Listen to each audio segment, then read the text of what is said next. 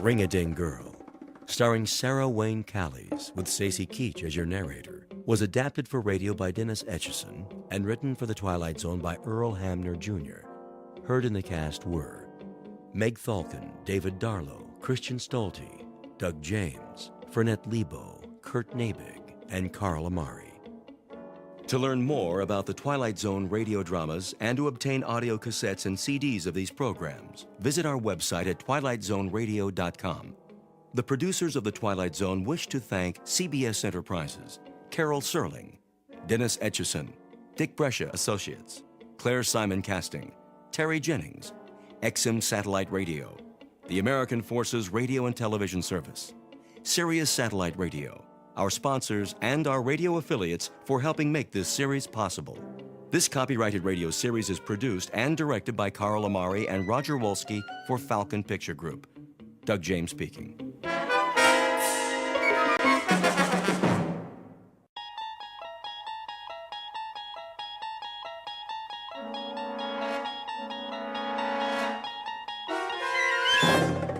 You unlock this door with the key of imagination. Beyond it is another dimension, a dimension of sound, a dimension of sight, a dimension of mind. You're moving into a land of both shadow and substance, of things and ideas. You've just crossed over into the Twilight Zone.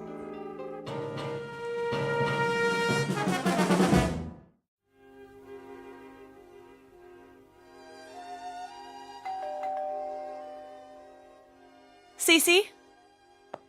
Yes? Get that, will you? Right away. Just a minute.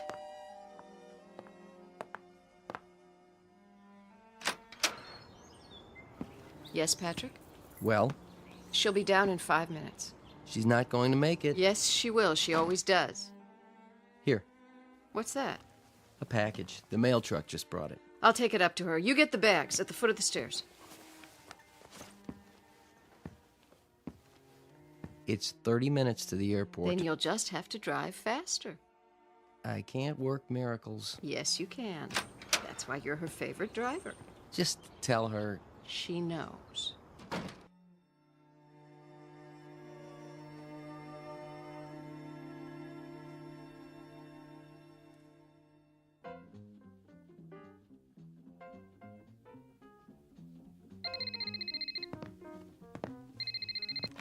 Ring-a-ding girl. Hello, Ivor. Yes, I know the limousine is waiting. And I know what time the plane takes off. I promise you I'll make it. No, I am not procrastinating, even though I don't want to make this picture. Because I don't want to go to Rome. I don't like to fly. Yes, Ivor, I know, and you are making me even later. Love you too. Bye.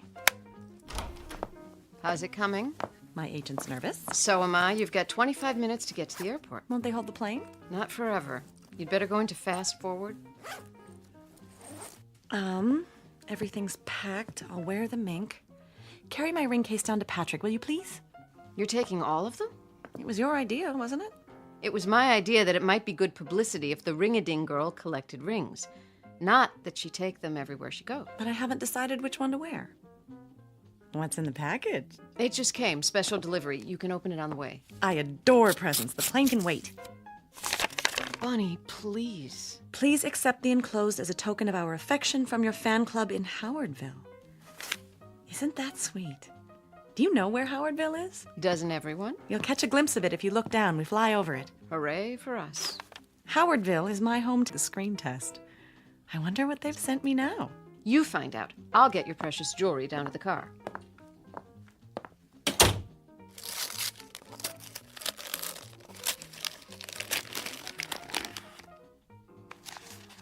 Oh, look, such a big ring. I hope it didn't cost them a fortune. What's in the stone? A picture? How did they do that? Bunny, this is your sister. Come home, Bunny. Please, I need you. Come home right now.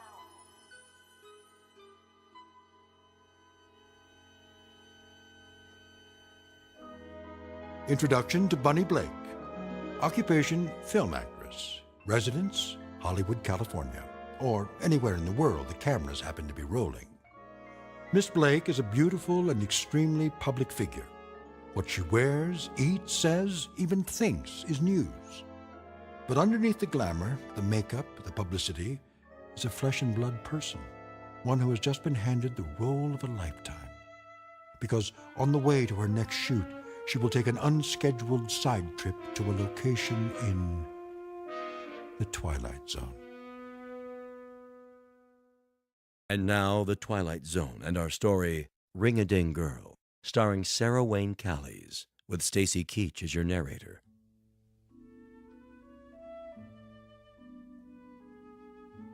And I'll have the sports scores plus the top stories from Howardville and the surrounding area. But first, the weather. Hurry up. Looks like we might be in for some showers. There's a low Bud? pressure trough moving in from the northeast. Yeah? Let's take a look at the Doppler. There we go. That high pressure Bud? front is moving in, bringing Yes, with it I some high said. altitude precipitation. I need the No picnic storm basket from the advisory yet, but cellar. Stay tuned throughout the day for updates every 23 Soon as he minutes. gives the scores. For all you folks in the southern part of the county, the annual picnic and fundraiser is happening this afternoon. Bud, better carry an umbrella just to be Now, on the safe side. Buster, I'm packing the sandwiches just as soon as I finish vacuuming. The news guy said it's gonna rain. I know he did. So does the radio. But just in the northern part of the county. Now, get me that picnic basket. Did you clean your room? Not yet. Then get a move on. I'm going. Did you mow the lawn yet? Oh, Mom. We had an agreement. You want your allowance, don't you? Yes, ma'am. Then let me hear that lawnmower. Okay. Thank you. Would you plug in the vacuum cleaner cord for me, please? Isn't there a law against child labor in this state? Now, young man.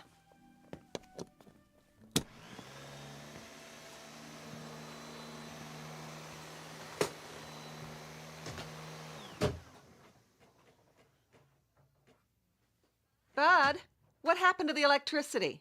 Bud? Who pulled the cord out of the... Boo. Oh! Bunny! She remembers. Oh, come here. Let me get a look at you. It's been so long. I can't believe I've it. been looking forward to this. I think about you all the time. So good to be home. Why didn't you let us know?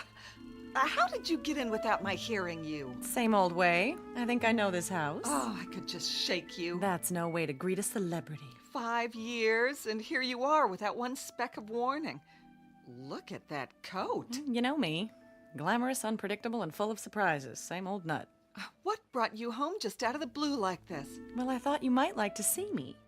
I'm tickled pink, but why now, just like that? Maybe the ring had something to do with it. Oh, it came! This morning, you see? You don't think it's too big? Not at all. No, it reminds me of that mood ring I had when I was little, remember? This is much nicer, of course. Much, much nicer. Oh, what a project it was. Everybody in town chipped in, and they let me pick it out. Do you like it? I love it. Sis, is everything all right? What do you mean? Are you all right? Never better. Why? I don't know. Maybe I'm just tired. Oh, come and sit down. Can I get you anything? No. Take your coat off. Oh, is that real mink? Mm-hmm.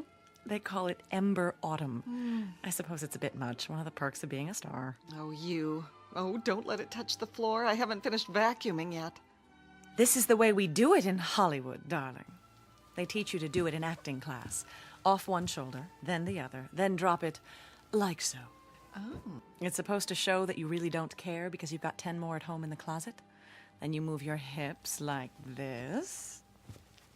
Ooh, that walk didn't come from acting class.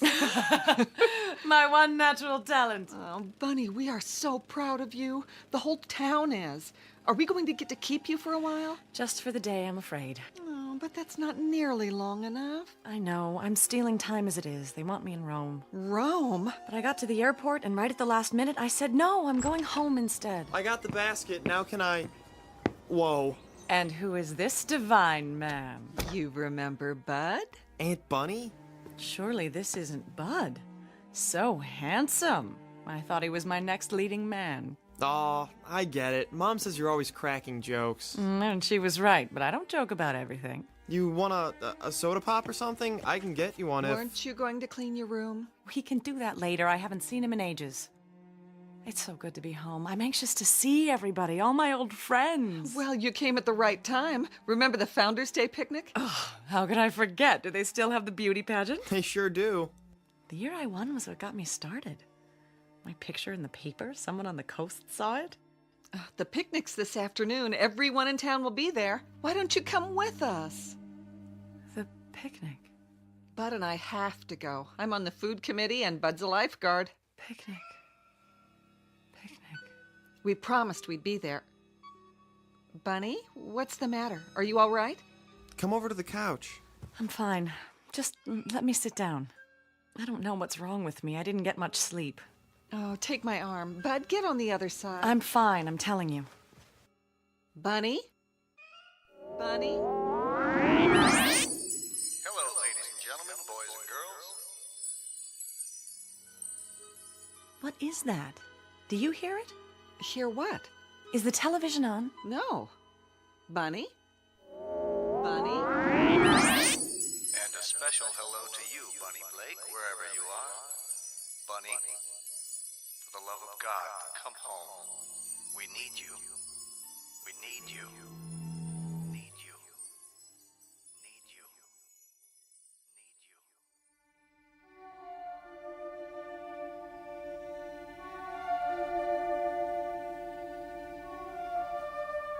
You're pale. You look like you're going to faint.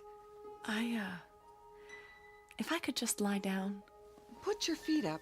Bud, call Dr. Floyd. Sure, if you think. Just do it, now. Bunny. Hello? I want to talk to... Bunny. Yeah, tell him it's an emergency.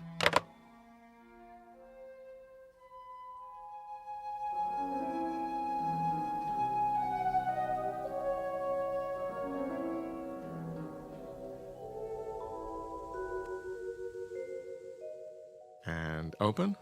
There. Well, what's the verdict? Will I live or will I die? Temperature's normal. Pulse is strong enough. You do seem a little tired. I played a nurse once in a movie. Doctor reminded me of you. The gruff but kindly old family physician. I saw it. The medical profession should have sued. Stay off your feet a while longer. Oh, please, don't you get it? I was faking. About being sick, I mean. I just wanted to see you. I'm flattered. Do you have to smoke? It calms my nerves. Quite the contrary, actually. Still the same old Dr. Floyd. You haven't changed. That I don't believe. I delivered you, after all. Sorry, I don't remember. What's your diagnosis? In a nutshell, one exhausted young lady. What do you do out in Hollywood, anyway? I glow. Wind me up and I give off incandescent sparkles. Isn't that what stars do? I'd say you've been sparkling a little too much lately. What you need is sleep, rest, fresh air, and some of Hildy's good cooking. I want you to take it easy for a while. I'd love to oblige you, kind sir, but that's impossible. There's a producer waiting in Rome this very minute, pulling out what little hair he has left, just wondering where I am. Tell me his name. I'll send a cable and tell him you're sick. But I'm not. Just the same. I didn't like what Hildy told me. She said you had some kind of seizure. Oh, that's silly. She thought you were in shock. You seemed not to hear or see her. It was a performance. Evidently a very convincing one. I told you it was all an excuse to get you over here. Well, it worked. There's something I want to ask you. Yes? About Founders Day. What about it? You used to be a big man on the committee. Still am. I'm the chairman now. Then could you do something for me? Hmm? As one kindly gruff old family friend to another, would you do me one very large favor? I'll be happy to try. I want the picnic put off. Postponed until another day. Really? Is that all? It's important. You can't be serious, Bunny. Why? I've got one little day to spend at home. I want it to be a plain, ordinary apple pie day, just the way I remember. I want to drop in on my old friends, surprise them at home. You could see them at the picnic. No, it wouldn't be the same. There'll be crowds, people I don't know, crowds tugging at me for my autograph. I'd be miserable. Bunny, listen to me. You can't seriously expect the entire town to rearrange its plans just to suit your whims. Doc, I love this town and I love the people. Would I ask them to do this for me if it weren't more than a whim? I don't know what your life is like away from here. Perhaps in Hollywood you can make an unreasonable request and have it granted, but this isn't Hollywood. I'm going to give you a little something to help you rest. Oh, doctor, if I could only make you understand. Any pharmacy in town should be able to fill this. No, not the ring again. Ring-a-ding, girl. There's a laugh if I ever heard one. You don't fool Cyrus Gentry. Who do you think you are, Miss Snippet? All high and mighty, coming back here like you was somebody special. Go back to where you belong, Bunny Blake. Go back. Go back. Go back. Oh, Don't you want your prescription? Bunny? excuse me, Doctor. I don't belong here. Bunny? Bunny?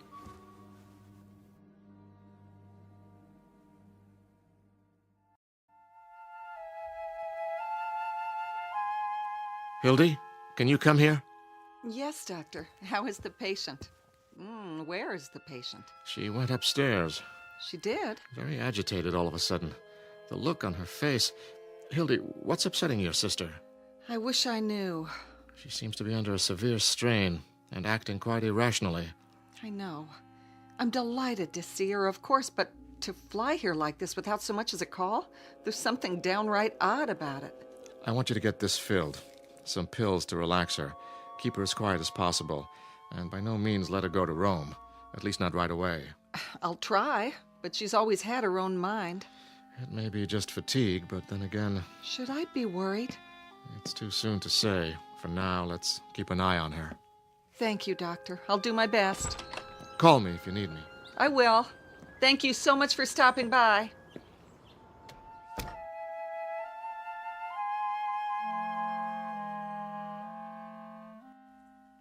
Bud, Yeah, is your car running? sure is. Why? This is a prescription for Aunt Bunny's medicine. Get it filled as quickly as you can. Okay. What's the matter with her, Mom? I'm not sure.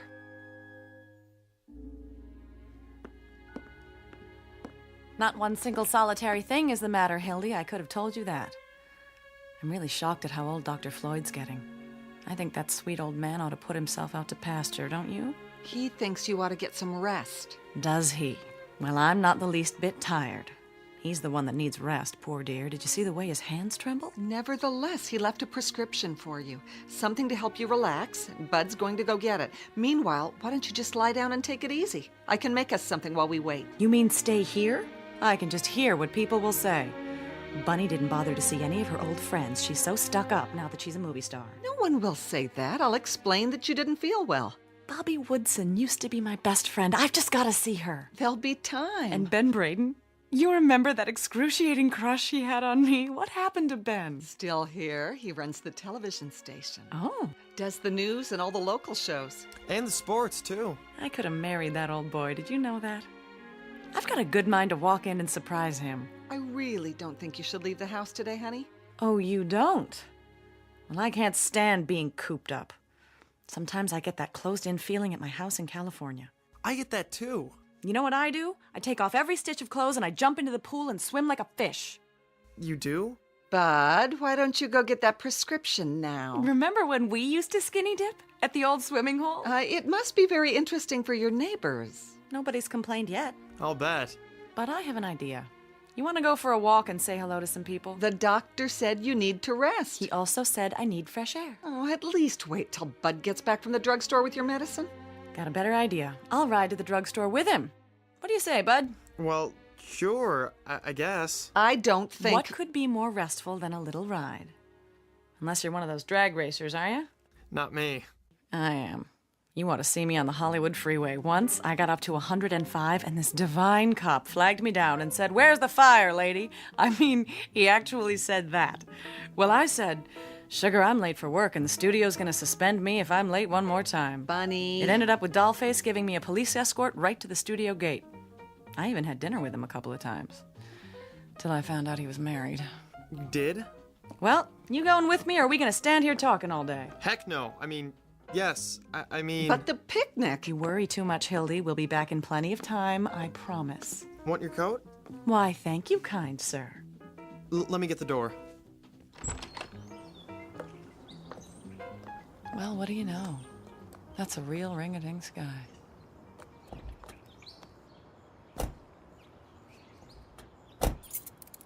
Drive carefully, Bud. Don't be long, you two.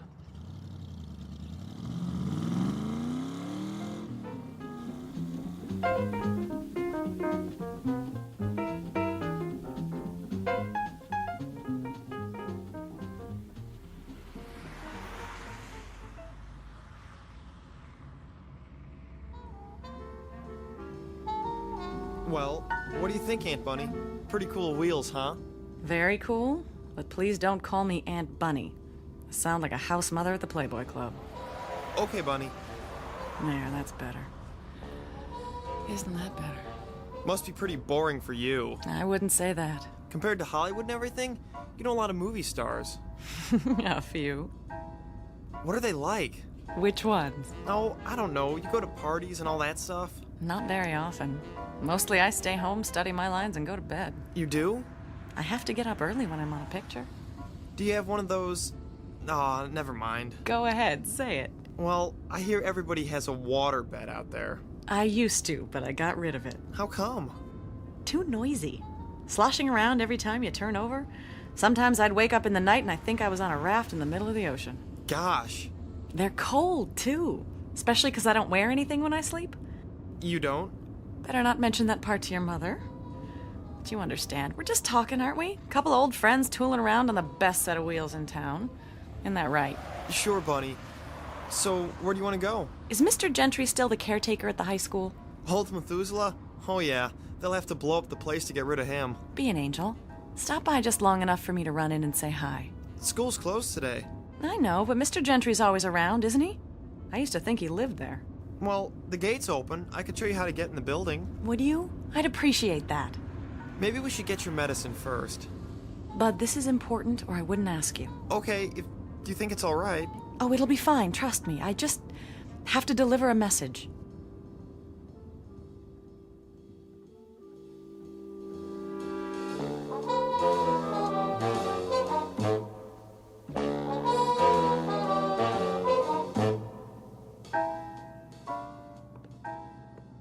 Mr. Gentry?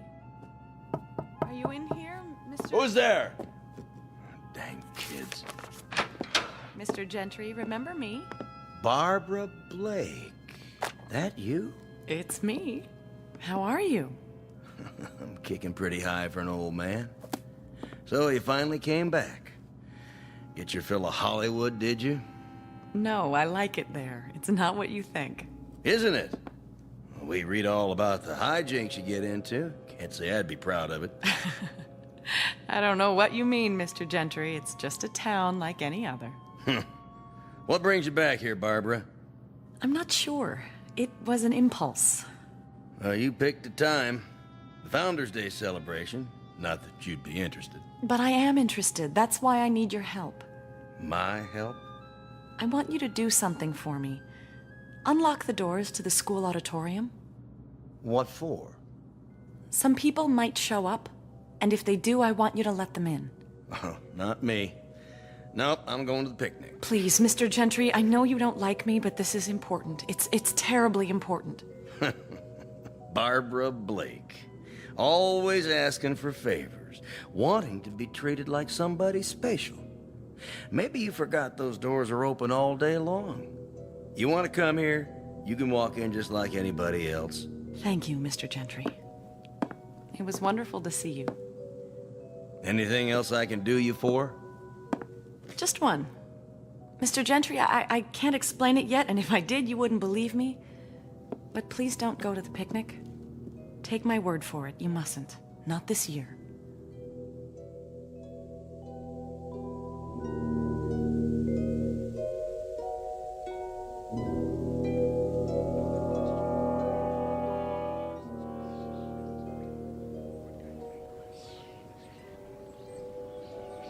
Well, how does the old town look? So good, I wonder why I ever left. Why did you leave, I mean? Oh, I guess I could have stayed and done Blythe Spirit in the little theater and played an angel in the church pageant at Christmas time, but I was too ambitious. Too talented, you mean? Oh, I don't know if it was that. I knew I had some talent and I had to find a place for it to grow. Otherwise, it would have died and I'd have ended up frustrated, pushing a broom around a house I couldn't stand and screaming at a brood of children. Can you understand that, Bud? I sure can. Well, you've got your prescription. Want to go home now? Wait. What's the matter? Ladies and gentlemen, this is the captain. We're running into a little rough weather. Fasten your seatbelts, please. It might get a little bumpy up here. Bunny, something wrong with your ring? What? Oh. Oh, no, nothing at all. It's just the way it catches the light. Sometimes I think I see a picture in it. Yeah. Do you want to go home? Is the television station still on this street? Uh-huh. Right over there. Wait for me, will you, bud? I'll be right back.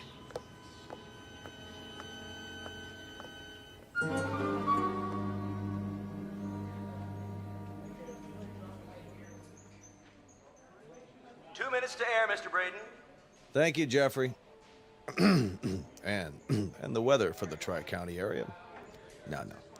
For the Tri-County area, boy, have we got some weather for you. Now, the weather in the Tri-County. What's this, Harold? Corn, Mr. Braden, for the farm report. Nice, huh?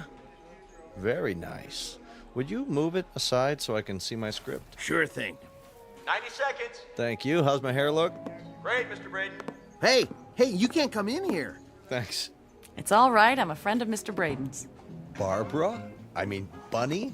Forgive me for bursting in this way. Not at all. Well, I'll be darned. They said you were going on the air, but I did so want to say hello. Honey, you could have busted in here even if I was on camera. Don't I get a kiss? 1 minute. Well, you haven't changed. You have. You used to be skinny as a rail. I was not. I was svelte. Nope, now you're svelte. Oh, mink? Hollywood coveralls. Still a smart aleck, too. Want to be on my show? I thought you'd never ask. 45 seconds. Will you? You can be my co-host. Say something cute. Say anything you like. The viewers will love it.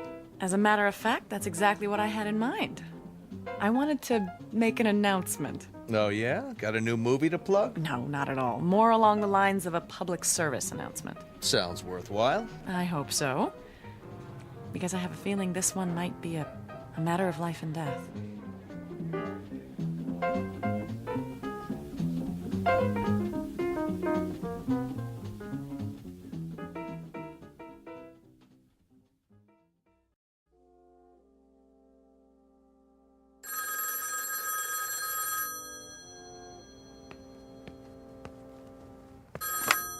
Hello?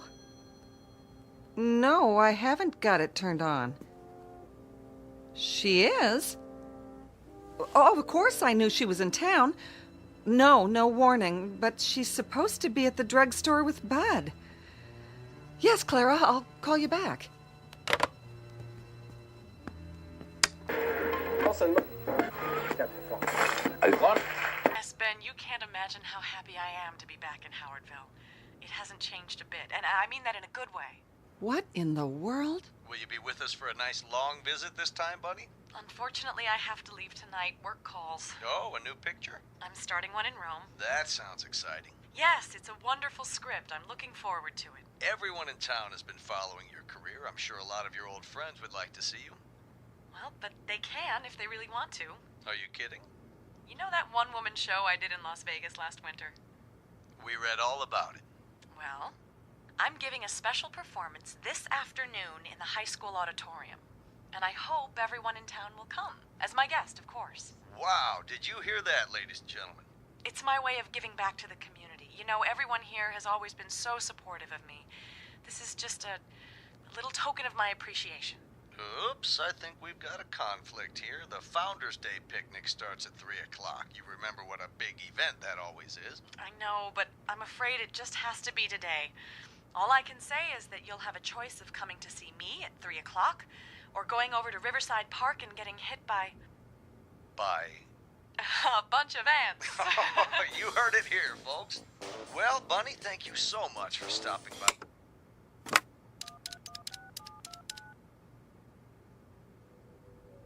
Clara? I just heard.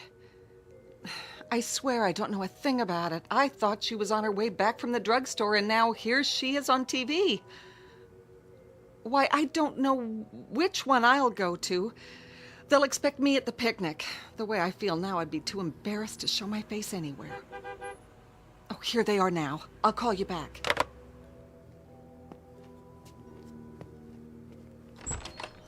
Hi, Mom. Sorry we took so long. Go to your room. Bunny, I'm trying not to be angry with you because you must have lost your mind. I told you there was going to be an explosion, buddy boy. I can explain. I said you're excused. Yes, ma'am. It wasn't his fault. This is nothing to joke about. People are calling here. And what do they say? They're confused. They don't know whether to go to the picnic or this, whatever it is you're putting on at the school. I can understand that, but... What are you trying to do? I owe this town, Hildy. It's just my way of paying back a debt. It doesn't look that way. It looks like you're a show-off, a big celebrity who's trying to impress a lot of small-town hicks. That's not it at all. Then what is it? Sis, let's not fight. I can't condone what you're doing, Bunny, and I won't be a part of it. Bud and I will be at the picnic. Oh, Hildy, you don't understand. No. Not the ring. Is that Howardville down there? That's it. That fly speck next to the river. That's what you wanted to go home to? Forget it, Bunny. We don't have time.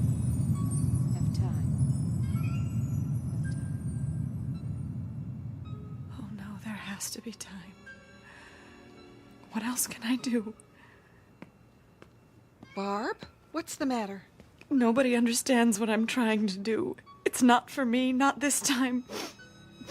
Please don't cry. Oh, honey, there are some things about you I'll never understand. But if this performance means so much to you... It does. Then don't you worry. We'll be there, I promise.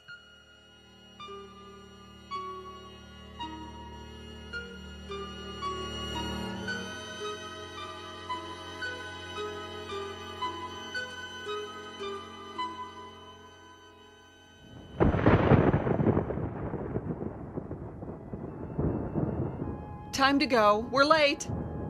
Don't worry. One thing's for sure. They can't start the show till I get there. Ooh, better take an umbrella. Thanks. Bud, we're waiting. I can't find my blue tie. Then wear another one. We're late as it is. You'd better fire your weatherman. Now, Bud. Coming. The streets will be a fright. Remember how we used to lie in our beds on rainy nights and talk to each other when we were kids? Oh, it was fun, wasn't it? Being kids. It was special. I'll never forget it. It's raining really heavy. Well, we'll just have to brave it. I have an audience waiting. Oh, we need raincoats. They're in the hall closet. You wear one. I'm going in style. That fur'll get all ruined. Don't worry about me. Help me on with it, will you? Your ring looks really pretty. Thank you, Bud.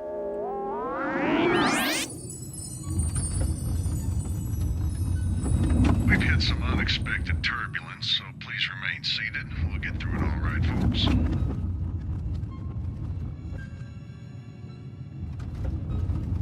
Getting kind of rough. Don't worry, Cece. It was meant to be. You aren't scared at all, are you? Why should I be? Can't live forever, you know. It's like when I'm in my dressing room and there's a call to come to the set. I know what's waiting for me. I know there's nothing I can do to put it off any longer. Sometimes I'm not even sure if I know my lines, but the show must go on.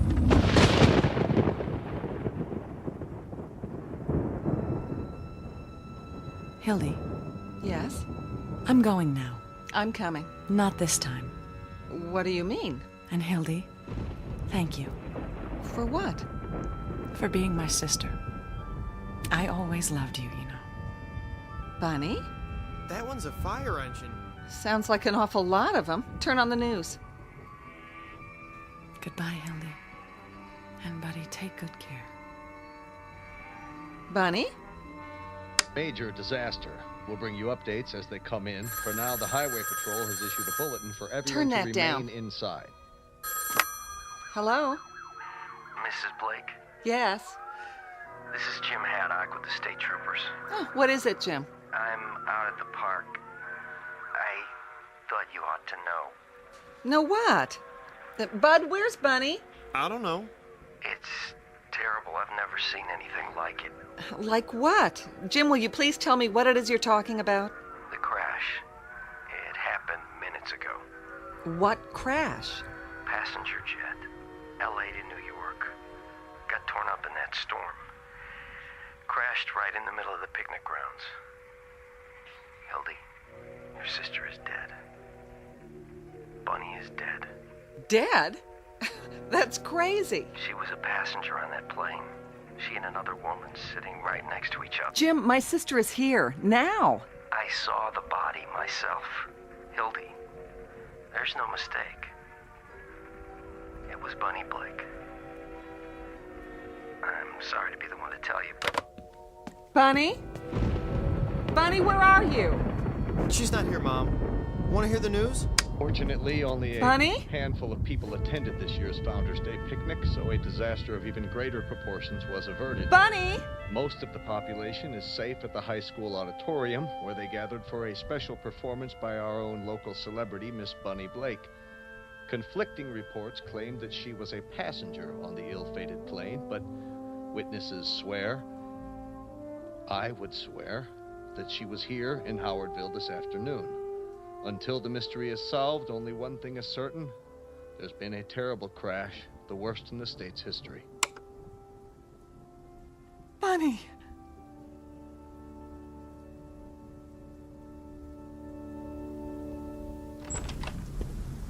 Mom. That ring you gave her. I got it. She dropped it on the porch. Mom?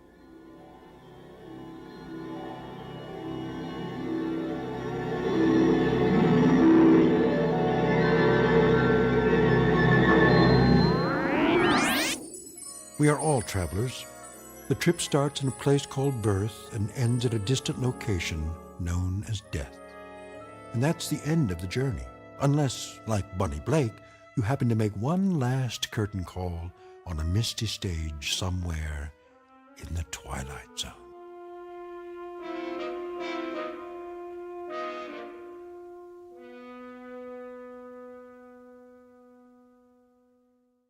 We'll return to the Twilight Zone in just a moment. You are about to enter another dimension, a dimension not only of sight and sound, but of mind, a journey into a wondrous land of imagination. Next stop, the Twilight Zone.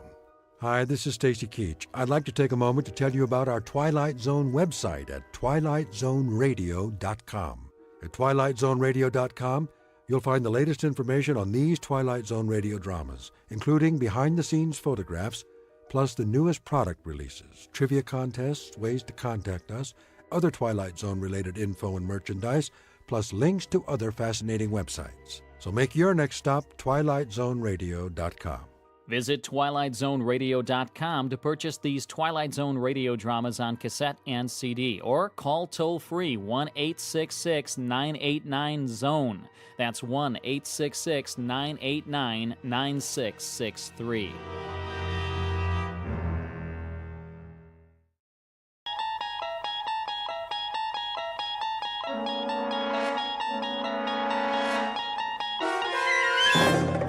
You unlock this door with the key of imagination. Beyond it is another dimension, a dimension of sound, a dimension of sight, a dimension of mind. You're moving into a land of both shadow and substance, of things and ideas. You've just crossed over into the Twilight Zone.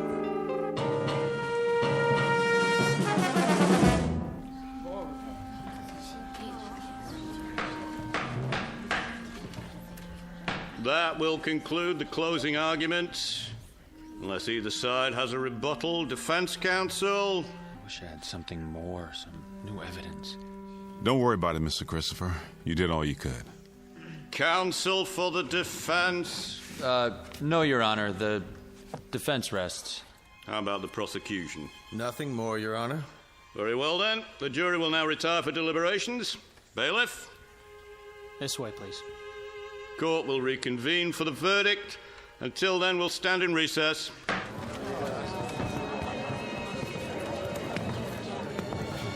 On your feet, Grant. Do you really have to put the cuffs on me? Hands behind your back. I'll stay with you to the verdict's in. It doesn't make any difference. This way. It may take a while. It never does. Mr. Grant? No statements to the press. If I could have one more word. I told you, Mr. Carson. Oh, why not? Give the reader something. I wouldn't recommend it in case we file an appeal. We won't. I guarantee it. End of the hall. I know that. A room with a table and 3 chairs, bars on the window, 2 policemen outside. It never changes. You can wait in here with your client, counselor. All right. I told you there's no need, really. Go get a cup of coffee, just drink it fast. What about that interview? It's okay, guard. We'll be right outside. Knock when you're through.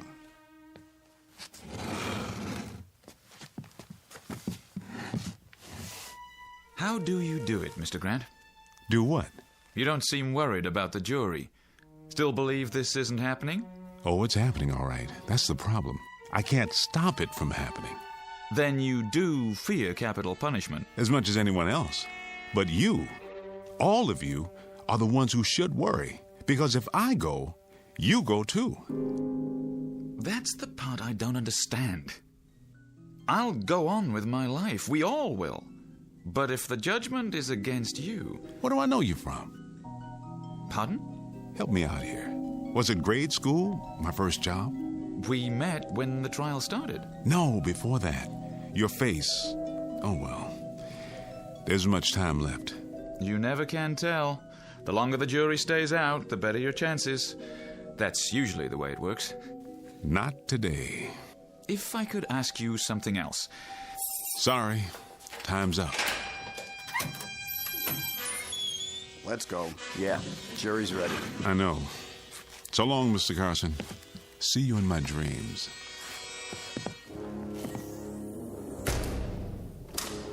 How did he know?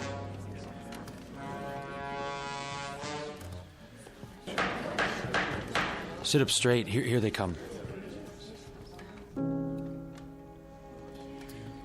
Ladies and gentlemen of the jury, have you reached a verdict? We have, Your Honor. And what is that verdict? We find the defendant, Adam Grant, guilty of murder in the first degree. Order in the court. The defendant will rise. The defendant will rise. Adam. What? Oh, all right. Let's get it over with.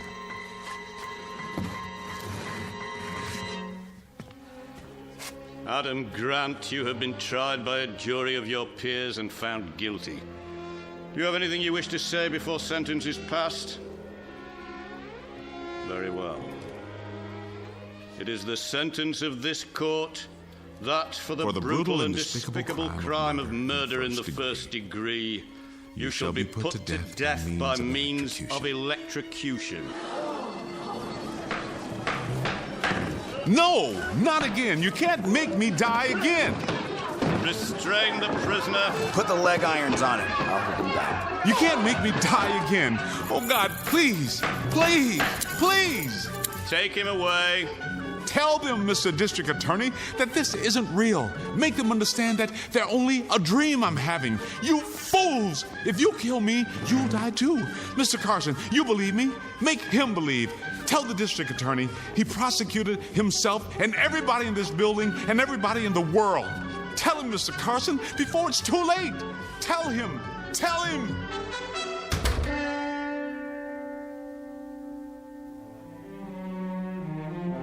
Adam Grant, a nondescript kind of man, found guilty of murder and sentenced to the electric chair.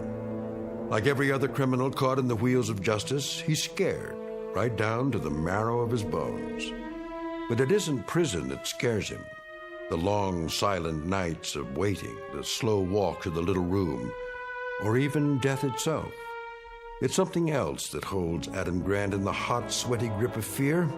Something worse than any punishment this world has to offer. Something found only in the Twilight Zone. And now, The Twilight Zone and our story, Shadow Play, starring Ernie Hudson, with Stacy Keach as your narrator.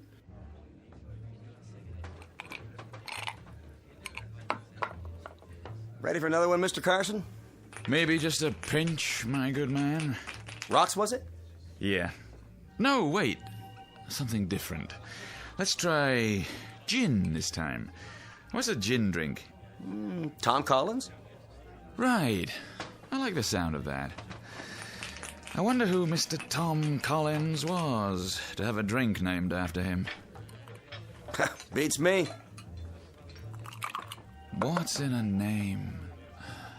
Like Adam Grant. Who is he, really? That guy they arrested? Tried and convicted post-haste. Quite a mysterious fella. Yeah. Well, not from around here. His identity is not the problem. He had virtually no defense, but he has some very peculiar ideas. You talked to him? A few times, for the paper. He's seriously disturbed, mentally speaking. No kidding. Has some crazy notion that this is all a dream, that it's happened before. Huh? And that it'll happen again. I'd say he's certifiably insane. Well, that won't save him from the chair. No, but maybe it should. Yeah, sure. I'll just go knock over the bank and tell him I'm some kind of a nut. Well, that ought to do it. But what if he is? If he was incompetent to stand trial? His lawyer should have thought of that. Some kid from the public defender's office. His first case. Well, you pull something like that, you pay the price. You know what I mean? Hey, how's the Tom Collins? Out of this world, if I do say so. You should meet his friend, Johnny Walker. An excellent idea. Top draw. He really got to you, didn't he? To whom do you refer? The creep. Ah, well. I am but a lowly newspaper man. It's all quite beyond my control, I suppose. Hey, take my advice. Forget it. Hey, ever meet my other friend? What's his name? Well, they call him Jack Daniels.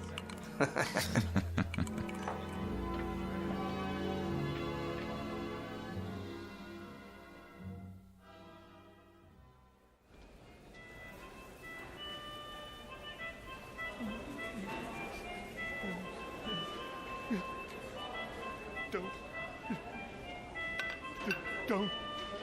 37. 38. 39. Please, Mother, don't let them. Hey, knock it off. I'm exercising. Coley, lay off that thing, will you? Yeah, people are trying to sleep. Sorry, fellas. I didn't know I was bothering anybody. That's better. It's all right, Coley. It's my fault. I got you out of a bad movie I saw once about death row, just like everything else in this corny dream. Grant, let me give you some advice. What's that, Jiggs? Stop thinking about it. Don't! Why do they want to hurt me? You think about it, you crack up, like Phillips there. Listen to him. Mother, they're gonna fry me. I never did anything. Phillips! Shut your face! See there? A month ago he was a human being. Now what is he? An animal. Why? Because he couldn't stop thinking about it. I know. It's just different with me. Different how? I can't stop. That's all I can do. Think. You mean you're looking forward to it? You want to die? No. Well, then it ain't different with you. Don't kid yourself. Sometimes I wonder, too, what it's going to be like. But that's a bad way of thinking. Don't lead nowhere. I'll tell you what it's like. Yeah? Yeah. They come for you a few minutes early. That's so they can cut your trouser legs. They even shave your head, at least part way. Then they open your cell. You walk out and down the cell block to a hall. Past two great doors at the end. 78 steps exactly to the final door, painted green. It's got a little glass pane with chicken wire, but you can't see anything on the other side. There's a guard who opens the door for you. And you go into a room It's tan. It's all tan. There's nothing in it except the chair. It's made out of wood, and it's big, so it feels like a chair you used to sit in when you were a kid. Hard and solid and not very comfortable. Cut it out. They strap your arm and legs with thick buckles, and then they attach the electrodes. It's funny. They always feel cold to the touch at first. Man, you talk like you've been through it already. Then they drop the mask over your head. It's musty. It smells like an old sofa. And then you wait. Every muscle tense, straining. Any second. Then you can almost hear it through the wall. They pull the switch. There. 2 beautiful, beautiful steaks. Almost done.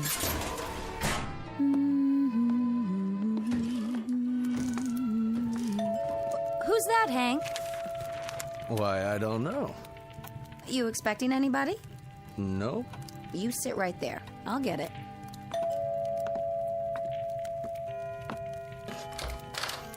Paul! Madam, I am a poor lost traveler seeking food and lodging for the night. I don't believe it. You're loaded. Mr. District Attorney. Hello, Paul. I've just been insulted by your wife. She says I'm intoxicated. Well, aren't you? That has nothing to do with it. Your attitude toward the press needs some adjusting. So does mine, as a matter of fact. Hey, take it easy there. That's my best gin. Dear friends, when I die, I don't want to see any full bottles around. That's not funny. It wasn't meant to be. It was meant to be a comment on the short, unhappy life of Paul Carson. Won't you join me? Come, drink and be merry for tomorrow. Oh, shut up, Paul. I knew it. I knew it the minute you walked in. We're not nervous enough? Oh, no. We have to listen to the great city editor with his news behind the news. If I'm not welcome here, then I shall go elsewhere and breathe my last. Oh, never mind. I've had enough of this anyway. I'm going to lie down. Good night, dear. What about dinner? The steaks are almost ready. Take them out of the broiler in 5 minutes. There are a couple baked potatoes, too. Aren't you having any? I've lost my appetite. Hank, I wanted to talk to you. Now, don't start again. I've got to. We're running out of time. I'm not upset or disturbed or nervous anymore. I'm scared. That's ridiculous. I know it is, but that doesn't help. You mean to say you believe that crazy story? God help me, Hank. But I do. At least I believe it's possible. Oh, come on. Well, why not? Can we prove he's wrong? Maybe not, but that's a poor reason for believing in anything. I can't prove the world isn't going to end, but it isn't. Or do you believe that, too? I'm not sure what I believe. This guy killed a man in cold blood just like that, and he's going to pay. Those are the facts. Anything else is speculation, fantasy. Are you sure? Yes, I'm sure. I put my entire staff on it. An open and shut case. Then why are you so steamed up about it? I'm not. I'll tell you why. Because a little part of you believes, too. Just a little tiny part of Henry Ritchie says, maybe Grant is right. Maybe this is all a dream. The thought has occurred to you, hasn't it? Hank, we've known each other a long time. Haven't you ever stopped and said to yourself, this couldn't be real. It's too easy, too pat. I couldn't have a lovely wife like Carol, and a lovely home and money in the bank. Not in any real world. Haven't you, Hank? Well, of course. Everyone has. If you're a success, you're bound to think it's a dream at some point or other. If not, you think it's a nightmare.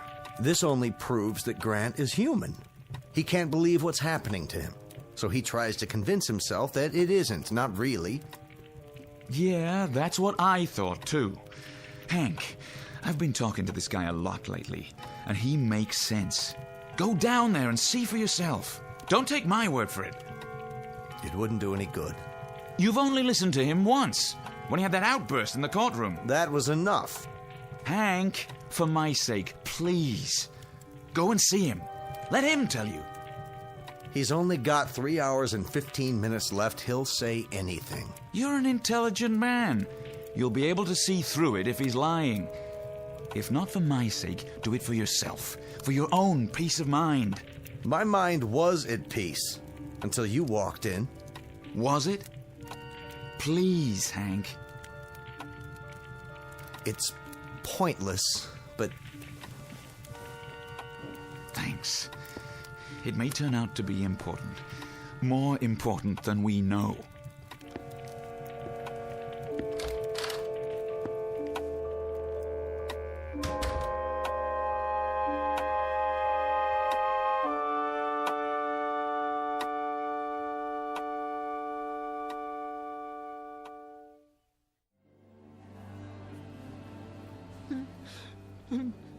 No. No, Mother, don't let them strap me in. Enough already, Phillips. Yes. Yes, sir. I'm a good boy. Grant. Yeah? What's the matter? You don't like your food? It's fine. Then how come you didn't touch it? Because my stomach's tied up in knots. How would you feel about your last meal? I told you we would have got you anything you wanted. All you had to do was name it. Except maybe a cake with a hacksaw in it. That wouldn't do me any good. It wouldn't change a thing. Well, we did the best we could. Steak, ice cream. You shouldn't have bothered. I don't even like ice cream. All melted now anyway. I thought you liked steak. I do. But a condemned man isn't supposed to enjoy his last meal. How could he? Look here. I'm not supposed to, but you want something else? I'll try to get it for you. No, thanks. Give it to Jiggs. Maybe he's hungry. You don't have to ask me twice. Pass the tray through. That's mighty nice of you, Grant. Don't mention it. Guard, what's the time? 9:02. Plenty left. Get some rest if you want. That's pretty good steak. You ought to have some. Knock yourself out. Hey, Grant, don't you know this is a tradition? The one time where the screws will give you anything you want. Yeah, I know. That's why I dreamed it this way. Bad stomach and all. Coley, want some? What's you got? Baked potato, catch. Hey, thanks. What time you got, Jiggs? Don't you have a watch? It might have stopped. 9:03.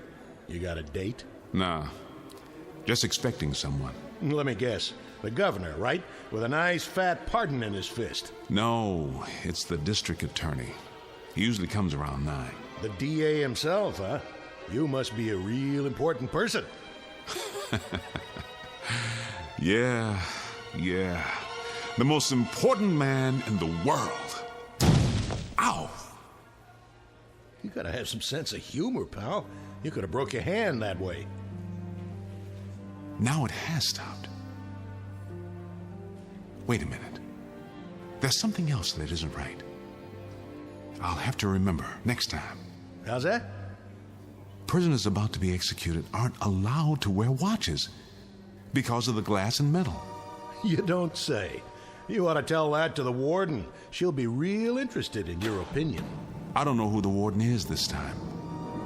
It might have changed.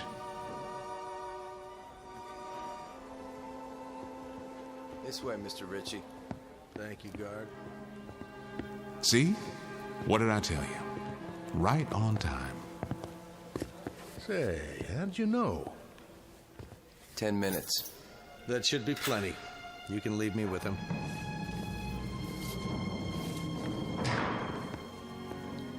Be back when you're ready.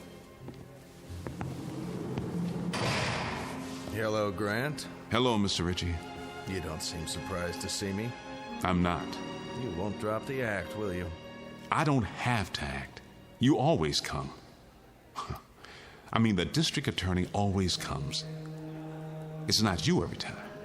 Grant. Yes? Why bother to stick to this dream story of yours? What does it matter now? If I could change it, I would, believe me. Only I don't know how. It can't possibly do you any good at this point. You realize that. I should. After all this time, every night I explain, and every night it's the same. Explain it again. Well, it's very simple. When I die, you die. And everybody in this world dies. Because this world does not exist. It's a dream of mine, a nightmare. Can't you understand that? No, Grant, I can't understand that, and not because it's a new idea. I can't understand it or accept it because it doesn't make any kind of logical sense. But it does. It's the only thing that does make logical sense.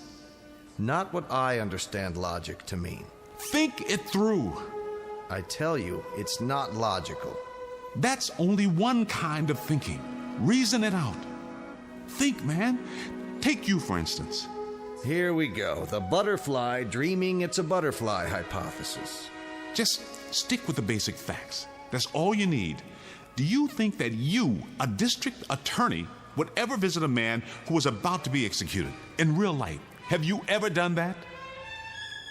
Not that I recall. Of course not. They wouldn't let you in here. I'll bet they didn't even search you. And now they're leaving us alone in a locked cell together? You're the man who sent me here. I might beat your brains out. I'm a murderer, aren't I? I'm sure we're being monitored. We must be. Or take me. Have you ever heard of a case where a man was condemned and put to death this quickly? There would be years of appeals, wouldn't there? Your lawyer didn't file any. There are automatic appeals required by law. And don't you think it's a little too pat that I was represented by a public defender who had never even tried a capital case before? Oh, come on. Look around you. This isn't a real prison. It's a cliche drawn from every old movie ever made. The guy with the harmonica, the nutcase, the guards, everyone's a type. They could be from Central Casting. Well, you're certainly not typical. How do you know? You don't know what I am. You don't know any more about me than you did when it started. It's like I didn't have a past before this. I'm some sort of mysterious stranger, like a character in a story. There are hundreds of vagrants in every town without names, without histories. Stop that. How did I just know what you were going to say? Isn't that a little weird? Or do you believe in mind reading?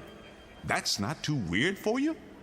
We know you're mentally sound. You were found competent to stand trial. I don't think you're deliberately lying to me. So what are you left with? Some other explanation? I'm going to destroy this story of yours, Grant, once and for all. Now, you say that all this is a dream and that when you're electrocuted, you wake up, and when you wake up, we all disappear, right? That's right. And then it starts all over again. What about our parents?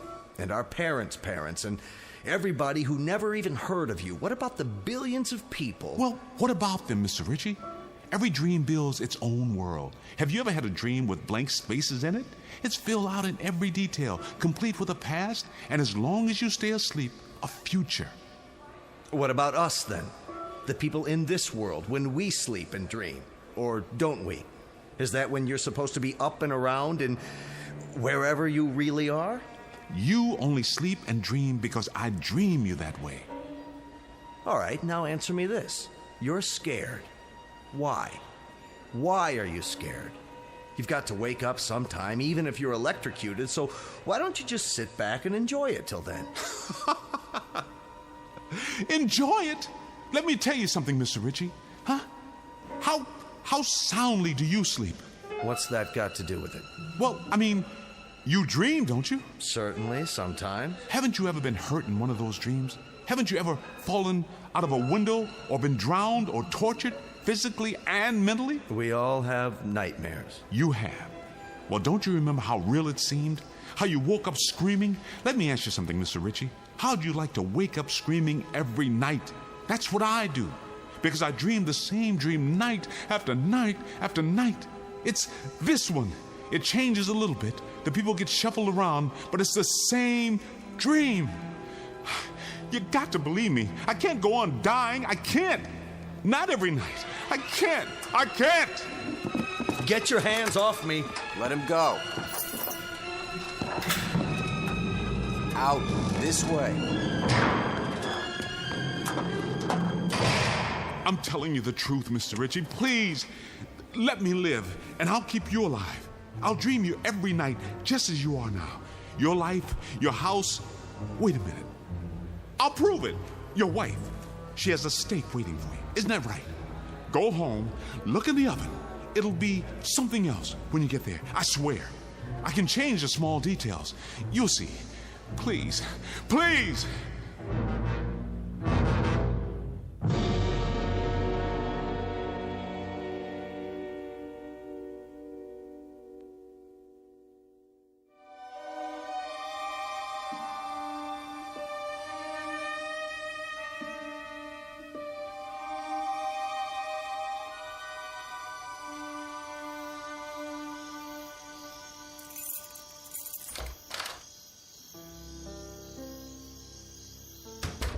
Carol, are you up? In here, darling. The steaks. Oh, that's right. You did say you wanted steaks tonight. Carol, don't be offended, but may I see them? I'm sorry. I thought I'd save the steaks for tomorrow night. I hope you don't mind. Just let me have a look. What's wrong, Hank? That's a roast. What about it? I thought you liked roast. Hank? Hank, what about it?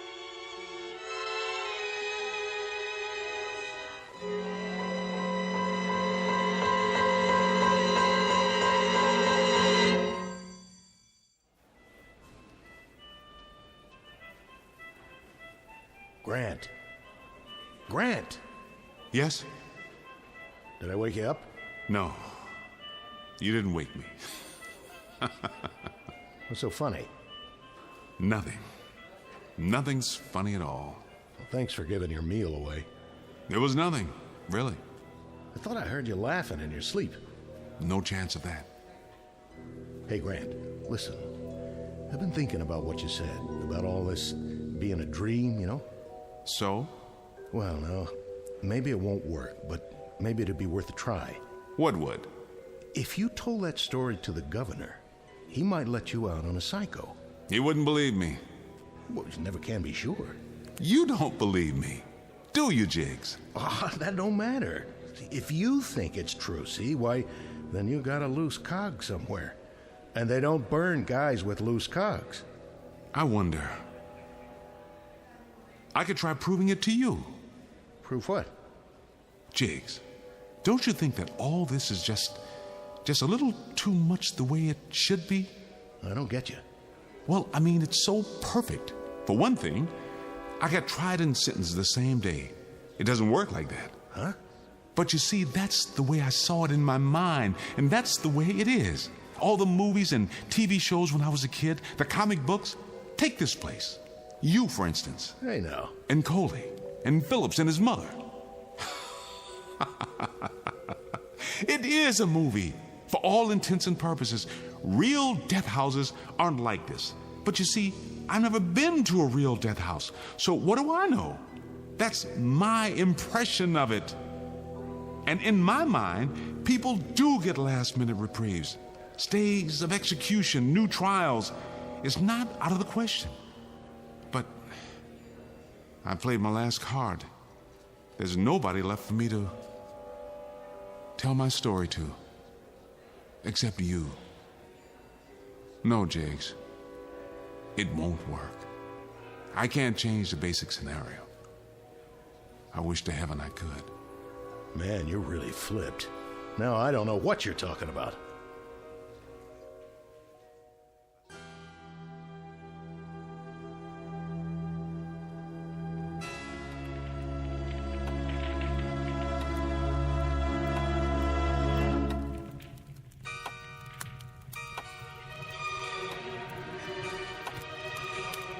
That clock over the fireplace, is it accurate? It is. Then it is 11:45. It'll be over soon.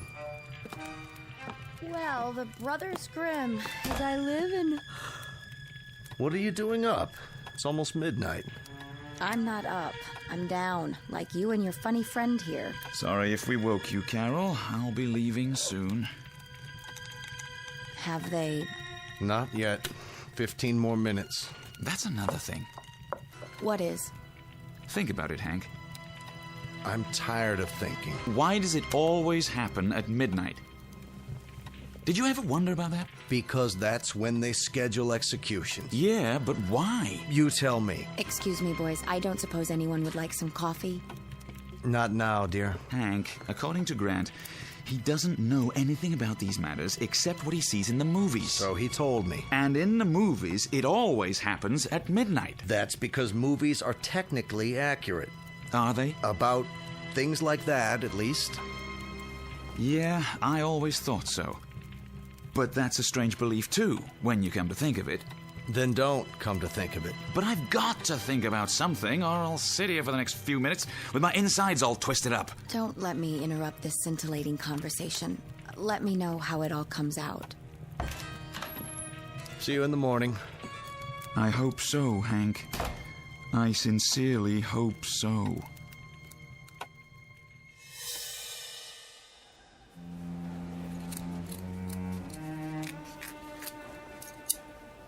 Cut the legs open a little higher.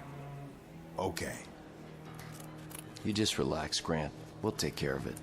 I'm only trying to make it easier for you. When it's time to connect the electrodes. Or the straps. I don't remember. Got it. Pants, legs, head shaved. I think that's everything. The watch. Take my watch. You don't want it anymore? It's the electricity. It'll melt or fuse or something. He's right. Take it off. Want a cigarette, Grant? I don't smoke. It's bad for my health.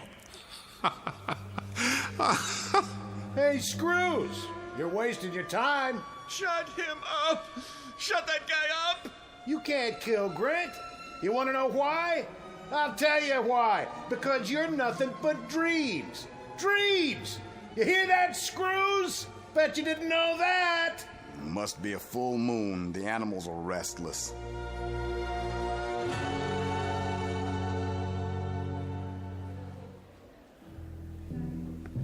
Oh, hello, Father.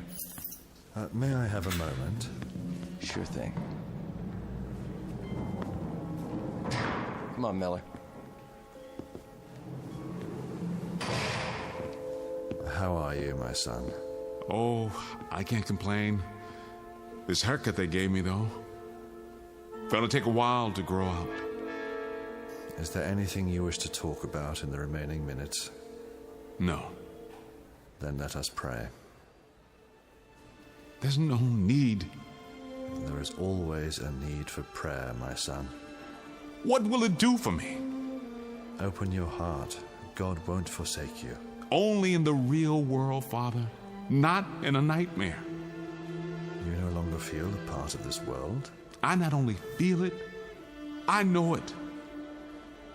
You're ready for salvation any time up to your last breath. Well, you can save your breath. I've heard it all before. You know, I am wondering something, though. Of course you are. I wonder where I've seen you before. Where did I get your face? It's familiar every time.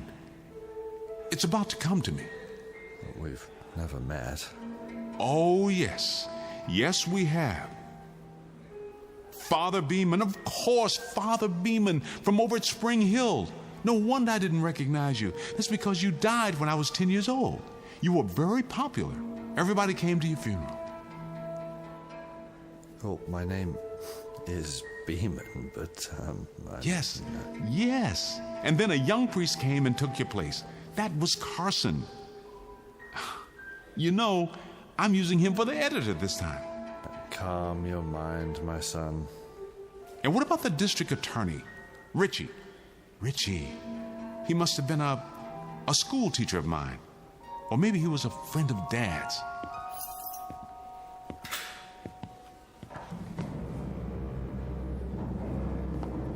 Time, Father.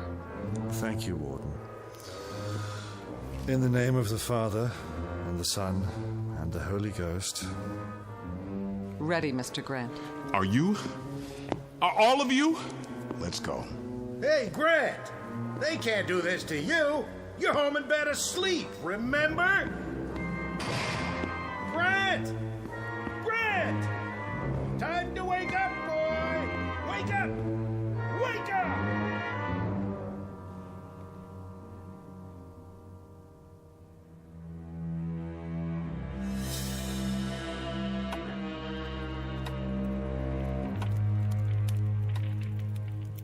Four more minutes.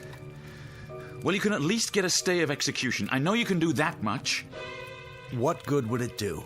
We'd simply have to go through the same thing all over again. Cruel and unusual punishment. Maybe not. Now look, Hank. Forget all the dream stuff. Whether that's true or not, it doesn't matter. What matters is the guy believes it. That means he's got a case. The psychiatrist said... The psychiatrist made a mistake. It won't be the first time. Get a week's stay. Have him checked out again. I can't. Why not? Because we might be wrong? Well, maybe we are. But maybe we're not. And in my book, that's reasonable doubt. Hank, he's sick in the head. Are you going to send a mental incompetent to the chair? I'll regret this, Paul. I'll regret it as long as I live.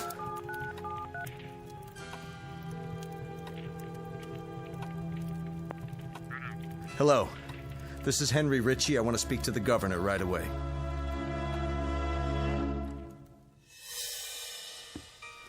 "76, 77, 78. Here we are again." Step on in. Don't fight it. Get the leg straps. I'll do the arms. Please, just get it over with.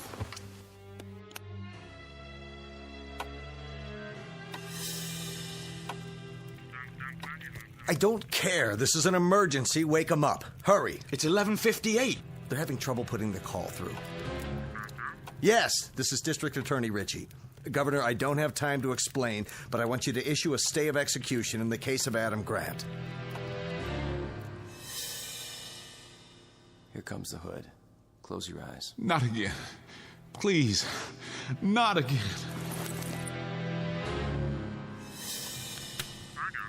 Thank you, Governor. Well? He's calling now. Throw the switch.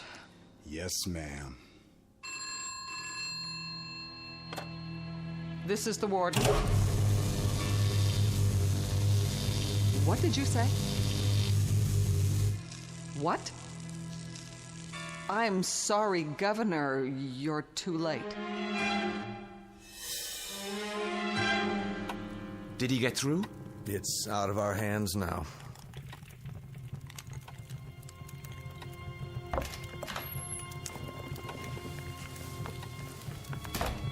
I couldn't sleep. Don't tell me you're still up.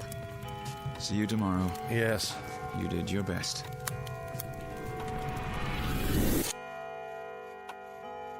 What in the... What is going on here? How do you mean? Well, I thought we had a fireplace. What did you boys do with it? I'm serious. She's right, Hank. The fireplace. It's gone. There's just a blank wall. Carol, I don't understand. Carol. Carol, where are you? She was standing here a second ago. She just... Paul. Paul! For the love of God, I can't see either of you. In the living room, it's getting dark. It's starting...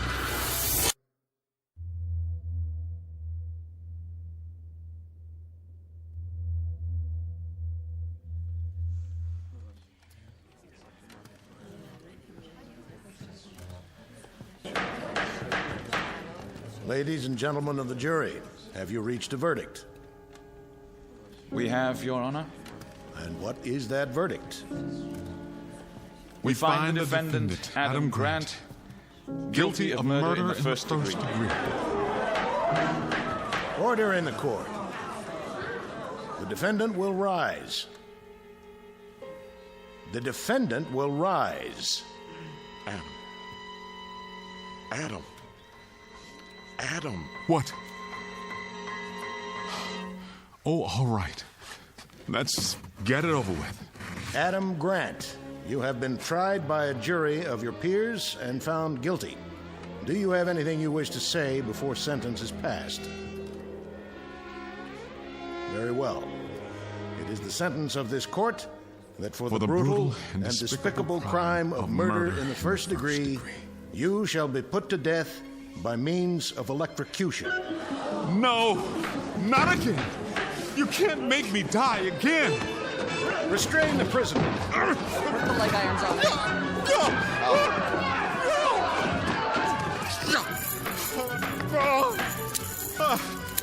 Can't make me die again. Oh, God, please, please, please. Take him away. God, you can't make me die again. Oh, God, please, please, please.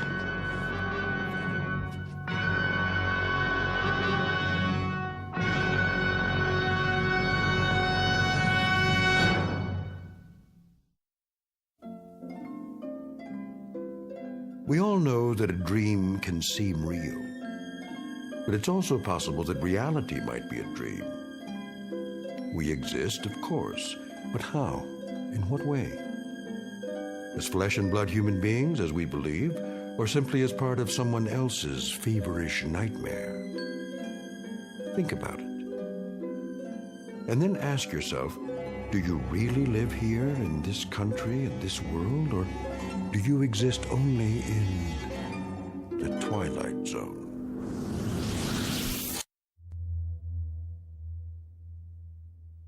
We'll return to the Twilight Zone in just a moment.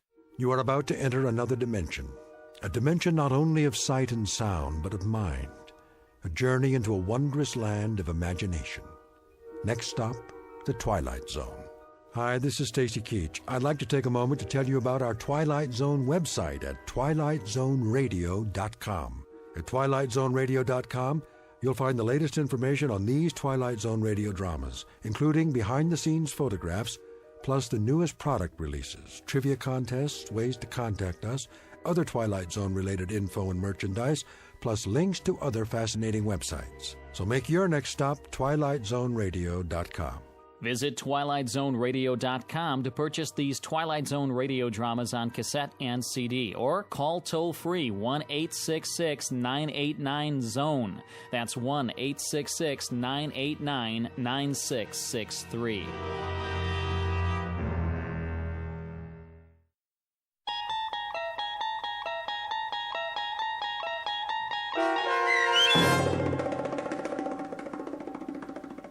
Shadow Play, starring Ernie Hudson with Stacy Keach as your narrator, was adapted for radio by Dennis Etchison and written for The Twilight Zone by Charles Beaumont. Heard in the cast were Christian Stolte, Nick Sandys, Elizabeth Lido, Roderick Peoples, Doug James, Ken E. Head, Martin Astrop, T.J. Jagodowski, Carl Amari, Tom McElroy, Meg Thalken, Damian Arnold, and Craig Harris. The producers of The Twilight Zone wish to thank CBS Enterprises and the Rod Serling Estate for making this series possible. This copyrighted radio series is produced and directed by Carl Amari for Falcon Picture Group. Sound design and custom Foley effects for The Twilight Zone by Cerny American creatives Bob Benson, Craig Lee, Michael Slaybach, and Matt Sorrow. To learn more about the Twilight Zone radio dramas and to contact us, visit our official website at twilightzoneradio.com. Doug James speaking.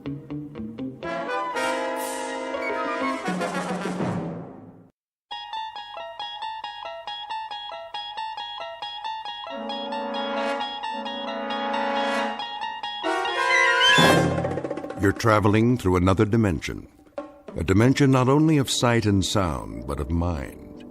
A journey into a wondrous land whose boundaries are those of imagination. Your next stop, the Twilight Zone.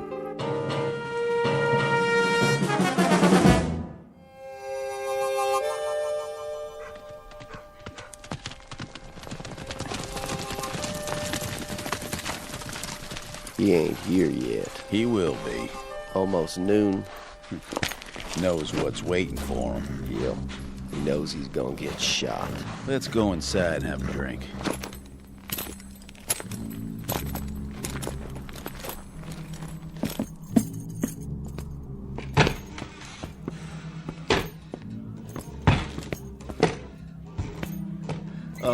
Hi there, fellas. No talk. Just pour. Sure. What'll it be?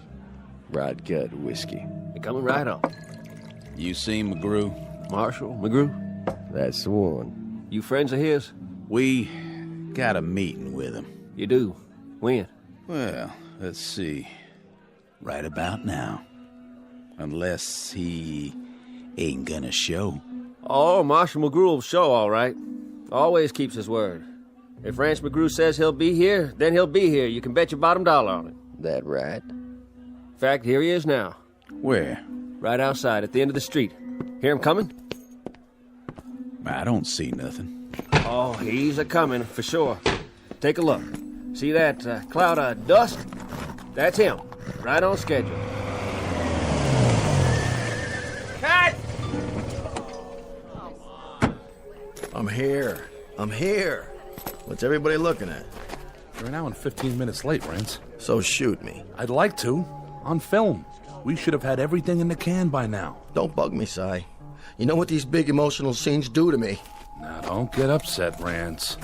We'll try to knock this one out before lunch. What do you say we get started, okay, baby? This is scene 71. You have your script with you? Positions, everybody. Quiet, people. Camera ready. This will be a take. Welcome to the American West, Hollywood style. Some 100-odd years ago, a motley collection of tough hombres gunned and galloped their way across the frontier, leaving behind them a raft of legends and legerdemains. But heroes or hambones, they were a rough and woolly breed of nail-eaters, who in matters of the gun were as efficient as they were dedicated. So it seems a reasonable conjecture that if there are any television sets up in cowboy heaven, and if these worthies could see with what careless abandon their names and exploits are bandied about today, they are very likely turning over in their graves. Or worse, busy getting out of them. Which gives you a clue as to the proceedings that will begin in just a moment. Enter one Rance McGrew, an overpaid sports car driving phony baloney who can't distinguish between a holster and a hoof-and-mouth disease. His claim to fame is that he dispatches these baddies, or actors bearing their names, in gunfights, where the fast draw is simply a matter of cutting and the outcome is a setup, complete with blank cartridges and staged blood. But Mr. Rance McGrew is about to discover that this week's edition of Make Believe is being shot not on the usual back lot, but on a peculiarly authentic location, one found only in the Twilight Zone. And now, The Twilight Zone and our story, Showdown with Rance McGrew, starring Chris McDonald, with Stacy Keach as your narrator. Get me a key light on the end of the bar. Coming up. Props, where are the breakaway bottles? Right here. You know the scene, Rance? Read it to me. Interior saloon, cover shot of two bad men at bar. Rance McGrew enters through the swinging doors. He walks slowly to the bar, glancing sideways, left and right. But glancing left and right? That's what the script says. Well, how am I supposed to do that? Is my head on a swivel? I don't know, Rance. I didn't write it. I'm going to tell you something, Si. When a cowboy enters a bar, he walks to the far end of the room, he gets his drink, he looks at it, then he looks straight ahead and drinks it. He doesn't look left and right. Take it from me. A man lets his eyes roll around his head, he can get himself in a whole lot of trouble. Capiche? All right, Rance. Anything you say, we'll shoot it your way. Now, can we begin? In a minute. My stomach's killing me. A scene like this, it gets to me, you know? These miserable, emotional scenes, they're draining. Where are my pills? Right here, Rance. Well, don't just stand there. Give me one. Make it 2. Water. Yes, sir. All right, boys, if you're set up, this is scene 71. A tracking shot of Rance as he enters the saloon. Let's get with it, everybody. We're way behind. This one's for real, people. Stand in, out. The star's here. Cowboys 1 and 2, positions. Outside the door, Rance. I got it. Where's wardrobe? Yes? Do something about my shoulder pads. More on the left side. Let me just open your vest. Holster. Right here? An inch lower. No problem. Now, my gun. Here you go. It should be right where my fingers hang. A real gunfighter had to get his gun out fast. Did you know I took lessons from the national fast draw champion? Did you? Now, you don't believe me? Ready when you are, Rance. Watch this. You hook it with your fingertips, like so. You bring it up in an arc. Careful, sir. Give it a little twirl. Whoops. Rance, what are you doing? What's wrong with this holster? It's got oil on it. Replace the mirror behind the bar. We'll have to wait for the new glass. I told you, Si, never, ever rush me. Okay? I'm a perfectionist. Wasn't like this in the Old West. What wasn't? In the old days, they made sure. They had to. Men's lives depended on it. You can't hurry justice, Si. All right, everybody. Lunch!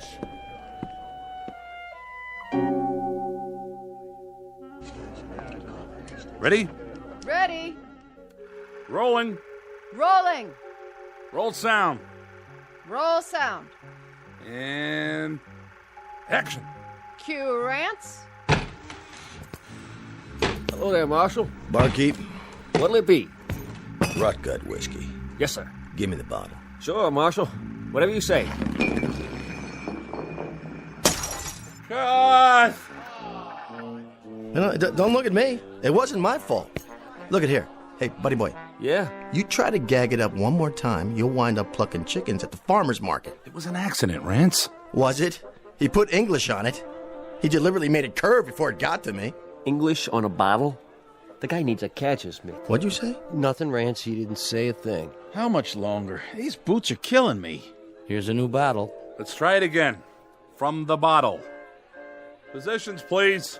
Positions. Scene 71, again. And rolling. Sure, Marshal. Whatever you say. Hold on. That there's a new bottle. You want I should open it for you? I can do it. Oh, dang. Here's a glass for you. Don't need one. You see that? He don't even use a glass. He's some tough hombre. I guess you boys know that... I guess you boys know I'm the marshal here. We heard tell. Sure did.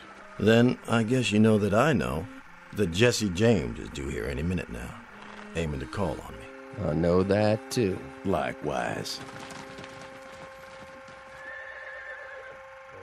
Well, what do you know? I figured he was too yellow. But it sounds like Jesse's here. Marshal, please. No killing inside. Easy, barkeep. Ain't gonna kill him none. I'm just gonna maim him a little bit. Pick off his pinky, maybe, with a clean shot. Jesse won't take kindly to that. He sure won't. Well, well. Marshal McGrew, ain't it? Yep. Well, take a nice, deep breath, Marshal. Why's that, Jesse? 'Cause it'll be your last. Oh! You shot it clean out of my hand! I didn't. That was a sound effect. I can't get my blasted gun out of the miserable holster. Cut. Take it easy, Rance. I thought somebody oiled this holster. I wiped it down. It's too dry. We'll do an insert later. See? I can't even get it. Oh, look out. Whoops. Bring another mirror. This is absurd, isn't it? I mean, really. First the gun, then the bottle, then the gun a second time. You just can't appreciate the delicious absurdity of it. I drive all the way in from the beach just to shoot a few lousy scenes in my new car, my own car, mind you, and look what happens. I studied with Sandy Meisner, okay? I played Pinter, Albee, Beckett, and now, can't you people do anything right? I ask you, is that too much? Would you like to sit down, Rance? Why do I bother? Week after week, why? I give, and I give, and I give. For what? Let's go to the fight scene. Jesse and Rance. First, Jesse knocks him through a table. Cue the player piano tape. Stunt double. Somebody get the tables. How do you feel now? What do you mean? How do I feel? Sorry, Andy. It's not your fault. But these oafs out there, they wouldn't know a real line from a cereal commercial. Hand me my throat spray. The antibiotic one or the one for the allergies? I don't care. Just give it to me. Cut! Print it! I think they're ready for your close-up rants. All right, Angie. Don't you think I know that? I'm the only professional around here. Did you double for me in that scene? Yes, sir. Looking good. Thanks. I tried to do it just like you would. I like the bruises. Nice makeup. It's not makeup. Okay, boys, this is the death scene. Rance in the bar, Jesse lying over there. Rance thinks he's unconscious. Jesse picks up a gun off the floor and fires at Rance's back. Well, at his back? That's correct. Hey, I don't want to give you a hard time, Si, but... Well, you got a problem with that? But that's not the way Jesse James used to operate. Well, he does in this script, okay? What I mean is, everything I've read about the guy, I mean, he fought pretty fair and square. Why can't I just yell something, before I pull the trigger? Whoa, that's thinking. Warn the fastest gun in the West that he's about to get shot at. Look, buddy boy, you happen to be up against Rance McGrew. And when you're up against the best, you're going to play it dirty or you're going to play it dead. Now quit arguing and let's get to it. Ready at the bar, Rance. Your marks by the brass rail. Here's the bottle. Hold it. I told you ginger ale. This is cola. It's supposed to look like whiskey, though, Mr. McGrew. Si, will you either fire this clown or straighten him out? One or the other? Mr. McGrew wants ginger ale. Yes, sir, Mr. McGrew. Jesse, lie down on the X. I don't care what he says. Jesse James wouldn't shoot anybody in the back. Yeah, but Rance McGrew would. Rance McGrew would also fire his own grandmother. So do me a favor. Play it his way, or we'll never get this episode finished. You're the boss, but I can just see the real Jesse James turning over in his grave right now. I don't mean just once. I mean about 400 revolutions per minute. All right, let's get with it. Scene 93, take one. Quiet, everyone. Camera, roll sound, and action. Here's your bottle, Marshal. You stupid clod. That's whiskey. That's real whiskey. It sure is.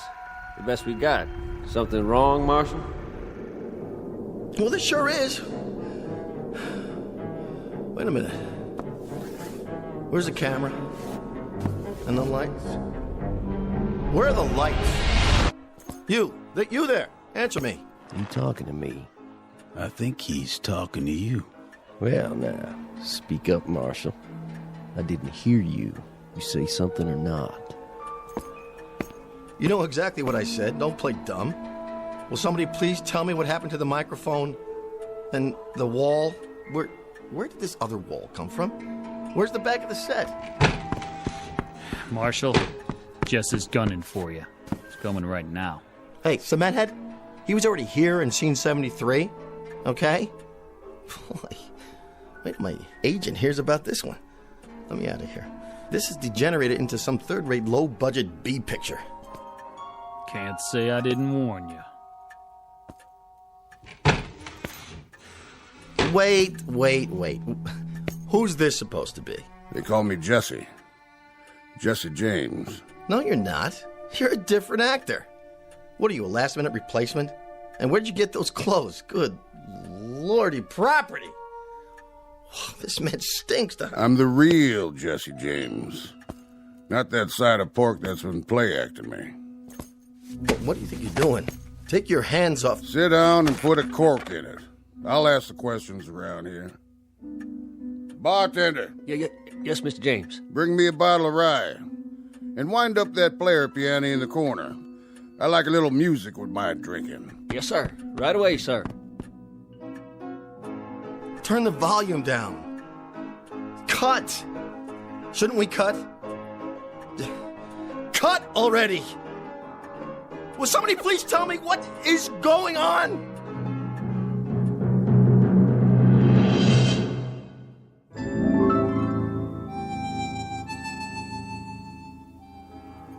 Don't you hear good, mister?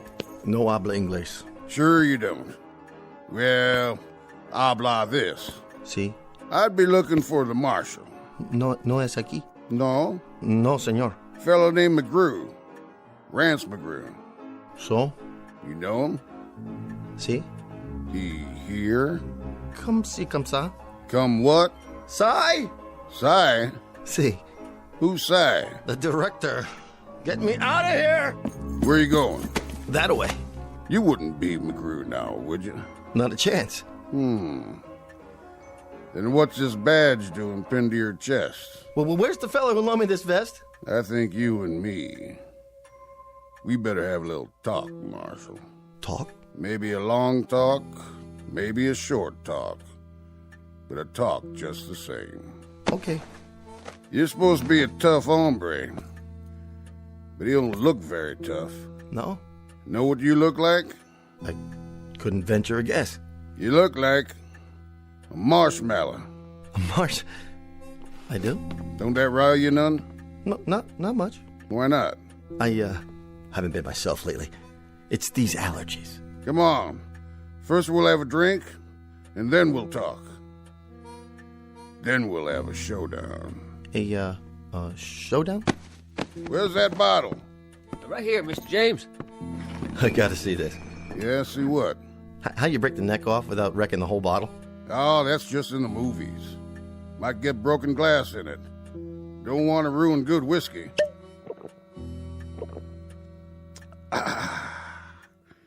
Here, your turn. No, thank you. No? Just a ginger ale, please. Marshmallow. Well, see, I'm on the wagon. It's in my contract. Have a smoke. I gave that up too. I'll roll one for you. Can't. Union rules. Rules, huh? Yeah, it's the law now. Show you what I think of the law. Of course, you know how to do this, don't you? Roll your own, I mean. Actually, I never could get it right. You know, that string on the little pouch? It always gets caught in my teeth.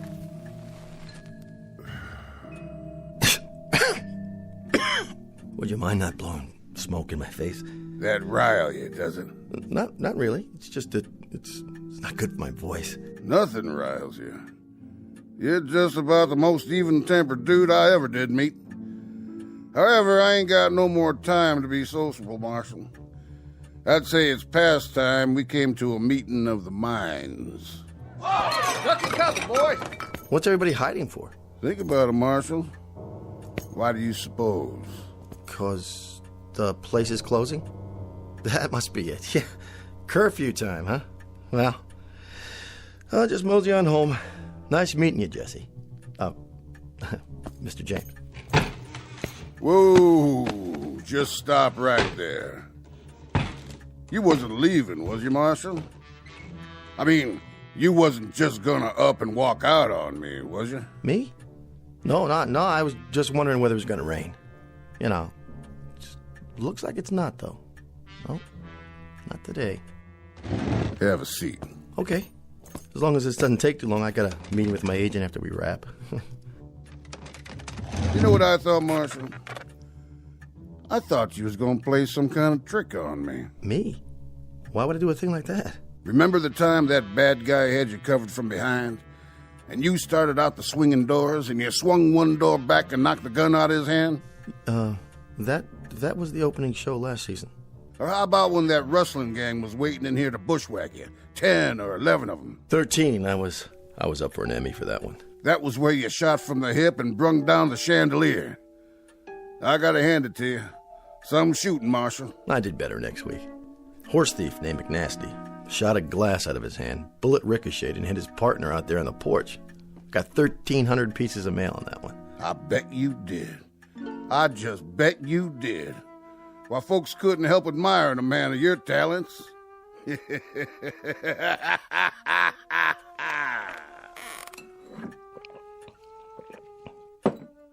of it is, Marshal. Thing of it is, I don't reckon you ever fired a real gun in your life, did you? Well, not as such. Or hit a man in anger. Or maybe even got hit in anger yourself. Tell me true, Marshal. You ever ride a horse? Oh, yeah, on occasion. A real horse? Well, See, I happen to be allergic. Hives. Hives? Yeah, you know, a rash. Cats give it to me, too. So you don't ride, you don't shoot, you don't fight.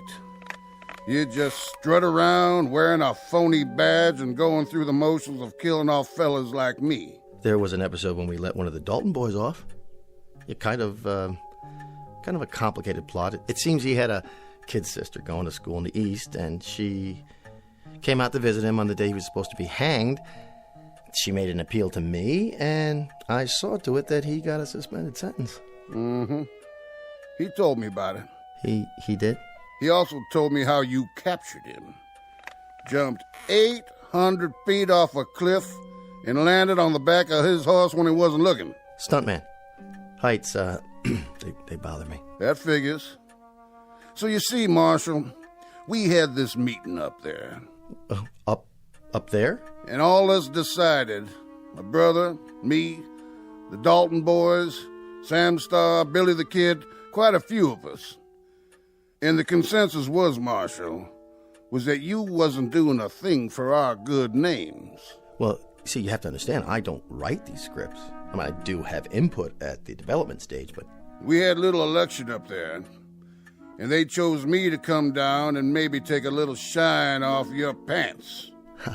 How's that? Don't you get it? We see you week after week shooting down this fella, shooting down that fella, capturing a bushwhacker, bringing in a rustler, but all the time winning. Man, you just don't never lose. You're the winningest fella ever come down the pike, and that's for sure. So me and my friends, well, we figured it was about time that maybe you should lose once. Well, that's not such a bad idea. I could take it up with the producer at our next meeting. I don't think there's time for that. I think that maybe if you're gonna lose, you're gonna have to lose right now. Now? But I'll tell you what I'm gonna do, Marshal. I'm gonna play it square with you. A whole lot squarer than you ever played it with us. Face to face, and no, what do you call them? Stuntman. Could you be a little more, precise about the terms? Right out there, on the main street. You and me. Oh, I think there's been a misunderstanding. See, I'm not... Oh, that's my name, yes, but it's a part I play. Right outside. Me coming down one side of the street, you coming down the other. Just the two of us. But I've done that before. Did you happen to see Gunfight at Red Rock? Yeah. Then you know. It was lousy. 2 thumbs down. Way down. After you, Marshal.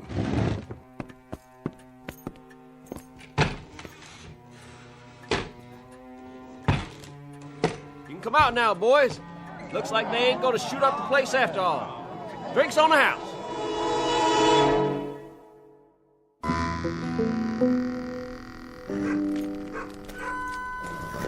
We take 20 paces each. You come around that corner. Which one? By the general store. I'll come around that one over there. Then what? I'll let you make the first move. Nothing could be fairer than that, could it, Marshal? Fair? Oh my, no, indeed. Nothing at all. That I can think of, unless... What? Could we make it tomorrow afternoon? Your girl can call my girl and... This afternoon. Now. You mean now? As in right now? Or in the general sense, as opposed to the past, let's say, or the future, or... Too much John. Let's go. Stuntman? Oh, Stuntman. 14, 15, 16... Better check all my bullets. But they're blanks. All blanks. What am I supposed to do? Ready, Marshal? I'm coming for you. All right, here goes nothing. Talk about method acting. Go ahead, Marshal. Make your move. This is ridiculous. I'm gonna count to 3. Why not 5 or 10? 1. It never happens this way. Makeup. I got sweat in my eyes. 2. I didn't even want to be in this series. I wouldn't have signed up for it at all if it hadn't been for the residuals. That and the fact that they let me use my own name in the title. Rance McGrew, Frontier Marshal. Had a nice ring to it, I thought. 3. Slap leather. Props, would you fix this holster? Reach for the sky. Okay. There's my gun, see? You win. Just like I figured. This guy couldn't outdraw a crayon. Jesse, give me a break. Will you give me a break, Jesse? I'm too young to die. Think of all the guest spots I could do after the series. Not to mention the syndicated reruns. You say you got nominated for an Emmy? Twice! Man, you can't act any better than you can draw. What about it? I'll do anything. I mean it. You name it. I'll do it. I'll do it. Just give me a break this one time. Anything? Anything. Say it. Marshal, you know something? You and me, maybe we ain't such a long ways off from a bargain after all. What is it you want? Well, sir, I ain't exactly sure what it is I want, but I'll think about it some. You will? You mean you're not gonna shoot me down like a dog? Like a cur? Like an empty beer bottle? Like an old tin can set on the fence post of life? On a lonesome road somewhere, a road less traveled, you might say? Nope. But I'll tell you what I will do, if you stop talking like a schoolmarm. What's that? I'll see to it that you play it mighty careful from now on. Done? You gotta play it straight. No more of this Hollywood junk. You got it. We may be stiffs up there, but we're awful sensitive. We'll be watching you, Marshal. Jesse? Jesse? Where'd you go? Where do I send the deal memo? Here you go. What? It isn't whiskey this time, Mr. McGrew. It's ginger ale like you ordered. Okay, people, this is a take. Quiet, please. Where'd all these people come from? And the lights. The camera. You all right, Rance? Yeah. Yeah, I'm all right, but where'd you all go? Where do we go? Rance, you're such a kidder. We didn't go anywhere. Are you sure you're all right? You look a little pale. Yeah, I'm fine. Make up. Touch up, Mr. McGrew, please, so we can get the shot. The shot? Jesse's on the floor. What's he doing there? You knocked him down, remember? Or rather, your stunt double did. Chair and a table. How much longer? This floor's really uncomfortable. Just a few more seconds. But that's not Jesse. Not the real Jesse. Rance, please. After this one, we'll call it a day. Now, you think he's unconscious, but he tries to get you in the back. Before he can shoot, you fall to the floor, roll, turn over with your gun in your hand, fire, and let him have it while you're still on your belly. Got it? That's what was in the script. Of course it is. Now, do you think you can do that? Somebody wants to talk to you, Mr. McGrew. Can it wait? Tell him Rance is about to shoot a scene. He says he's Rance's new agent. My agent? My agent hasn't come to see me in years. Driving a big convertible with cowhide seats, steer horns on the hood. Like he's some kind of Texas rancher or something. A new agent, Rance? Look, I don't know what your chain of command is nowadays, but go out there and talk to him if you have to. Find out what it is he wants, and what it is you want, and what it is so we can shoot. Sure thing, Si. I'll do that.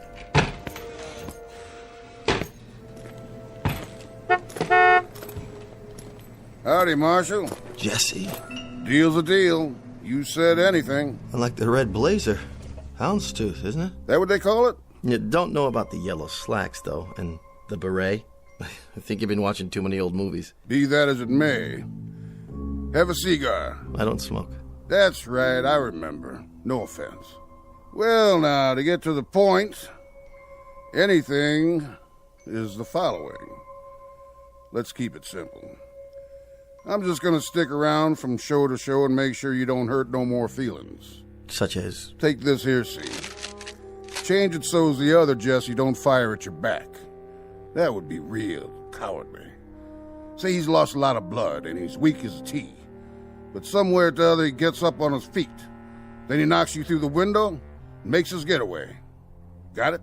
Knocks me through the window? Rance McGrew? Understood. Yes, sir. Understood.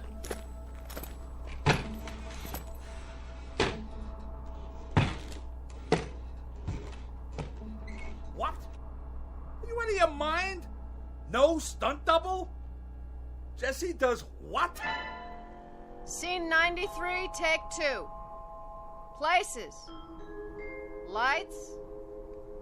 Roll sound. And action.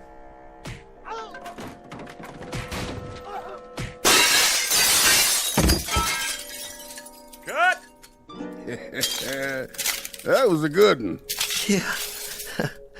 Glad you liked it. Now, I was reading next week's episode, Marshal. The one where you knock a gun out of Billy the Kid's hand from a 4th-story window a block away, using the base of a lamp. Well, the network wants to keep the gunplay down. Too much violence. No good? Piece of crap. The way I see it, Billy hears you, whirls around, shoots from the hip, and knocks the lamp out of your hand. How's that sound? Fine. Fine. Now, looking ahead 2 weeks, I think we ought to give Sam Starr a break. He's a nice fella. Awful good to his mother.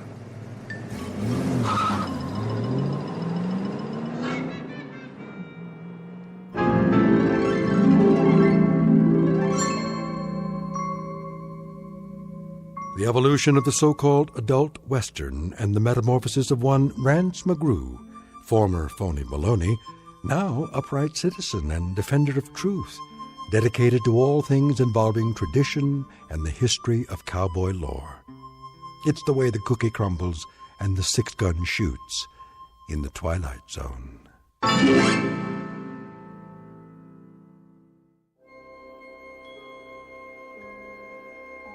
Hi, this is Carl Amari, producer of the Twilight Zone radio dramas. I'd like to take a moment to tell you about our official website at twilightzoneradio.com, where you'll get the latest news and information on these Twilight Zone radio dramas. Plus, at twilightzoneradio.com, you can digitally download 3 free episodes or any of our episodes for only $1.95 each. In this age of ever-changing technology, we've decided to make these episodes instantly available to you by making the Twilight Zone radio dramas a digital download-only series. This means that this series will no longer be offered on CD. The CD collections at our website are now being offered while supplies last at buy one, get one free. So be sure to get your favorites before they're sold out. Be sure to visit us often, and I'll see you in the zone.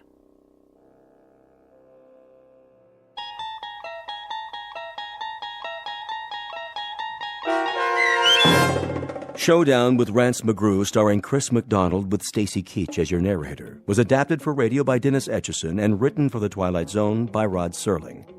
Heard in the cast were Mike Starr, Fernette Lebo, Doug James, Kurt Nabig, Rich Komanek, Sean Cross, Steve Key, Jeff Lupetin, Carl Amari, Roger Wolski, and Vince Amari. To learn more about the Twilight Zone radio dramas and to obtain audio cassettes and CDs of these programs, visit our website at twilightzoneradio.com. The producers of The Twilight Zone wish to thank CBS Enterprises, Carol Serling, Dennis Etchison, Dick Brescia Associates, Claire Simon Casting, Terry Jennings, XM Satellite Radio, Sirius Satellite Radio, our sponsors, and our radio affiliates for helping make this series possible. This copyrighted radio series is produced and directed by Carl Amari and Jason Mallow for Falcon Picture Group. Doug James speaking.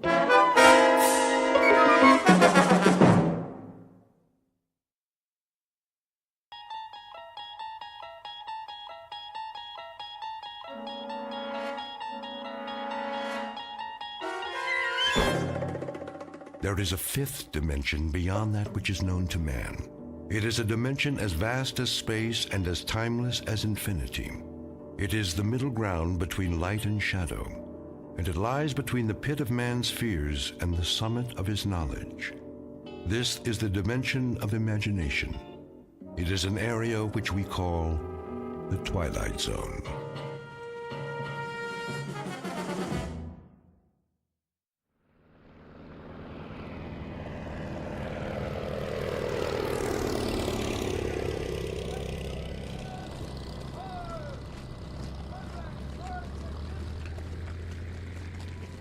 So it's goodbye again. Yes. We should be used to goodbyes by now. You'd think, wouldn't you? You know, I used to think, when I was a little boy back in America... You used to think what, Tony? Oh, it doesn't matter. Of course it does. I love to hear you talk about when you were a little boy. But you know something funny? I'm jealous. Jealous? Jealous of what? I'm jealous of those years. I'm jealous that you grew up and I didn't get to know you because we hadn't met. So many years. And I think now, what a waste that we didn't know one another then. We had time once, didn't we? All the time we needed. But not now. Now there is no time, Tony. Now there is only time for goodbyes. Now people fly by so fast, you want to call out to them. And then it's too late. They've gone. They've disappeared. It's time to take off, Lieutenant. The Luftwaffe is coming. I'm on my way. But, sir, the troops are moving out. Thank you, Private. Oh, my darling. Tony, sweetheart.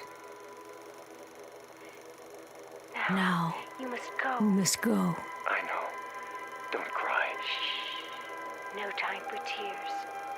I have a Memory memory of you for my eyes, and a thought, thought of you to hold in my mind. for my mind, As do I. And and a touch of you. for all of me. Oh, my darling. I won't forget you. Not forever and a day. and a day.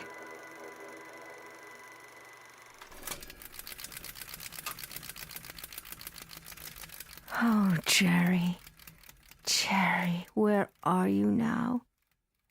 Where? Picture of a woman looking at a picture.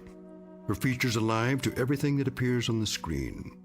Her lips move and her eyes flash, mirroring every expression, every emotion. The features are exquisite, beautifully chiseled and proportioned. And even in the flickering light, she is easy to recognize. Like the face on the screen, this is Barbara Jean Trenton, movie grade of another era. Once brilliant star in a firmament no longer a part of the sky, eclipsed by the movement of the earth and time. Barbara Jean Trenton, whose world has become a projection room in her home, whose dreams are made of celluloid, struck down by hit-and-run years and lying on the pavement, trying desperately to get the license number of fleeting fame, somewhere on a side street in the Twilight Zone. And now the Twilight Zone and our story, The 16mm Shrine, starring Kathy Garver with Stacy Keach as your narrator.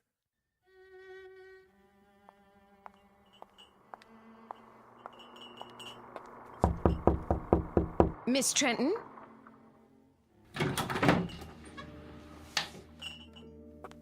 Miss Trenton? Miss... What is it, Sally? Oh, I didn't see you standing there. It's so dark in this room. Would you like me to open the drape? No, thank you. What is it that you want? I brought you a snack, Miss Trenton. You always used to have a snack this time of day. Just put it down on the table. Yes, miss. If you don't mind my saying so, you really should have something to eat. I do mind. That will be all, Sally. Yes, Miss Trenton. I'll be going now. You do that. Will you be wanting lunch this afternoon? I'll be glad to make you a nice... I'll let you know. Very well, miss.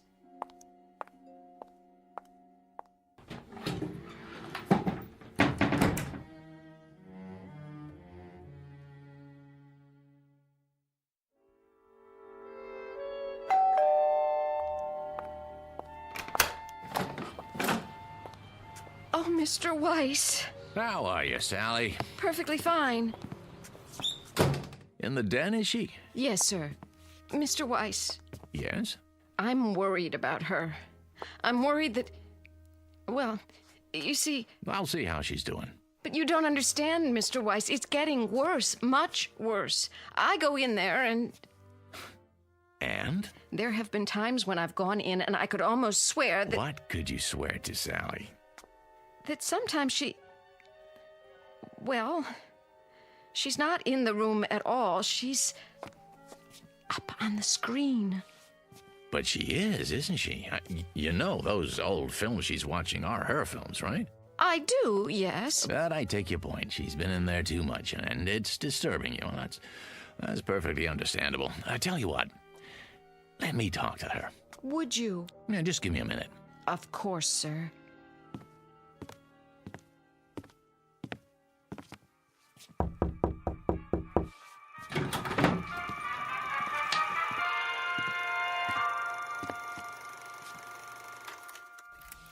Barb? Fix yourself a drink, Danny. It's 11 o'clock in the morning. So it's 11 o'clock in the morning. What about it? It's 11 in the morning and the sun is out, see? Oh, why did you have to do that? It's a beautiful day in Beverly Hills. There's no smog, it's 84 degrees, and it's lovely out there. What would I do without your daily meteorological reports? The question is, what do you do with them? You sit here in this air-conditioned cave, showing one picture after another. Why? Haven't you seen them enough times? Let's skip that. Barbie, no good, honey. What isn't? None of this is any good. If you won't fix yourself a drink, then sit down and be quiet. You have a habit of looking poised, ready to spring. What was the picture? 2 of them. Farewell without tears. Now, let's see. 26 years ago, co-starring Jerry Herndon. Of course, co-starring Jerry. He was my favorite leading man. And then, A Night in Paris. 25 years ago. I know it was 25 years. Are you Father Time now? Barbie. Danny, should I have failed to make mention of this before? I hate clinical tiptoeing. If you don't like what I do, don't knock it. I have to knock what you do, and I have to get clinical when I see you enclose yourself in this room and stop the clock. You said things back 15, 20, 25 years. You turn your back on today, and you do this every day. Let me tell you something, honey. That's sick. That's real sick. Is that all? No, it isn't all. I got some news to deliver. What now? I set up an appointment for you over at International. You did? At International? Mm-hmm. When? Today. Heart? Sounds like a good one. Is Marty Saul still running the studio? Sure is. Too bad. I never got along with Marty. Yeah, I remember. But he's older now. I think you'll find he's mellowed. He said I was the most temperamental star he'd ever worked with. Now, why would he say a thing like that? Danny, you know something. You're a nice guy. A very nice guy. A loyal friend and a good agent after all. And I guess in my own devious, selfish way, I happen to be very much in love with you. Wait. Calm down now, Barbie. Oh, I hope it's a musical. I'd love to dance again.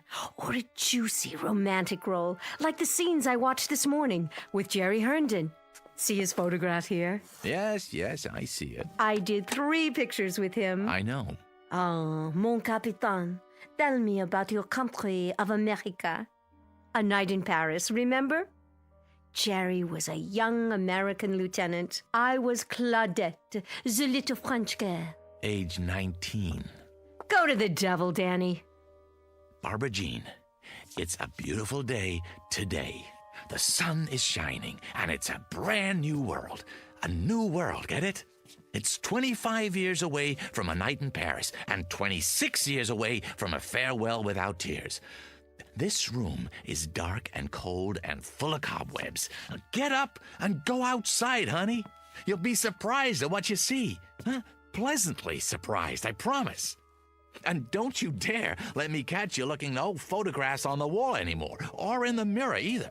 Now, I'll meet you in Saul's office at 3 o'clock. Do we understand each other? We do.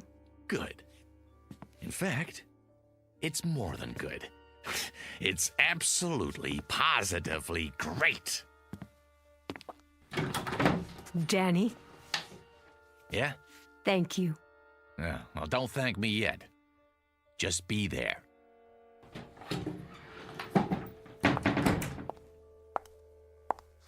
Mirror, mirror on the wall, am I still the fairest of them all?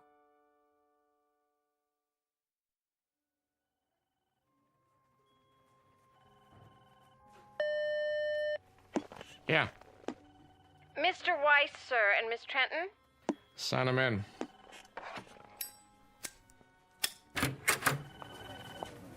Marty, there you are. Good to see you, Barbara. You're looking... What, Marty? Spectacular? Yeah, something like that. Don't be afraid to say it. Any woman appreciates a compliment, as long as it's sincere. New dress, huh? New hat. Flowers, even. Veil. The whole schmear. You going somewhere? Why, no, Marty. It's all for you. I believe you know my agent, Mr. Weiss. Yeah. How you doing, Danny? Fine. And yourself? Sit down, please.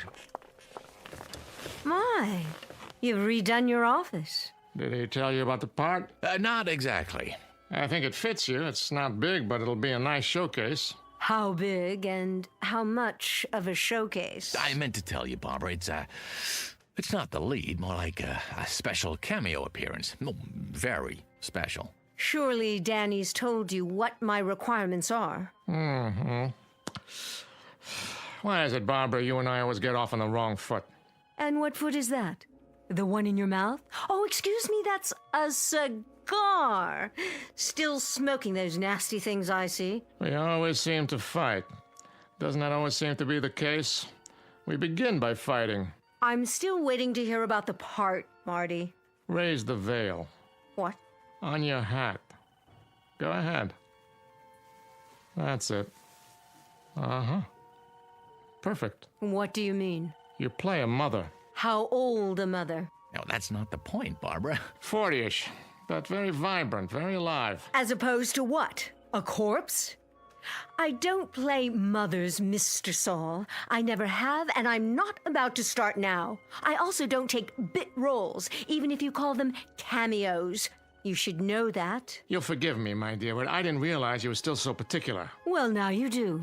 At least I would think you'd look at the part. That would be a waste of my time. Look, I think we could at least take the script home with us, Barbie. You take the script home with you, and you play it. I didn't like this crude, tasteless man when I was under contract to him, and I don't like him anymore now. And especially when he offers me a fast walk-on. And you, Miss Prima Donna, I got news for you. You may think you're still the #1 lady on top of the heap, but you got it wrong. You're just an aging broad with a scrapbook. And any part you get at this studio won't have to go through an agent. You can set it up at the community chest, because it'll be charity. Barbara, wait! Remind me someday, Saul. Remind me when you've gone over the hill and you're down on your hands and knees. Remind me to give you a swift kick, just so you'll know how it feels.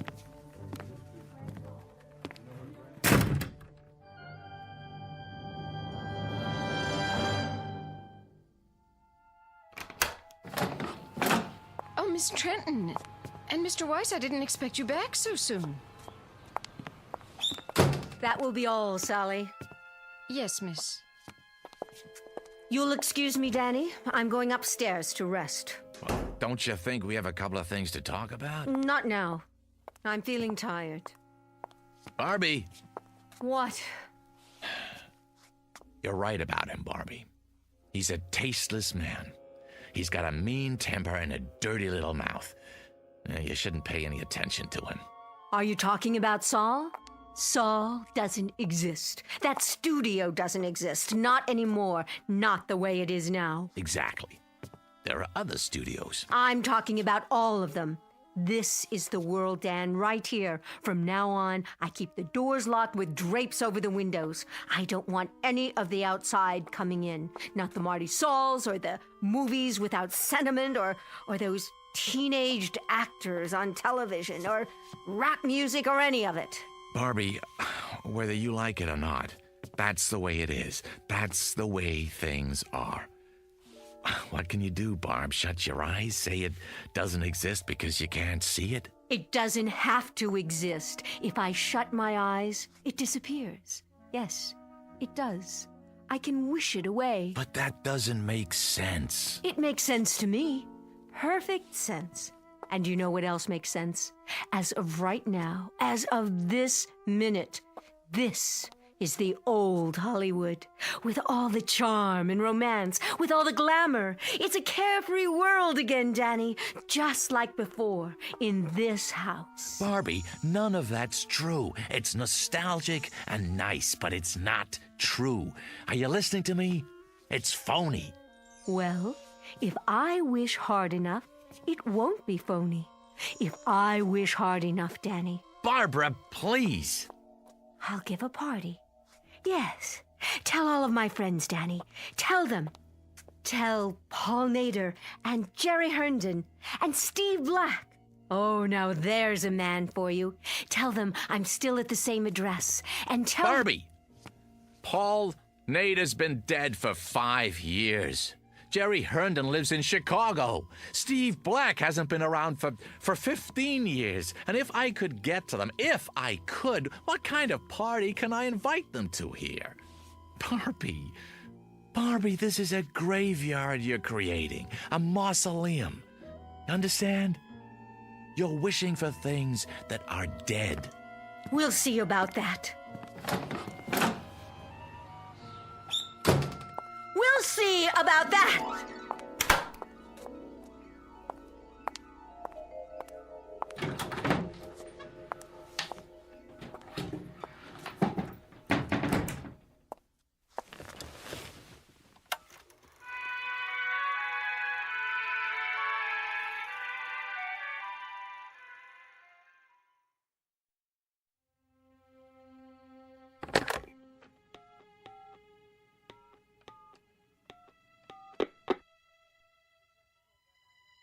Mr. Mozart, please. Tell him it's Danny Weiss. Hey, Walt. Long time, huh? No. I didn't go to the awards. Congratulations, by the way. Heck of a picture. Yeah.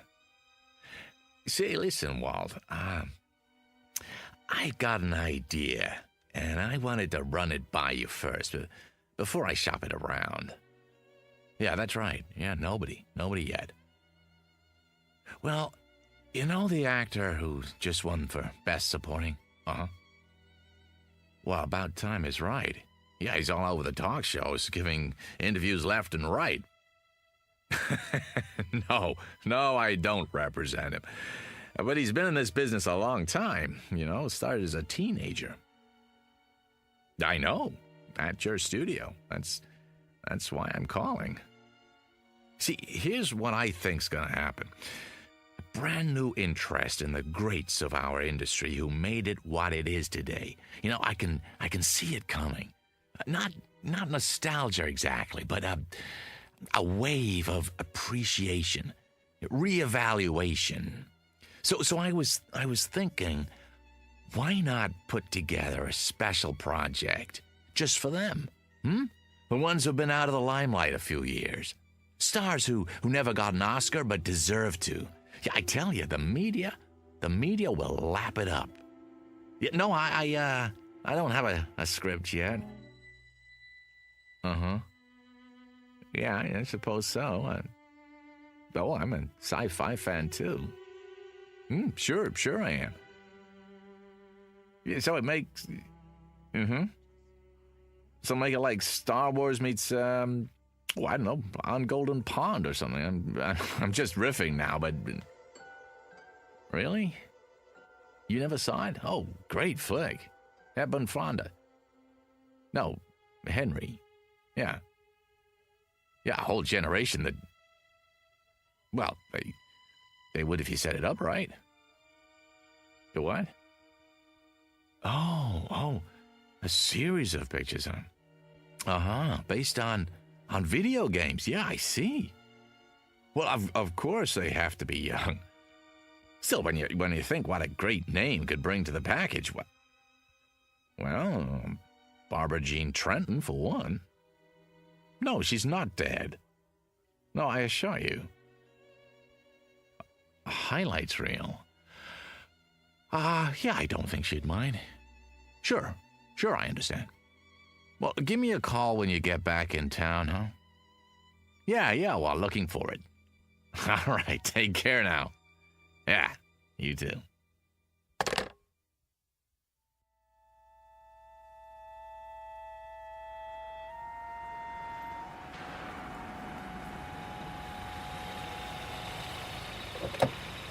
Hello, Mr. Weiss. Hello, Billy.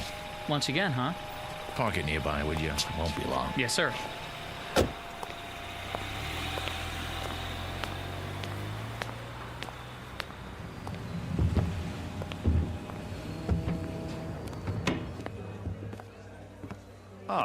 Good afternoon, Mr. Weiss. Table for two? Not today, Jimmy. I don't need it, after all. Very good. I'll get your waiter. I don't have much of an appetite, just the bar. Of course.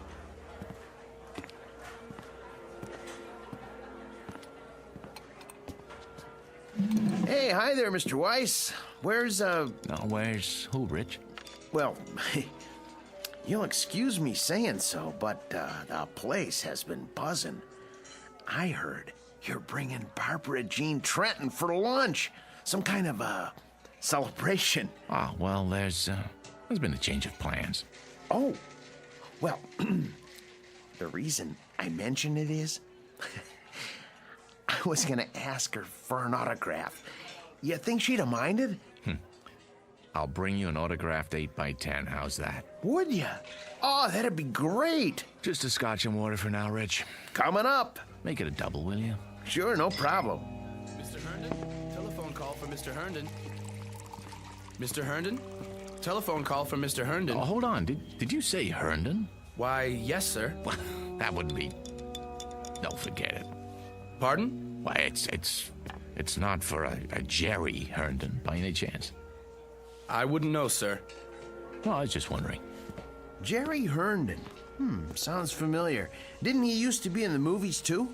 Sure did. A long time ago. Telephone for Mr. Herndon. Right here, son. Jerry? You can take it at the bar, sir. Thanks. Oh, and this is for your trouble. Thank you. I know that voice anyway. I don't believe Danny? Danny Weiss? What in the world are you... I just stopped in for a drink. Oh, same here. I couldn't forget this place, like old times. Old times is right. What are you up to these days? Oh, still in the business. What else do I know how to do? Listen, can I buy you a drink? I'll buy you one. Come on, sit down. Talk about a coincidence. I was just mentioning you to someone. Pull up a chair. You'd better take that call. Forget it. They'll call back. We've got a lot of catching up to do. Listen, Jerry, there's something I want to talk to you about.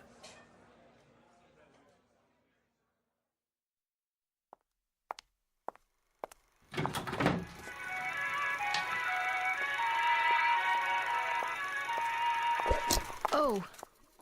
Who's there? Only me, miss. What have you done? Very sorry, miss. I didn't see you sitting there. I must have tripped on the electrical cord. Shall I plug it back in? Thank you, no. I'll take care of it, Sally. And Sally. Yes, miss.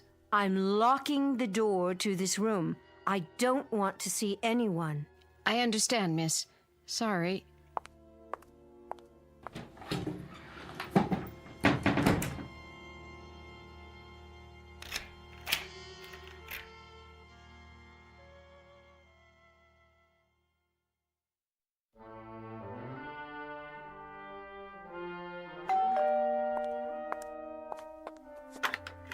Yes? It's Mr. Weiss. Oh, Mr. Weiss. Can I come in? Yes, sir. Miss Trenton? In there. How is she? I wish I could tell you, Mr. Weiss, but I hardly see her anymore. Sometimes her bed's not even slept in. What are you talking about? She's in that room all the time, day and night. And a couple of times when I've gone in, I tell you, Mr. Weiss, don't think I'm going out of my mind or anything, but I swear to you, I can't see her. Only her picture up on the screen. Well, none of that matters now. There'll be a gentleman over here in a little while. a Mr. Herndon. Jerry Herndon? The one who played opposite Miss Trenton? That's the one. He's in town on a business trip. I thought it might do her good. Take him into the den, will you, Sally, when he gets here? I will, but it won't do any good. She won't see him. I wouldn't be too sure. She won't. She doesn't talk to anyone, not even the phone. Just stays in that room looking at her old movies, running them over and over. I'm worried about her, Mr. Weiss. You don't know how worried. I'll go in and talk to her. Now, Mr. Herndon should be here any minute.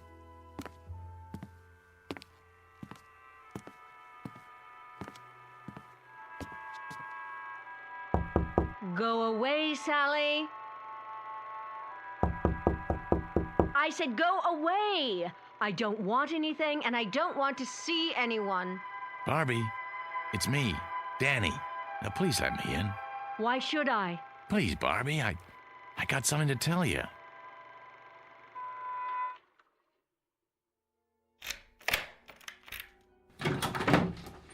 There. Are you satisfied? Barbie? What's the matter, Danny? Don't care for the merchandise? Looking a little worn? The merchandise is beautiful as always, but it looks tired. Looks as if it hasn't slept in days. It needs some air and sun. Outdoors on the tennis courts or by that pool you never use. I have everything I need in here. I'm quite satisfied, thank you. Hail and farewell, Daniel. The door's the one you used when you came in? I have some good news. Oh, do you? What is it? Has my house been declared an historic monument? A friend's coming to see you. A friend? All my friends are dead, retired, or forgotten. You told me that yourself, in no uncertain terms. Oh, this one's very much alive, and he'd love to see you. Tell him I'm not receiving. It's Jerry Herndon. Jerry? Dan, you don't mean it. I do. Where is he? What's happened to him? Nothing's happened to him, I promise you. You'll see for yourself. When? Any time now. I happened to run into him. I swear, by pure chance. He asked about you, wanted to know if he could see you. I took the liberty. Oh, you're such a dear. You've done well, Danny. Very well. Oh, by the way I look, no makeup and these clothes. When's he coming?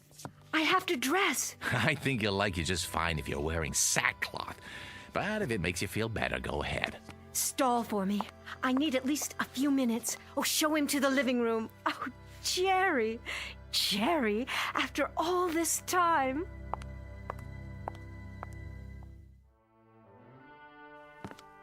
How is she? Really? I'm so sorry I haven't kept in touch. She's still Barbara, same zest for life, same charm.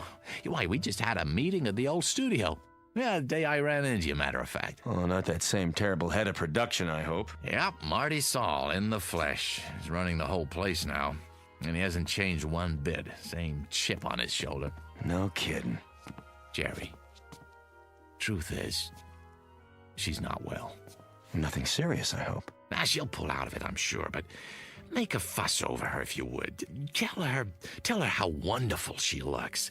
It would mean a great deal to her, Jerry. And you can help, and that's something she needs right now. Well, sure, Dan. I'll do my best. Danny? Yeah, in here, Barbie.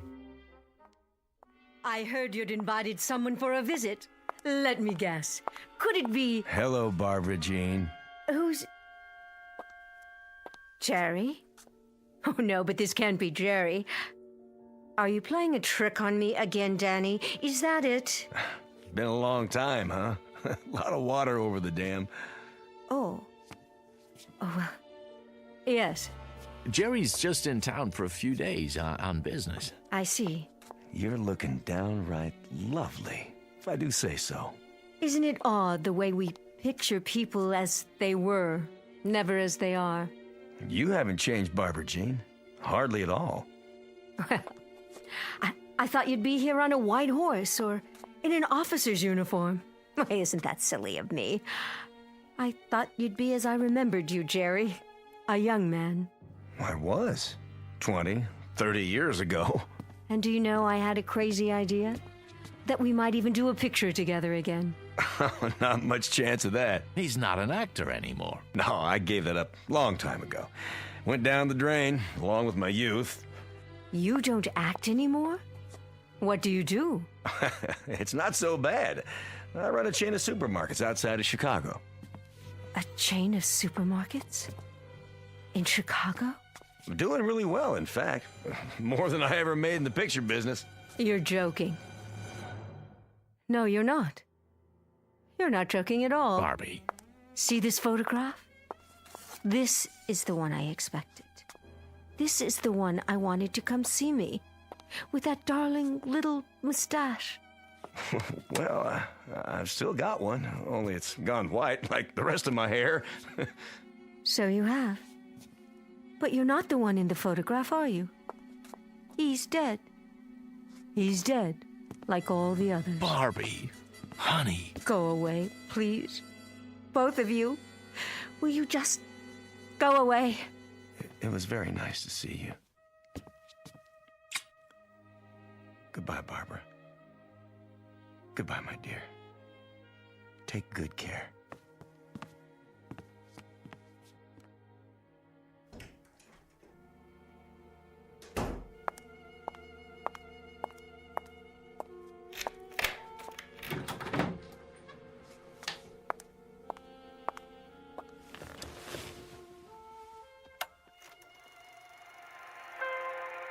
Jerry. There you are, Jerry. How well you look. How young. How wonderfully young. There was an old man here a while ago. A tired, worn-out old man. And he said he was you. Can you believe it? Oh, Jerry. Jerry, I wish I could be where you are. I so wish I could, Jerry. Oh, how I wish.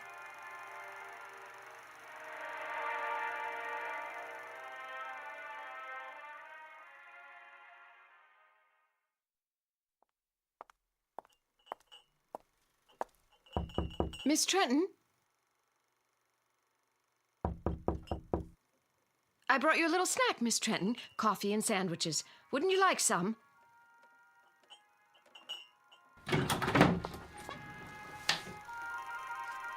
Miss Trenton, where are you? Jerry? Jerry, wait for me! I'm afraid this is goodbye, Sally. No! Goodbye!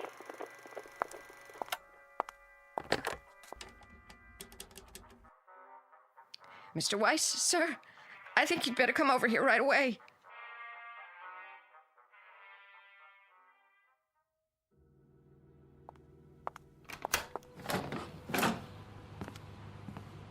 What is it, Sally? You'd best see for yourself.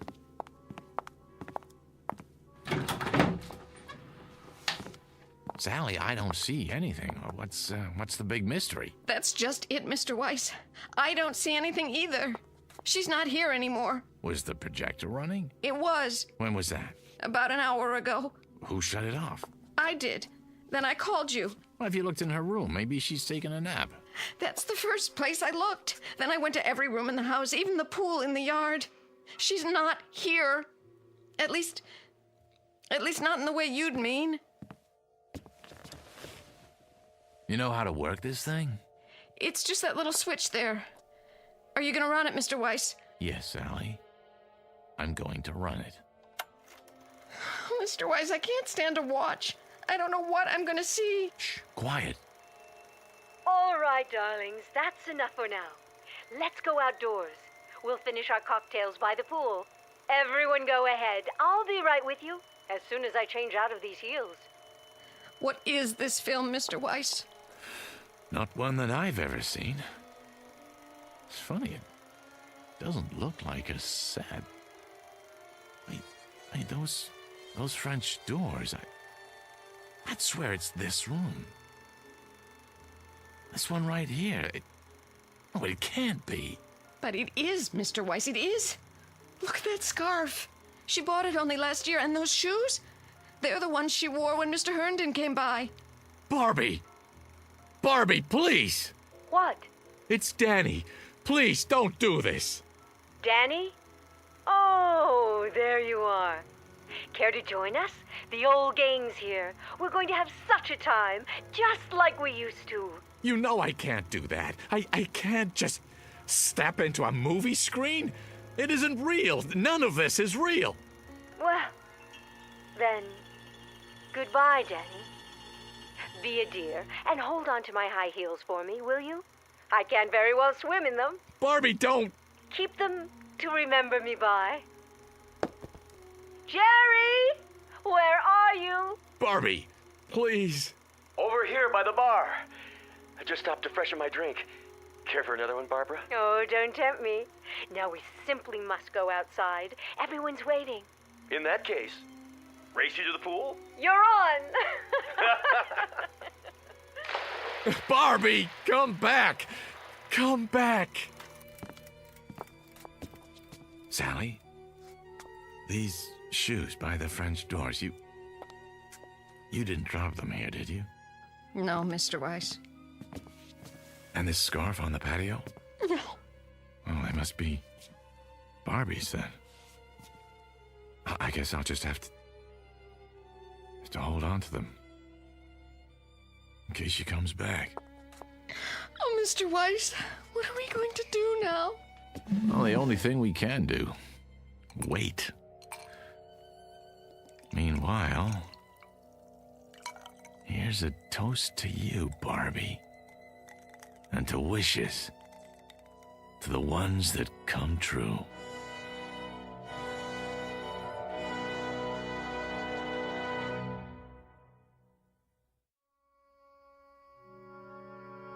To the wishes that come true. To the strange, mystic strength of the human animal, who walks that thin line between reality and the shadows and can sometimes make one merge with the other. To Miss Barbara Jean Trenton, movie queen of another era, and no longer of this one. May her star shine brightly in the Twilight Zone.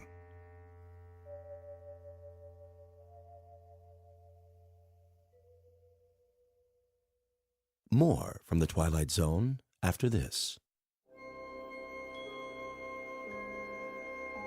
Hi, this is Carl Amari, producer of the Twilight Zone radio dramas. I'd like to take a moment to tell you about our official website at twilightzoneradio.com, where you'll get the latest news and information on these Twilight Zone radio dramas. Plus, at twilightzoneradio.com, you can digitally download 3 free episodes or any of our episodes for only $1.95 each. In this age of ever-changing technology, we've decided to make these episodes instantly available to you by making the Twilight Zone radio dramas a digital download-only series. This means that this series will no longer be offered on CD. The CD collections at our website are now being offered while supplies last at buy one, get one free. So be sure to get your favorites before they're sold out. Be sure to visit us often, and I'll see you in the zone.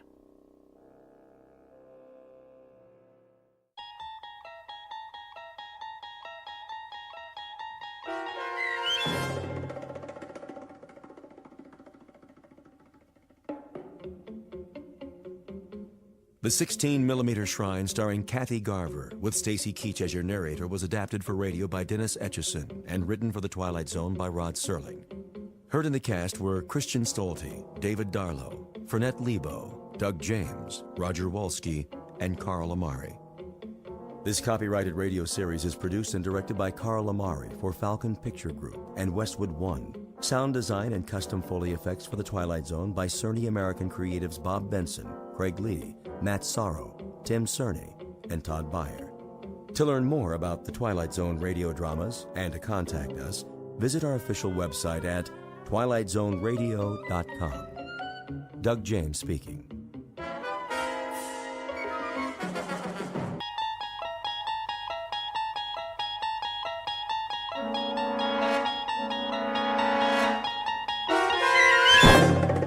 There is a fifth dimension beyond that which is known to man. It is a dimension as vast as space and as timeless as infinity. It is the middle ground between light and shadow, and it lies between the pit of man's fears and the summit of his knowledge. This is the dimension of imagination. It is an area which we call the Twilight Zone.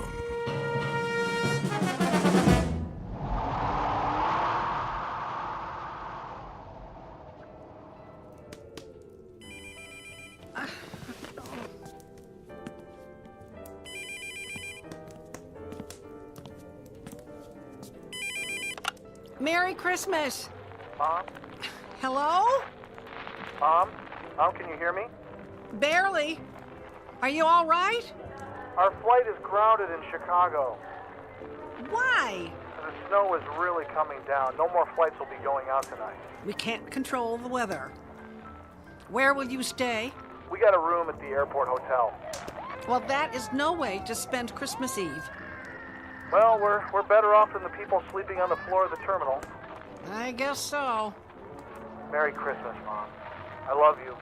Wait, tell Katie that Santa will leave her presents here and I'll keep them safe. Mom? Luke? Luke? Merry Christmas to me.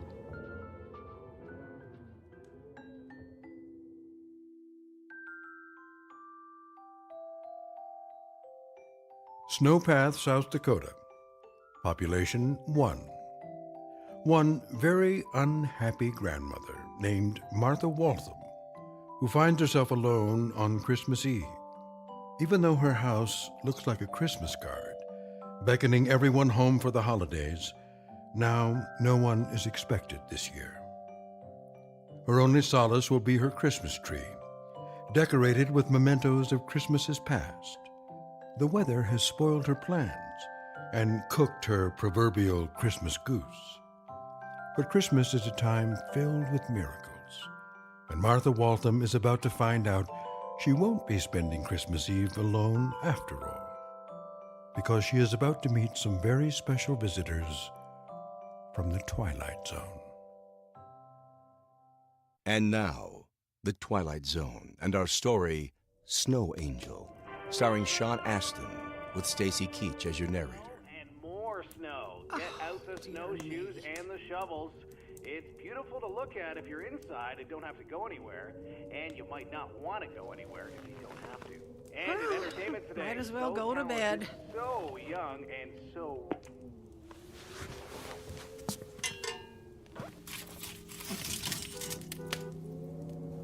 What is that? A car? Who'd be coming out here in this kind of weather?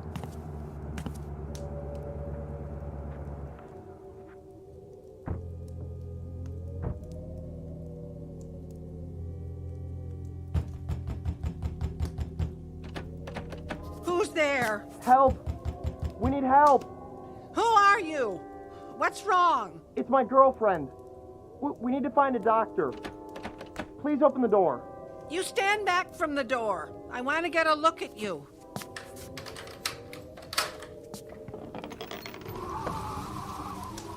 We need help. Please. You're just kids. We got lost in the snowstorm. We were going to the hospital and missed the turn for Sioux Falls. We're almost out of gas. Can we please come in? Sure, come in. Thank you. This is Lisa. I need to sit down, please. I'm a little shaky. Well, go sit by the fire. Pretty cold out there tonight, isn't it? It was coming down so hard, I couldn't see the turnoff.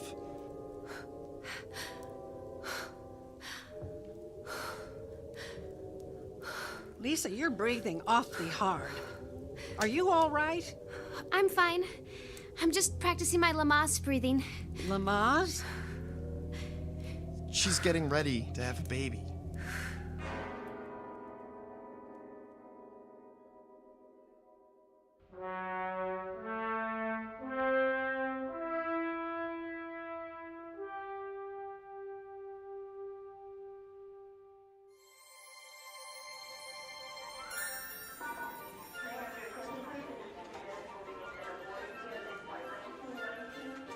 Merry Christmas! Merry Christmas. What do you want for Christmas, little girl? I would settle for a pizza right now. Katie, didn't I say not to wander off? I was just listening to the man play carols. Merry Christmas. Thank you. Here's some money. No, that's not necessary. No, it's Christmas. I'm sure whatever group you're with could use it. Come on, Katie. Merry Christmas. Katie, I doubt that man celebrates Christmas. What do you mean? He's probably a Hare Krishna or something. Didn't I tell you to keep an eye on Katie? I am. I mean, I did. She was just, listening to the hippie guy in the white robe play carols on the guitar. What's a hippie? There are no hippies anymore. Are there Hare Krishnas? No. Yes. Is he one of Santa's helpers? No. Well, why? Mom gave him money. Why did you give him money? To make him go away. He's still there. Look, he's waving at me. Can I wave back? No. Yes. Which is it? Katie, you don't know him. Didn't I tell you never to speak to strangers? Does that mean I can't talk to anybody? That would be safest. That stinks. Katie, don't say that. We're together, and that's what Christmas is all about. Family. So, I can only talk to family on Christmas? Well, just this Christmas. But you said, be nice to everyone at Christmas. Well, yeah. That's the spirit of Christmas. It's a special time to celebrate peace and love. Joy to the world and everyone in it. Even the hippie? Well, yeah. Okay, I got a great idea. Why don't we invite him to our hotel room and have a pizza with him? I don't think so. Katie, you can't. He's a complete stranger. I thought Christmas was for everyone. Well, it is. Mom, where's your Christmas spirit?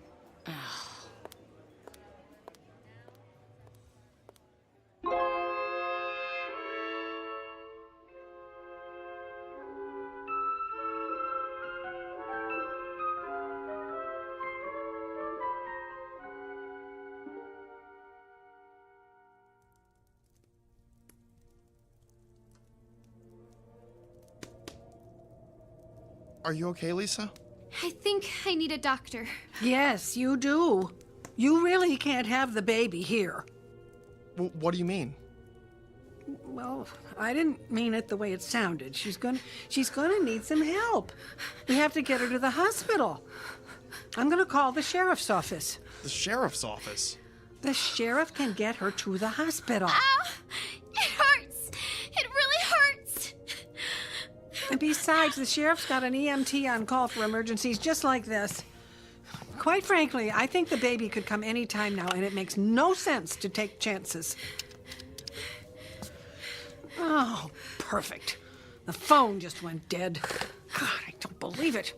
The storm must have torn down the lines. Ah! What's happening? What's happening? Ah! Don't be scared. The lights just went out. Oh, great. Now we've lost the electricity, too. Well, I'll get some candles. Look, lady, we need help. What are you going to do? Don't use that tone of voice with me. Sorry.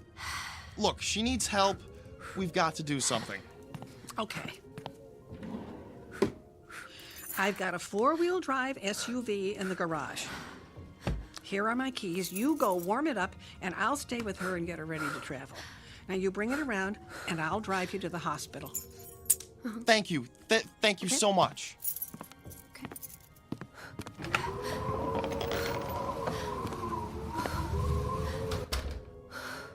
Can I get you anything?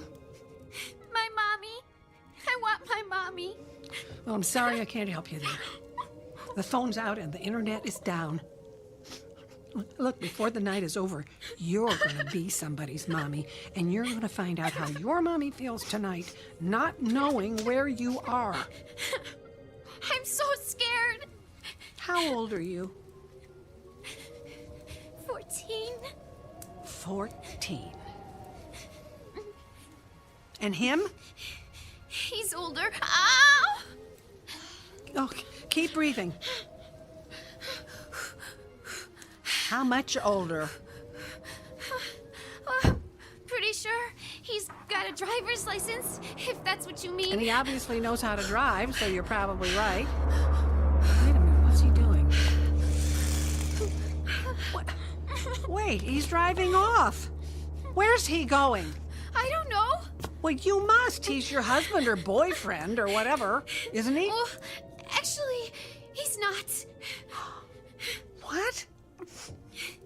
Well, I didn't think you were married, but... Who is he? Where did he go with my SUV? I have no idea. What do you mean? I met him at a truck stop in Minnesota. I have no idea who he is. His name is Matt something. I just wanted a ride. Where? I don't know. I just wanted to get away from everything and everybody. Oh! Ah! This hurts so bad. I'm calling the sheriff. He'll come and get you. I am not dealing with this. No, you have to. The phone isn't working, and your SUV is gone. And I'm gonna have a baby whether you like it or not. Well, I guess you are. Look, don't cry. I'm sorry. Let's start over, huh? I'll help you through this. Can I ask you a question now? Sure. Why do you live out here all by yourself? Do you hate people or something? Well, no. Oh! Oh! That one really hurts. Why would you think I hate people? Why isn't your son here tonight? How do you know about my son? Relax. I saw a picture on the end table. I figured it was your son. Am I right? Yes. How come he doesn't live here with you? He went away to college, met a girl, and got married. He started a new life somewhere else. Do you miss him? Yes. So, why didn't you go see him for Christmas instead of making his family come out here to the middle of nowhere? My family comes home for Christmas. But your son's family can't be home for Christmas because they had to come here for Christmas. I never thought of it that way. He and his wife and daughter were supposed to be here tonight, but they got snowed in. So they're spending Christmas in an airport hotel. That double stinks. Now everybody loses. Apparently.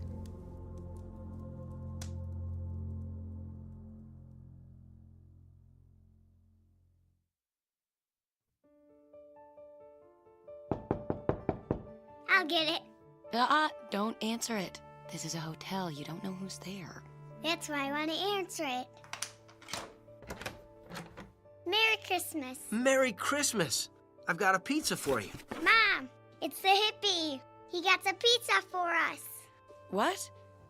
There must be some misunderstanding. Look, I don't know who you are or what's going on here, but... I work for the airline. Here's my ID. Look, he has a name tag with wings, just like a pilot.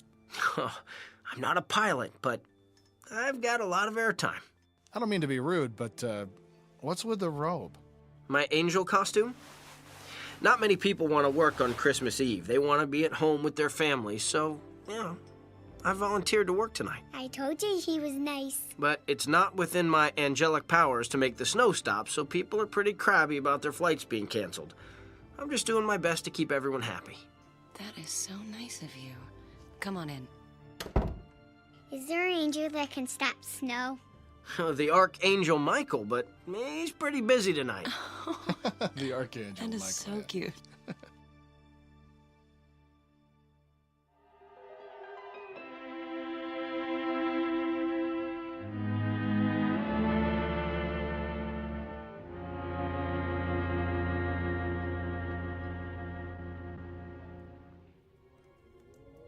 How are you feeling? The contraction stopped. Maybe it isn't time.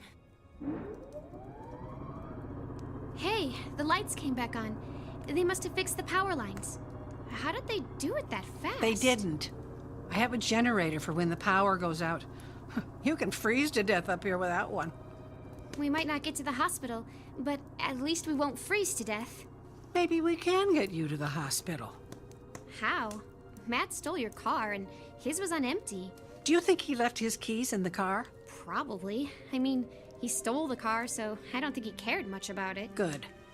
The generator runs on gasoline. I can siphon the gas out of that tank and put it in the car and drive you to the Sioux Falls Hospital.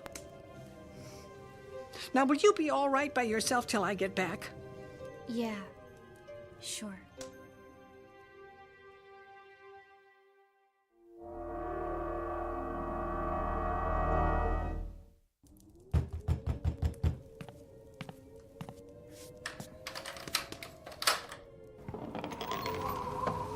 Hi, Merry Christmas, little lady. Is Martha around? She's out back getting more firewood. That sounds like Martha to me. I wouldn't be surprised if she was chopping wood right now just for the exercise. I got her a chainsaw for Christmas. Wow, that's a thoughtful present. You visiting for the holidays? Yes, we barely made it through. Our car was running on empty. Martha's son got snowed in. She's really bummed out about that. She was really looking forward to the family getting together tonight. She doesn't admit it, but I think she gets pretty lonely out here all alone. Well, tell me about it. Well, at least she's got you to keep her company. So is everything okay? Yep, everything's good. It's Christmas. I'm wrapped up in a warm blanket. I've got a good book. And Martha chopping wood for the fireplace. What more could I want? I'll call her son and let him know you're both okay. Hey, I'm sorry, I didn't catch your name. Lisa. All right, Lisa. You keep yourself all bundled up in that blanket. It's gonna be a cold one tonight. Sure thing. Good night. Good night.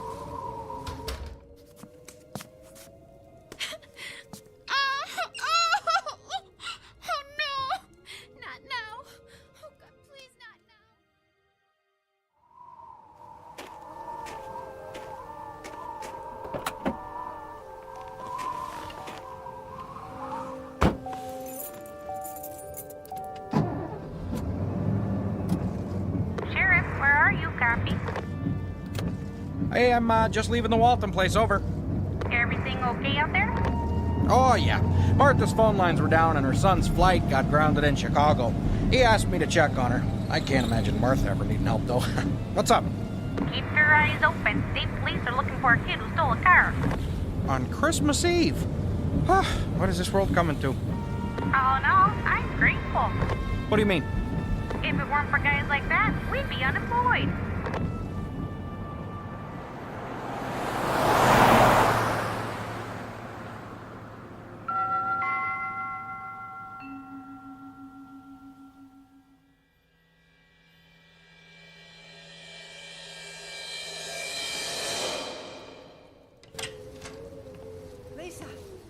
Lisa. Okay. I filled the car with gas, and we're in luck. Matt left the keys in it. Lisa? Lisa? Lisa, where are you? Oh, God, oh, no. Her coat and her things are gone. Lisa! Oh, God. There's snow by the front door. God, tell me she didn't go out into the storm. Lisa! Lisa! Lisa!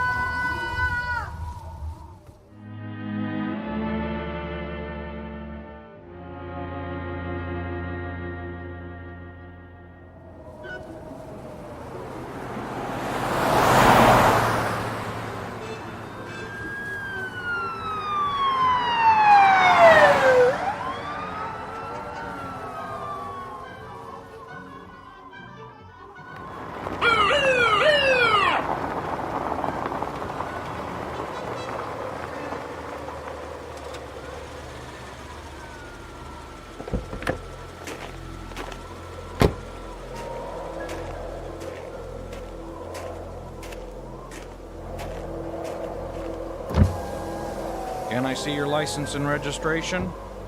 Of course, officer. This isn't my car, by the way. I know. Get out of the car, please. Sure, it's my Aunt Martha's. You got some ID? Of course. Here. My sister and I are visiting her for the holidays. What's your sister's name? Lisa. Can you describe her? Cute little blonde, She's with Aunt Martha right now. Oh, okay. Hey, here's your license. Yeah, I just met her. She told me how she got Martha a chainsaw for Christmas. Save old Martha's back from chopping wood, although I always thought that fit her personality more. I know what you mean. So, what are you doing driving around on a night like this? Well, Martha was saying how good her four-wheel drive is in this kind of weather, so I just wanted to try it out. Well, I don't blame you. Hey, have fun. You drive safe now. Merry Christmas. Merry Christmas.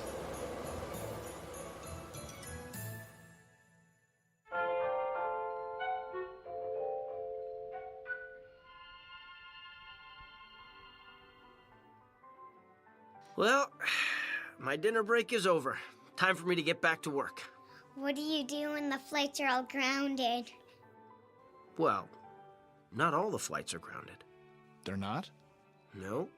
Some flights have to go out no matter what. Passenger flights? Cargo. What's cargo? Packages. Wait a minute. Where's my package for Grandma? Honey, wait. Maybe he can get it on the flight. Honey, no. Well, where's it going? Snow Pass, South Dakota. I bet you don't have a flight scheduled there tonight. Well, you're right about that. I was thinking if it was, a big city or someplace warm. Could you try? I find it very hard to say no to you. Give me the package. I'll see what I can do.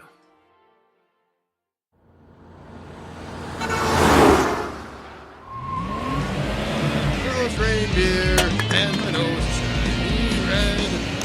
Yeah! Ah! Oh my God! What was that? That come from? Oh no! Did a meteor fall from the sky? I hit somebody. Oh no!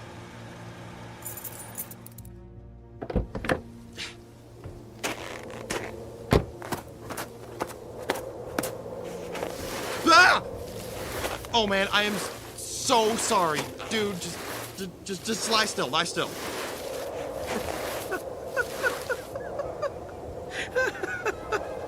Why? I'm making a snow angel under your SUV. You're not hurt?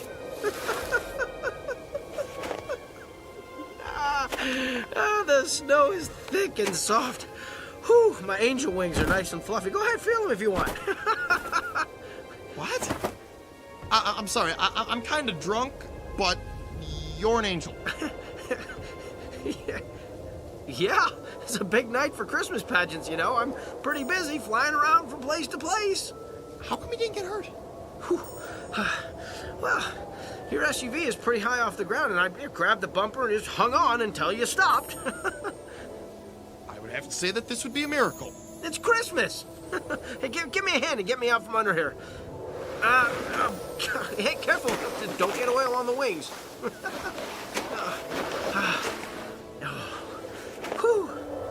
Wow. That's some snow angel you made. It's perfect. Yeah, well, I loved making them when I was a kid. When the truck stopped, it was the first thing I thought of. So I made one. People love snow angels. Just to double check. You're not hurt, right?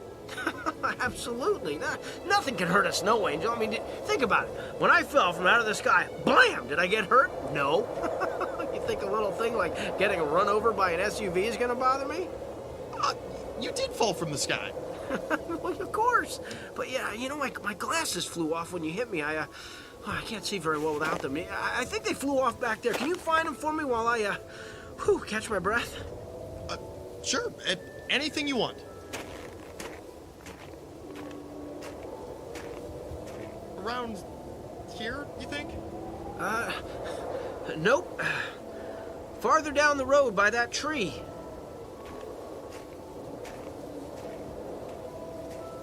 Like here? Further. Hey! Hey, what are you doing? Where are you going with my truck? Don't leave me out here, I'll freeze to death!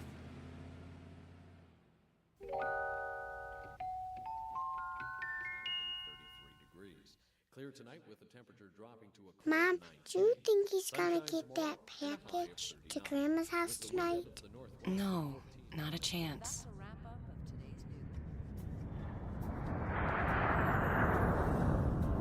What's that sound? A jet just took off. Look out the window. You can see it. Mom, maybe there is a chance. Sorry to disappoint you, but no.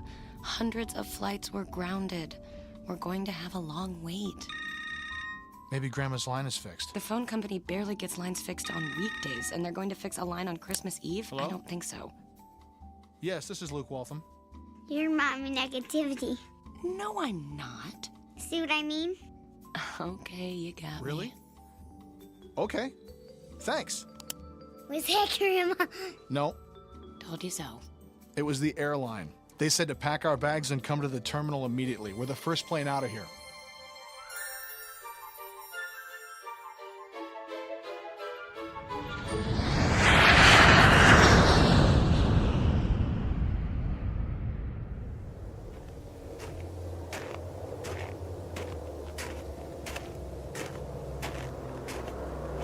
Stop! Help! Stop!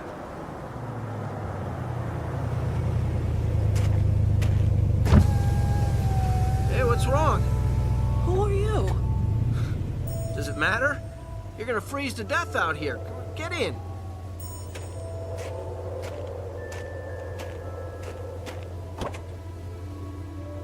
Okay? Yes, I'm fine. You don't look fine. Well, that's because you're driving my SUV. Are you sure? Yes. A young man stole it. How did you get it? Well, I guess I stole it from him. Why? Well, I guess you could say I'm a man on a mission, and I needed it to pick you up. Where to? Well, if it's not out of your way, could you take me home? Sure. I was headed that way anyway.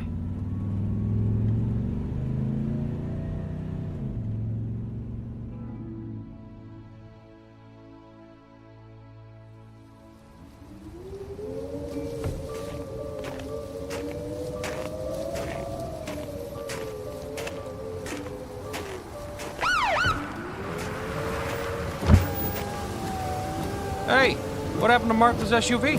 Huh? What? Well, I thought I hit somebody back there a ways, and... You did what? Well, I thought I did, but I couldn't have, because he came from out of nowhere. I mean, it was like he fell from the sky. He fell from the sky. Yeah, I think you better get in my squad car, and then we can go back and look for Martha's SUV. Well, we ain't gonna find it. I can tell you that.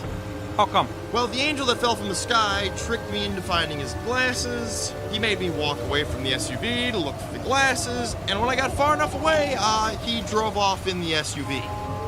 You know what I think? You got mugged, somebody hit you in the head real hard, and then stole Martha's SUV. You know, I did see a flash of light just before it happened, and then stars.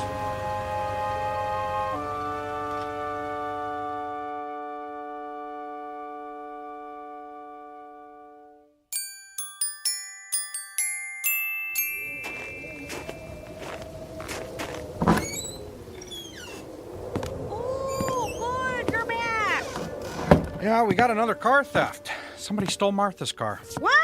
Yeah, Martha's nephew's in the car. I found him on the side of the road. Somebody must have mugged him and stole Martha's SUV. Criminy! This car thief must really be busy tonight. The car reported stolen wasn't an SUV. It was an Eagle Talon with Minnesota plates. Oh, you got any ID on the guy? Minnesota State Police sent a picture of the guy who stole the Talon off a security camera at a truck stop. Oh, let's see that. Huh. This is a picture of the guy who's sitting out in my cruiser. Don't look now, Chief, but I think he just stole his third vehicle of the night.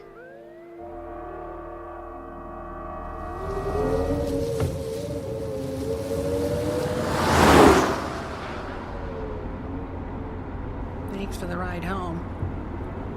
Do I get to keep my SUV? Or are you going to keep stealing it? Could I borrow it? For what? I'm looking for a girl named Lisa. Her parents are worried sick about her. You know her? I get around. She was here earlier. But I scared her, and she ran off into the snow. I was out looking for her. I know. She's inside. What?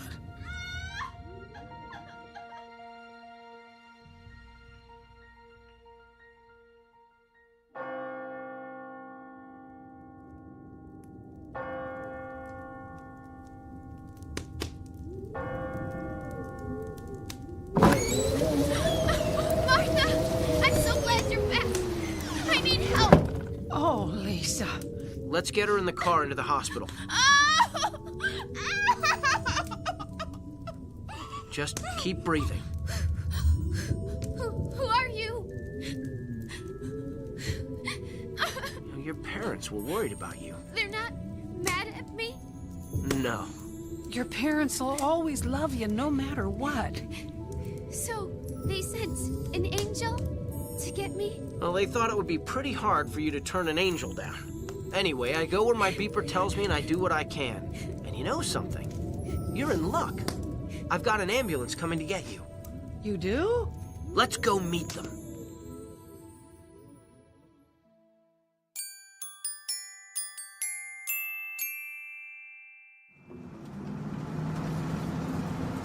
Is this ambulance the only non-stolen vehicle left in the whole county? Could be. I didn't even make my car payment this month, so I'm not sure if I even have a car anymore. And how could I have been so dumb to leave that guy in my cruiser with the keys in it? Your Christmas spirit let you put your guard down. Hey, isn't that Martha's car heading towards us? Looks like it. Flash your lights. Will do. Oop, wrong button.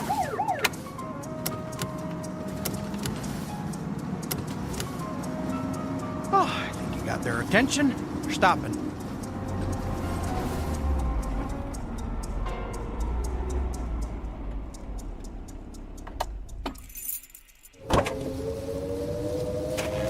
Sheriff, I'm so glad you got word to bring the ambulance. Say what? Lisa's getting ready to have her baby. She's what? I'll go check her, Chief. Well, my phone was out, so I couldn't reach you. And then my car got stolen. I know. You knew? Yeah, well, the guy who stole your car, he stole my cruiser. Hey, Chief, quit gabbing and get over here. We've got to get this little girl to a hospital now. She's getting ready to have a baby. What is going on? Come on, let's get her in the ambulance. It's so good that nice man was able to get through to you to bring the ambulance. What nice young man? Nobody called us. We're only driving this because my cruiser got stolen. Get up front and drive. Close the doors and let's get moving. I'll get back to you later, Martha.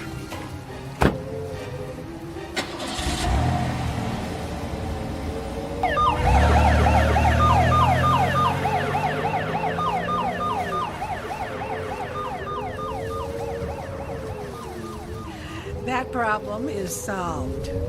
Hey, want a lift back to the house? Yes. Quite an evening, huh? Oh, yeah. Unbelievable, actually. Do you mind if I ask you a question? Sure. Who are you? Well, I thought you'd never ask. You're gonna be really, really surprised. At this point, nothing would shock me. Okay, you ready? I'm a friend of your son. I don't believe you. See? I told you. Okay, then what's his name? Luke. Are you some scam artist? You could have looked that up. What's his wife's name? Jesse. What's their son's name? Well, that sounds like a trick question. They don't have a son. You have one granddaughter, and her name is Katie. All right, I believe you. You did a lot of nice things tonight, so you must be who you say you are. But all of this happened so fast. I'm not quite sure what happened. Understandably. This is really bothering me. Do you mind if I ask you a little harder, more personal question now? I always love a challenge. Shoot. What are you doing out here in the middle of nowhere on Christmas Eve in an angel outfit? Delivering packages. So, are you one of Santa's helpers? Now, technically speaking, Santa's helpers are elves. I hate to break it to you, Martha, but there is no such thing as an elf. I know that, and we agree on that point then. But now I need to know you're not some crazy guy running around in an angel outfit. Martha, relax. Breathe easy. I'm not some crazy guy. Rest assured that I'm taking you home, and everything is going to be okay.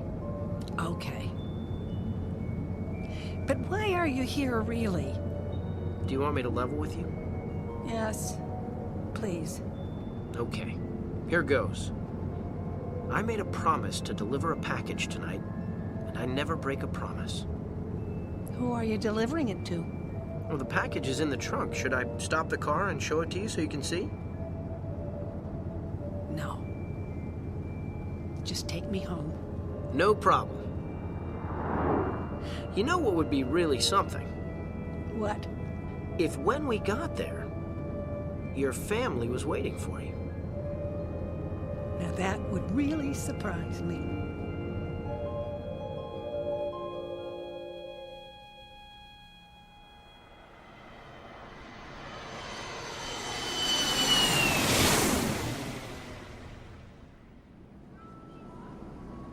Does Grandma live down there? Yep. You think my gift got to her? Yep. Somehow, I got a feeling it did. No more mommy negativity? No more mommy negativity. How come? It's Christmas.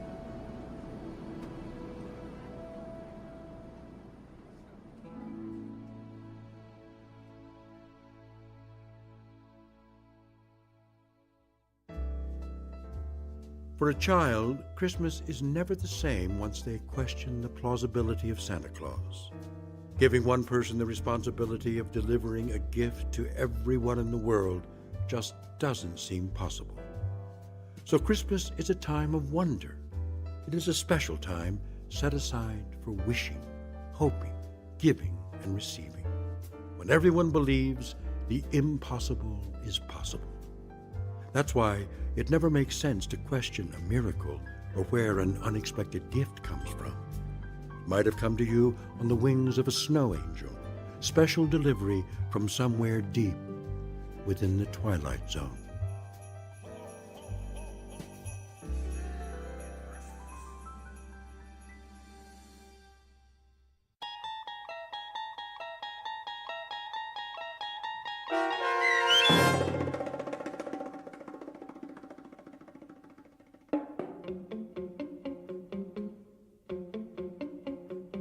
Snow Angel, starring Sean Astin with Stacy Keach as your narrator, was written for The Twilight Zone by Joe B. Cerny.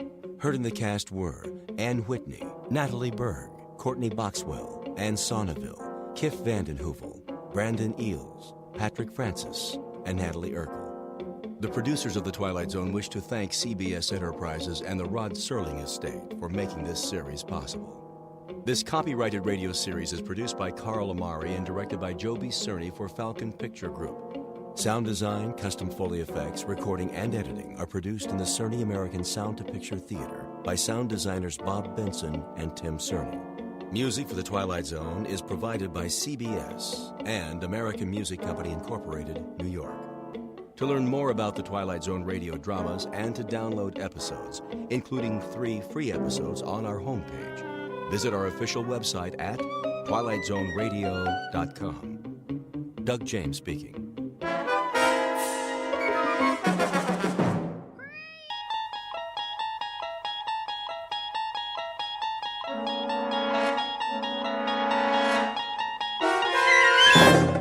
You unlock this door with the key of imagination. Beyond it is another dimension, a dimension of sound, a dimension of sight, a dimension of mind. You're moving into a land of both shadow and substance, of things and ideas. You've just crossed over into the Twilight Zone.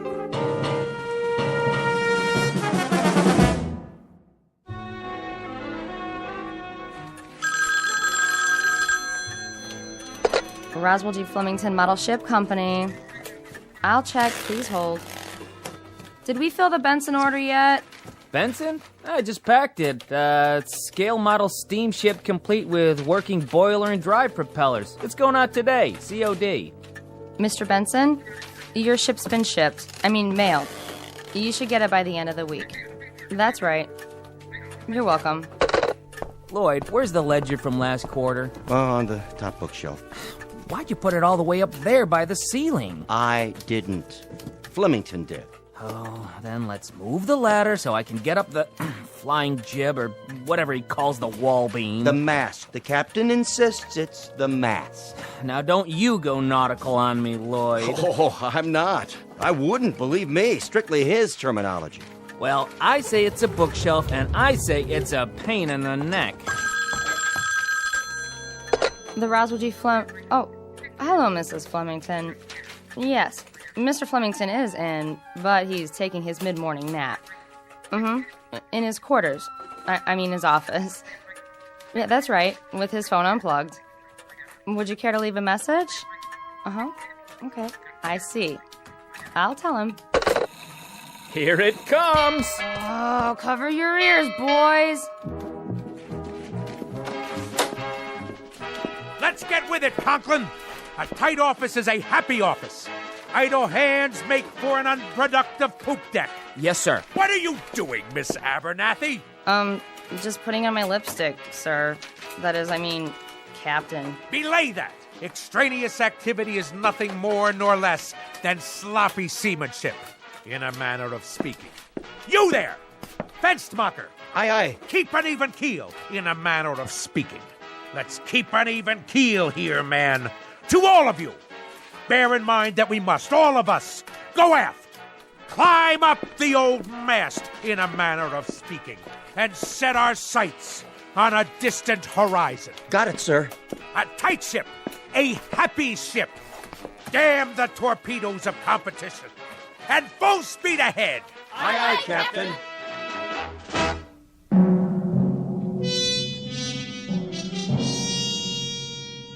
This is Roswell G. Flemington.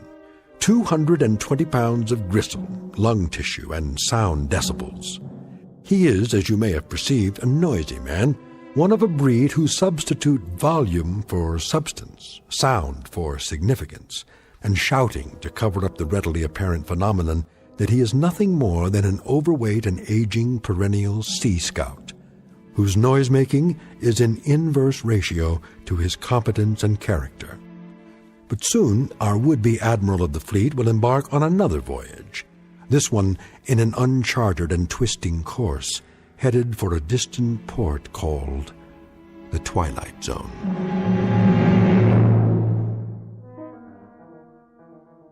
And now, The Twilight Zone and our story, Sounds and Silences, starring Richard Kind, with Stacy Keach as your narrator.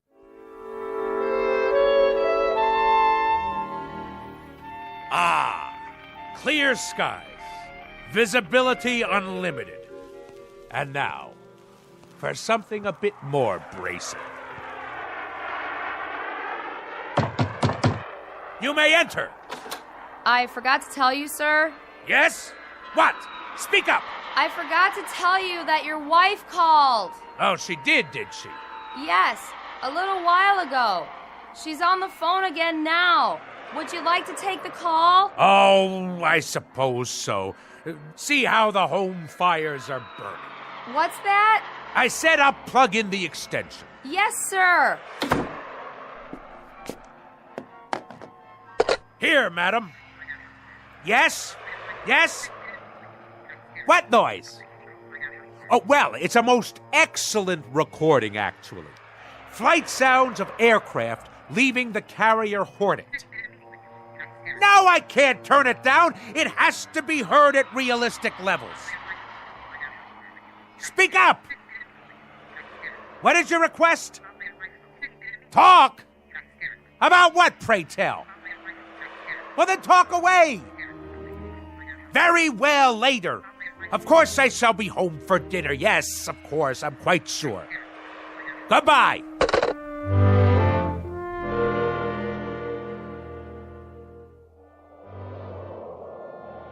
Naval aircraft, I presume. Someone should fire a volley at his starboard side. Ugh, No shooting, please. My ears are ringing already. If you ask me, I'd say Captain Bligh is a few hours away from a mutiny. He'll have to walk the plank. Old fat boy? Where would you find a plank big enough to hold him? All those kamikazes they threw at us during the war, wouldn't you think just one of them would have hit him? One of these days, all that noise is gonna come back and bite him. I just hope I'm around to see it happen.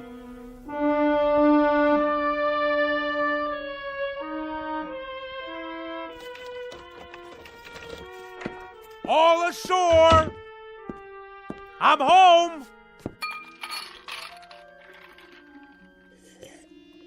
Ah, Navy rum. To be followed later by a full measure of grog. But first, some easy listening on the stereo.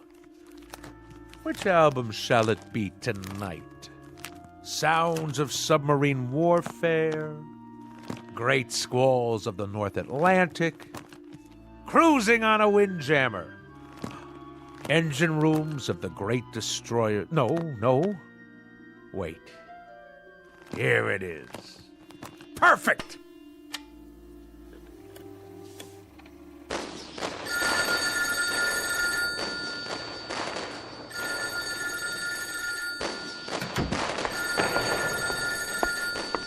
Yes?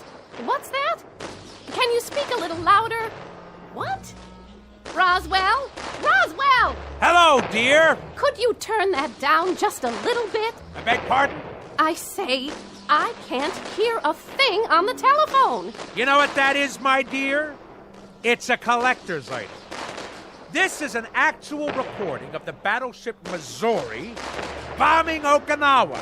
That may be, Roswell, but I can't hear who's on the phone. Ah! Lay on, gentlemen! Let 'em know what's what. Fire at will, and by the good Lord Harry, we'll show 'em how a man's Navy treats aggression. Who did you say is calling? Who? Just a minute. I'm afraid you'll have to call back.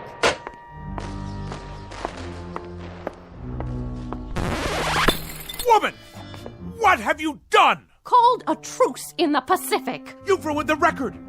That, madam, constitutes an act of utter abomination and the most callous vandalism. I would remind you... I would remind you that I live in this house, too. That there were only 100 such recordings pressed for the collector's market, as rare can be. Well, now there are only 99. Absolutely irreplaceable. What you have just done is an act of wanton desecration, not unlike the defacing of John Paul Jones's statue. What are you, madam? Some kind of crazed peace fanatic? Roswell, we've had this out before. I'm not the fanatic around here. I must say, your meaning eludes me. Perhaps I should use semaphore signals. This insistence on blaring noises and running a household like it was a destroyer escort on convoy duty. This combination has now become quite impossible. Nonsense! That's why we have to talk. We are talking! And if I read you correctly, you have grown intolerant of my ways. In point of fact, you hold my very business in contempt. Not your business, you. The way you run your business and this ship-shape home. Ah, so you disapprove of the nautical decor. I'll have you know that every item is of enormous value. Enormous! From the ship's wheel at the helm. It's not a helm, Roswell. It's a living room. To the sails and riggings. They're curtains made out of canvas according to your orders. Old canvas. To the life preservers on the walls. All obtained at great expense, with profits from the self-same company that has kept you in good stead for so many years. Well, I can't live with it anymore. How's that? Oh, knock it off, Roswell. Stand down, madam. You're a noisy, insufferable clown, but you're not stupid. I have had it up to here, and my ears have had it, and my stomach lining has had it, and whatever part of the brain that keeps a person balanced, that's had it too. In short, I have had it. I'm leaving. By the good Lord Harry, Departing a sinking ship, you might say. And don't tell me how sudden this is, because as you well know, we have been en route to this point for the last 20 years. I can't bear to be at sea any longer. I am totally and absolutely astounded. Are you now? I am indeed. My own wife, and after 20 years. 20 years ago, I was not taken in marriage. I was piped aboard. And after 20 years, the piping has become shrill and unbearable. It has destroyed me, my nerves, and my sanity. So, at this point, Roswell, I'm leaving, in a manner of speaking, the ship's company. So, you're deserting me? In a manner of speaking, Roswell, you said it. Lydia! Lydia, don't you lock me out of our own bedroom! It wasn't locked, Roswell. It may interest you to know, madam. Don't shake your finger at me. That when I was a young chap, a mere cabin boy, you might say, I had a mother who insisted that she was perpetually ill. A whiny, petulant, complaining woman similar to yourself. Oh, this is too much. And when I would come home from school, she made me walk tiptoe and whisper in her presence. Whisper, whisper, whisper, whisper. Do you know that in our house we never had any cookies? Just soft fudge brownies, because they made less noise when you chewed them. Eat your brownie and then run upstairs, change your clothes, but keep it quiet. And I tell you, madam, I took quite enough of it. That is why I went to sea. And that is why I've spent my life in the very wholesome, healthy, quite understandable pursuit of the free and the unfettered. Strip off the cotton and the insulation, and let the sounds of the earth come in. And so now I am owner, manager, chairman of the board, and president of the Roswell G. Flemington Model Ship Company. Second to none in the field. Whose motto is, damn the torpedoes, full steam ahead for fun and profits. I know the company, I know the president, I know the motto. And I respond, Mr. Roswell G. Flemington, with the following nautical phrase, which I have now taken to heart and will proceed to implement. The phrase is, lay aft and dump the garbage. So, in a manner of speaking, consider yourself dumped.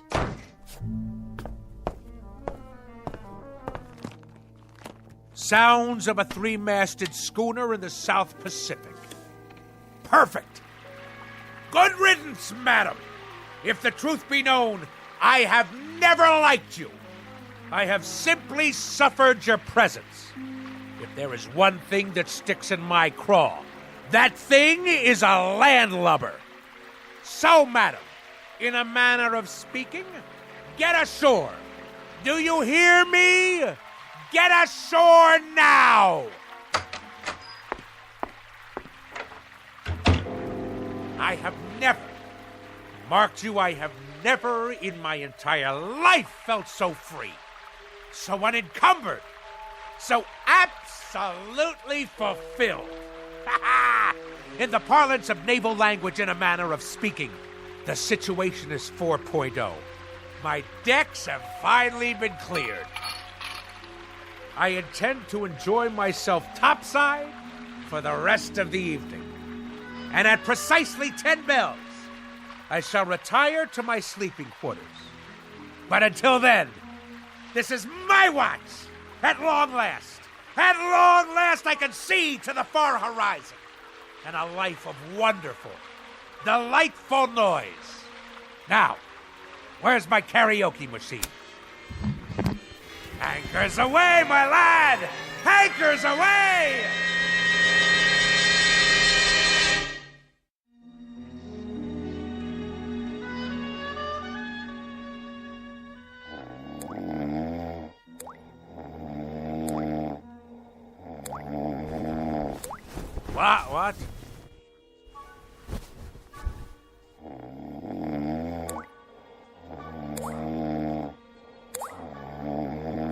What?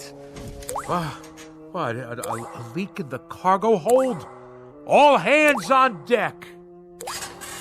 Oh, where's it coming from? The blasted bathroom sink. There. The shower. Off, I say, off!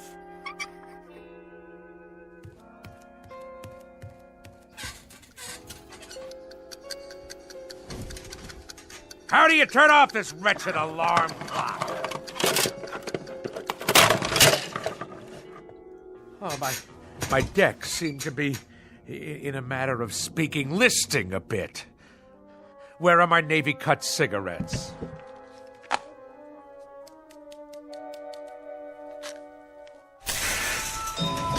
I must be dreaming.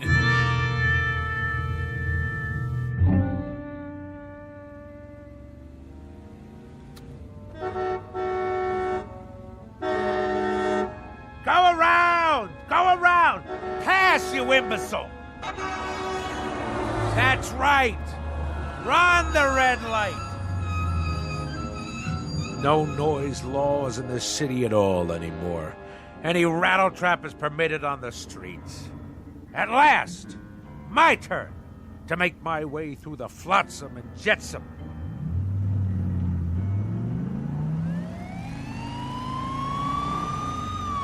Judah, pull over.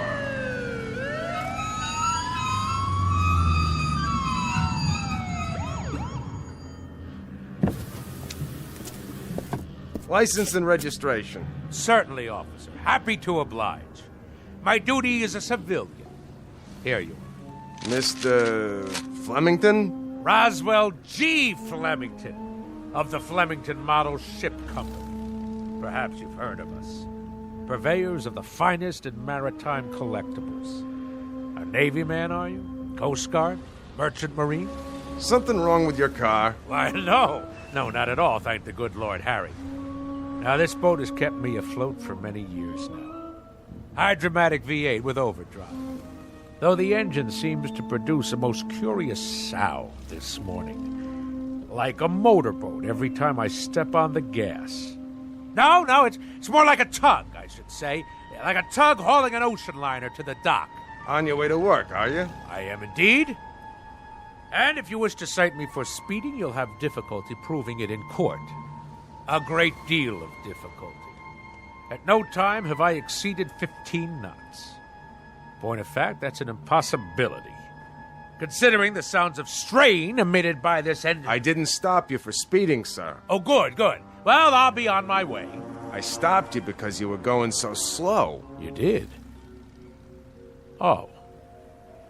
I see. Well, then that's all very well, then. Why are you driving so far under the speed limit? Why? It's as I said. This craft obviously has a few bolts loose somewhere. I tell you, I've never heard such a racket from the engine room. Then I'd suggest you take her into port somewhere. There's a gas station on the next block. They do repairs. But frankly, sir, the car sounded just fine to me. A real classic. You got a cherry piece of Detroit iron here. Lots of horses under the hood, huh? Anyway, try to keep up with the flow of traffic, would you, Mr. Flemington? Good day to you.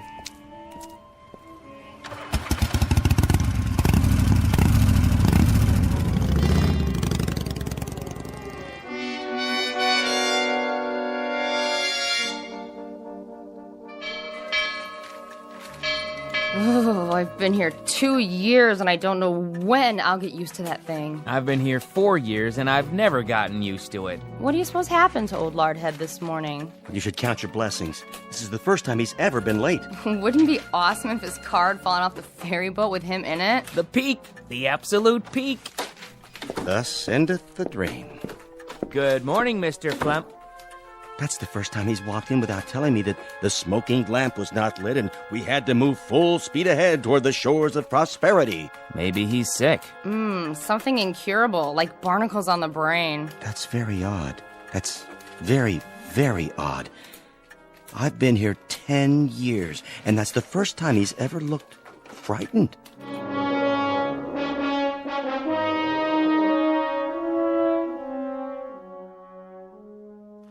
Something restful. Actual sounds of Hawaiian outrigger canoes. Yes, Yes.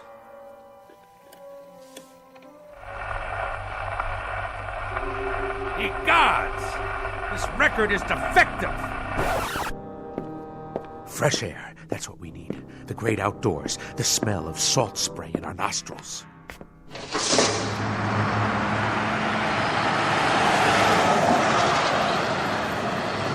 Blow me down.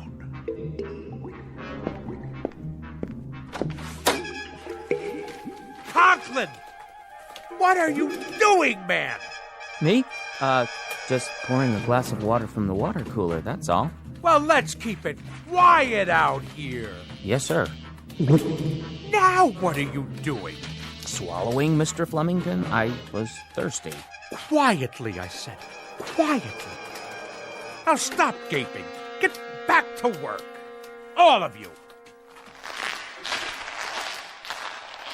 Mr. Fenstermacher! Begging your pardon, sir. New shoes. What have you gotten them? Dead fish? Oh, people! This ship has to shape up. Repeat, shape up. Noise pollution hinders efficiency. Let's secure the hatches now and mind the torrent of bilge. Oh, what is going on? By the good Lord Harry, what on earth is going on?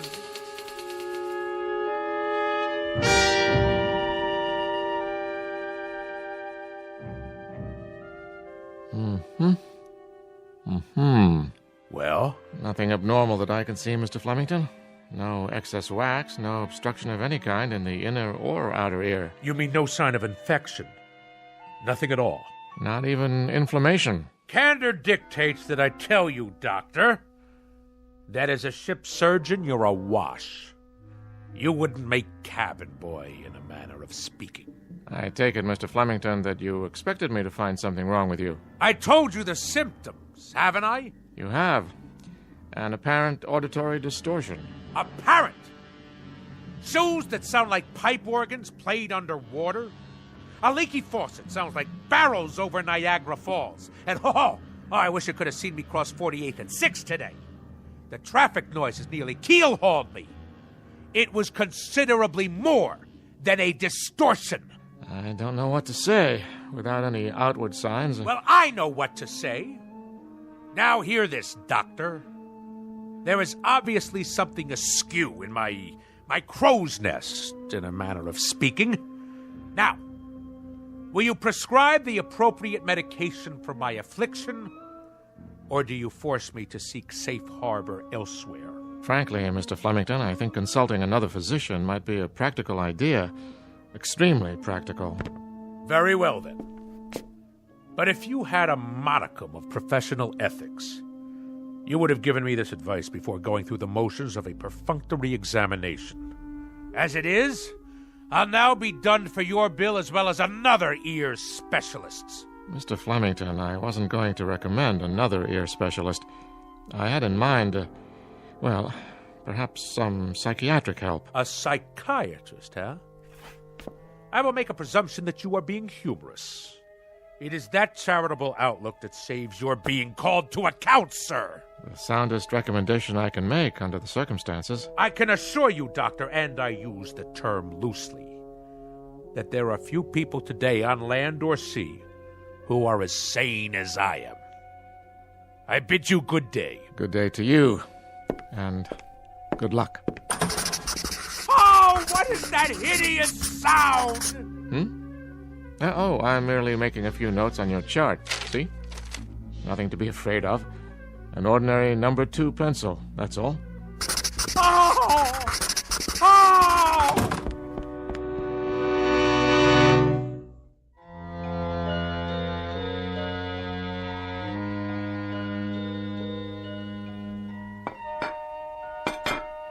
Do you have to be so piercing with that rose? Sorry, Mama. Well, you've done a beautiful job setting the table. You can sit down now, Mama. Oh, you're a good girl, Rosie. You know I'd cook Thanksgiving dinner if I could, but with my allergies and my arthritis and my bursitis and my ear infection, not to mention my spastic colon, well, it's all I can do to make it downstairs. I know, Mama. You may call your brother now. Roswell! Not so loud, dear. I'm sorry. Roswell, would you please not ride your pogo stick in the house? All right.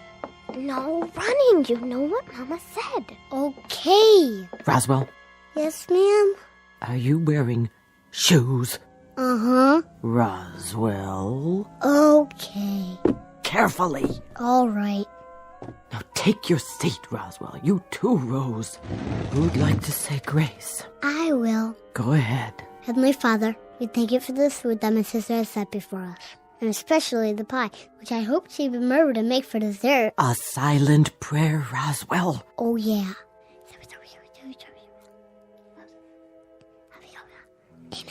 Pass the mashed potatoes, please. Yes, Mama. And the cranberry sauce, and the yams, and the creamed corn, and the creamed spinach, and the tofu. Can I carve the turkey? Oh, there's no need. This year we boiled it till it's so tender it slides right off the bone. So much nicer without all that hacking and sawing. Doesn't it look scrumptious? Yeah. Here, have a roll, Roswell. Thanks. Hey, how come it's so soft? Rosie only put them in the oven for a minute so they wouldn't be too crunchy. Easier on the nerves. Did you make the pie? Tapioca, but there's lots of whipped cream. Grab hold. What's that? A wishbone. Grab hold and pull. I don't know. Go on. What are you children doing? And what's that in your hand? Oh, my heart. You gave me such a fright. I'd better lie down.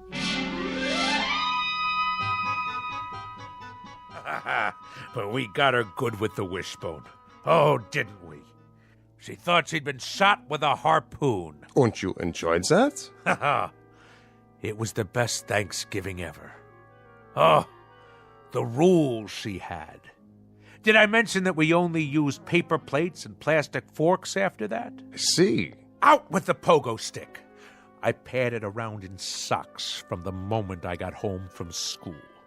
The radio was permitted only with headphones. The telephone had no ring, just a little red light. My toothbrush, soft bristles. No toast, only soft-boiled eggs. No ice cubes in the refrigerator, not even chunky peanut butter. And all my school books had to be paperback, in case I accidentally dropped one on the floor. Go on. As soon as I was old enough, I ran away and joined the Navy. What happened to your sister? Oh, she became a sign language interpreter for the National Theater of the Deaf. Well, I should say that about covers it. It does? Now do you understand, Mr. Flemington? Understand what, Doctor? Unless I'm very much mistaken, it's a phenomenon we in the psychiatric profession call autosuggestion. Nothing to do with motor cars, I presume.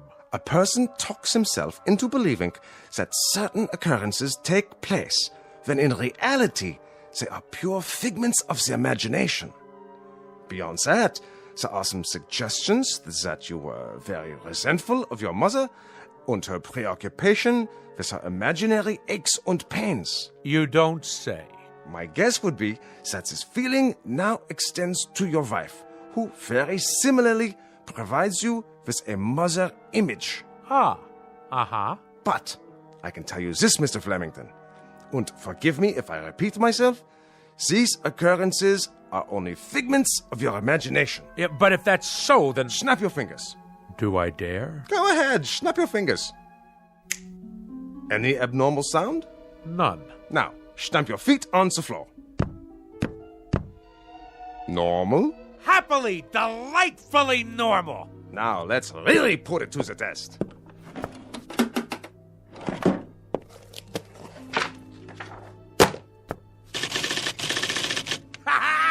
You've cured me, Doctor! By the good Lord Harry, if Admiral Nelson had had you at Trafalgar, he'd have kept both his eye and his arm. In Navy parlance, Doctor, you, sir, are 4.0. 4.0, sir, in a manner of speaking. Ha ha ha! I'm free to go. Free as a bird. und slams the door at will on your way out. Be my guest. I shall! You, sir, you have the soul of a seaman. Bless you.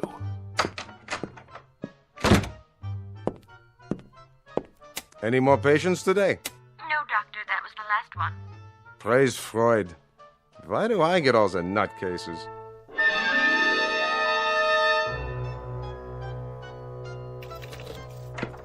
Incredible.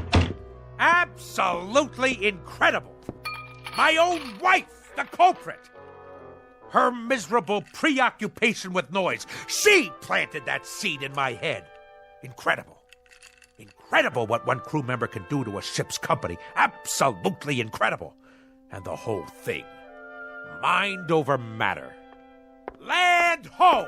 You are not welcome on this particular quarterdeck, madam. Nor shall I stay here, Admiral. I forgot some of my things. I came to retrieve same, and now, whether you pipe me ashore or not, that's precisely where I'm headed. I might add, madam, that despite all your efforts to capsize this worthy vessel, in a manner of speaking, against the rocks and shoals of petulance and pettiness, this ship remains tight. Your efforts have been both worthless and wasteful. Horatio, old pal, let the following be my final comments. You are an overgrown sailor boy with an undermanned head. You are full of such neuroses that I wonder how you haven't cracked before this. Belay that! Belay that, woman! It just so happens that I have had a psychiatric evaluation. And if there is anything wrong with me, it is you. Furthermore, madam, the whole business is simply mind over matter. Absolutely and totally. Do you know what I can do? I can shut you off. I am a man of such incredible will that I can shut you off. Go ahead! Yell at me. Yell! Because even at this moment, I am in the process of exercising mind over matter. I am shutting you completely out. Flemington, I wonder about you. I wonder why no one has committed you. I really do. Ha! See? See? I have shut you off. Go ahead. Talk all you like. Really, Roswell, you need help. You really do need help. Mind over matter. I want to shut her out.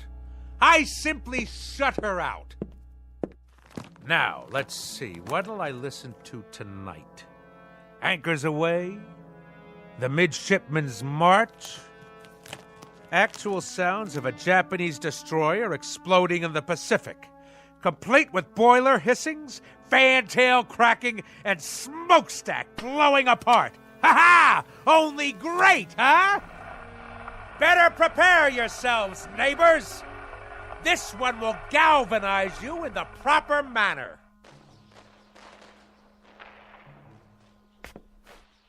Something wrong with the record player? Better turn the volume up. All the way. Must be the speakers. Why is everything so quiet? What's wrong out there? I can't hear the city. Hey out there! Hey! Hey, what's going on? Why can't I hear anything? Louder! I want it louder! More noise! More noise out there! Let's hear it! Come on! Louder! Louder! Help me, someone! Help me!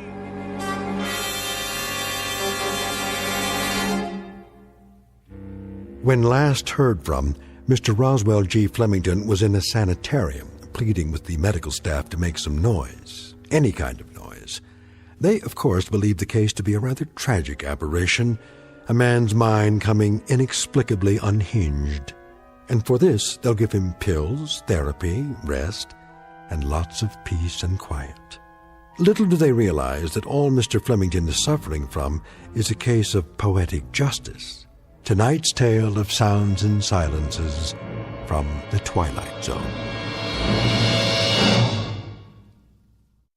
More from the Twilight Zone after this.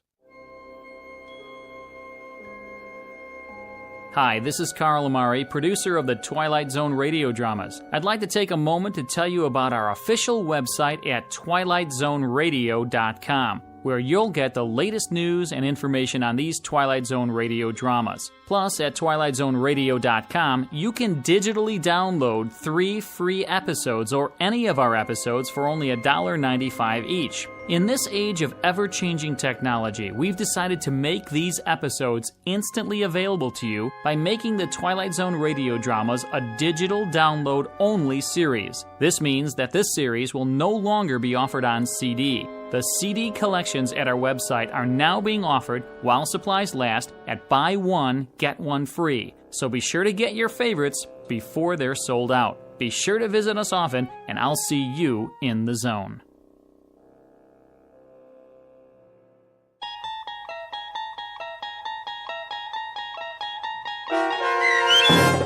Sounds and Silences, starring Richard Kind, with Stacy Keach as your narrator, was adapted for radio by Dennis Etchison and based on a script by Rod Serling. Heard in the cast were Maggie Carney, David Darlow, Richard Shavsden, Peggy Roeder, Sarah Marks, Carl Amari, Doug James, C.J. Amari, James Schneider, and Amanda Amari. To learn more about the Twilight Zone radio dramas and to obtain audio cassettes and CDs of these programs, visit our website at twilightzoneradio.com. The producers of The Twilight Zone wish to thank CBS Enterprises, Carol Serling, Dennis Etchison, Dick Brescia Associates, Claire Simon Casting, Terry Jennings, XM Satellite Radio, the American Forces Radio and Television Service, Sirius Satellite Radio, our sponsors, and our radio affiliates for helping make this series possible. This copyrighted radio series is produced and directed by Carl Amari and Roger Wolski for Falcon Picture Group. Doug James speaking.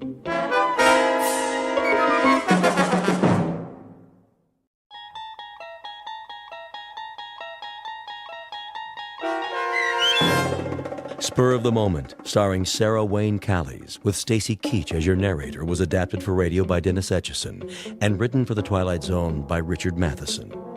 Heard in the cast were Kurt Nabig, Christian Stolte, David Darlow, Meg Thalken, Doug James, and Fernette Lebo.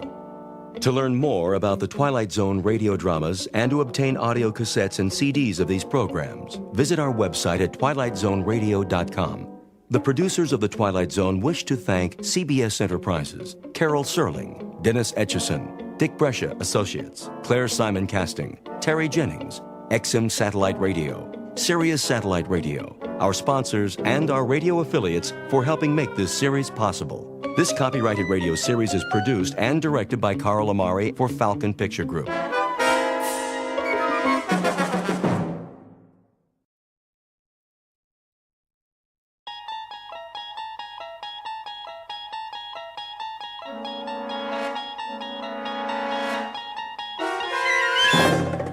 You unlock this door with the key of imagination. Beyond it is another dimension, a dimension of sound, a dimension of sight, a dimension of mind. You're moving into a land of both shadow and substance, of things and ideas. You've just crossed over into the Twilight Zone.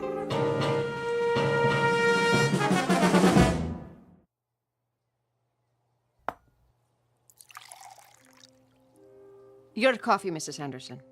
Thank you, Gladys. Will there be anything else? Not just now. Is Mr. Henderson in the study? Yes, ma'am. With the morning paper. Ask him to come in, would you, please, when he has a moment? Yes, ma'am.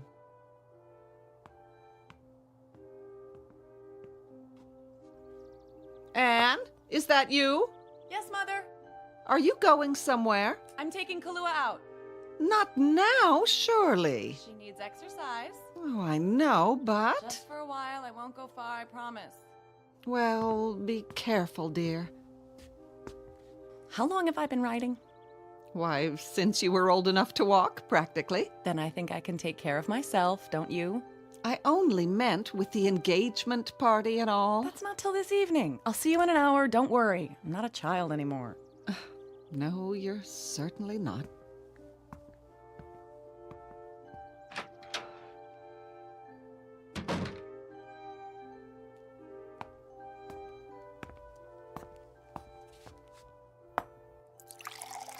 Where's she off to? Exercise, John, for her and the horse.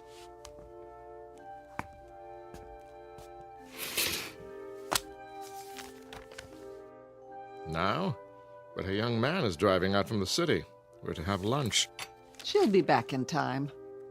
That girl, always keeping him waiting. Oh, she's doing better lately, you must admit. Yes, but she's still so restless. All that energy.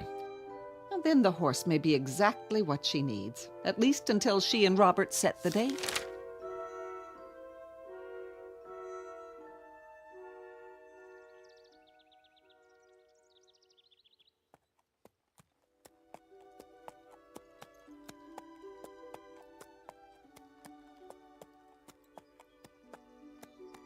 Good girl. What a beautiful day, huh, Kahlua? Easy, you got nothing to worry about up here. What is it? You hear something? Where? I see, up on the ridge. How strange, dressed all in black. Who is that? Hello there? What you doing? Hello, can I help you?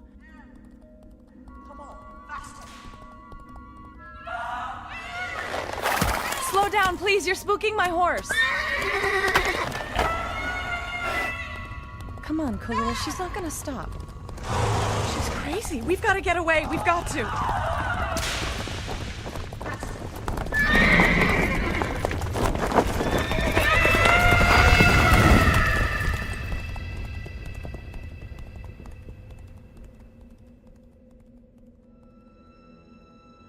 This is the sound of terror. Anne-Marie Henderson, 18 years of age, her young existence suddenly marred by a savage, unholy, unanticipated pursuit. Miss Henderson has no idea whatever as to the motive for this pursuit, and worse, not the vaguest notion regarding the identity of her black-clad pursuer. Eventually, she will be given the solution to this twofold mystery, but in a manner far beyond her present capacity to understand. A manner enigmatically bizarre in terms of time and space, which is to say, an answer from the Twilight Zone.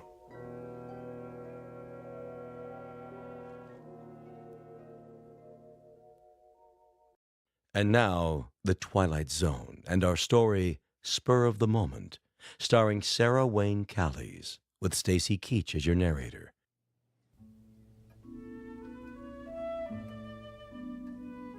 She's just taken her horse out. I don't blame her on a day like this. She must have lost track of time. That's easy to do. Here, Robert, sit down. Would you like something? Don't go to any trouble for me. No trouble at all, my boy. I'll have Gladys bring us a tray. No, really. I'd just as soon wait for Anne. Where is that girl? You're looking well, Mrs. Henderson. Oh, now. I mean it. Is that a new hairdo? Oh, don't let's talk about me. No? What should we talk about? How are things in the city? Same as always. Oh, the firm is expanding. Did Mr. Henderson tell you? I think he mentioned something. A promotion may be in the air. Of course, it's not definite yet, but... Oh, that's wonderful, Robert. Dear, did you hear? Robert says he's about to receive a promotion. Well, it hasn't quite been decided. What in the name of... Will you look at that? What is it? Anne just came riding back as though the devil himself were chasing her. Really? I wonder what's wrong. Anne? Bob. Anne, what happened? Darling, you look positively terrified. Hey, what's the matter? Anne, did something... Oh, Bob. Please, tell us what happened, baby. Now you're all right. There was There was a woman out there. Woman? What woman? I don't know. I never saw her before. She was dressed entirely in black with a cape. It was horrible. Calm down. You're not making sense. What did she do? She chased me. Chased? She was on horseback, too, a black horse, and she chased me as hard as she could. I think if she'd caught me, she would have killed me. What? The way she looked at me, her eyes, they were insane. I'm sure of it. See here. Where was this? I don't know. Try to remember. Yes, Anne, if someone meant to kill you... John, don't you think we better... Was it where you usually ride, out beyond the meadow? I think, yes, the trail below the hills. All right, baby. I'll take care of it.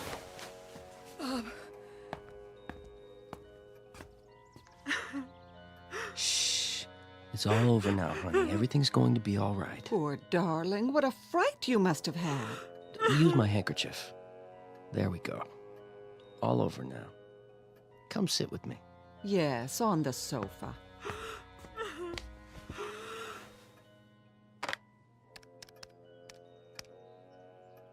This is Mr. Henderson in the main house. We have a problem with an intruder.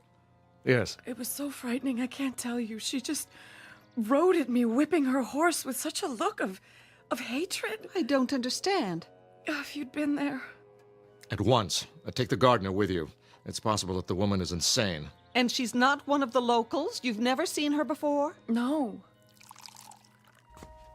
Here. Lean back. When you find her, bring her to the house immediately. Yes, immediately.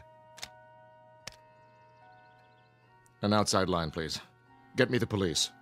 Better now. I'm all right. Will someone see to Kahlua for me? The groom's already taken her to the stables. It was just so unexpected. 1 second, I'm alone, and the next, there she was at the top of the hill, glaring at me with her long hair blowing and those eyes. And then she started down the hill. There was no trail, but that didn't stop her, whipping her horse all the way. It was so terrifying. Quiet now, darling. You don't have to tell us any more. Just try to forget it. I can't forget it. I don't understand. Who is she? Why did she chase me like that? I've never done anything to her. We'll find out. Your father's talking to the police right now. If she doesn't live around here, I can't imagine where she came from. It was like she was waiting for me, but why? Why me? Hey, I know. Maybe she had a message to deliver. Message? A warning. Mm-hmm. Sure you're telling us everything? What? You're sure she wasn't carrying a sign in her hand that read, "Cancel that engagement party. Don't marry that investment banker from New York. Signed, yours truly, Fate." Please don't joke about it, Bob. It wasn't funny. Sorry, I was only trying to cheer you up. This is John Henderson up at the Spires. My daughter Anne was just attacked by a woman on horseback. Yes, on our property. She was out riding when she came across this woman. No, on the meadow. It runs roughly parallel to the old granite road. There's a gate just past the crossroad that you can... Yes, that's right. No, my daughter was able to outride her, which is, of course, beside the point. I've sent 2 of my staff out to find the intruder, but I will naturally want her arrested when and if she's... Thank you. As soon as possible, if you will. Feeling better? Yes, Daddy. Good. Wouldn't do to have a red-eyed fiancé at the party, would it? Certainly wouldn't. Where's my pipe? Why, in your jacket pocket, I imagine, dear. Tell us about this woman now. I've told you everything. And you have no idea at all who she might be? No, Daddy. She must have ridden onto our property by mistake. Mistake? That's a point, Mr. Henderson. If she were on the property by mistake, why should she attack Anne? Yes. Did she shout at you? Yes, but she was too far away. I didn't hear what she was saying. I think she wanted to kill me, though. You're just assuming that, honey. No, you didn't see her eyes. I'm sure of it. Who's here? Oh, I doubt if she followed you all the way home, baby. What if she did? Let's hope she did. Save us the trouble of looking for her. Now, where exactly did this happen? Anne? Aren't you gonna look? Whoever it is, Gladys will let them in. Now... I know, but... Come on, baby. Where along the trail? In the hills, you say? Well, it was... Yes? Beyond the meadow, out near that fallen oak, you know, where the stream... Go on. Yes? I want to see Miss Henderson. No mysterious woman, I'm afraid, unless she's a baritone. That sounds like... I'm sorry, Mr. Mitchell, but Mr. Henderson has given strict orders that I'm not... I said I want to see Miss Henderson. David. I'm afraid that's not possible. Oh, dear, I thought everything was ended. It is, Mother. I didn't know he was... Didn't you? I'll take care of it. Would you like a hand? No, stay here.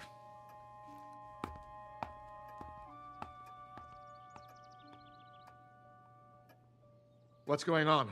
Nothing, sir. I only want to see Anne. See here. I thought I told you. Now, Anne, you stay away from him. I will, Mother. Perhaps I can be of help. I'm sure that won't be necessary. Don't you understand English, Mitchell? Get out of my way. I'm sorry, Mr. Mitchell, but I'm not at liberty to admit you. Ask Anne. See what she says. David, don't... Why don't you back off, fella? Can't you see you're not wanted? Anne! Not now. That's all right, Gladys. I'll handle this. You're not welcome in this house, Mr. Mitchell. I don't care what you think. I came to see Anne. She doesn't care to see you. Please, David. Would you rather I call the police? As a matter of fact, they're on their way right now. Call who you will. I want to talk to Anne. What does it take to convince you? Prosecution? Just a few words from your daughter. That's all I ask. Hear them, then, if that's the only way we can be rid of you. Though I can predict what they'll be. David, I don't know what you expect from me. Anne. It is over between the two of you, isn't it? I told you it is. David, what is it you want? Just to tell you... Keep your distance. Don't put your hands on me. Robert, please. What? To tell you, it's not too late. Oh, David, you're making it so difficult. It's not too late, Anne. Only a blind man could convince himself of that. I wasn't talking to you. No, but I was talking to you. Stop it, both of you.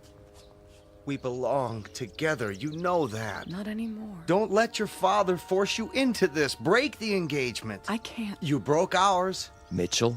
Give him 10 more seconds, then that's it. Please, Anne. You belong with me. Don't, David. Time, Mr. Mitchell. You've said your piece. Get out. I'm not through yet. I think you are. Anne. Let go of me. Did you hear the lady? She said, let go. And I said, take your hands off me. Ugh. Is that your best punch? More where that came from. Stop it, both of you. I wish she had caught me back on that trail. Anything would be better than this.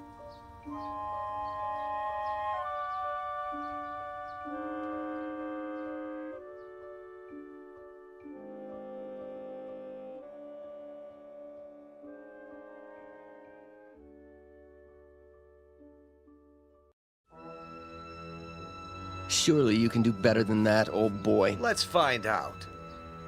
Steady, Robert. I will have no more violence in this house. Maybe this will persuade you. Daddy, what are you doing? I only keep this pistol to defend my family. And unfortunately, it looks like that may be necessary. Put the gun away, John. Gladly. As soon as some order is restored. I thought you knew me, Mr. Henderson. I thought I did too. But now... I mean you no harm. Judging by your attitude, I can't be sure of that. I think the time has come for you to leave. I only wanted... Don't think for a moment, Mr. Mitchell, that I won't use this. To the contrary. Don't hurt him, Father.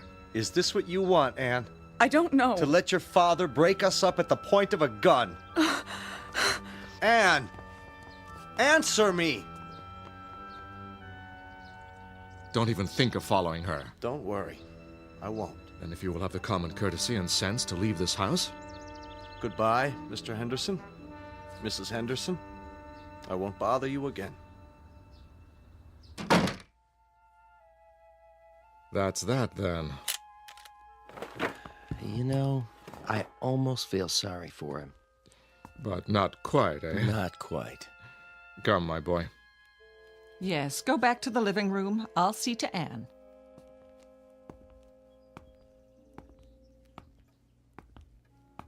Didn't hurt you with that punch, did he? Hardly. I think a good stiff drink is in order, don't you? Amen. Wonder what's keeping the police. About that woman? They should be here. I wouldn't worry. She's probably gone home by now to wherever she lives. I didn't realize you had such crazy neighbors. Neither did I, my boy. Until today. She's probably not from around here. Hard to be sure these days. People aren't always what they seem. Ah, well. Cheers. Cheers.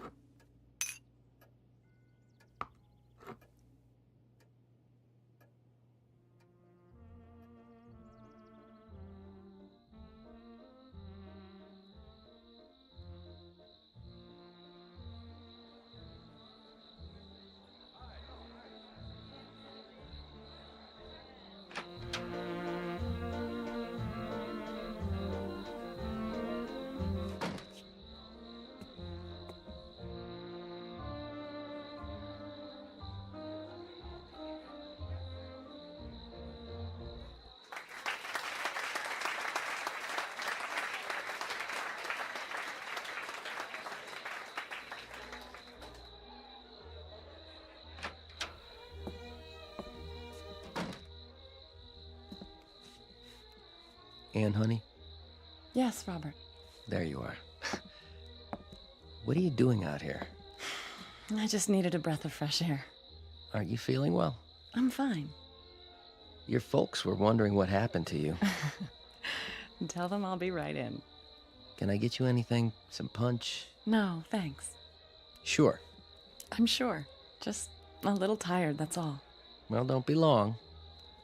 You're the belle of the ball. Am I? It isn't every night a girl announces her engagement. I know.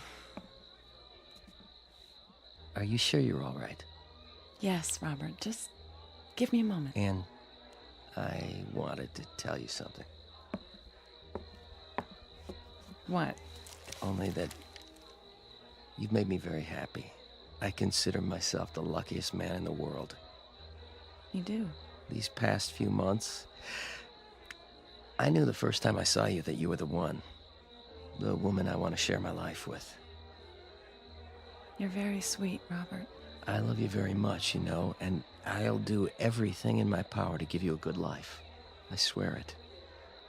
I know. I know you will. Tell Father I'll be right there. I think he's ready to make the announcement. Of course he is. Now go on. Don't be long. I won't.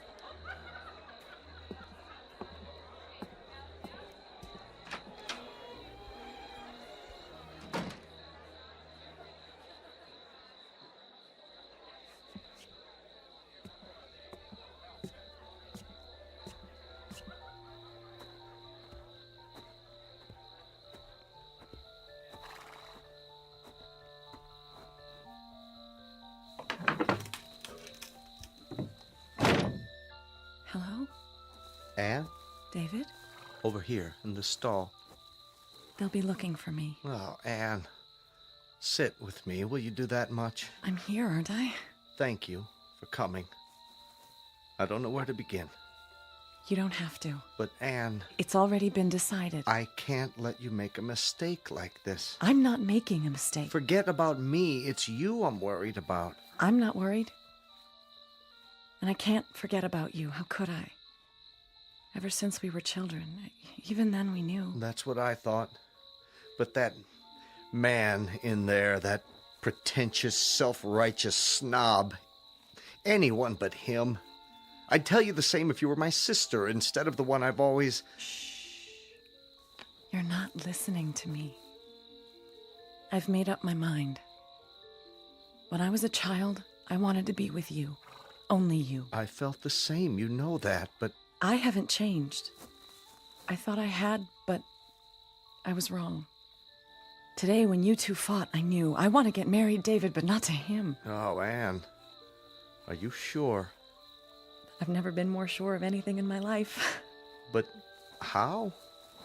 Let's go away. Now, with just the clothes on our backs. We don't need anything but each other. Where will we go?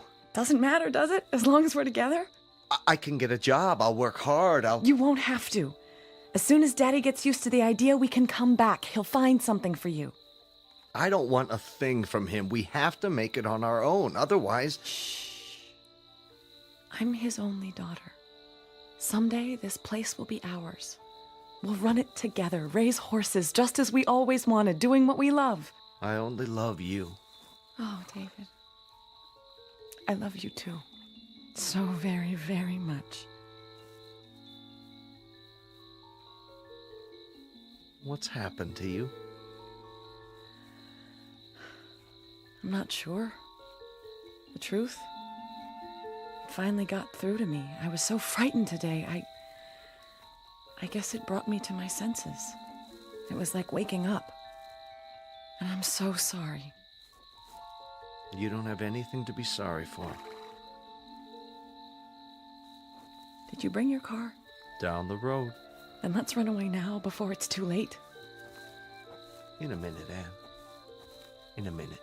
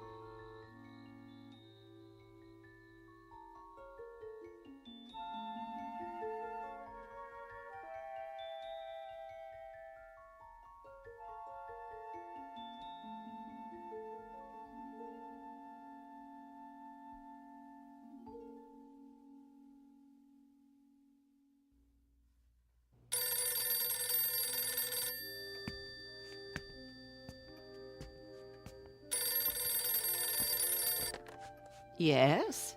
Mrs. Henderson. Who's calling, please? Mrs. Henderson, this is Don Monachian.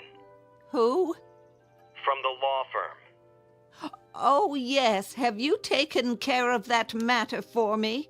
I'm afraid... Well, I have some bad news. Don't tell me they've agreed to a smaller amount. Well, I suppose we'll just have to accept. My daughter will be disappointed. They won't agree to any amount. Your estate is mortgaged to the gills. And those back taxes have put you in a very dangerous position. The bank says... What's that? My hearing aid's not working. It sounded like you said... There's no possibility of a loan. And unless you sell the property... Sell? Why, this is all we have. It's always been ours. My husband built it up from nothing. And when he passed away, your daughter and son-in-law took over the estate. Your net worth dropped precipitously. Sell some more stock. Mrs. Henderson, there aren't any more stocks to sell. Mr. Mitchell had everything in high-risk growth funds. I advised him to diversify, but he wouldn't listen. And now, well, with the way things have been run, the only alternative is receivership. If we can arrange a time to sign the papers... I can't talk about this anymore. My heart... I'll have my daughter call you when she returns. But, Mrs. Henderson, I have to tell the bank something this afternoon. Good day to you, Mr. Manukian.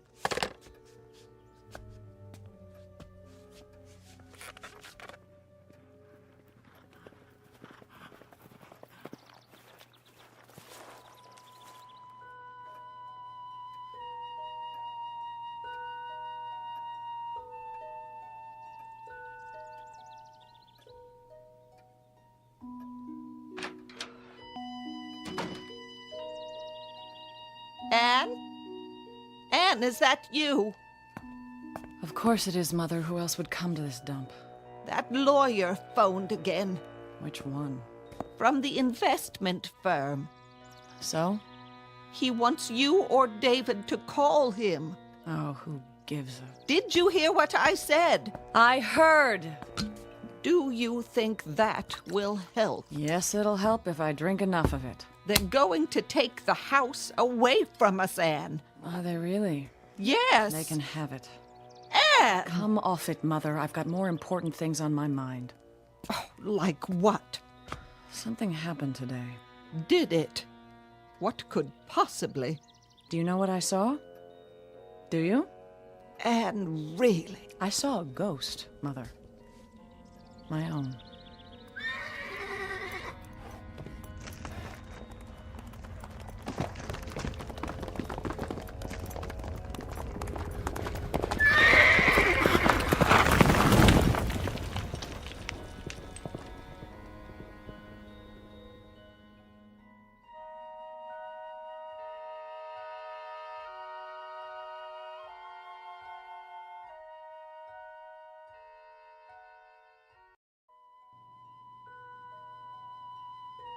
What are you talking about? A ghost? That's right, Mother. A phantom. A visitation from the past. This is no time for such nonsense. You haven't heard a word I said. We're in danger of losing the house. Oh, come off it.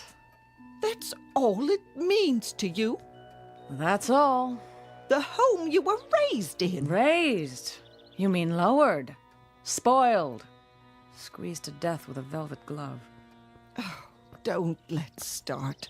It started the day I was born, thanks to Daddy dearest. I won't hear you debase his memory. Debase his memory? How cornball can you get?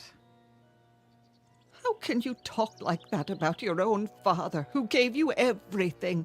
Everything! That's right. Gave me. I never had to earn a bit of it. In fact, I never had to work for anything in my life, never had to bother acquiring such useless traits as judgment, discrimination. Who needs them? Cheers, Mumsy. You blame your father? Yes. I blame my father.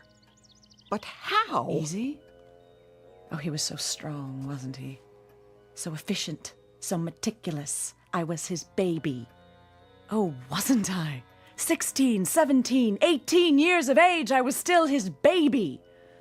With all the keen insights of a baby, all the capacity to understand, the ability to judge people and make decisions, the right ones.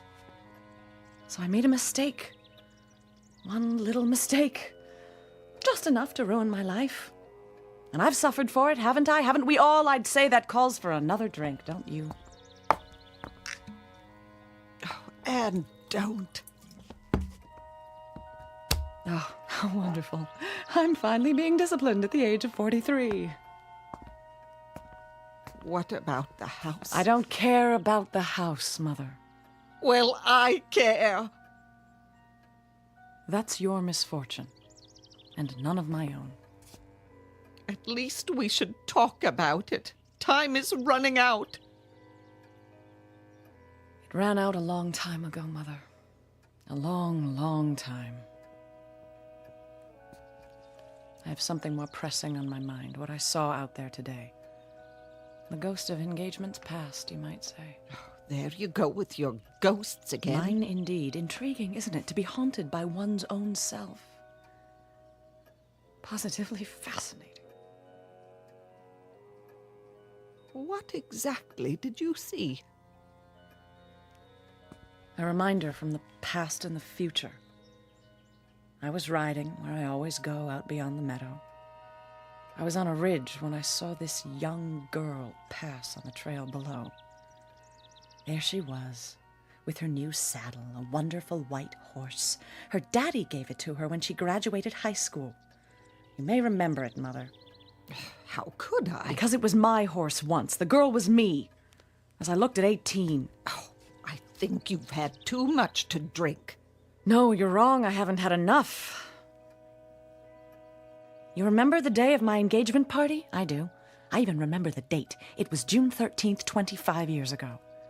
Do you recall how I came in that day, terrified because a woman had attacked me, chased me on a horse, and Father had them search for her in vain?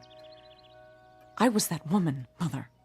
I am that woman. Look at me, black cape and all, to match my favorite horse. And you want to hear something funny? Something marvelously funny. It's not the only time I've seen her. Don't carry on like this. Go upstairs and lie down. Isn't that bizarre? I keep seeing her again and again. Keep seeing myself, just as I was on that day, on that one particular day. You know that expression, go chase yourself? That's what I've been doing. chasing myself, trying to... Anne, you're frightening me. Come sit down. It's getting dark. We'll light the fireplace. Would you like that?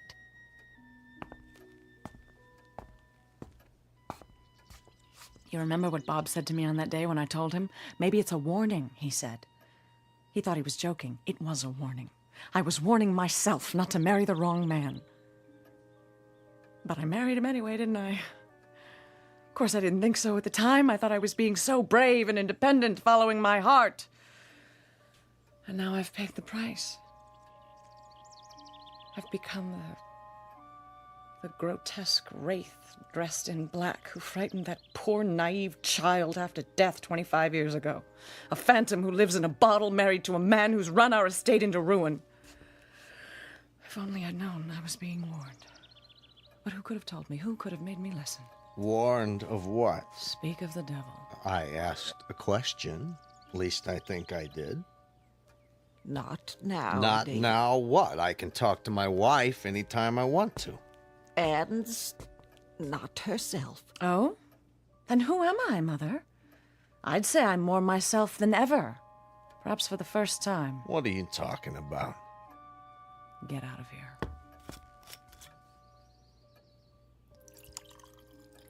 David. Did we? When? After we came back and your father set us up. There's some bad luck, that's all. But we'll get on our feet, you'll see. All it takes is for what? A miracle? Another life? We only have one chance, and we blew it. Don't you see? I blew it, but maybe, just maybe, if I can find her again and get through one last time. What's the matter with her?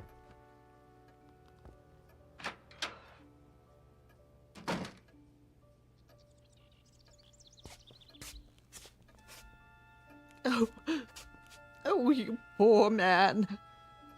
Get out of my sight. I know what it is. Do you think she doesn't love me anymore?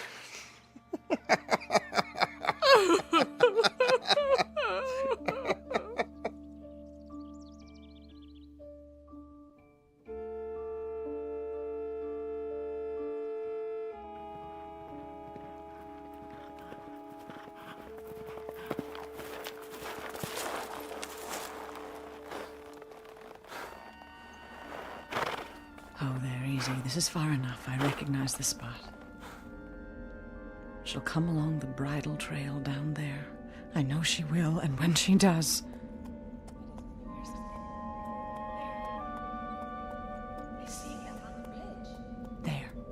There she is. Look at her. What does she have to smile about? Anne! Come on, faster! Hello, can I help you? Anne? Anne! Anne! Slow down, please. You're smoking my horse.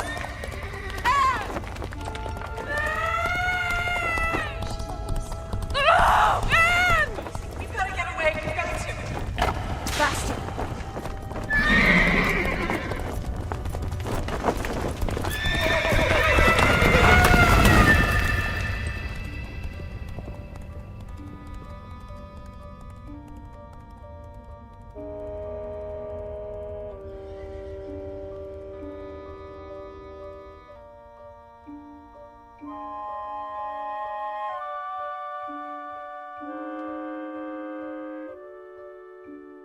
This is the sound of terror. Anne Marie Mitchell, 43 years of age, her desolate existence once more afflicted by the hope of altering a past mistake. A hope which is, unfortunately, doomed to disappointment. For warnings from the future to the past must be taken in the past. Today may change tomorrow, but once today is gone, tomorrow can only look back in satisfaction. Or, as in the case of Mrs. Mitchell, in regret and eternal sorrow if the warning was ignored. Said warning, as of now, stamped not accepted and stored away in the dead file at the records office of the Twilight Zone.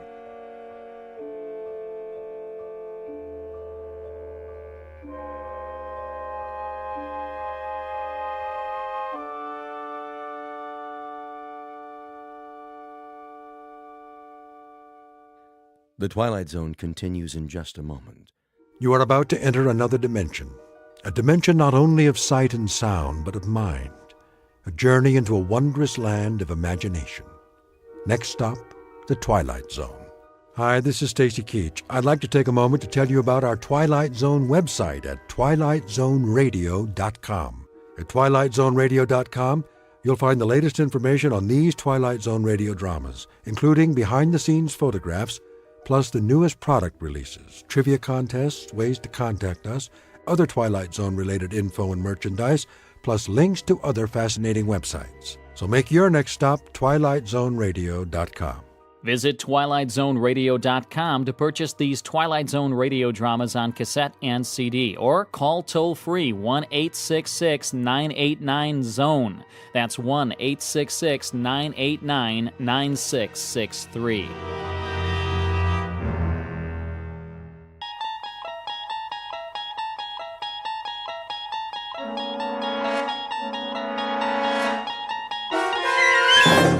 There is a fifth dimension beyond that which is known to man.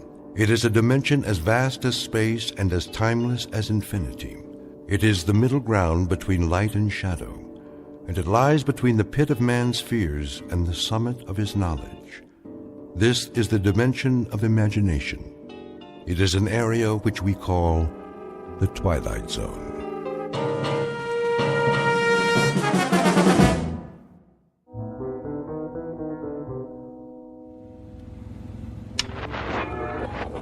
Finally. Darn this radio. Voice of America International Broadcast. And now the news. Victims continue to pour into refugee camps as the bombing continues. Please. I can hear them in the night. I can hear them in the daylight. They're coming for us, but they'll have bodies to step over. More bodies than they can count. There will be no survivors. The road of the righteous shall not be breached, nor illusion tempt thee from thy path. They are coming for you. Remember my words and make your peace, brothers and sisters, because no one gets out of here alive. Have you ever driven cross country? I don't know what I was thinking, but it seemed like a good idea at the time. Get away from it all, see the USA. Except that it's more than you bargained for. You try to keep a schedule, so you push yourself. You eat when you can and keep the gas tank full. But you'd swear it's never going to end. After a while, the only thing you want is to rest. You're so tired, you start to see things that aren't really there. The highway winds ahead like a flat ribbon, and there's only the sound of the engine. And then suddenly, without warning, something moves out there. A jackrabbit, maybe, a small animal darting across your path. Or it might be your eyes playing tricks. But at the last minute, you swerve just the same, and something goes wrong. Very dreadfully wrong. This can't be happening. Please, stop.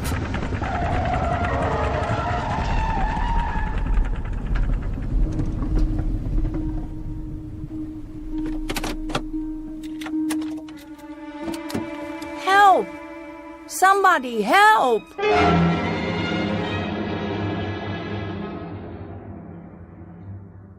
Her name is Nan Adams. She's 27 years old. Her occupation? Buyer at a New York department store. At present on vacation, driving cross-country from Manhattan to Los Angeles, California. She's gone just far enough to wear through the bald spot on her right front tire. But with any luck, she'll survive this little setback. Minor incident on Highway 11 in Pennsylvania. Perhaps to be filed under accidents you walk away from. A conversational item for the winter months back home when Miss Adams talks of her trip to her friends over a glass of wine. What she doesn't know yet is that from this moment on, she won't be alone. For the remainder of the trip, her companion will be terror, her route, fear, her destination, quite unknown. Because Miss Adams has just crossed an invisible line not on any map, one that leads directly into the Twilight Zone. And now, the Twilight Zone and our story, The Hitchhiker. starring Kate Jackson with Stacy Keach as your narrator. How's it coming? Almost finished. I'm so sorry to trouble you. Hey, that's my job. Good thing I drove by. Yes, it is. There are no phones for miles. I don't know what I would have done. No real damage. At least you didn't flip the car. Thank God. Just let me tighten these lug nuts here and you're on your way. I should know how to do that. Would you believe I've never changed a tire in my life? You're not the only one. That's why I stay in business. Lots of flats out here. That, vapor lock, cars that overheat, run out of gas. I keep a 5-gallon can in the truck. I don't know what happened exactly. How fast were you going, lady? 60, 65, something like that. Oh, that all? I guess I wasn't paying attention. It happens. Gotta keep your eyes on the road, though. I thought I saw something. Like what? I don't know. Something moving. Do you think it could have been a mirage? A what? A mirage. Some sort of optical illusion with the sun on the windshield or... You want my advice? Check into a motel and get some sleep. Too long behind the wheel, you start to lose it. But I'm behind schedule. It ain't worth it. You see those skid marks? 65 miles an hour and you had a blowout and hit the shoulder? Soft as pudding. Lady, you're on the side of the angels. By rights, you shouldn't need a mechanic. Somebody should have called for a hearse. I take your point. How's that bump on your forehead? Oh, fine. Got a first aid kit if you need it. No. It's just a scratch. There you go. Spare's ready to roll. How much do I owe you? Just follow me into town. I'll see if I can fix you up with another tire. You don't want to run the rest of the way without a backup. No, I suppose I don't.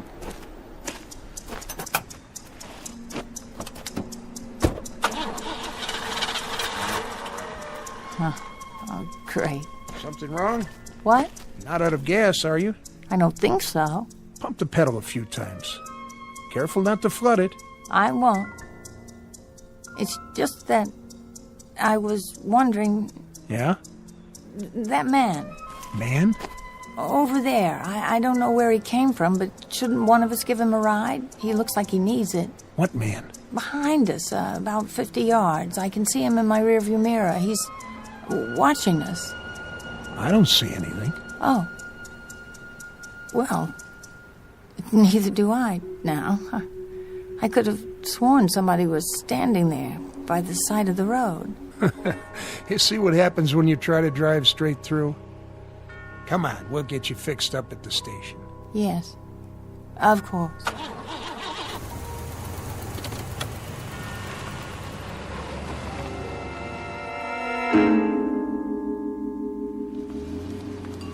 Let's see. 45 for a new tire, plus 5 for the mounting and balancing, and the tax. That doesn't seem nearly enough. What about the service call? No charge. I was on my way back anyway. Make it $53.50. I guess it's a lot cheaper than a funeral. You could say that again. You're very kind. Here you go. $6.50 change. I checked your other tires while I was at it. They look okay. Thank you so much. Anything wrong? No, nothing's wrong. I was just looking at that hitchhiker. What hitchhiker? Outside, by the pumps. Where? He's gone now. Yep, that he is. Somebody must have picked him up. One of the truckers, most likely. Strange. I saw him before, too. When you were changing the tire. Out on the highway. Uh-huh. I'm sure it was the same man. Must have gotten himself a lift then, too. Right after we passed him. Yes. That must be it. Well, I'd better get going or I'll never make L.A. Shouldn't be too hard. Brand new car, good weather. Ought to make it easy. Better take a rest first, though. I can't. I'm already a day late. Get some food in you at least, if you want to make it in one piece. Yes, I... Look at that. Huh? He didn't get a lift. He didn't? I just saw him again. You saw... The hitchhiker. Oh, well, it's no business of mine. That's the truth. Thanks very much for all your help. Okay, miss. Have a nice, safe trip. Thank you, I will. Hitchhiker. What's she talking about anyway? I didn't see no hitchhiker.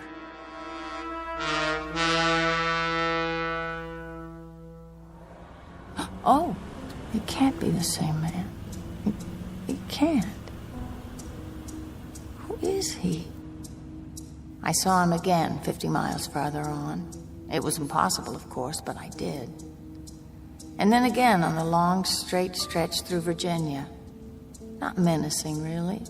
An ordinary man. If anything, drab. A little mousy. Just a shabby, silly-looking scarecrow man. I shouldn't even think about him at all. But it's the coincidence of the thing. The fact that wherever I go, there he is.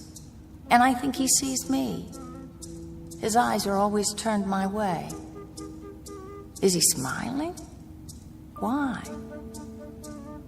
Whenever I stop, I see him. No matter how far I travel or how fast I go, he's ahead of me. He's always ahead of me.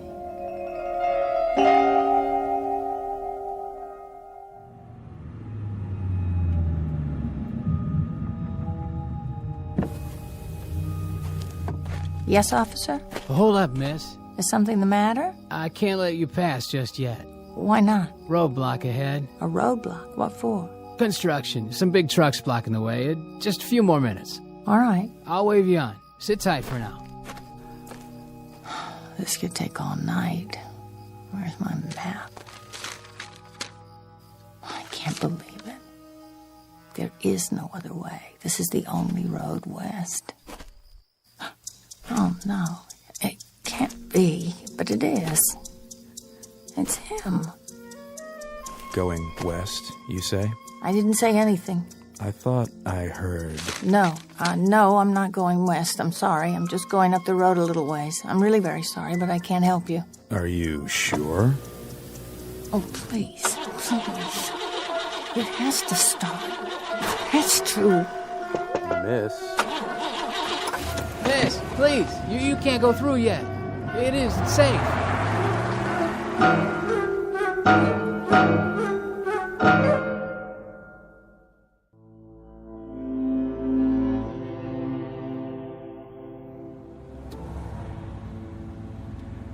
I'm on the turnpike now, a more secure feeling.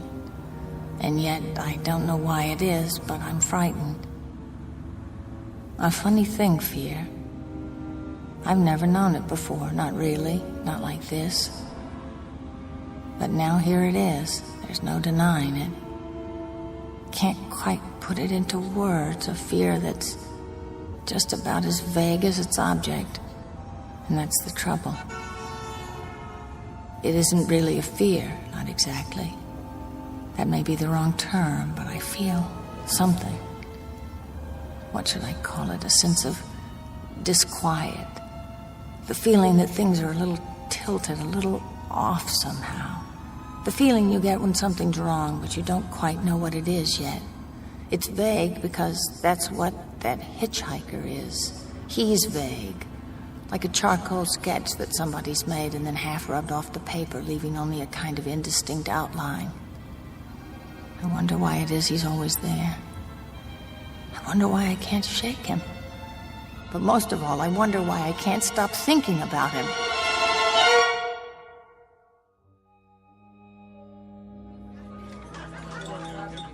It was the kind of place you never expect to find in the middle of the night.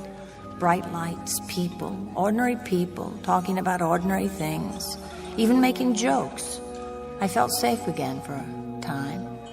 Part of me didn't want to leave. Dessert, miss? What did you say? Still got some pie left. Apple, blueberry, lemon meringue. Well, let me check on the apple.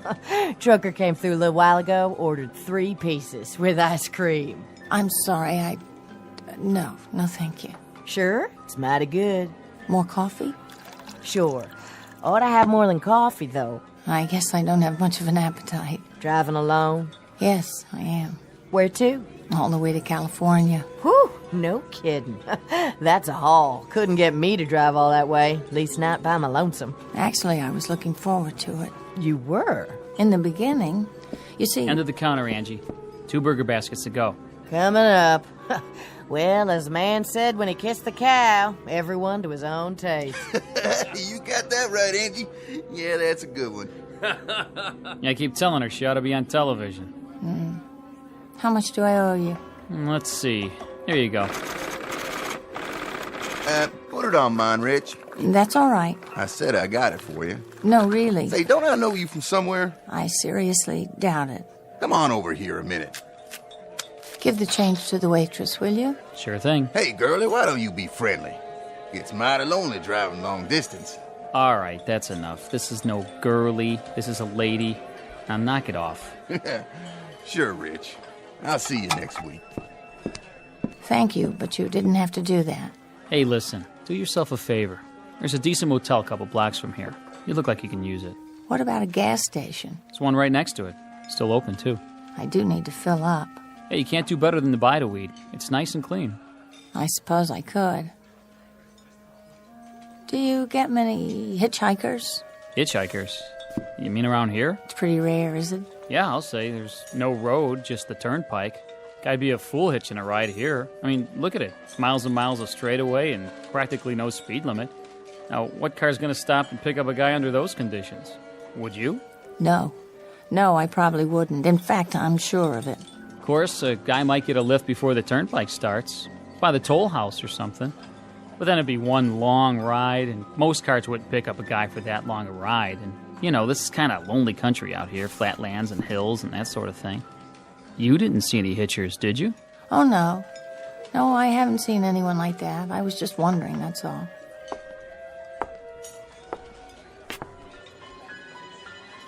Anything wrong, miss? Oh, I don't know. I was just thinking.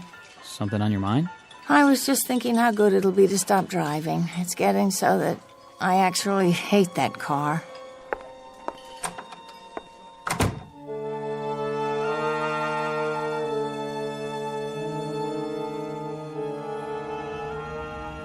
I was in no hurry to get back on the turnpike.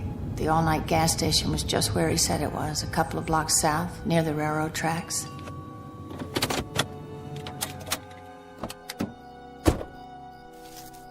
There was no one around, no one at all. To tell the truth, I felt relieved, even if it was self-serve. You'd think I'd have plenty of experience by now, pumping my own gas, but I was used to full service. There was only a little booth where you pay when you're finished. It's not working. Can someone please show me how to start the pump? Hello? Hello in there? Please, I want to buy some gas. If there was a night man on duty, he must have taken a break. There was nothing for me to do but wait until he came back. The lot was bright enough with those, what are they called, sodium vapor lights? There was absolutely nothing that didn't show. And maybe that was why I began to get the feeling again. Part of it was the way everything beyond the station was pitch black. I was in an island of light, and the light wasn't normal. That was the other part.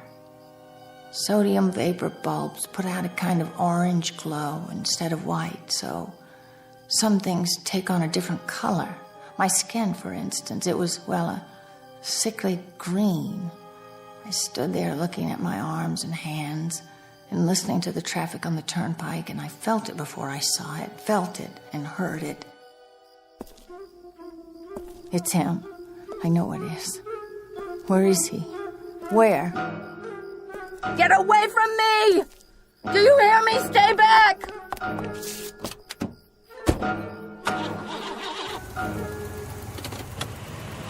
I couldn't see him, but I didn't have to. I knew who it was.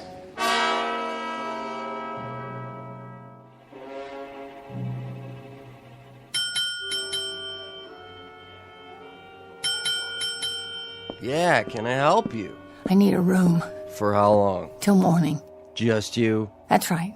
Fill out this card. I wonder, could I see the room? Huh? What for? They're all the same. If you don't mind. come on, then.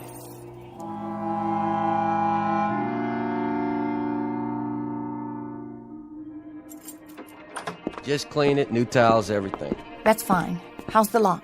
The lock? On the door. It works fine.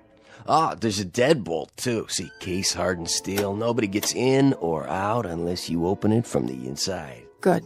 Need privacy, do you? I just sleep better when I know everything's secure. Traveling alone, huh?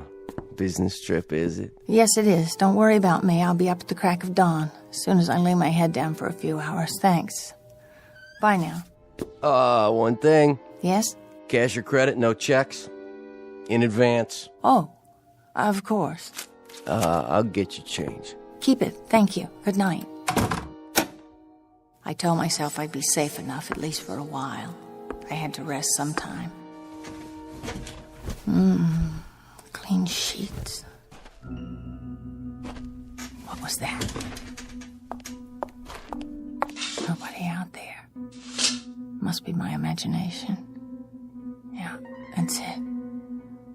Besides, no one can get in. What was that? It's in the room.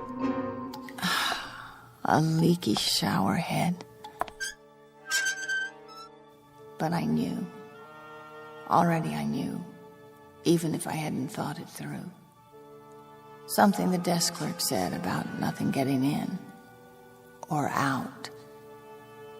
I imagined myself lying in bed in the dark, waiting for another sound, and me trapped with it here in this room. No, that wasn't acceptable. Not acceptable at all. I had to go back to the turnpike where I belong.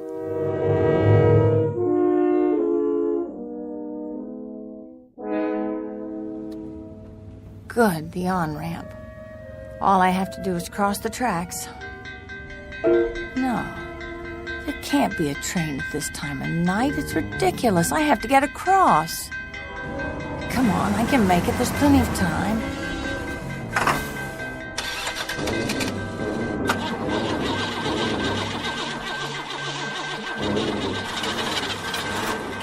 Miss, going my way? Get away from my car! It has to start. It has to. This can't be happening.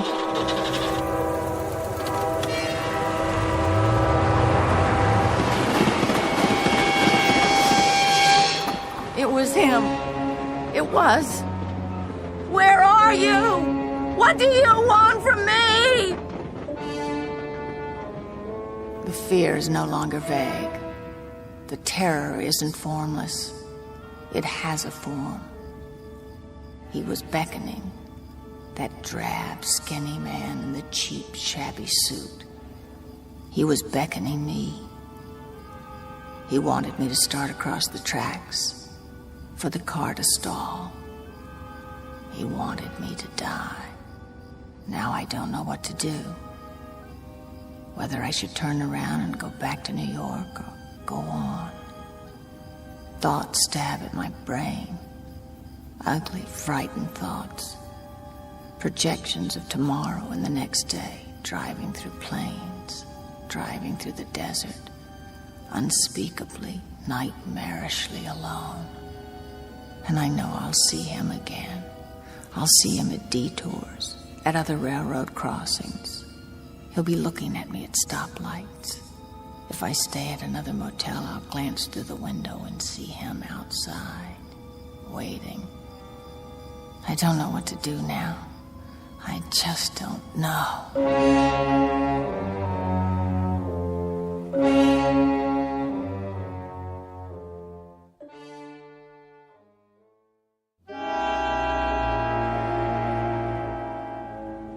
3 days and 3 nights now. Past Tennessee into Arkansas, through the Ozark country and into Oklahoma and Texas. Stop for coffee and then drive on. Stop for food and drive. Stop for coffee and the routine goes on. Towns without names pass by.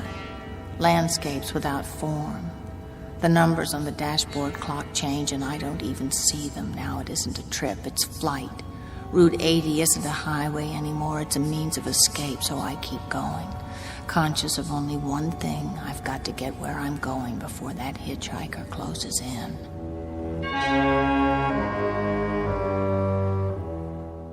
Halfway across Texas, 10 o'clock at night, the 4th day.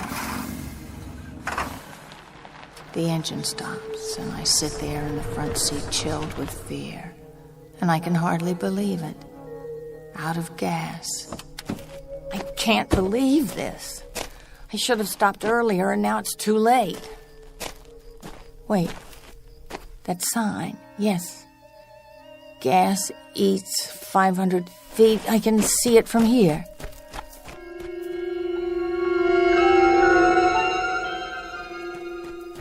Please, someone. You can't be closed. Yeah, what is it? What do you want? I ran out of gas. I'm just a quarter of a mile down the road.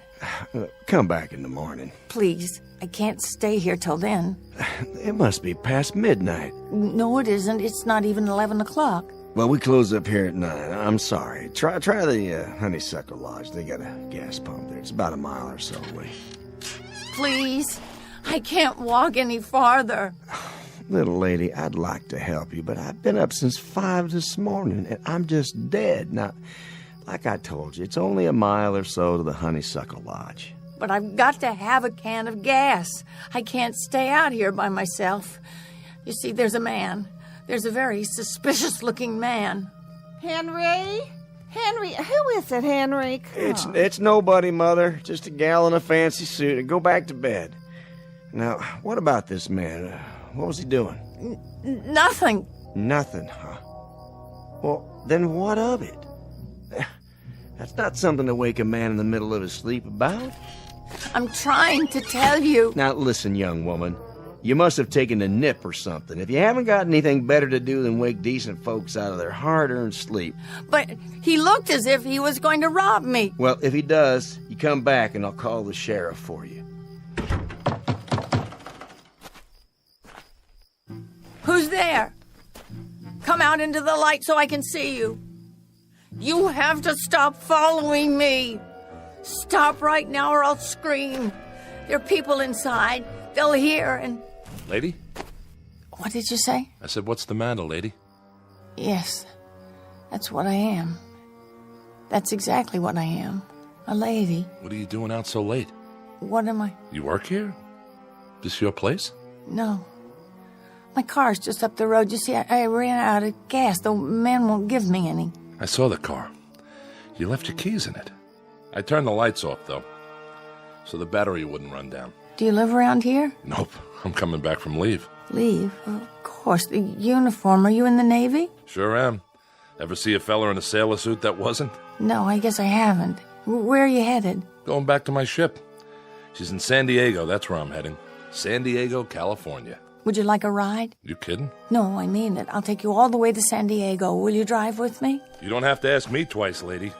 You've got yourself a rider. I don't have any gas, though. We'll fix that. You tried already? The man's in bed. He can't be bothered. Well, let's get him out of bed. All he needs a couple of gallons. I seen some all-night gas station signs. There must be plenty up ahead. Let's go, Pop. You got some customers out here.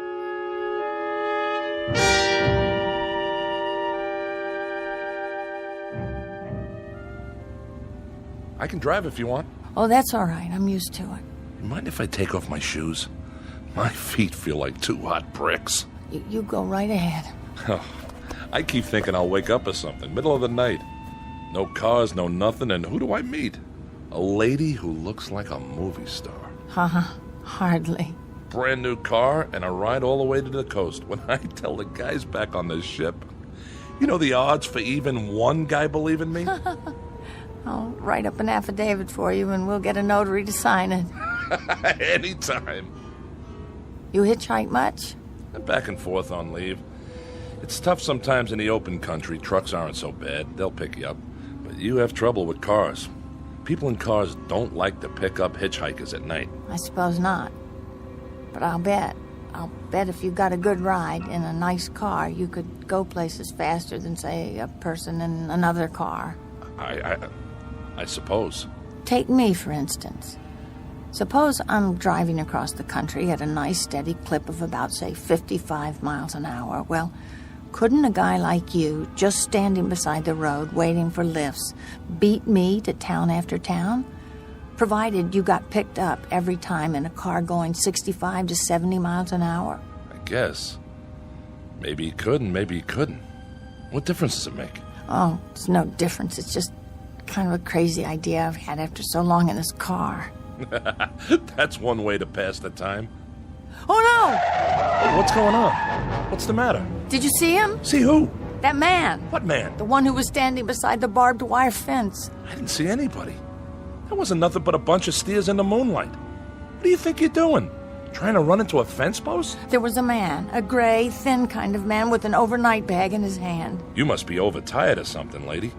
There was nothing there but some cattle and a fence. I saw him.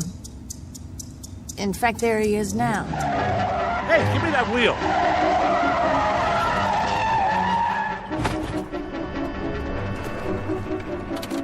Lady, I'm taking charge of the keys. Maybe you'd better let me drive after all. You must have seen him that time. I didn't see anybody.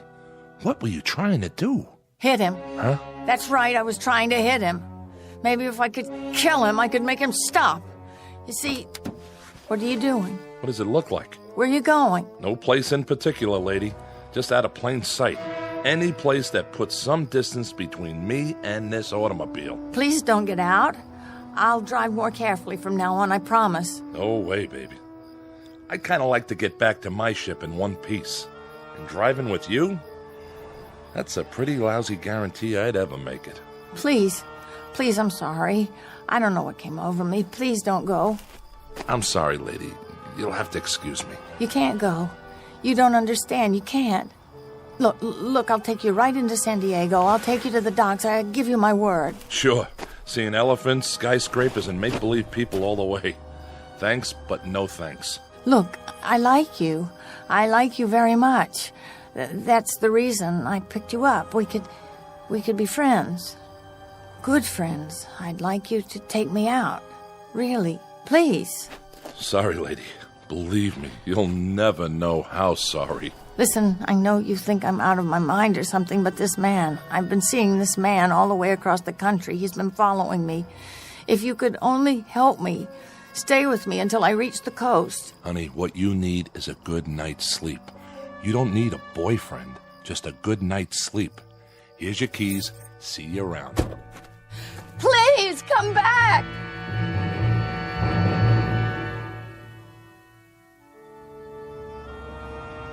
There is nothing to do but drive on into the next day. As the air grows warmer, the car gets hotter than it ever has, and you begin to wonder if the tires are going to melt. The windshield colors over with smashed insects, wasps and bees and dragonflies, all stuck to the glass. And if you're driving west into the sun, it gets hard to find your way. But I see him again, in the middle of the Texas prairies. And then everywhere, wherever I pull off, even for a moment, for gas, for oil, for a drink of pop, a cup of coffee, a sandwich, he's there. He's outside the entrance to a rest stop near El Paso. He's sitting by a drinking fountain in a little camping spot on the border of New Mexico. He's waiting for me outside the Navajo reservation where I check my tires. I see him again when I buy 12 gallons of gas in Arizona. He's everywhere I go, always ahead of me, always looking at me, always waiting for me. Now I'm outside a diner near Tucson. There's a phone booth, and I'm going to call home. Back to New York. Put in a call to my mother so I can speak to someone familiar. Someone I love. Someone who will bring back reality for me. Just a voice, that's all. But I know it will be enough. Just a warm, familiar voice so I won't lose my mind.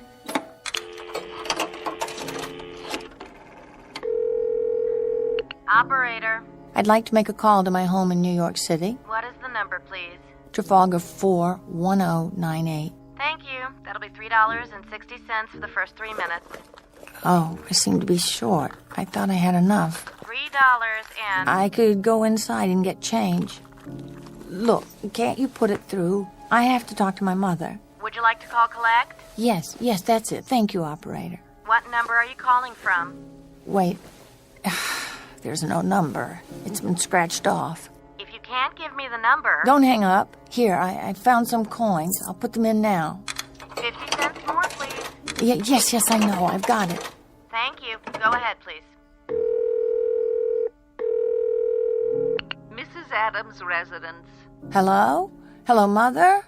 This is the home of Mrs. Adams. Who did you wish to speak to? Who's this? This is Mrs. Whitney. Mrs. Whitney? I don't know any Mrs. Whitney. Is this Trafalgar 41098? Yes. Where's my mother? Where's Mrs. Adams? Well, Mrs. Adams is not at home. She's still in the hospital. The hospital? Who's calling? Is this a member of the family? What's she in the hospital for? She's been bedridden for 5 days. Nervous breakdown. Who is calling? Nervous breakdown? But there's nothing wrong with my mother. She's never had any problems. It's all taken place since the death of her daughter. The death of her daughter? What are you talking about? What do you mean, the death of her daughter? Who is this? What number is this? It's all been very sudden. Nan was killed just 5 days ago in an automobile accident in Pennsylvania.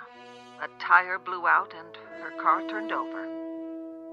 Please deposit 60 cents more if you wish to continue this call. Please deposit 60 cents. Please deposit 60 cents. Please deposit 60 cents. Very odd, but the fear has left me. I'm numb now. I have no feeling. It's as if someone pulled out a kind of plug in me, and every emotion, including fear, is drained away. And I'm only a cold shell. I'm conscious of the things around me, the vast, soulless night of Arizona, the frantically blinking stars that look down from the darkness. Ahead of me stretches 1,000 miles of empty mesa, mountains, prairies, desert, and somewhere among them, he's waiting. Somewhere I'll find out who he is and what he wants. Though just now, for the first time, looking out at the night, I think I know. I know that he's here now, without even looking in the rearview mirror. I believe you're going my way. Yes. Yes, of course I am.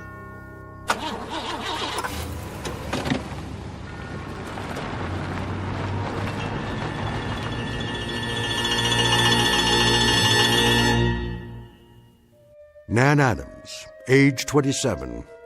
She thought she'd take a drive to California, to Los Angeles. She didn't make it because of a detour through the Twilight Zone. More from the Twilight Zone after this. Hi, this is Carl Amari, producer of the Twilight Zone radio dramas. I'd like to take a moment to tell you about our official website at twilightzoneradio.com, where you'll get the latest news and information on these Twilight Zone radio dramas. Plus, at twilightzoneradio.com, you can digitally download 3 free episodes or any of our episodes for only $1.95 each. In this age of ever-changing technology, we've decided to make these episodes instantly available to you by making the Twilight Zone radio dramas a digital download-only series. This means that this series will no longer be offered on CD. The CD collections at our website are now being offered while supplies last at buy one, get one free. So be sure to get your favorites before they're sold out. Be sure to visit us often, and I'll see you in the zone.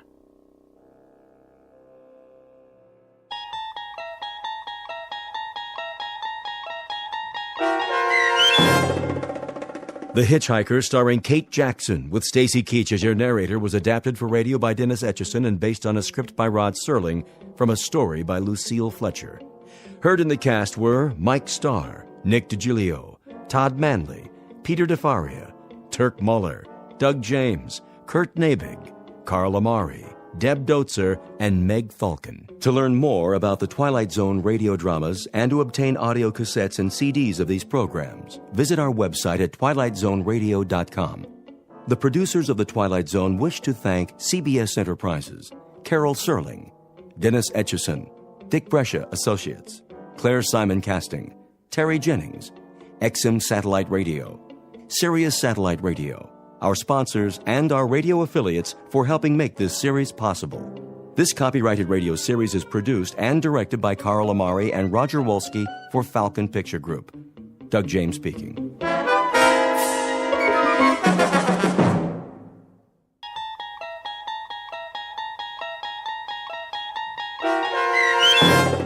The Howling Man, starring Fred Willard, with Stacy Keach as your narrator, was adapted for radio by Dennis Etchison and written for The Twilight Zone by Charles Beaumont. Heard in the cast were Christian Stolte, David Darlow, Doug James, and Anna Sverutza. To learn more about the Twilight Zone radio dramas and to obtain audio cassettes and CDs of these programs, visit our website at twilightzoneradio.com. The producers of The Twilight Zone wish to thank CBS Enterprises, Carol Serling, Dennis Etchison, Dick Brescia Associates, Claire Simon Casting, Terry Jennings, XM Satellite Radio, Sirius Satellite Radio, our sponsors, and our radio affiliates for helping make this series possible.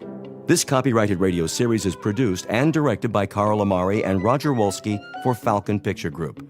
Doug James speaking.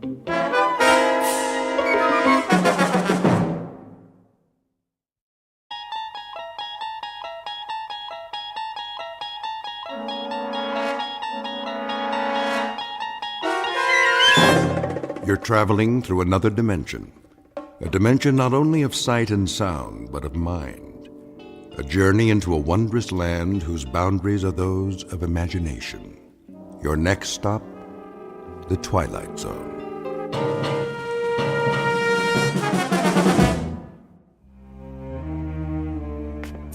Thank you, Mrs. Dunphy. I'll be back shortly. You're going out? I'm afraid so. But you've only just returned. Unfortunately, that is the nature of my work. Another business trip. The most important of all. But first, there are arrangements to be made. I've prepared your afternoon meal. I'm sure it will keep. Can you not make these arrangements by telephone? No. Some things can't be left to chance. In the meanwhile, follow my instructions precisely, to the letter. Mrs. Dunphy, do I make myself clear? I believe so. You believe so? Then let me make it absolutely clear. Sit down for a moment. But if you're on your way... It's necessary that you understand. And the only way to be sure is to tell you how it began. Please. If you wish, sir. I must warn you, it's an incredible story. I, of all people, know that. So incredible that you won't believe me at first. But I'm going to tell you everything. Then you will believe. Because you must. You must believe. Do you know Central Europe? Europe? Only as a child, sir. It started there many years ago, after the First World War. I was on a walking tour of France, Belgium, and Germany. I decided to travel alone with only a small pack. The confidence of youth. Germany was magical then, a place of valleys and mountains and swift, dark rivers. There was nowhere else like it, a fertile land where everything grew tall and straight out of the earth. I was struck by the richness of the soil, the verdancy of the hills. Stepping across the border from Belgium, where the mustachioed guards saluted like tin soldiers, I entered a different world. Everywhere I looked, a swelling green ocean. On the farthest hills, tall, ancient buildings of stone. Estates, monasteries, castles, or what have you. Some of them in ruins. I stood a moment at the border and watched the hawks circling above, wondering how such a miracle could be. It was as if I had passed through an invisible door from a musty room into a magical kingdom of winds and light. But so much can change in an afternoon. By nightfall, clouds filled the sky and the storm moved in to darken the landscape. The nearest village was miles away. I was unprepared, dressed for a stroll up the Champs-Élysées, perhaps. In minutes, I was drenched and chilled to the bone. Then I saw it, a medieval castle, bombed almost to ruins, sitting like a broken fingernail atop Schwarzhof Mountain. I came to a wall of gray stone. There was an iron gate. Please! Please! Someone! Please let me in!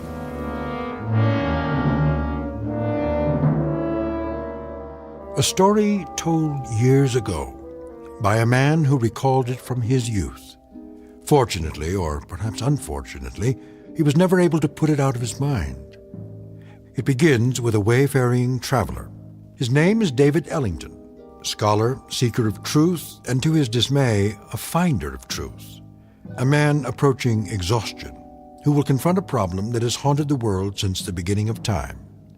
A man who knocks on a gate seeking sanctuary, and instead finds that he has just crossed an unmarked border into the far edges of the Twilight Zone.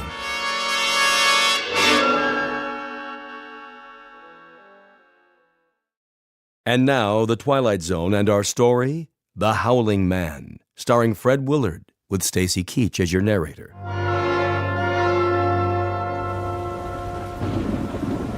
I found a rope by the gate and pulled it. Please! Someone!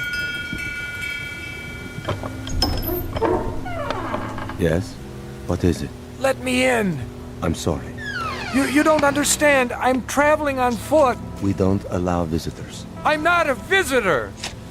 What is this place? It's called the Hermitage. And I'm a stranger caught in the storm. Your robe, the cross around your neck. You're a man of God. I'm lost. Don't you understand? Lost. Very well. Follow me. Thank you, brother.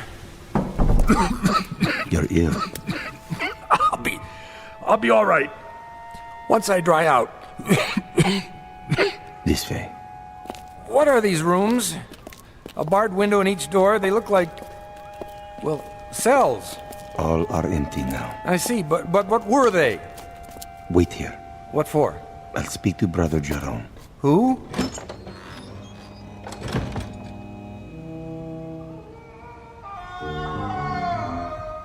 What in the... Brother Jerome will see you now. Oh, what was that? The wind. Are you sure? Come. The room had almost no furnishings. A straw pallet, a rude desk and chair, some books and religious oddments, very stark. The abbot himself was a fierce El Greco painting of a man, stooped and withered, but strong in every part of him. Like the monk who came to the gate, he wore a shepherd's cloak and carried a crooked staff. Why have you come here? My name is David Ellington. I got lost in the storm. Then I saw a lantern in the window. And what is it you want of us? Want? Only a little shelter, some food. We cannot help you here. You will have to leave. You call that a Christian attitude? Now, Mr. Ellington. Oh, for the love of... All right, if that's the way you want it. Sorry to have troubled you. Give me a minute. I'll be out of here in... Brother Christophorus. Yes? Carry him out of here. At once. Right away.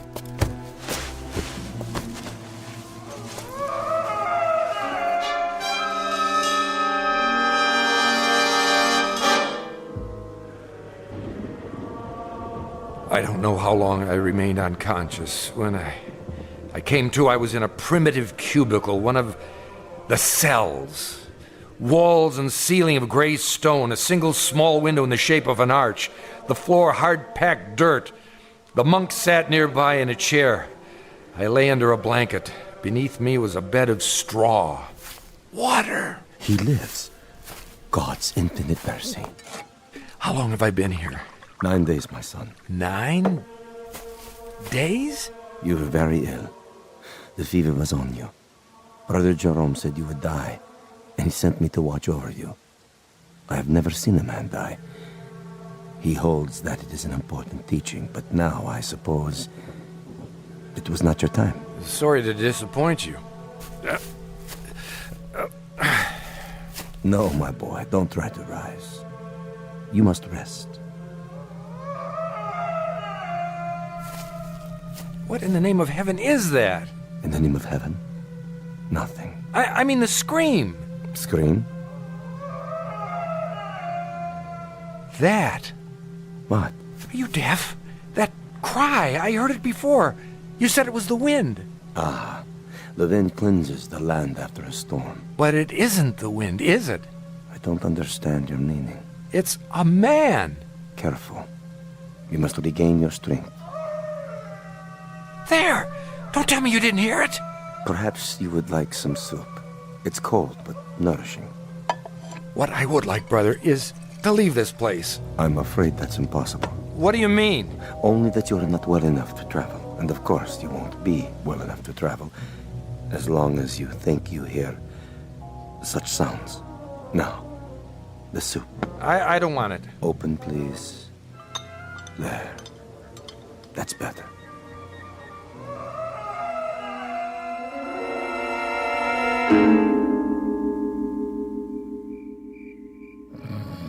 Over the next few hours, my strength did return, or at least some of it. I waited until the monk had fallen asleep.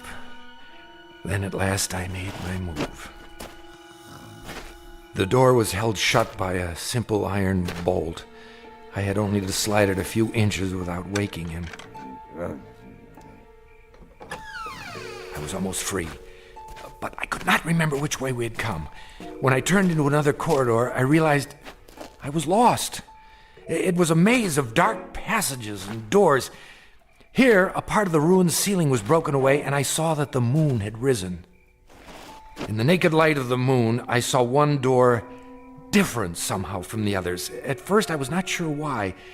Then I realized that in place of a bolt, it was held shut by a piece of wood, a mere stick, crooked and curved, like the peculiar staffs carried by the monk and the abbot, only in miniature, no greater in length than my forearm. On this door, in this door alone, a small wooden staff replaced the iron bolt. How odd! I looked through the opening in the door. Inside, a filthy, shadowed hovel. No table or chair, no straw for a bed. It appeared to be empty. What? There was a man, huddled in the corner, holding his knees and rocking, head back like an animal. In the soiled moonlight, I saw his dirty beard, his rotted clothes. Who are you? Help me. Stay back. No, please. In the name of humanity, help me. But who? You're not one of them. No, my name is Ellington. I'm an American. Shh. What are you afraid of? Them. Listen. Do you hear them coming? No, but why? They will look for you. We only have a moment. You speak as if I'm a prisoner. Aren't you? I'm not sure. Come closer, and I'll explain. Explain what? Don't you know what they are? These men of God. They are mad, Mr. Ellington. All of them. Raving mad. Why do you say so? I was in the village, in Schwarzhof, doing nothing out of the ordinary, walking the street with my woman. We were holding hands. That is all. Do you see anything wrong with that? Well, of course not. But what? We paused to rest by a tree in the shade. And then we kissed. Yes, I admit it. Is it wrong to kiss? Tell me. Why, no. I don't think so. You don't think so. I don't think so. But Jerome, that lecherous old fool. The gaunt man. The one in charge. So, you have seen him. As I kissed her, a shadow fell over us. We looked up and saw him standing there. I opened my mouth to speak, but before I could utter a word, he raised the wooden staff he carries, so heavy. You've seen it. Yes. And he hit me again and again. He smote me like an angry god, or a man who thinks he's God. I woke up here. No. I swear. They flogged me with knotted ropes. I asked for food, they would not give it to me. I begged for water, they gave me none. Then they threw me in this filthy room and locked the door. Well, why? For revenge. Jerome wanted my woman. Are you sure? Yes. That disgusting old man, that fanatic. He wanted her. And when she refused his advances, he took his fury out on me. Your story, I find it difficult to believe. Of course you do. That's the strength of the man. He makes his madness seem a harmless thing, the beliefs of a religious zealot. But this is not a religious order, Mr. Ellington. These brothers of truth. Is that what they're called? That's what they call themselves. The real truth is they're outcasts, misfits, cut off from the world because the world will not have them. Have you heard of their sect before, of this hermitage? No, I haven't. Mr. Ellington, you must believe me. I don't say they're all evil, only mad. And here, within these walls, they answer to no law but their own. Wait for me. Where are you going? I'll speak to Jerome. No, you mustn't. If I remind him that false imprisonment is a crime... I tell you, he's the greatest maniac of them all. Quick! He's coming. Hide yourself. Mr. Ellington. No.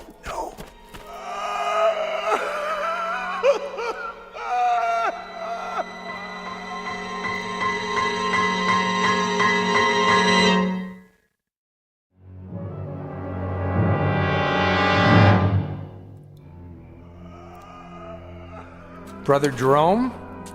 I did not know you were well enough to walk. I still feel weak.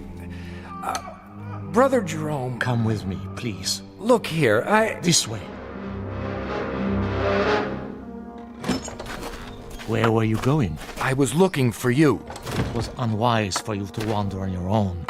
The corridors can be treacherous. Oh, can they? In what way? The building is very old. One might trip and fall without a torch. Or go where one is not meant to go, is that it? See something perhaps that you're ashamed of? I do not know to what you refer. Don't you? Oh, then you don't know the grounds very well. I saw something just now that violates the law of this country and of humanity. I must ask you. And I must ask you, Mr. Ellington, to leave the hermitage at once. We lack proper facilities to care for the ill. You certainly do. Arrangements can be made in Schwarzhof. Just a minute. No, not a minute. Not an extra second, Mr. Ellington. Now. I thought you were concerned about my health. I am. But now you want me gone regardless. Why? I have explained that. You've explained nothing. Based on what I've seen, I question your motives. I question your entire operation here. You are making assumptions. I certainly am. Now, look, no one invited me to come here. I realize that. I arrived unexpectedly, and you're not prepared for visitors.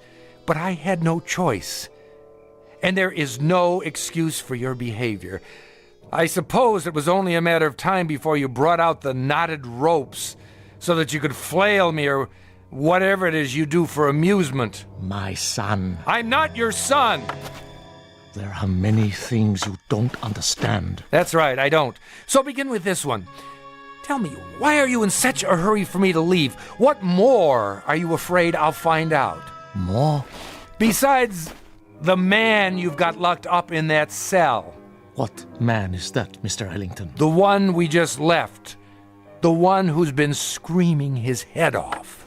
I am not sure what you're talking about. That's it, isn't it, brother? Or is he only one of many? Well, it isn't a secret anymore. I know. And what do you think you know? I... The chair. Sit. You are still weak. Brother Jerome, I know very little about this cult of yours, what's permitted within these walls, but I doubt very seriously that you can imprison a man against his will. That is quite true. We have no such authority. Then why have you done it? No man has ever been imprisoned at the Hermitage, Mr. Ellington. He claims otherwise. Who claims otherwise? Who do you think?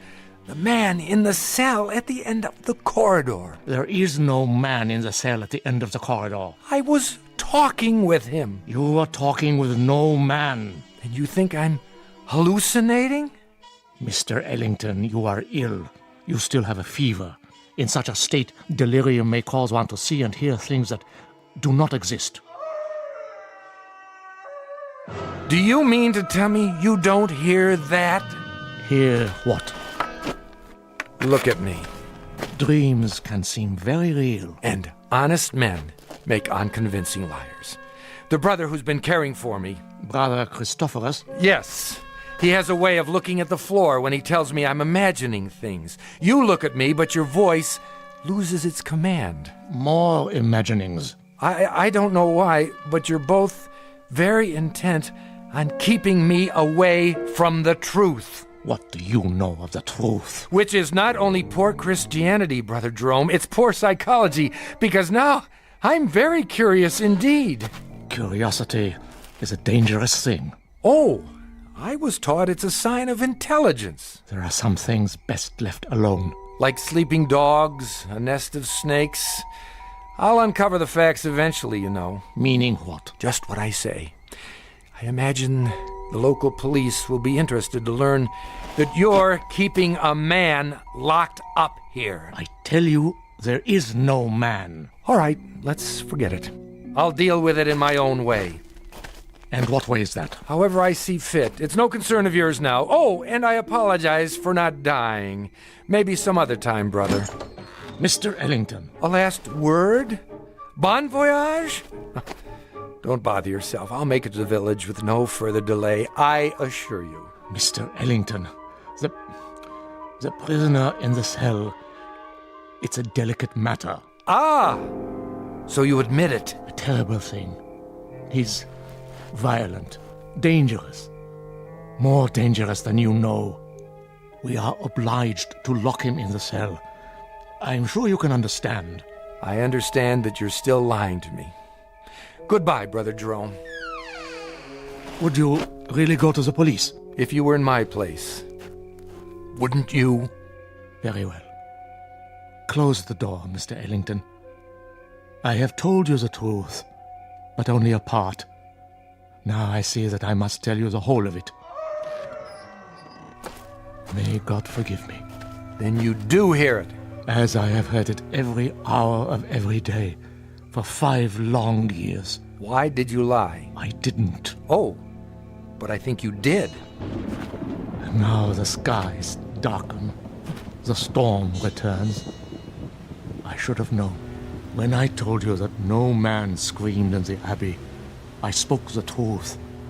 It is not a man, you see, Mr. Ellington. It is the devil himself. You're joking with me, aren't you? No, Mr. Ellington, I am not. Would that I were. It would be so much easier. But the prisoner in the cell, our only prisoner, is in fact Satan. Oh, come now. Otherwise known as the fallen angel, Ahriman, Asmodeus, Belial, Diabolus, the devil made manifest. You asked for the truth. Now you have it. Do you believe? What? Oh, sure. Now it is you who are lying, Mr. Ellington. You don't believe me at all. To the contrary, you're even more certain of what you've suspected all along, that I am mad. Well, sit down. I will tell you a story. And then we'll see how certain you are of my madness or of anything else. Drink. What did you say? Some brandy. For thy stomach and thy infirmities. No, thank you. Don't worry. It's not poison. A very old vintage. I'll drink with you. What is it you wanted to tell me? I presume, Mr. Ellington, that you consider yourself sophisticated, a worldly man. Why do you say that? You're young, rich by your clothes, and reasonably well educated. Harvard? Yale. Exactly. Having a last fling before settling into the family business. How did you... You are an open book, printed in very large type, with pictures. Of course, you consider us primitive, because we're living in seclusion away from the real world. To you, we're misfits. Please, I know all the theories. I assure you, brother... No, Mr. Ellington. It is I who am assuring you that I am not the ignorant fanatic I might seem. I coped with your world for 40 years before I left it, and rather successfully by your standards. The best schools, a degree in philosophy, a job that took me to all the corners of the earth. This beard and this staff and this face represent nothing but a different point of view. If you understand that, then perhaps you will listen to what I have to say with an open mind.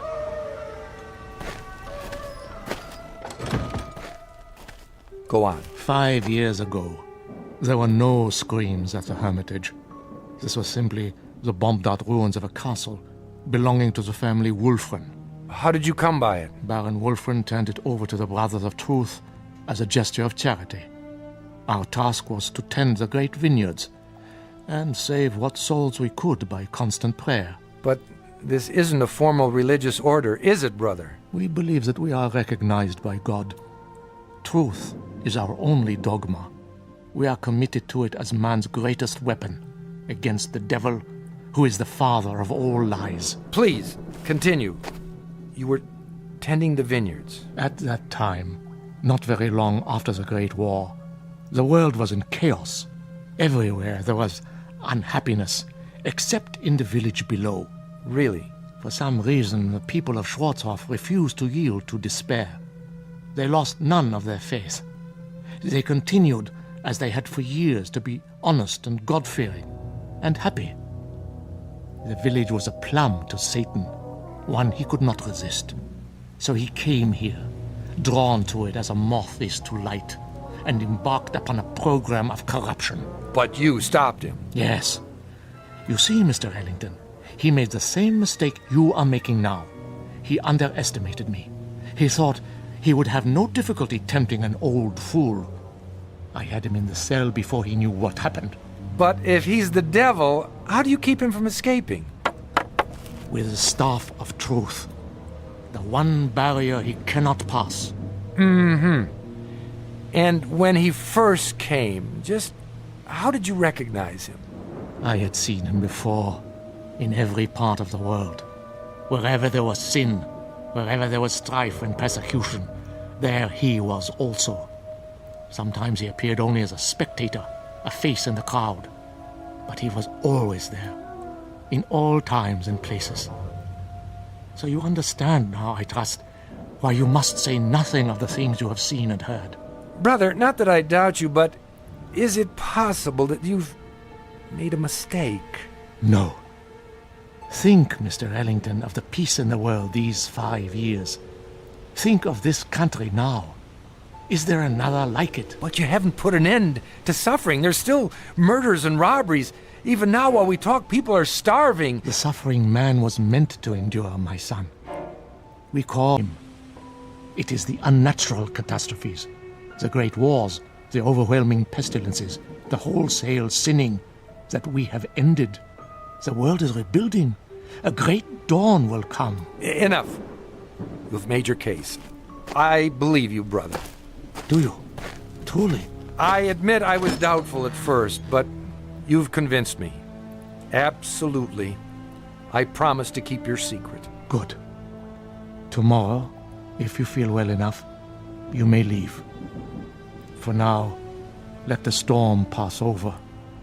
Brother Christophorus will look after you.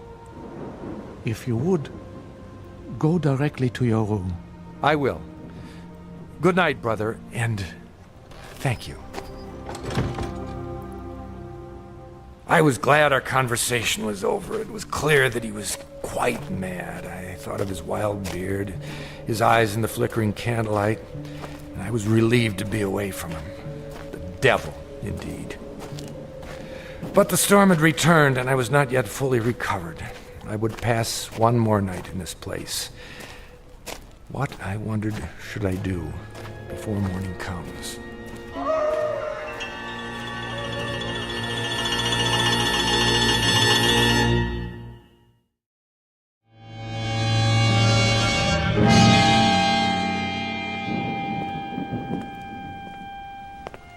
The corridor was dank and empty. I felt as though I were the last sane man in an insane world.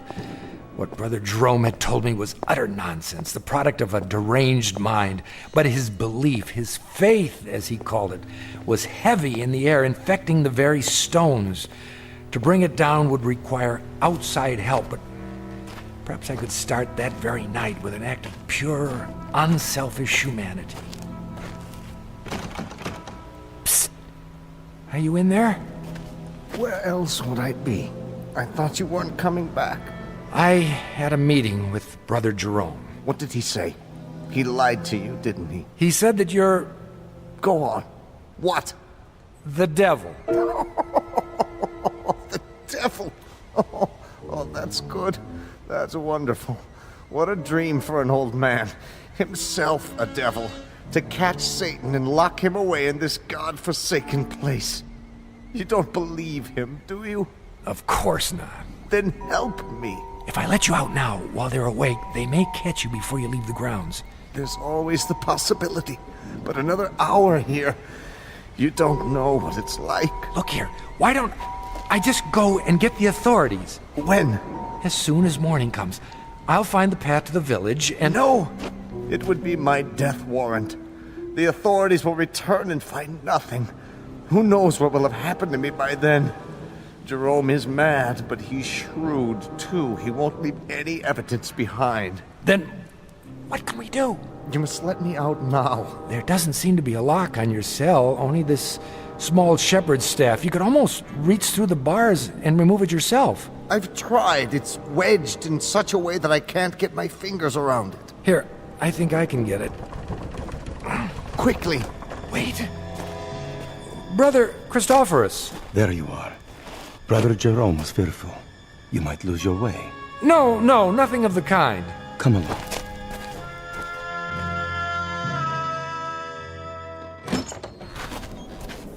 I'll light the candle. There is bread and water on the table, and more soup to give you strength. Thank you. Rest now, Mr. Ellington. Remember, you're still a very sick man. I'm feeling much better. Nonetheless, Brother Jerome has asked me to watch over you. Really, that isn't necessary. It is my duty.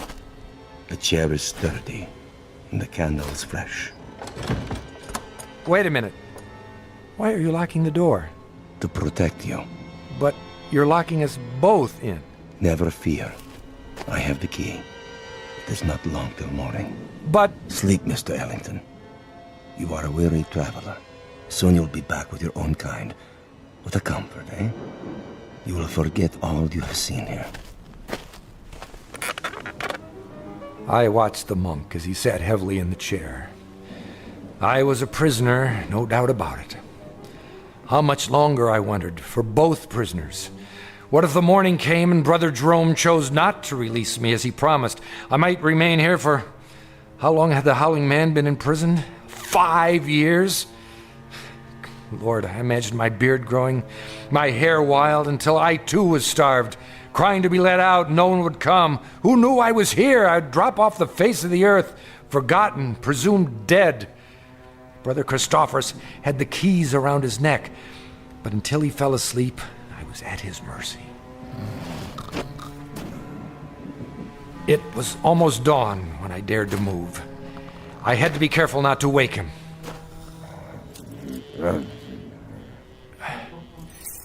Yes, I finally had the key. I locked Brother Christophorus in the cell. There was no time to spare. I knew I must release the Howling Man before I left the hermitage. You've come. Good. What do you want me to do? Lift off the wooden bolt. Are you sure this is all that holds you in? A small carved stick? Yes, lift it off, I tell you. But surely you could have forced the door and broken it. Please! There is no time for talk. In the name of mercy, if you fail now, they'll kill both of us. All right. Hurry. I'm trying. I just need to slide it out of the latch. Mr. Ellington, where have you gone? Hurry!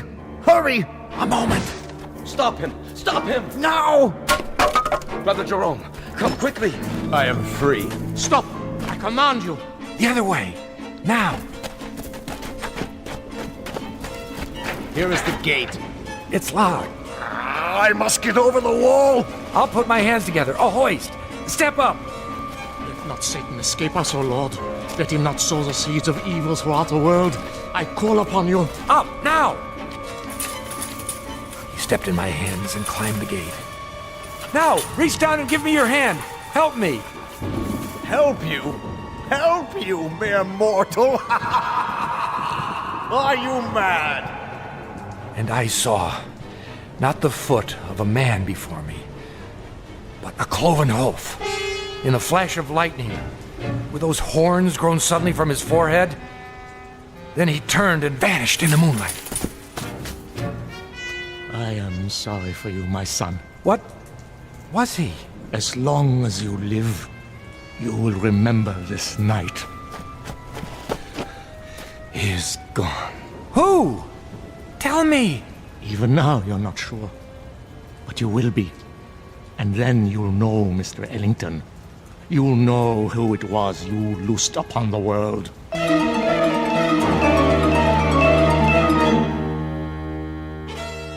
The monks were mad, I thought. Or the howling man was mad. Or I was, or the whole world. But Brother Jerome was correct. I could not forget. And when the pictures of the carpenter from Bromau Alm Inn appeared in the papers, I grew uneasy, for I felt I'd seen this man before. And when the carpenter invaded Poland, I was sure. And when the world was plunged into war and cities had their entrails blown asunder, and that pleasant land I had visited became a place of hate and death, I decided to spend the rest of my life tracking down the one I had released. Each night I dreamed of it, Mrs. Dunphy, and I kept dreaming through all the wars since, until this week. It took years, decades, but eventually I found him. And so the nightmare is finally over. Again. I see. And now, Mrs. Dunphy, I'm going to see about a chartered plane to have him transported back to Germany. Brother Christophorus is in charge now. I have already written him. He will be very relieved. And what you found, it is here? Have no fear. As long as the staff of truth is in place, he cannot leave the next room. The staff is very small, but very powerful. So you see why you must not, under any circumstances, go near that door. Nothing in the world is more important. Do you understand? I believe so. Oh, he'll do a bit of howling, but never mind that. It's a trick. I'll return as soon as possible. Until then, keep that door locked. Yes, sir. Oh my, such stories. Come here. Please. You must listen. He is insane. Let me out, I beg you. Let me out. Who's there? Behind that door. Are you all right? Sir, can you hear me? The little piece of wood, the staff. Remove it, please. I don't know if I should. Please, take it off the door. I implore you, please. Please.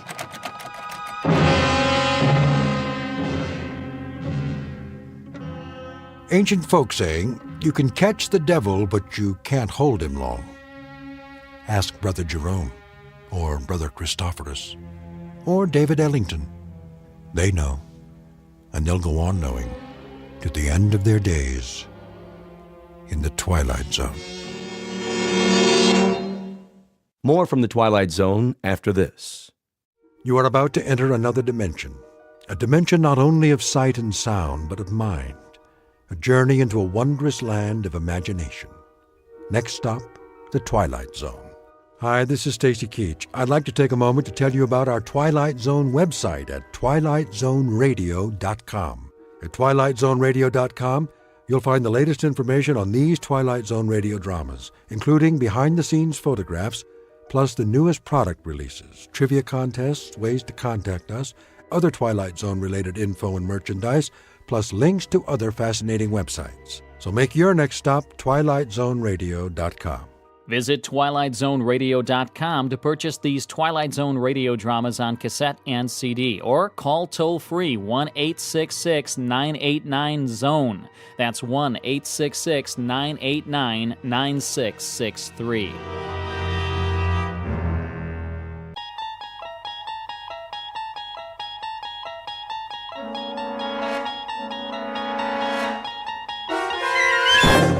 You're traveling through another dimension. A dimension not only of sight and sound, but of mind. A journey into a wondrous land whose boundaries are those of imagination. Your next stop, the Twilight Zone.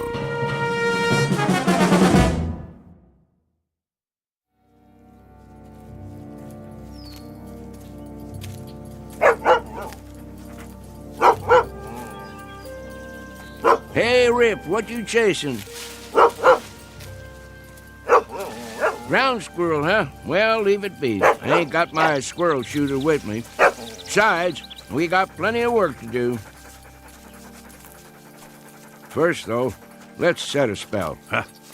This stump will be fine.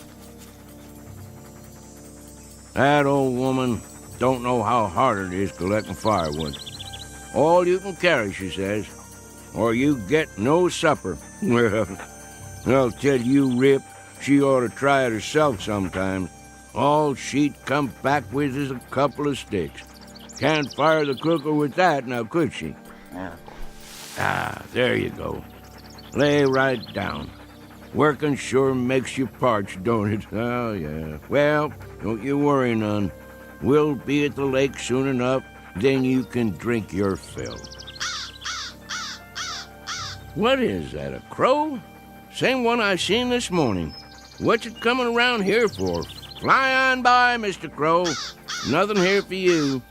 Just me and old Rip.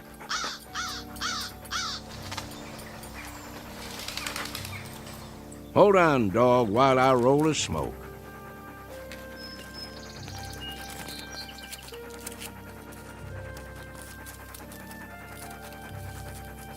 There we go. Now, light it up for me, would you, Rip? Sure wish you could do that. Make life easier for this old boy.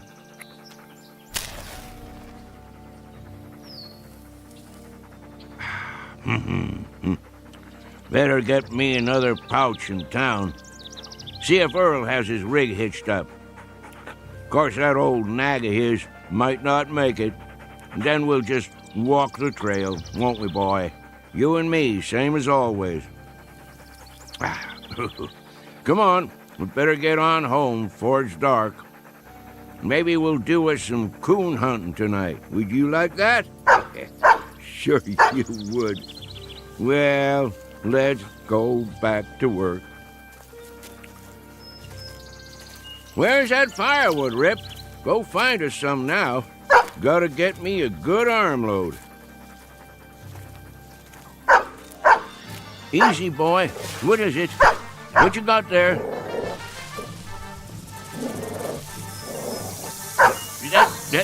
That's a rattlesnake. Mean-looking one, too. Now, just you back off. Leave it, Rip. Come on around. He ain't gonna do nothing if we let him alone.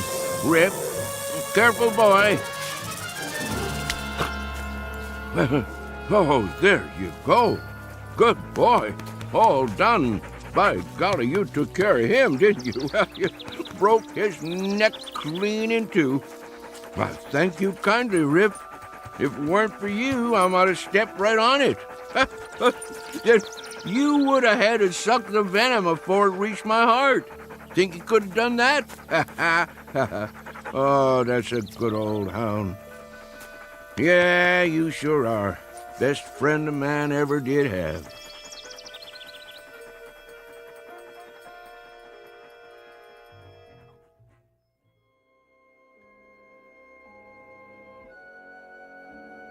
An old man and his hound dog, whose name is Rip, on the way home to their cabin.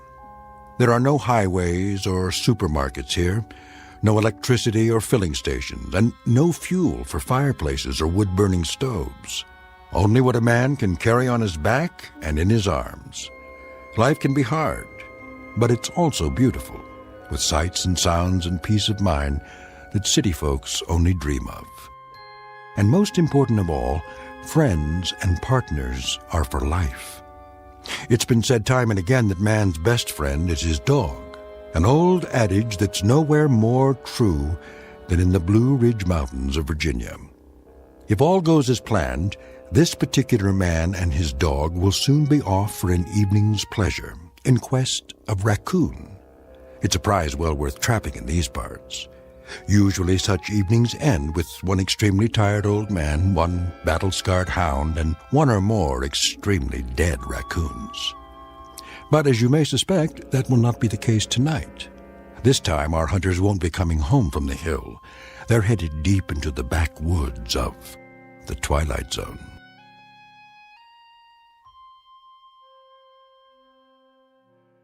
And now, The Twilight Zone and our story, The Hunt, starring Shelley Berman and Karen Black, with Stacy Keach as your narrator.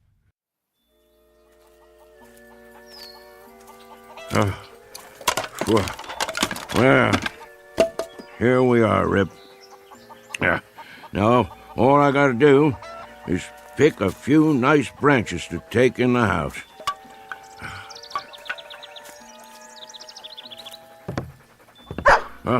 Rachel, open up. What is going on out there? I can't get the door with my arms full. Hold your horses, old man. Rachel, I'm warning you. What's all the hollering about? You want your firewood or don't you? Oh, come on in with you then. You're gonna suffocate for lack of air one of these days. Why don't you leave that door open? Got to keep the dog out of the house somehow. Come on, Rip. Oh, no you don't. Trotting in here with his fleas and ticks. Old woman, don't let's start that commotion up again. When I go in the house, Rip goes in too, or I'm a-going somewhere else. Here, Rip. I've got a mind to move to the barn. Let you and the dog have the house to yourselves. Old woman, you're forgetting something. I never forgot a thing in my life. That's true, except when you want to.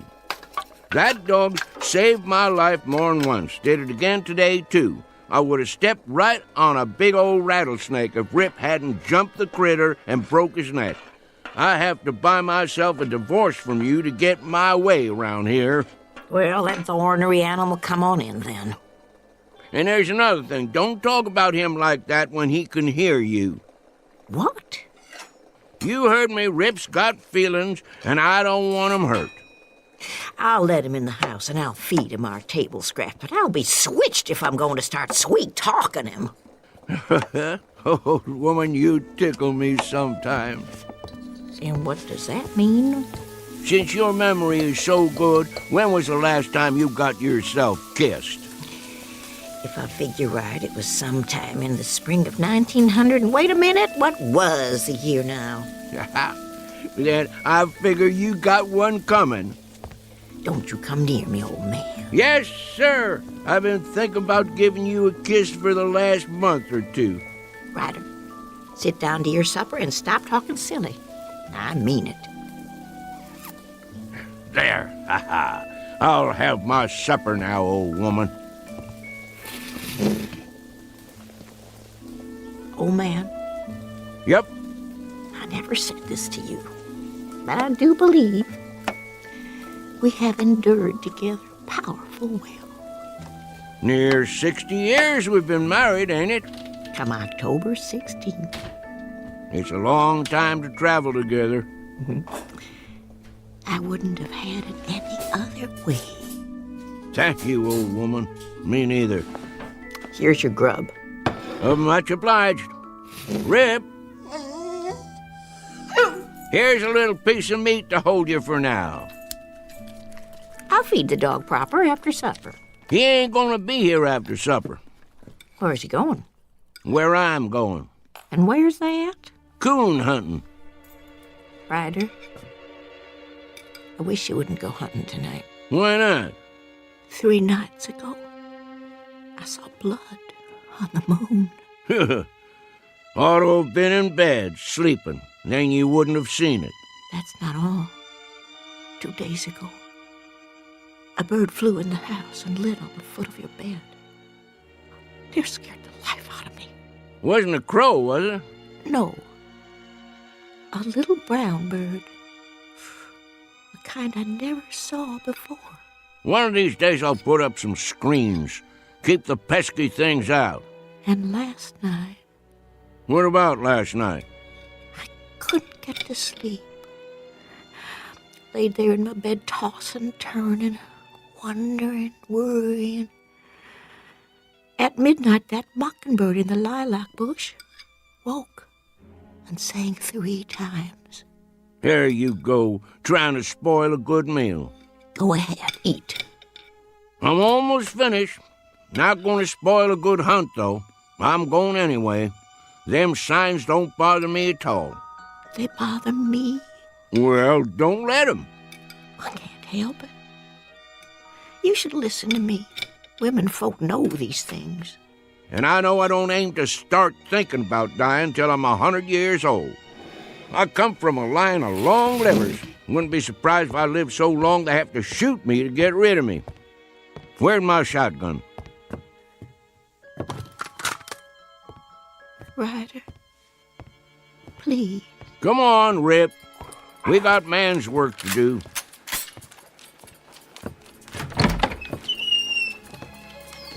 You be careful, old man. Don't worry your head, old woman. I'll be back before it's all the way dark, more'n likely.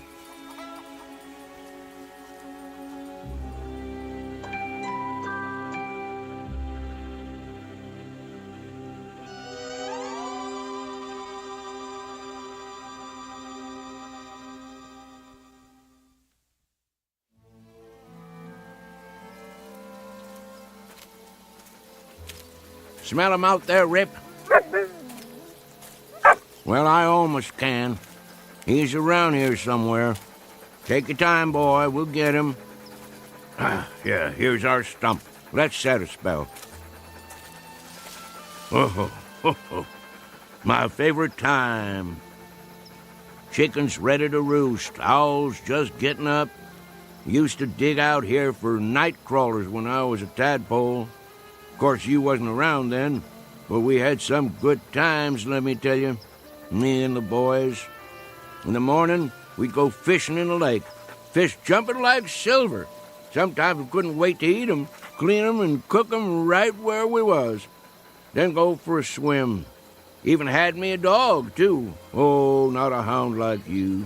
But it was a good old boy. Little bit of a thing. Called him Skipper. Just went missing one day. Must have fell in the lake. That, or a bear got him. Oh, don't you go getting spooked now. No bears anymore, just coons. Big old raccoons, good for meat and hides. Catch a right bushy one and I'll make a dog bed for you. Would you like that, Rip? Gonna be cold come winter. Shh. There he is. Hear him? Big fat one. Looking for a snack. Want to get him, boy? Well, go ahead, do your work. You tree him, I'll catch him. Soon as I light the lantern.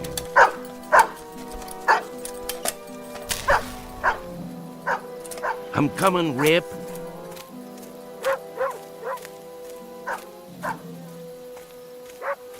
That's it. You got him, boy. I'm on my way. Up a tree, is he, boy? Yep, he must be. Let me shine the light and have a look. Rip, I don't want to doubt your word, but there ain't no coon up there. Nope. If there was, I'd see his eyes in the dark, big as $50. Tricked you, didn't he? I knew it. Now you can't get the scent, 'cause he run up the tree and crossed over to another one. Probably down by the lake already. Don't you go there, boy. He wants you to. Let him go, Rip. You let him go now. I'll see him. He's out on the end of the log, and now he's going to jump in. He's only tricking you. Don't try going after him. He's too good a swimmer. No, boy. He'll pull you under. Come on back here. Oh, now you've done it. Rip, come back here, boy. That coon got you right where he wants you. Get back here before he pull you under. I'll reach down and grab you. You darn fool. Don't let him bite you. Swim on over here. That coon's gonna drown you in a minute. Uh-oh. Coon's got him down. And I'm a-losing my balance. Hold on, boy. I'm a-coming.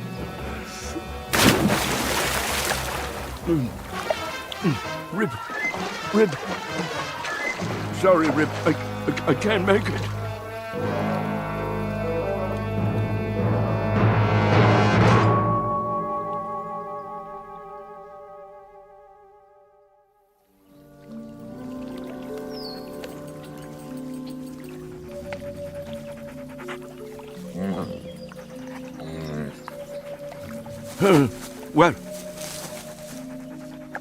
Well, what do you know, Rip? We made it after all. Guess I could swim better than I thought, and you could too, even with an old coon dragging you down. Did you pull me out, or did I pull you? By golly, take a look, morning already. Right beautiful day, too. Must have spent half the night chasing that old raccoon, and we didn't even get him. There's a gun and lantern right where I left them. Hungry, ain't you, boy? Yeah, me too. Let's mosey on home and see what Rachel's got for breakfast. That old woman is going to give us Hail Columbia for staying out all night. And help that, though. Well, Rip, our time has come. Let's go face the music.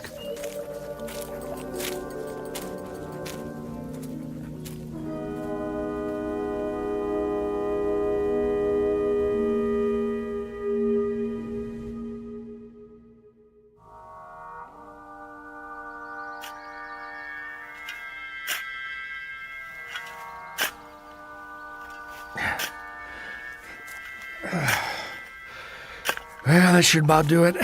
Do what? Deep enough, I figure. Let me see. Man, that hole ain't more than 4 feet.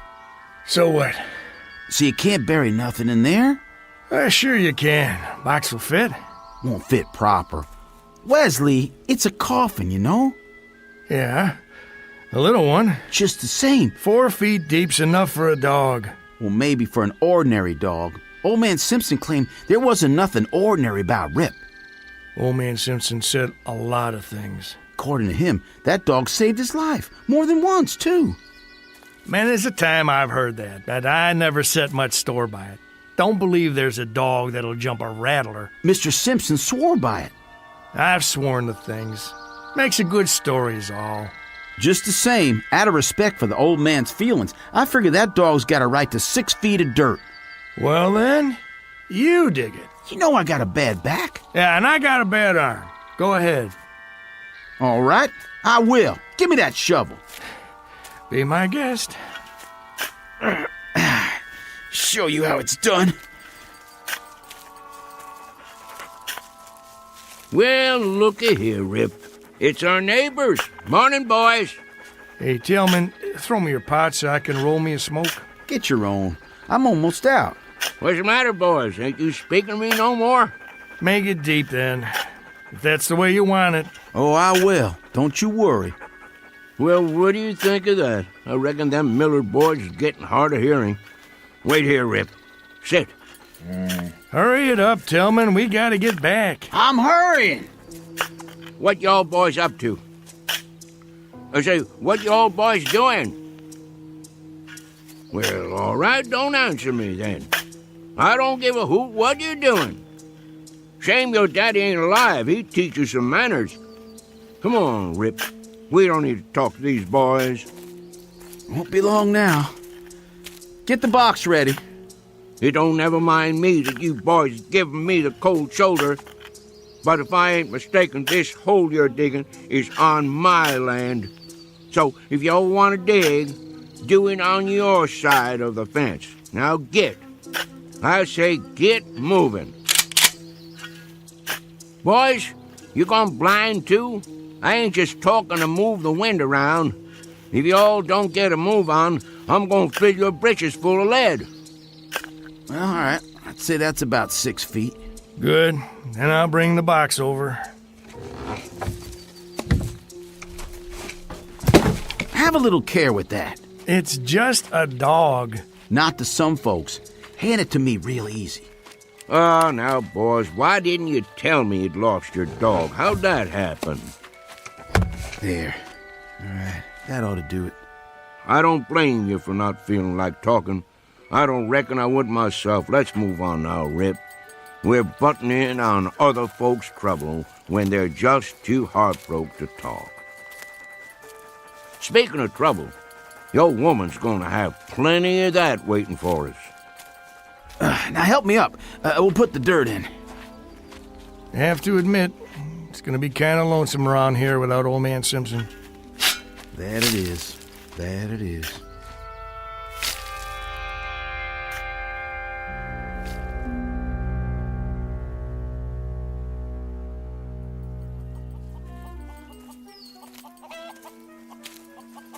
Where is she? Looks to me like maybe we've had a stroke of luck, Rip. Could be that old woman is still asleep. Hadn't even done the washing yet. Well, we'll just walk in big as you please and see what comes next. Wait a while this time, boy. Just for a minute. Let me clear the way.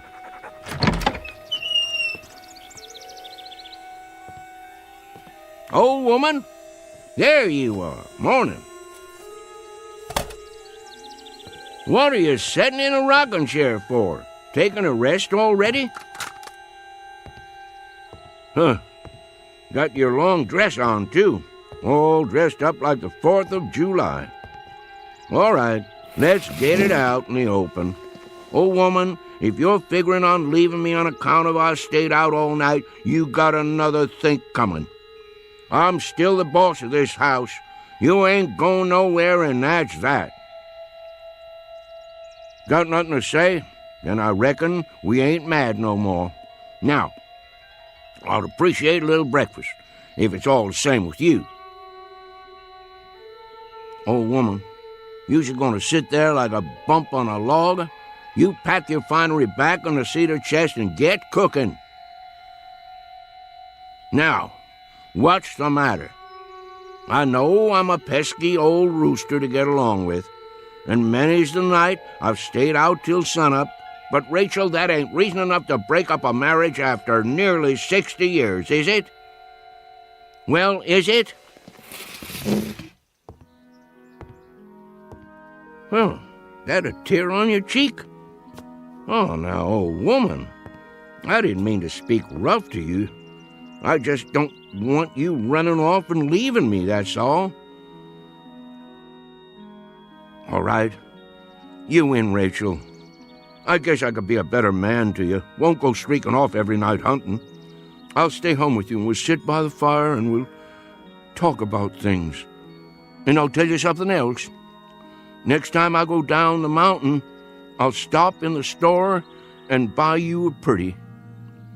Some cloth to make yourself a new Sunday dress or a pair of silk stockings like them city women has.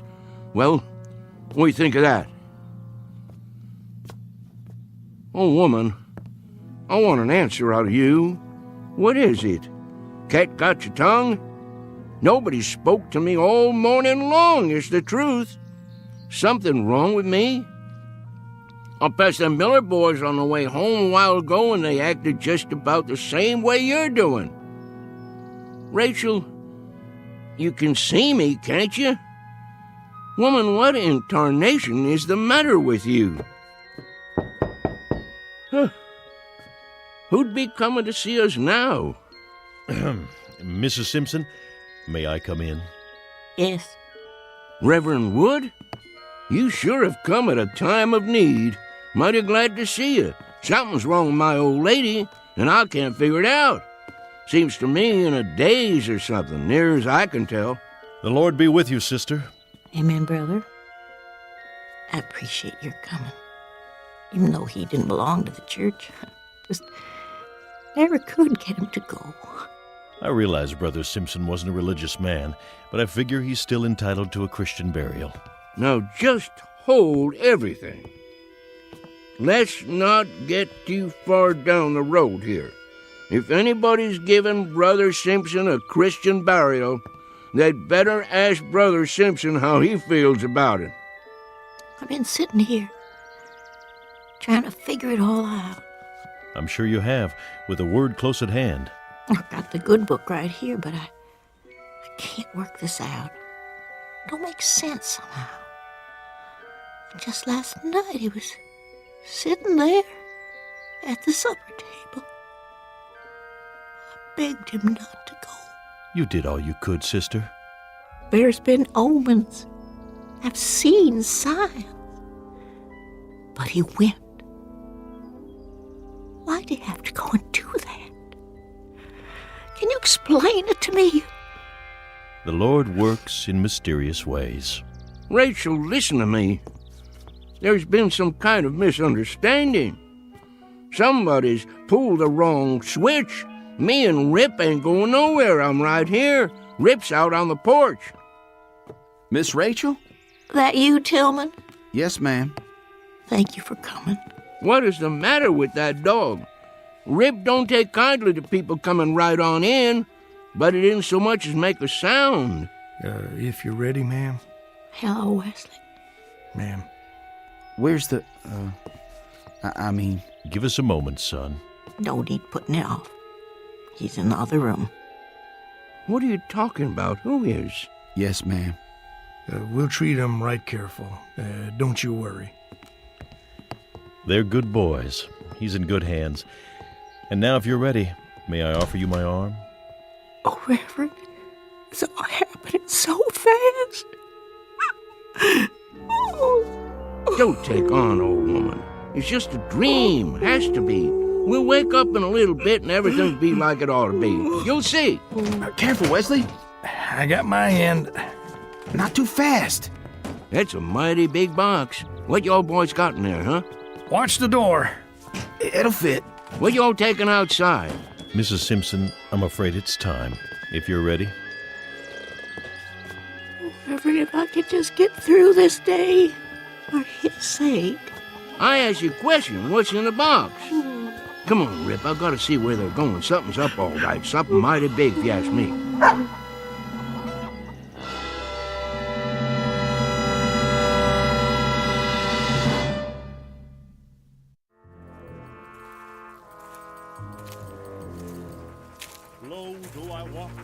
Where are they going? All the way to the top of the hill, looks like. Getting pretty steep.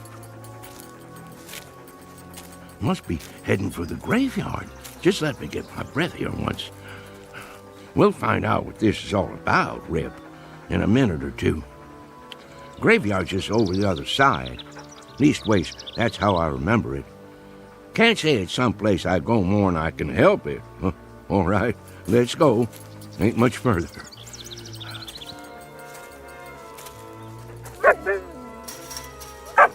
Well, will you look at this now? Who in tarnation built a fence up here? No call to do that.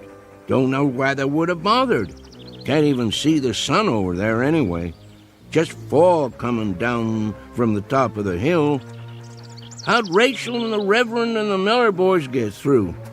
Gotta be a gate or something. Rip, I don't know what to tell you. I must have taken a wrong turn somewhere along the line. I don't memorize ever seeing this here fence before. Oh well, just follow it, I guess. We're bound to come out sooner or later. What you see, boy? Well now, looks like you found it. Here's the gate. All locked up, though. Chain and everything. Hello? Anybody home in there? Howdy, neighbor. Oh, howdy. Think you could open this for me?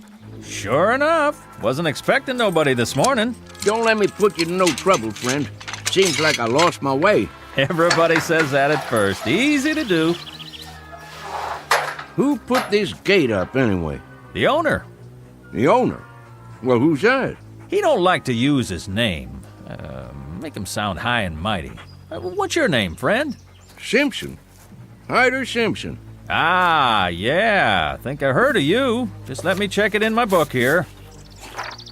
I belong to that bunch of Simpsons over on Wales Mountain. Lived there all my life. I got it. Yep, you're on the list. Guess you can't see it from here, though. Rip and me, we traveled a far piece.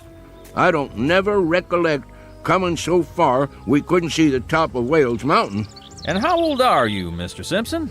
Well, sir, can't say exactly, but I've been walking the earth for more than 70 years now. Arrived at the gate 10:45 a.m. Nice watch you got there. Thank you kindly.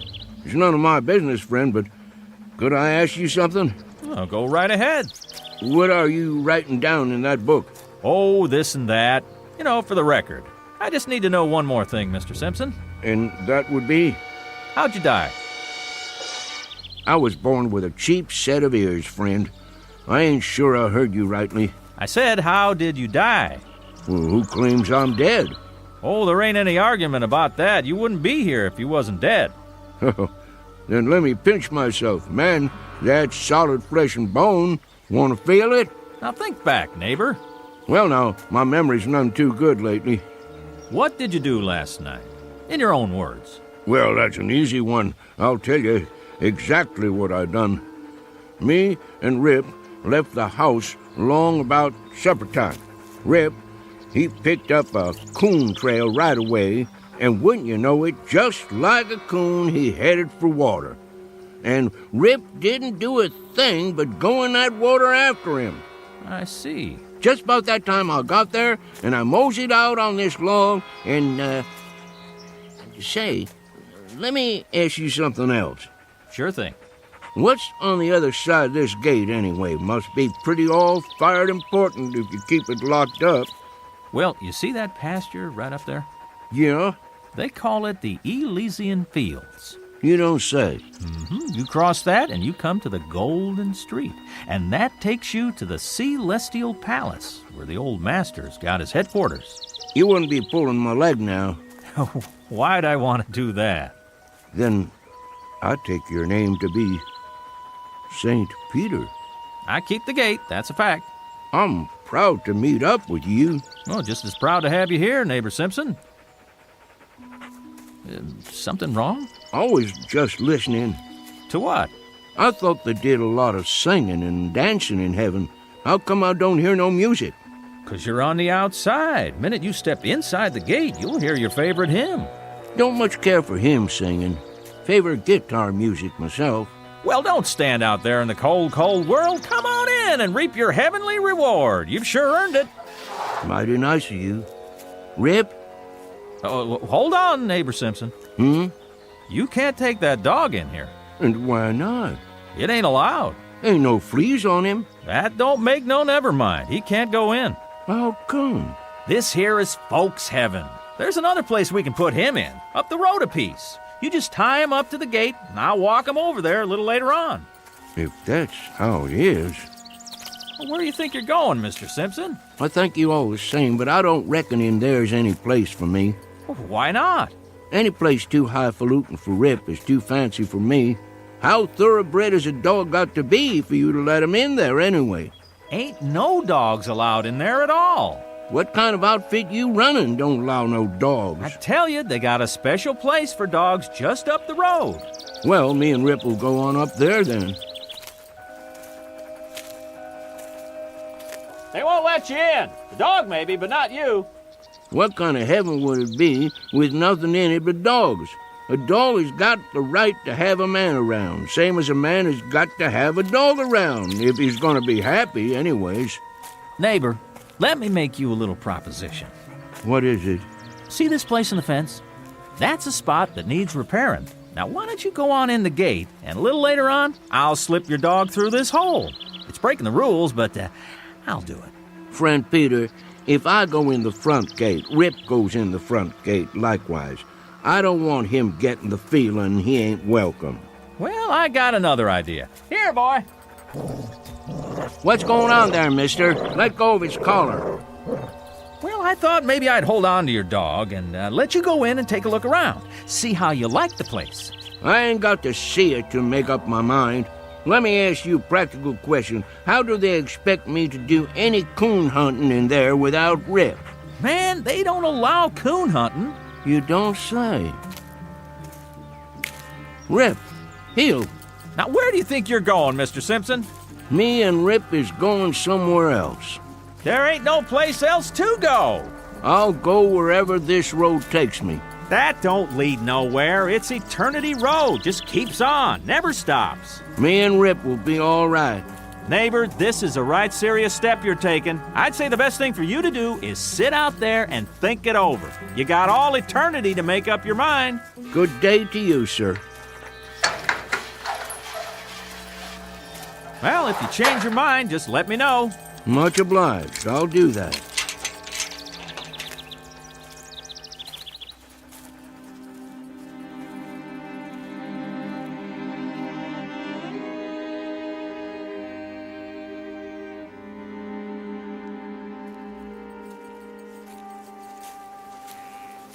Eternity is a powerful long spell to go without a coon hunt, ain't it, Rip?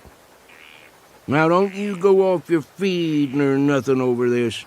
It wouldn't surprise me that if I sneak inside there and talk to the judge or somebody, I might be able to get you in. Don't you trouble your head over it the least little bit. We'll figure out something. Wonder what kind of tea party they keep in there anyway. Must be lots of city folks. They'd be the ones to outlaw coon hunting.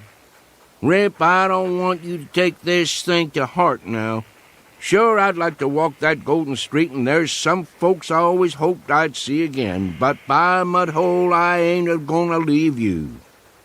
They can sit in there a-tootin' their harps or whatever they do for relaxation, but you and me stays together, same as when we was traveling down below.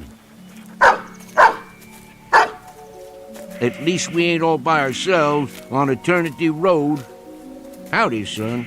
I'm looking for Mr. Hyder Simpson and a hound dog named Rip. That's us, son. I figured it was. Well, if you and Rip's all set, we might as well mosey along to heaven, Mr. Simpson. Like I told that other fella behind the fence, I ain't gonna set foot in heaven without Rip. Oh, you didn't get messed up with nobody in there, did you? That fella at the gate, he wouldn't let me bring Rip in, so I wouldn't go. Son, that would be a hell of a place without Rip. Mr. Simpson, you ain't far wrong. That is hell. Heaven's up the road a piece. I'll be jiggered. Wonder how come that fella lied to me. They don't never give up. Always trying to get folks in there right down to the last minute. What reason would they have for wanting to keep Rip out? They was feared Rip would have warned you, and he would have, time he got a whiff of that brimstone. You see, Mr. Simpson, a man could walk right into hell with both eyes open, but even the devil can't fool a dog. You wouldn't be St. Peter, would you? No, sir, I'm just a regular angel. Where's your wings, son? Shucks, I don't use them half the time. I appreciate walking myself. You about ready to go, Mr. Simpson? Rip! Look at that dog go. We'll just have to catch up with him. He can hardly wait. How's the coon hunting up there, boy? Oh, just prime, Mr. Simpson. There's one tonight right after the square dance. You want to come along? Wouldn't miss it for the world. Here's the gate.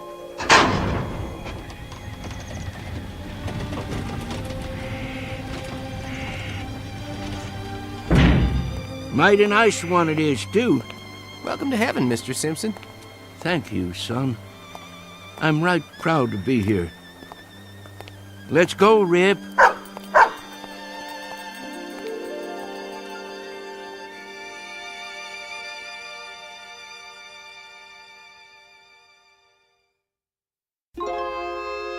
Travelers to unknown regions, off the beaten path, would be well advised to take the family dog, because in a pinch, he might just save you from entering the wrong gate. At least, it happened that way once in a particularly mountainous area of the Twilight Zone. More from the Twilight Zone after this. Hi, this is Carl Amari, producer of the Twilight Zone radio dramas. I'd like to take a moment to tell you about our official website at twilightzoneradio.com, where you'll get the latest news and information on these Twilight Zone radio dramas. Plus, at twilightzoneradio.com, you can digitally download 3 free episodes or any of our episodes for only $1.95 each. In this age of ever-changing technology, we've decided to make these episodes instantly available to you by making the Twilight Zone radio dramas a digital download-only series. This means that this series will no longer be offered on CD. The CD collections at our website are now being offered, while supplies last, at buy one, get one free. So be sure to get your favorites before they're sold out. Be sure to visit us often, and I'll see you in the zone.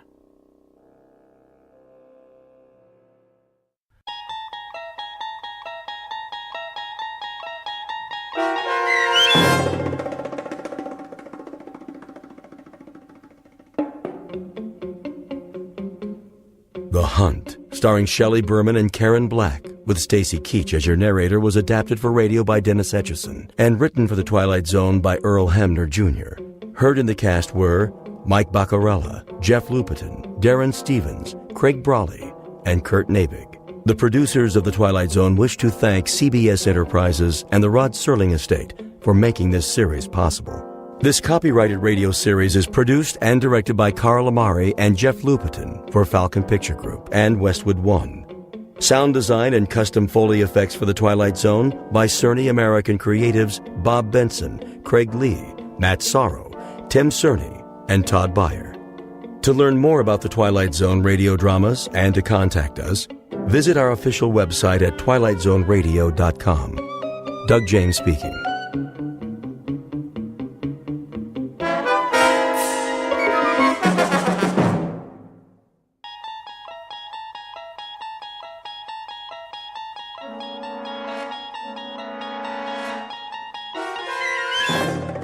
You unlock this door with the key of imagination. Beyond it is another dimension, a dimension of sound, a dimension of sight, a dimension of mind. You're moving into a land of both shadow and substance, of things and ideas. You've just crossed over into the Twilight Zone.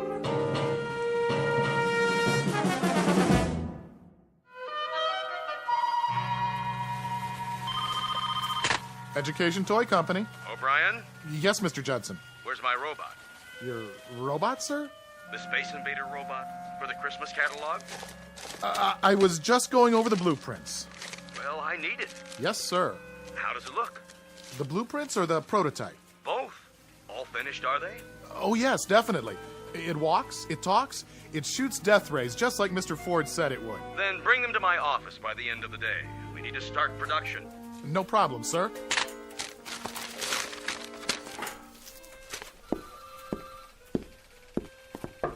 Horace? Horace, Mr. Judson wants to see the robot. Horace? Why are you just sitting there? Didn't you hear what I said? I'm not just sitting here. I'm waiting. For what? For a showdown. Look out! What? Go for your gun, partner. Gotcha! Horace, why'd you do that? Do what? With the cap pistol. Scared the pants off you, right? Come on, Horace. You pull that almost every day. Boy, when I was a kid, I always had a cap pistol. Everybody on my block had one. Do you remember cowboy movies? Weren't they the best? I want to talk to you about your design for the new robot. I made believe I had my own horse. We used to gallop out of the theater and shoot up the whole neighborhood. Bow! Gotcha right in the heart! You're loco. You missed me by a mile. Horace, do you know how loud you're yelling? Oh, I wasn't. I'll bet you could hear it all the way to Mr. Judson's office. How much? I'll bet you my ball of silver foil. Hey, Lenny, remember that? Remember when you could peel the foil off old cigarette packs and gum wrappers and roll into a great big ball? I had one that must have weighed 5 pounds. Boy, wonder whatever happened to it. I've been in the office next to yours for 12 years. I know all about how you used to collect tinfoil. How will you listen to me for a second? You must have had a miserable time when you were a kid. I did. I couldn't wait to grow up. What do you want, Leonard? There's something wrong with the plans. There is not. I designed this toy. There's nothing wrong with it. See? If you'll listen... The kids will go crazy about it. You know what it does? I know what it does. Look, Horace, I'm trying to help you. I mean a toy where the eyes flash and it walks over anything. It's a good toy. It is a good toy, but it can't be turned out at the price point Mr. Judson wants. Look here. What? When he sees the plans, he's going to blow his stack. It's got too many parts. You think so? I know so. Well, I don't. Horace, all you have to do is work it over. How's Betty? What? Betty. Your wife. Remember her? What has Betty got to do with it? We're talking about your work. Is that all you ever think about? Horace. Thanks. I'll look it over. Horace. All right. You do that. By this afternoon, okay? Sure, Lenny, sure. A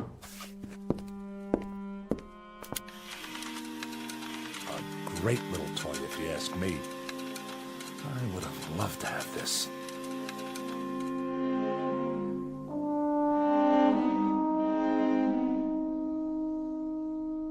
Meet Horace Maxwell Ford, age 38 but already growing a bit paunchy. He's a man whose clothes never quite seem to fit and whose shirt is forever coming untucked from his trousers. His socks are usually down around his ankles, his horn-rimmed glasses are always about to fall off his face, and he can't keep his hair combed at all.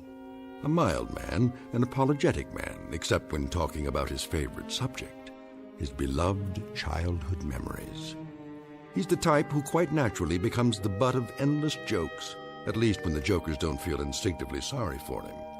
But were they wise enough, they would notice that there is a tragic quality about him as well. In just a moment, Horace Ford will come to understand what's tragic is not the fact that he's an inadequate man, but really an inadequate grown-up boy, a life-changing discovery, and one that could happen only in the Twilight Zone. And now the Twilight Zone and our story, The Incredible World of Horace Ford, starring Mike Starr, with Stacy Keach as your narrator. Leonard? Laura, come in. What's the matter? Here. I don't want Horace to see this. It's his birthday present. Len, would you take it with you so he doesn't see it lying around? Check. I'll bring it along Friday night. Thanks. So how are you? Oh, I'm exhausted. It is not easy to shop for that man. What'd you get him? The smoking jacket. I guess that means he's growing up. Betty and I got him a new gold chain for that pocket watch of his. Oh, and we got him a yo-yo, too, as a gag. Oh, that'll probably be his favorite present. You mind if I sit down? My feet are killing me. Please. So, the surprise party's all set for Friday? All set. What's the plan? Well, everybody's coming over to the place at 8. Horace thinks the two of us are going to a movie. I'll make him answer the door and sing happy birthday or something. He'll go right through the floor. Probably. Oh, what time is it? Late. Is he busy? Yeah. Well, I think he's worked late enough. Ford? Oh. Hi, Mr. Judson. What are you doing at the window? Nothing. Just thinking. Thinking? About what? I don't know. Toys. Whose toys? You don't seem to have done much thinking about ours. Look at this. I'm getting him out of there. Good night, Len. Laura.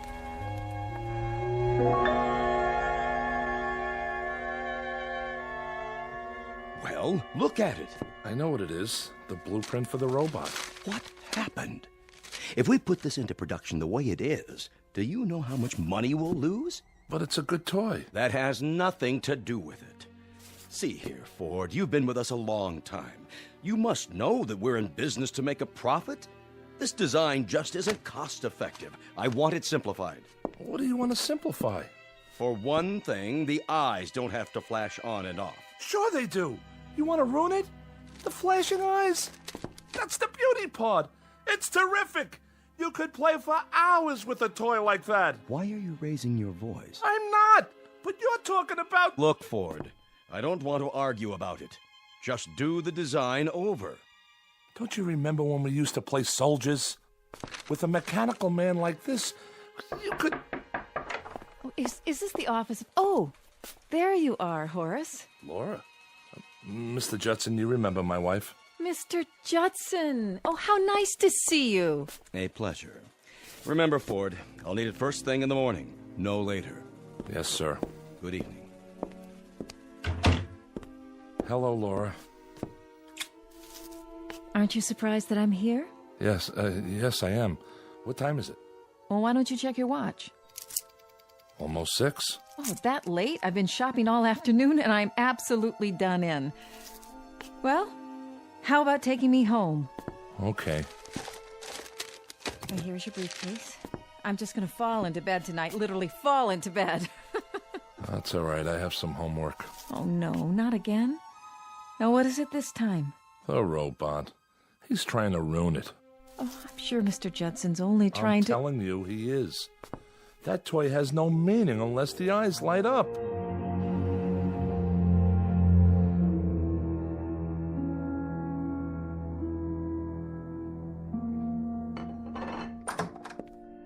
Hello, children. Mama. How's my boy? Fine. That's good. Are you hungry? A little. Dinner's almost ready. Laura, there's something wrong with the chicken. It's like leather. These birds they give you nowadays, like people don't know what chickens are anymore. Well, it looks all right to me. How was the office today? It was okay. What's the matter? Nothing's the matter. No, I can tell just from your voice. Everything's fine. Let's eat dinner. I'm telling you, Mr. Judson's just plain nuts. He reminds me of Corey. Hey, Mom. Remember Mr. Corey? I had him in 5B. What a character. You take the least common denominator class and you multiply. You know what we used to call him? Guess. I wouldn't even tell you.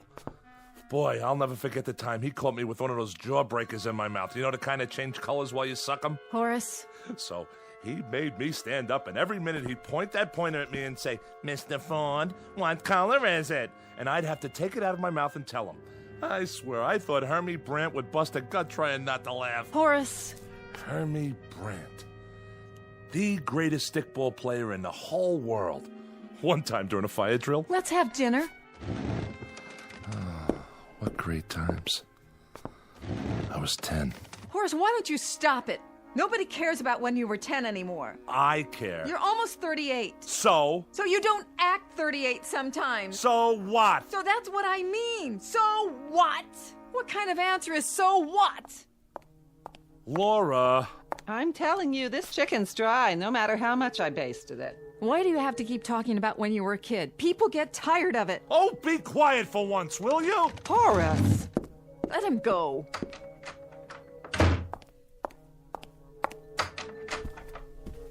Horace? Horace, the chicken will get cold. Oh, come on. Don't lie there on your bed. Eat a little. Laura didn't mean it. I'll cut you a leg and a second joint. Your favorites. You remember Hermie Brandt? No.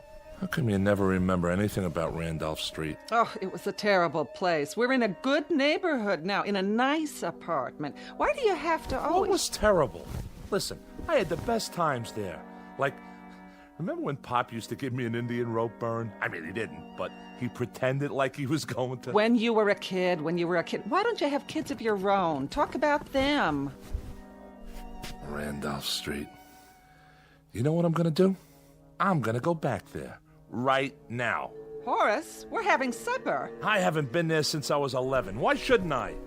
Horace, it's a dirty old street. What are you gonna see? Stay home. Where are you going? So long. Horace, listen.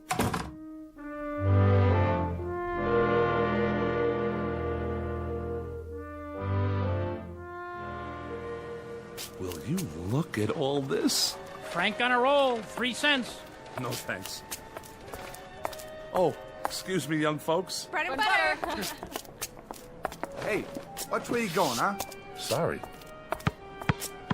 Hey, give me my ball. What? Oh, sure. Davy, you come home or you're gonna get smacked. Ring Alivio, caught. Ringalivio? My gosh, this late at night?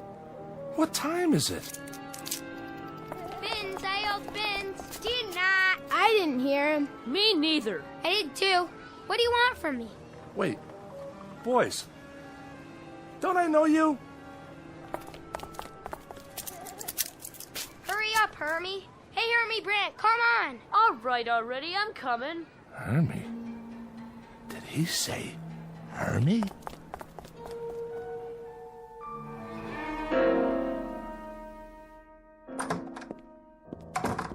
Nice of you to come back. Laura? You could have told me where you were going. Laura, I was down on Randolph Street. Listen, Laura, I have to tell you something. Look, your mother's asleep. Do you know what time it is? No, I don't... Where's your father's pocket watch? I don't know. Laura, I saw some kids on the block. Little kids. Maybe 10 or 11 years old. Laura, they were the kids I played with when I was 10. The same kids. You're perspiring. You're not listening to me. I heard you. I think you're catching a cold or something.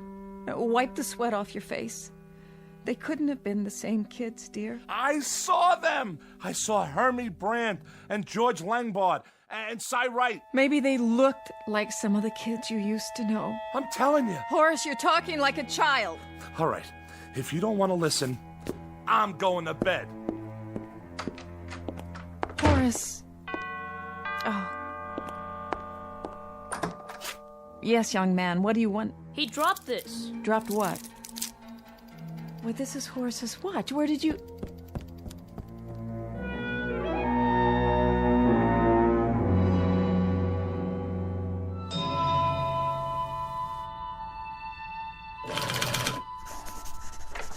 Mail, Mr. Ford. Oh, hi, Freddie. Just leave it over there. Ringalivio. God. What'd you say, Mr. Ford? Ringalivio. What'd you think I said? You never heard of that? No, sir. Did you ever play Salugi? I don't think so. 1, 2, 3, 4, 5, 6, 7, 8, 9, 10, red light. See you later, Mr. Ford. What were you brought up anyway? Mr. Ford speaking. No, I'm not finished yet. Well, I don't know when it'll be ready. I can't help it if Mr. Judson wants to know. Listen, you can't turn these things out like donuts. Horace? Hi, Lenny. You tell him I am rushing it. Well, what does he think I am? Then let him do it. Sure, you can tell him that. Judson's office. What does he want from me? They want to get that toy into production for Christmas. He's got 6 more months. Take it easy, Horace. Look, he's an okay guy, but he's in business. You gotta remember that. It's nothing personal. How's it coming? Now, don't you start on me. What's wrong? I'm not sure. I saw a kid last night. Were you ever on Randolph Street? I don't think so. Why? Randolph was my old street when I was a kid. He wore the same kind of clothes we used to wear, this kid I saw.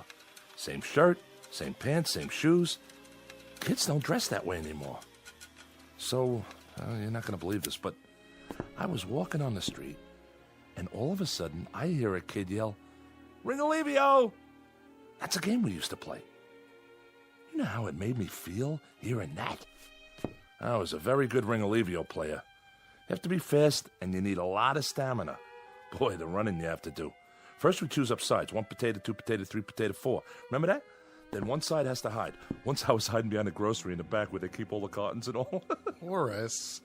So I fell asleep back there, and when I woke up, I took one look at my Mickey Mouse watch, and Mickey Mouse watch? My God, I haven't thought of that in 20 years. Remember when you had a Mickey Mouse watch? What a big deal that was? Anyway, I was telling you about last night. I was on Randolph Street for the first time. Look, Horace, I've got some work on my desk. I only wanted to tell you. I just stopped in to say hello. See you at lunch. Of course, we never had toys like this back then. Ford? Oh, Mr. Judson. I didn't see you there. I want to ask you something. What was the point of shouting at my secretary over the telephone? She was shouting at me! Aren't you happy with your job here? Yes, but... Look, Horace, you're a first-rate designer. You have value to this company, and for our good as well as yours, I don't want to see it dissipated. You've been behaving peculiarly.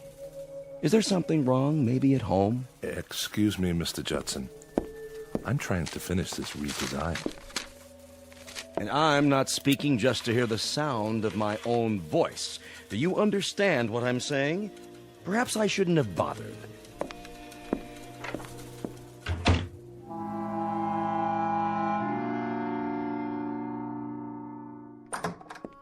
Hello?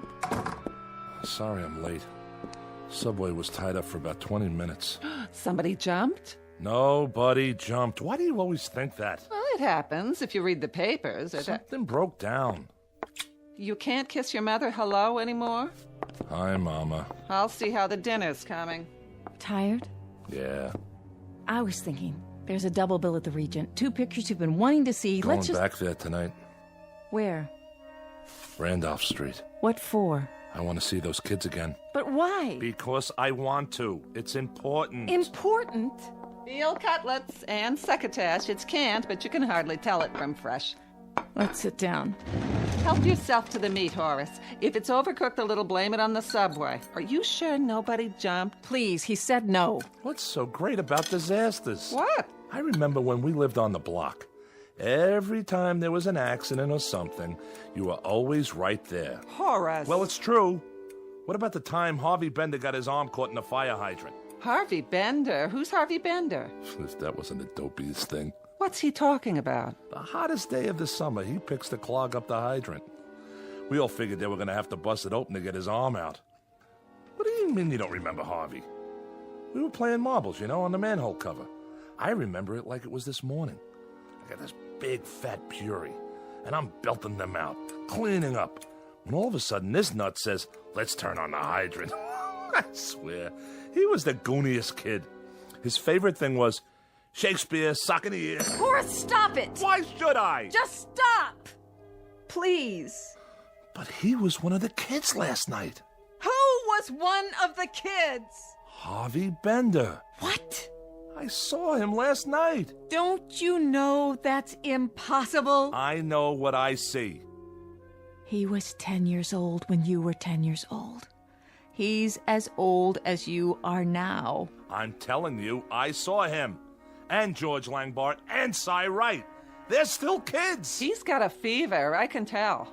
I have not got a fever. Mother, be quiet. Horace, sit down. Feel his head. Leave me alone. Listen, darling. I don't know what's happening at your office, but I can see the way you come home. You're tired. I mean, overwork, and sometimes I would like you to see a doctor. What for? Just to let him check you. You think I'm imagining it? No, I don't. Yes, you do. Listen to me, Horace. Horace, where are you going? To see my friends. Horace, please.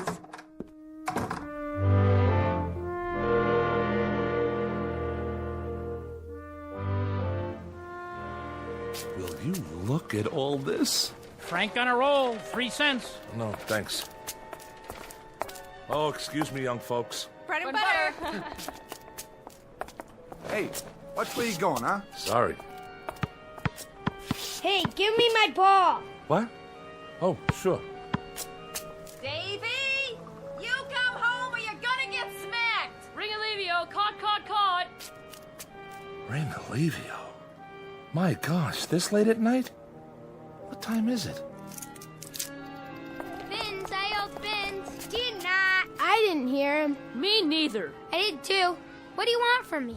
Wait, boys. Don't I know you? Hurry up, Hermie.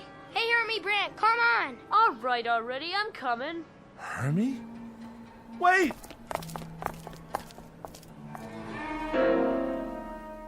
Hey, let's swipe some apples from the fruit stand. Hey, Nitsy. We each grab one. Next to Larry. Next to Larry. Okay, I'll go first. Boys, please.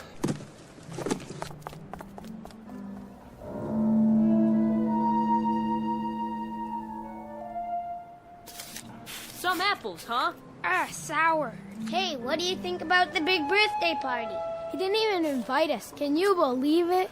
Who are you talking about? Yeah, and I'm supposed to be his best friend. That stinks. We had to myrtleize him, right, Hermie? Boy, ain't how. Listen to me. I can explain. Come on. Let's get him. No. No!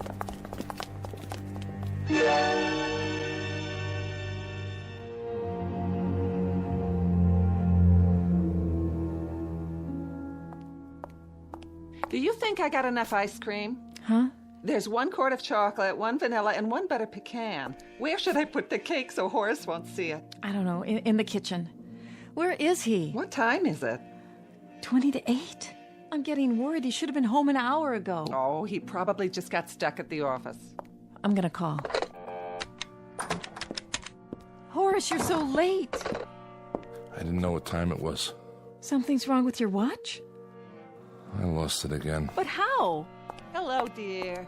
I'm fired. You're what? What are you talking about? I went and had a hamburger. That's why I'm late. I'm asking you something. You're fired from your job? Would you stop? Well, what are you yelling at me for? I want to know from Horace. He's trying to be funny, huh? No. Why were you fired? I was inadequate in my work. Who said that? What does it matter? It doesn't matter, Horace. A man loses his job he's had for 15 years and it doesn't matter? What do they mean, inadequate? Don't they know what they've got? I tell you, gold. They've got pure gold. Would you please stop it? Your life's blood is in that place. I want you to call Mr. Johnson or whatever his name is. You get him on the wire and you let him know what's what. I'm not calling anybody. A weekly paycheck. You think you can find that on the street? What's gonna happen to us? All of a sudden, my whole life is going before me. Up, down, up, down. I'm 61 years old. It's time I didn't have to be afraid anymore. Why don't you look at me when I'm talking to you? What's gonna happen to me? Shut up! I'm gonna talk to Horace alone. What did I do wrong? Ever in my whole life? Somebody tell me. I couldn't help it. It's only a job. Like there are other jobs. You were stagnating there. I never had another job. Why did she have to cry? She's an old woman, Horace. That's always her first reaction to trouble. She's scared to death. Step on a crack, break your mother's back. She'll be all right. Did you get any severance pay? I don't know what I got. I walked out of there. Well, let's forget about it for now. We've got the weekend. Monday you can start looking. We'll make a list. I've got to support her. And you. And myself. You think that's easy? You know what Mr. Corey said? He said that I would never... Mr. Corey was your teacher in 5B. Mr. Judson. He said that I was having a nervous breakdown. He's out of his mind. Listen, I'm telling you, I saw those kids and I know who they are. Horace! They were running up and down the street, swiping apples and having fun. That's all they were doing, having fun. They yell fins. Did you ever yell fins? It's not the subject we're talking about. That is the subject. Me making a living for 3 people while they're swiping apples and running in the street. Well, you're a grown-up man. What do you think you're supposed to do? They were sore because they weren't invited to some kid's birthday party. That's the biggest problem they've got. Horace, you have got to stop this! That's what I'm gonna do. When I went back the second time, the same things happened all over again. Some man wanted to buy me a hot dog. Those teenagers walked by holding hands, and when they let go to walk around me, they said bread and butter. Then this guy bumped into me. I tell you, Laura, nothing changed. It's some kind of a pattern, and I'm in it. I'm in it. God, Horace, stop. I'm gonna call a doctor. Well, whatever it is, I'm gonna find out. I have to. Horace, where are you going? You can't go out now. You can't. What's wrong with him? Laura, tell me. I don't know. What is the name of a doctor? Tell me the name of the doctor. What are you doing? Who are you calling? For heaven's sakes, I have to know what's going on here. Horace. Surprise! Hey, where's the birthday boy? Laura, what's wrong? Maybe we'd better go. No, please come in. He'll be back.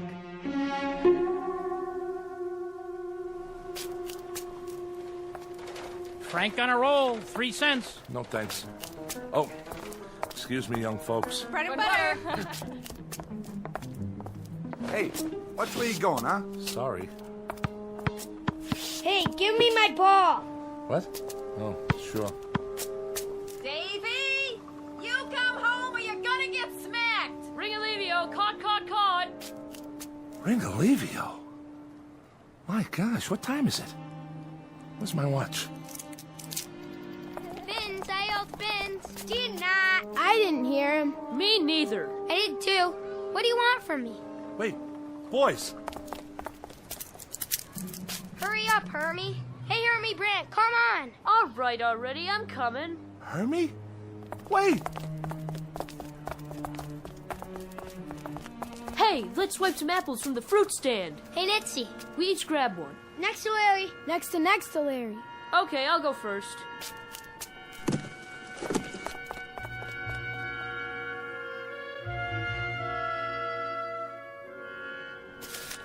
Some apples, huh? Sour. Hey, what do you think about the big birthday party? He didn't even invite us. Can you believe it? Who are you talking about? Yeah, and I'm supposed to be his best friend. That stinks. We had to myrtleize him, right, Hermie? Boy, ain't how. Listen to me. I can explain. Come on. Let's get him. No. No!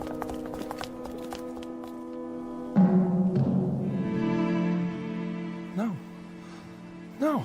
Why don't we bust in on the party? Fellas. What for? He'd probably start crying like a baby. Listen, fellas. Can't you hear me? Can't you see me? I gotta tell you something. Step on a line and you bust your father's spine. Cut it out. You've got to listen to me. So are we going to the party? What do we do when we get there? Who cares? They probably got ice cream. Who needs ice cream? It's better than standing around here. Please, look at me. I'm standing right here. Hermie, are you my buddy? Fellas, please. I gotta tell you something. I know I got some apologizing to do. Georgie, Cy, come on. What are you giving me the treatment for? Will you listen? I couldn't help it. Hermie, I'm your best friend. You have to give me a chance. Well, if it ain't little Horace Maxwell Ford. The birthday boy. Why didn't you invite us to your party? We're gonna myrtleize you. No, please. Please, don't. Don't.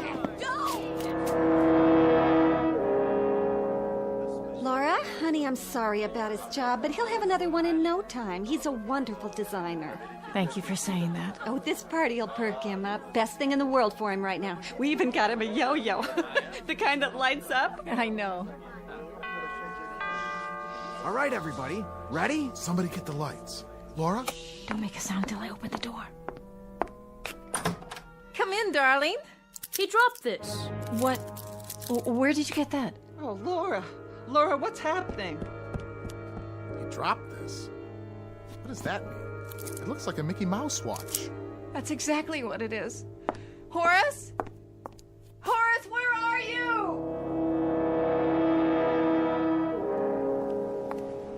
Horace? Somebody. Horace, is that you? Laura? I'm here. It's all right, Horace, I'm here. Laura, help me up. Of course. Don't ask me what happened. I won't. Because I really don't. Oh, your face. You're all cut up. It doesn't matter. Where are my glasses? Here. At least they're not broken. Can we go home now? That's a good idea. A very good idea. I have no idea what happened, Laura. But for 1 minute, 1 second, I don't know. I saw things that made some of the memories I had a lie. Because when I was a kid, a lot of it was an ugly, sad nightmare. And I saw that. I know what it was.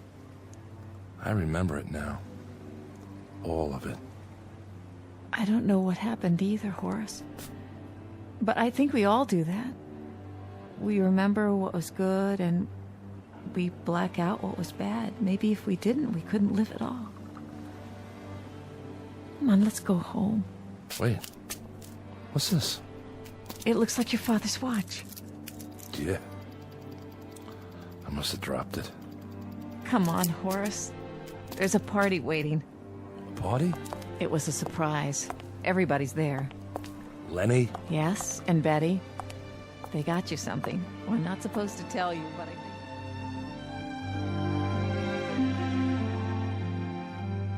think... Mr. Horace Maxwell Ford, age 38, a bit disheveled but soon to be whole again, with his shirt tail tucked in, his socks up, his glasses straight, and his hair combed, at least most of the time.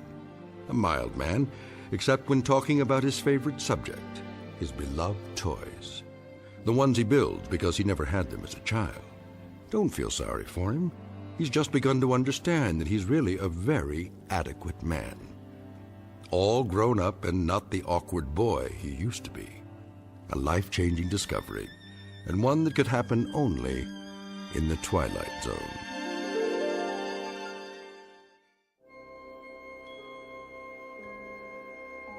Hi, this is Carl Amari, producer of the Twilight Zone radio dramas. I'd like to take a moment to tell you about our official website at twilightzoneradio.com, where you'll get the latest news and information on these Twilight Zone radio dramas. Plus, at twilightzoneradio.com, you can digitally download 3 free episodes or any of our episodes for only $1.95 each. In this age of ever-changing technology, we've decided to make these episodes instantly available to you by making the Twilight Zone radio dramas a digital download-only series. This means that this series will no longer be offered on CD. The CD collections at our website are now being offered while supplies last at buy one, get one free. So be sure to get your favorites before they're sold out. Be sure to visit us often, and I'll see you in the zone.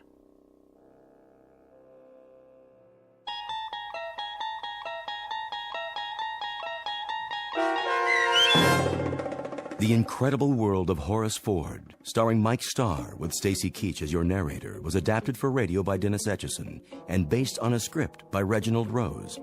Heard in the cast were Taylor Miller, Meg Thalken, Doug James, Carl Van Sickle, Adam Blaine, John Starr, Bill, Charlie, Alex, and Henry Kummerer, Martin Hughes, Bob Blaine, and Adam Tangway. To learn more about the Twilight Zone radio dramas and to obtain audio cassettes and CDs of these programs, visit our website at twilightzoneradio.com. This copyrighted radio series is produced and directed by Carl Amari and Roger Wolski for Falcon Picture Group. Doug James speaking.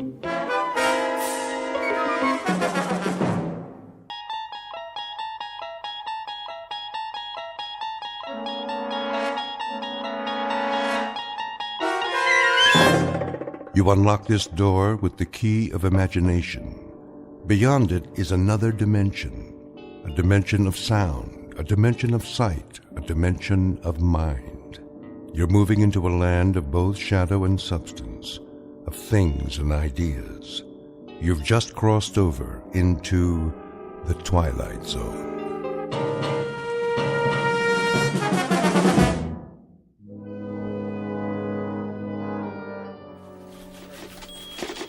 Hey, Miller. Yeah. Hey, your copy ready? Almost. Well, the old man wants it on his desk now. The old man drinks too much coffee. Ooh, easy, pal. Hey, I'm just passing it on. So what's your column about? Read it in the morning edition, like everybody else. Hey, that ain't very friendly. I'm not the friendly type. You get too friendly and guys like you start stealing my angles. Would I do that? Hey, let me guess. The new baseball commissioner. No. The shakeup in the NFL. Sounds like every sports page in the country. Oh, then you must have a juicy one. Say, what's that file you got there? Nothing that'd interest you. Jockey disqualified, banned from all U.S. tracks, Racing Commission denies appeal. Wait a minute. I remember that guy. Got bounced for doping horses in the Triple Crown. What was his name? Brady? Something like that? Write your own story, Maze. Now get lost. I got work to do. All right. I'm going. Me? I'm taking a dinner break. Some people know how to meet their deadlines around here.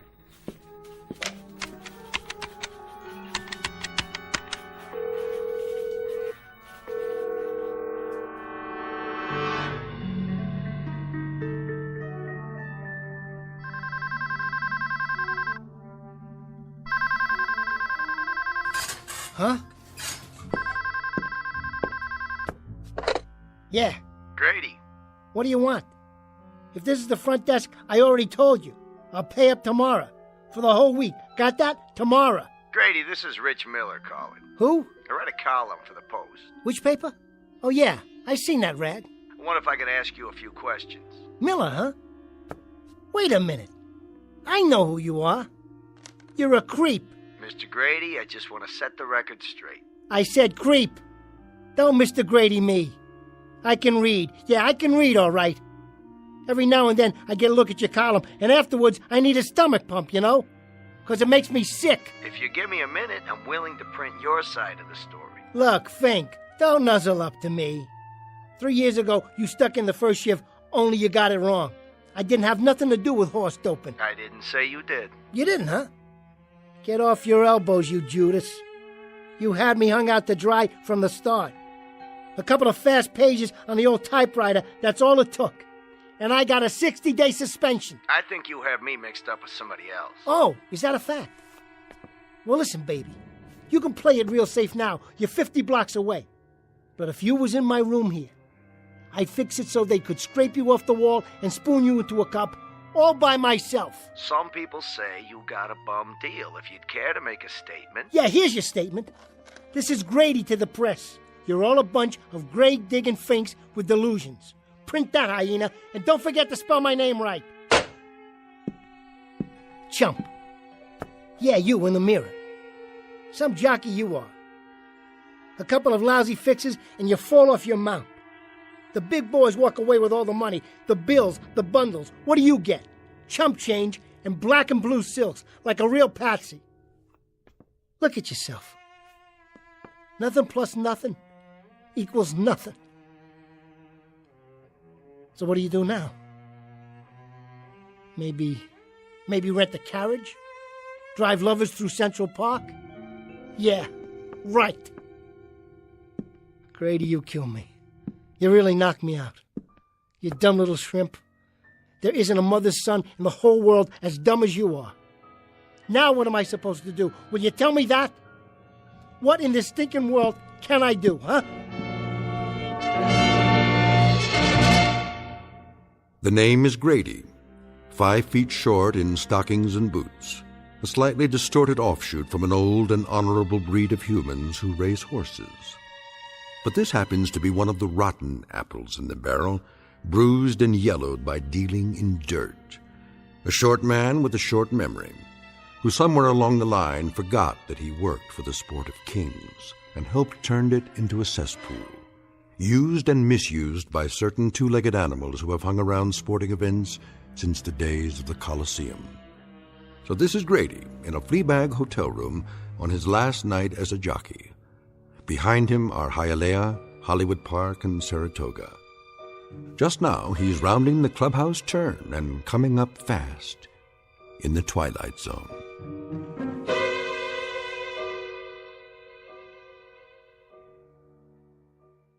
And now, The Twilight Zone and our story, The Last Night of a Jockey, starring Bruno Kirby with Stacy Keach as your narrator. Around the far return. It's Baby Needs a New Pair of Shoes, 2 lengths back, Jazz Bakery, followed by Janine L, Lovely Lita, Stratisfaction, Red Dreams, Double Edge, and trailing is Taz. Now, Lovely Lita makes a move on the inside, passing up Janine L, Jazz Bakery, and challenging the favorite, Baby Needs a New Pair of Shoes. Grady's really using the whip. It's Lovely Lita, and Baby Needs a New Pair of Shoes. Lovely Lita bearing down the stretch. They're neck and neck, and it's Lovely Lita, the winner by 2 lengths.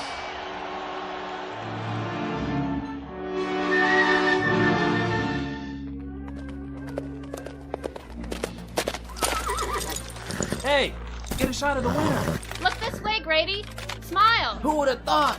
Beating the #1 horse. You did good out there, Grady. Yeah.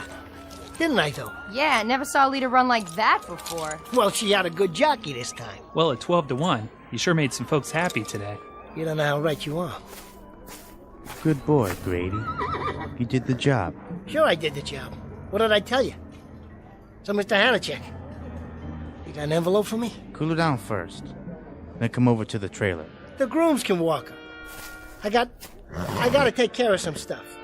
So I was thinking, Mr. Hanachek, if it's all the same to you. What's the big hurry, Grady? I just like to get paid, is all. Don't worry about it. You'll get what's coming to you. Like the man said, what's the big hurry? No hurry. I gotta put my gear away. Like maybe a needle? What are you talking about? Sure came to life in the stretch, didn't she? I wonder where she got all that speed. Some people might say it was amphetamines. So you better watch your mouth, fella. I don't like what you're inferring. No? No, I don't. Who do you think you are anyway? We're from the Racing Commission. Nice meeting you. Now, if you'll excuse me. Hold up. Just till we do a urine test on the horse. You can wait in the car. We don't want any trouble. Get your mitts off of me. Hey, hey!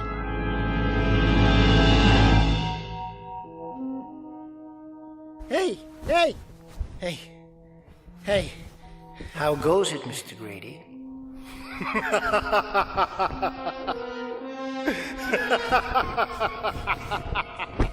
What? Bunched up at the turn? Slowed down by a muddy track? Who in the... Just an interested observer, that's all. With a question for you. How goes it in your world?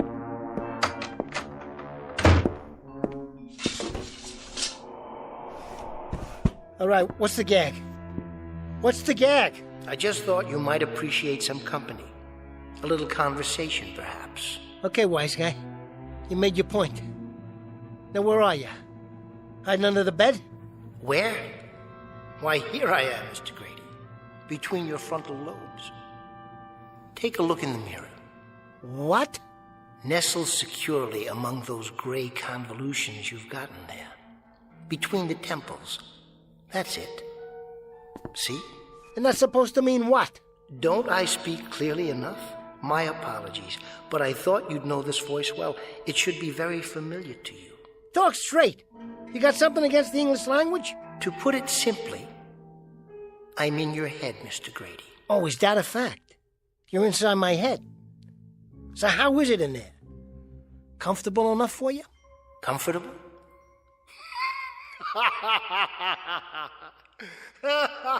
Hey, cut that out, will you?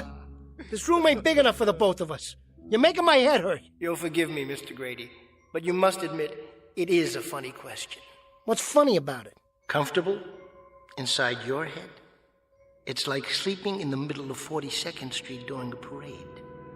Noisy, crowded, and quite uncomfortable. To be blunt, I'm sick of it. Time to come out for a while and have a stretch, if you don't mind. What do you mean? Where? Look in the mirror over your dresser. Ah, that's much better. Hey, what is this? Some kind of trick? No trick, I assure you. But you look just like me. Except you're all dressed up. And the way you got your hair combed like some kind of uptown guy with bucks. You like the effect? I picked the jacket and tie with you in mind.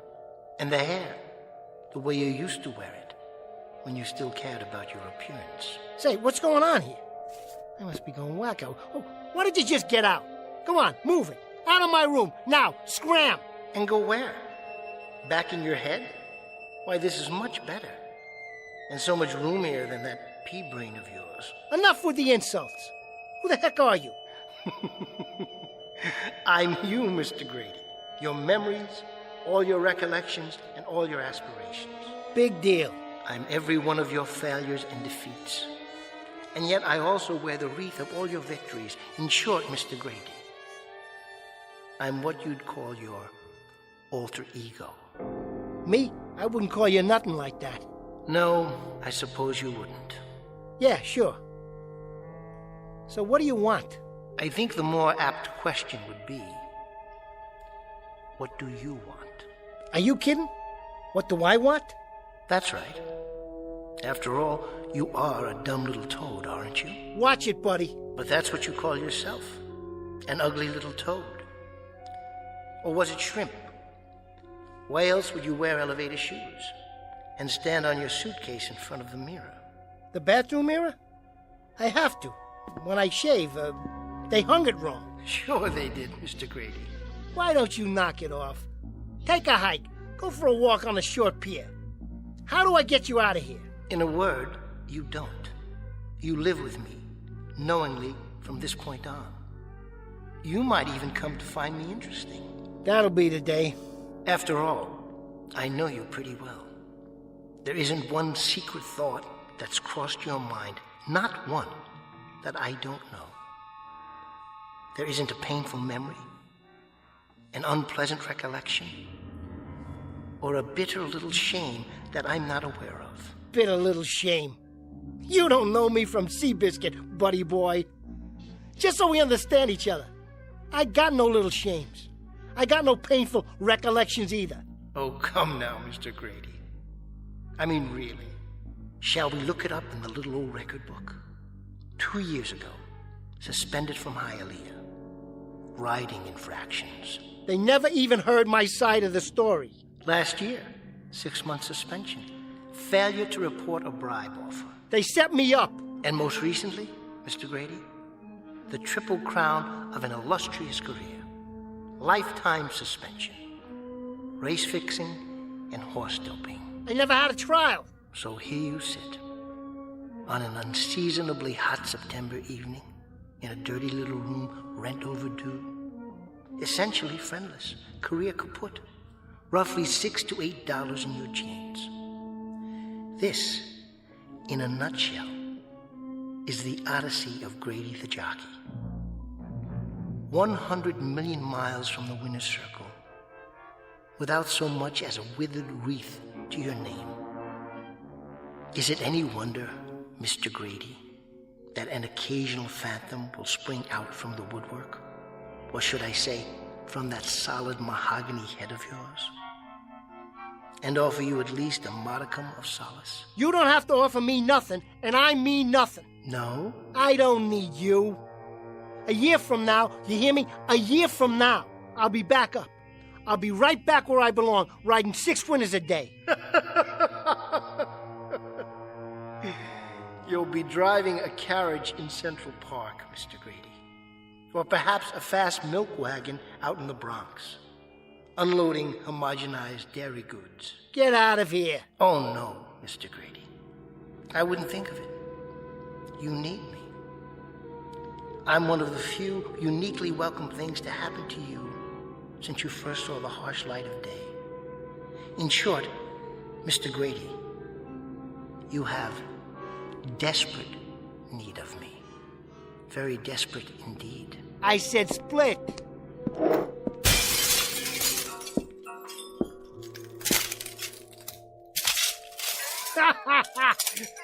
Fink? Where are you now, Fink, huh?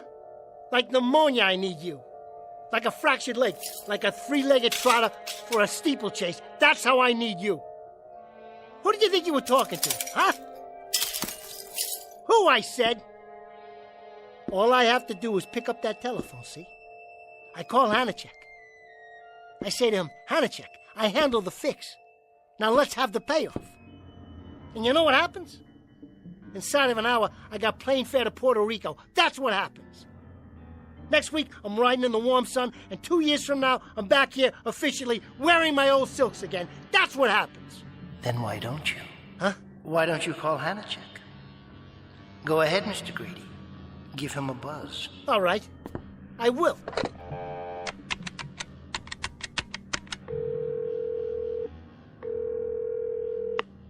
Yeah, this is Grady. Had to check around? Well, I want to talk to him. Never mind the message. This is personal. Just put him on. Hanachek. Grady. You what? Surprised? What's to be surprised about? I'm sitting down here in a pit, all by my lonesome. I got $8 to my name, and somebody just knocked me off my mount. I'm the one who took the fall. What do you expect me to do? Write a will and take gas? Knock it off. You know what I want. That's right. I think the word is... Sustenance. Sustenance. Look it up in a book, Hanachek. I'm talking about 3 squares a day and a little fur to spread around the nest. Hanachek, I put it on the line for you. I stole a raise, and now they got me nailed up. You walked away with a pile. Well, now it's time for Grady to get his. Hanachek, you double crook. Hanachek! Hanachek! Miserable man, isn't he, Mr. Grady? Ungracious, unappreciative, very predatory. But that's the breed. Like all crooks, they take, they never give. You got that right. What's to do now, Mr. Grady? Write a will and take gas? What do I care? That lousy nickel and dimer? A year ago, I could buy and sell him. Buy and sell him. Well, guess what? I don't need you. I don't need him. I don't need anybody. Now make yourself scarce, will you, buddy? You're getting on my nerves. I was a big man once, and I'll be a big man again. You'll see. Ah, now we get to pay dirt. The moment of truth, the acid test. The ultimate coming together of forces. What are you jawing about? Merely that you can have your heart's desire, Mr. Grady. The time has come at last. Now you'll finally get what you want. What I want? Yes. Whatever it is that you want. More than anything else in the world. So think it over carefully, Mr. Grady. Think it over. Won't you?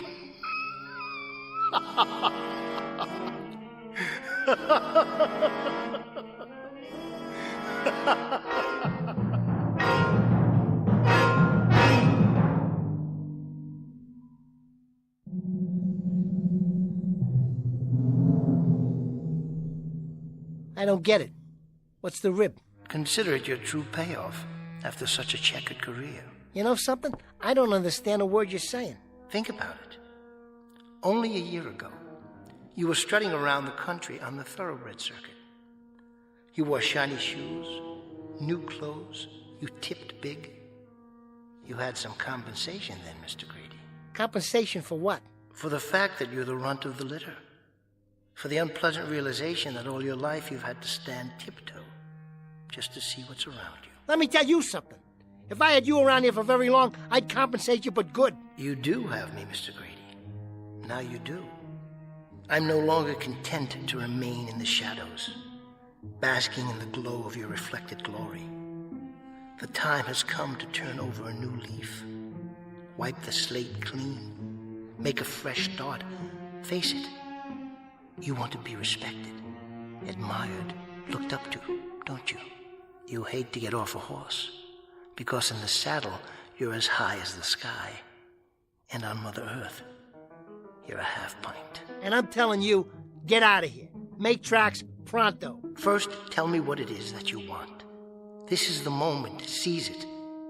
What? What do you really want? What do I want? What do I want? Such as? Anything. All you have to do is name it, because believe me, you deserve it. What I want is... I want to change what I see every time I look in the mirror. Or in the window when I'm walking down the street in people's eyeballs. When they're staring at me. That's right. Let it all out. I don't want to look in there and see a shrimp. A toad. A fink. You know what, man? I want to be the biggest. I mean, I want to loom. I want people to look up to me. Poor Mr. Grady. You dreamless, put-upon little man. How cheap you come. What a cut-rate little article you are, after all. You want size? That's your heart's desire? You want to be a giant among men? Yeah. Yeah, that's it. Is that all? Is that really all? Cool it, you're giving me a headache. I gotta lie down for a minute. Go ahead, Mr. Grady. Be my guest. We wouldn't want to overwork that gigantic brain of yours, would we?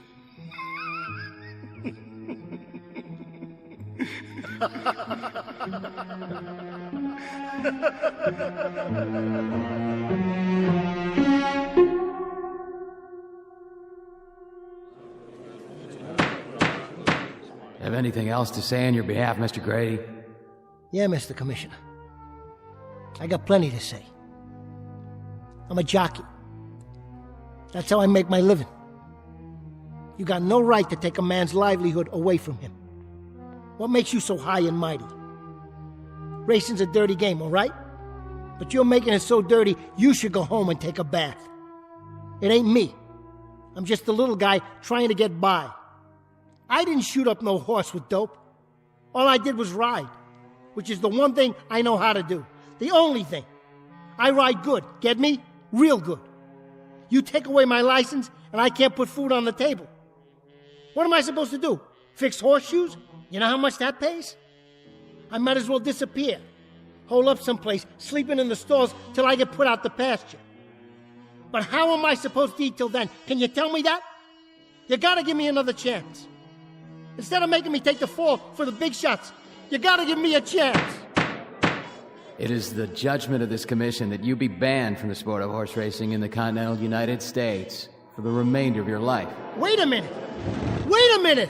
That's all, Mr. Grady. Your license is hereby revoked. Hold on, you can't do that! Listen to me! This hearing is over. You're dismissed. No! No! No! No! No, you gotta listen to me. Go ahead, Mr. Grady. I'm listening. Huh? Have a good rest. A good what? Your nap. I trust it was a good one. Healthful and refreshing. Yeah, it was swell. What's it to you? I just wondered what it feels like to have your heart's desire after so long. Ow! Something hit me in the head. The ceiling, perhaps? Hey, this ain't my bed. It can't be. It's too little. It is now. I must still be dreaming. Oh, come now, Mr. Grady. I gotta get a drink of water. If that is your wish, feel free. You can do anything you want. Absolutely anything. Give it a rest, why don't you? Like everything else that's happened in your life, it's entirely up to you. Ow! Who put the bed flat on the floor? Why, no one. It's not the bed that's changed. What's going on here? Oh, I do wish you were more imaginative. Okay, I am dreaming. That's it. Is it? Touch the floor. Go ahead. That's real, isn't it? Touch the dresser. Now touch the wall. Put up your hand and touch the ceiling. Go ahead. Now stand. I can't, okay? It's not high enough. Correct. It's not. For you. These are all very solid objects. They have width, height, thickness, the properties of physical reality.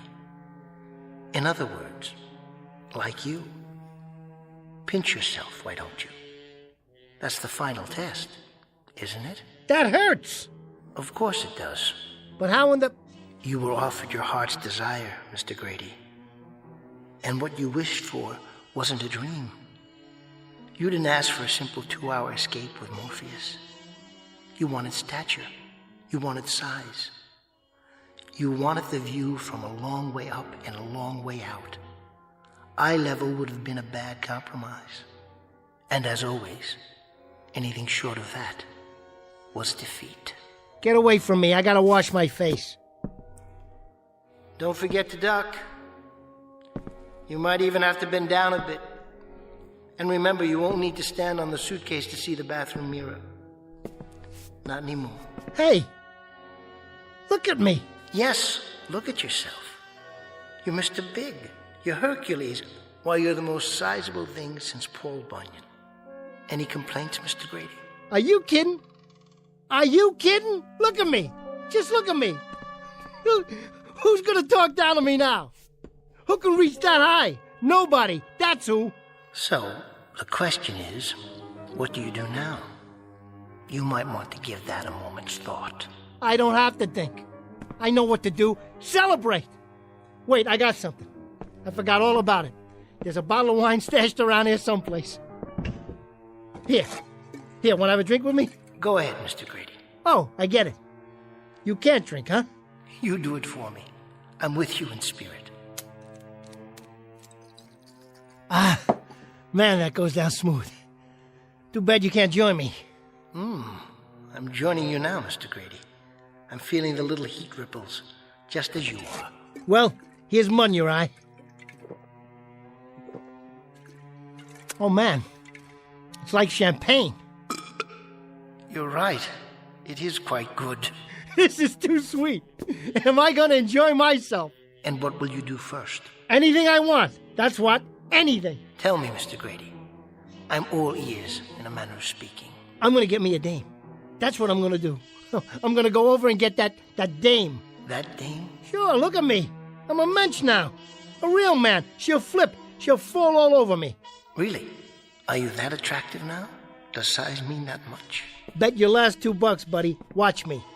Don't you think you'd better call first? Why? So you won't go all the way over there, only to find that she's not home. Oh, yeah. Okay. Give me the phone. Careful with the dial. Your fingers barely fit. Get away from me. I can handle it. You'll never believe this. I swear you'll never believe this. But she used to bend down and pat me on the head. Well, we'll see about that now.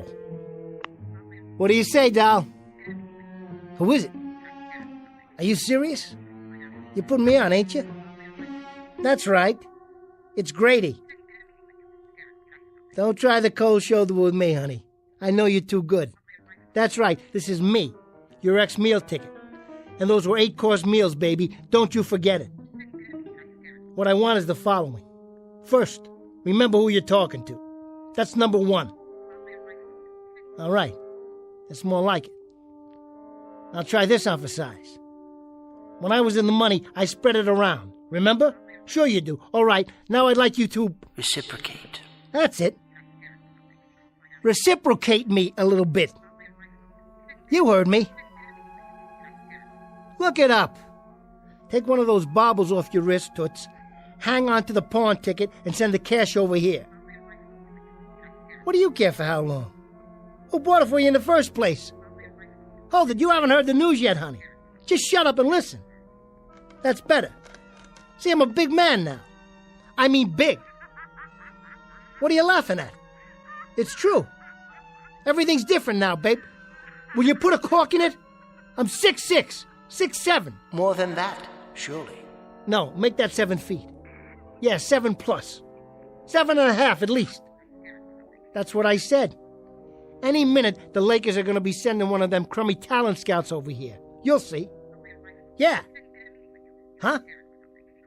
Would I lie to you? I tell you, I've grown, really grown. Will you listen? Why, you cheap little alley cat. I don't take that kind of talk off anyone. Nobody calls me an ugly little runt. Nobody. That's what I said, especially you. Forget it. Go someplace and die for all I care. And I hope it's long, tough, and really, really painful. That's what I wish for you. Well done, Mr. Grady.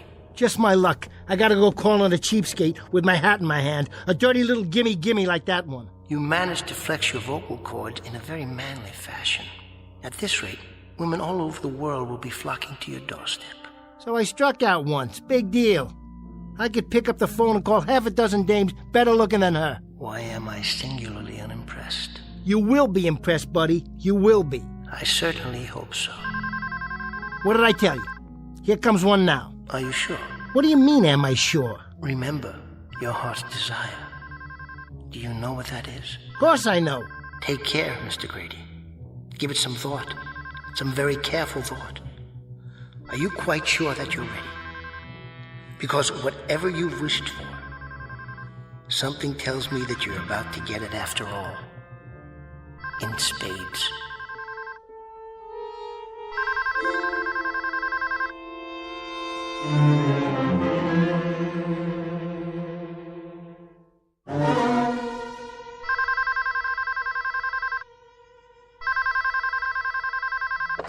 Yeah. This is him. What about my voice? Too loud for you? All right, sport. Give it to me again. How's that? Yeah? Yeah? Which lawyer are you talking about? What's his name? Never heard of him. You have him call me. I might have to go out for a while, so tell him to make it quick. I ain't got all night. Yeah, go ahead and give him my number.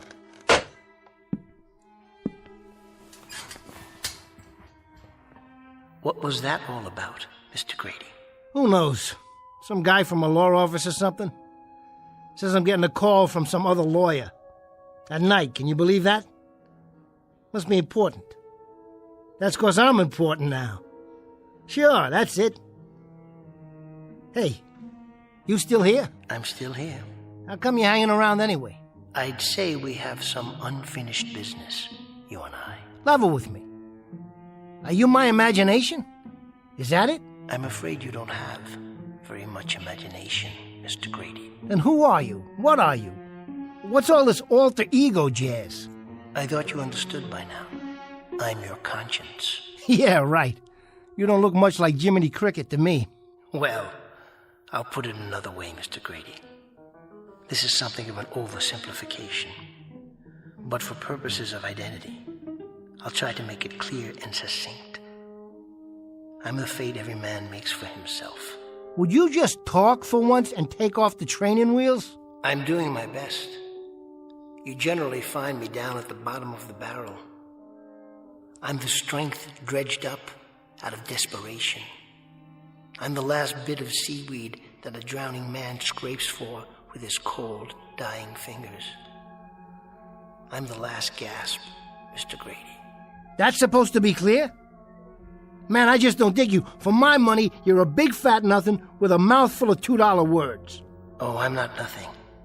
I'm something, Mr. Grady. I'm really and truly something. In certain cases, something very good, depending on the person I'm representing. I can work miracles. I may come with heroism, sacrifice, strength. Even more than that, I may epitomize everything noble in the human spirit. Now, in your case, Mr. Grady, the requirements were quite small. Your dreams rather insignificant, taken all together. Your aspirations hardly worth mentioning in the greater scheme. What do you mean, small? What do I mean? Only this, Mr. Grady. If you had asked to win the Kentucky Derby, and win it cleanly and with honor, that would have been quite a monument to your career. Or if you'd asked to perform an act of pure, selfless heroism, and let that be the qualification for the respect you seek, this too would have been exemplary. But as it is, what was your heart's desire? To be a big man. Big in the sense that your hands can smother telephones. Your head can hit the ceiling with every step you take. Your face can overshoot its reflection in the mirror without the help of a suitcase or a stepladder to stand on. I repeat, Mr. Grady, you come cheap. You're hardly worth the effort. You're a regular wise guy, ain't you? Well, let me tell you something, buddy. As you wish. All I want, all I ever wanted, was to walk down the street and not get laughed at.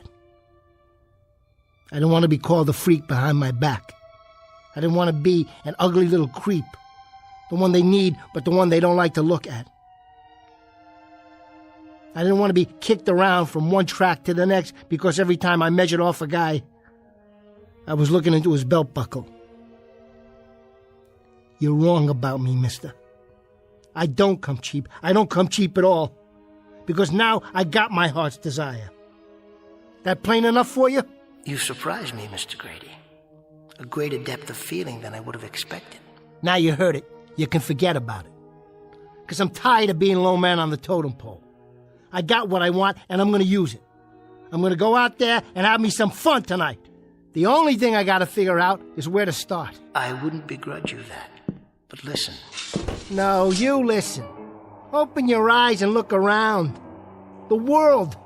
And it's just waiting for me. He doth bestride the world like a colossus. What? Someone said that about Alexander the Great. He ended badly, too. A sad and tearful man. When there were no more worlds to conquer. You see any tears in my eyes? I'm not crying, I'm laughing. Look at them all down there, like ants. They got their big cars and their women and their big fat rolls of money. Now it's my turn. Just wait till I walk in any place I feel like. They'll notice, all right. They'll turn around and stare, because every one of them will wish they was me. Give me the 2 hottest dames in town, one on each arm, and just you watch. I am watching. I'm with you. Imagining it all, along with the consequences. Imagining is something you don't do very well. So let me help. The possibilities are endless, but the trick is in the choosing. What's right for you? What can you wear like a beautiful coat of many colors? Or what doesn't become you? What doesn't fit you? If you choose wrong, it will show.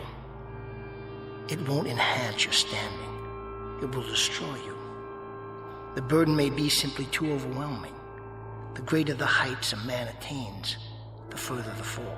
Why don't you shut up? Your words are all empty. Just like this bottle. I'm trying to help, honestly. You may not have chosen wisely, but it may not be too late if you're conscious and careful. Careful nothing. I've been careful all my life. Stand back, everybody. Grady's walking through the universe. Fate calling, Mr. Grady? Fate nothing. It's that dame. She must have changed her mind. Yeah, this is Grady. What about it? Say that again. Would you mind? Are you kidding me? Are you serious? Do I want to race again? Mister, just show me the horse. You don't know how much. You ain't gonna regret this. I wouldn't fix a race if I got $1 million per square foot of track. I wouldn't fix a race if... Yeah, I understand. You got it. I'll be there with bells on. Good news?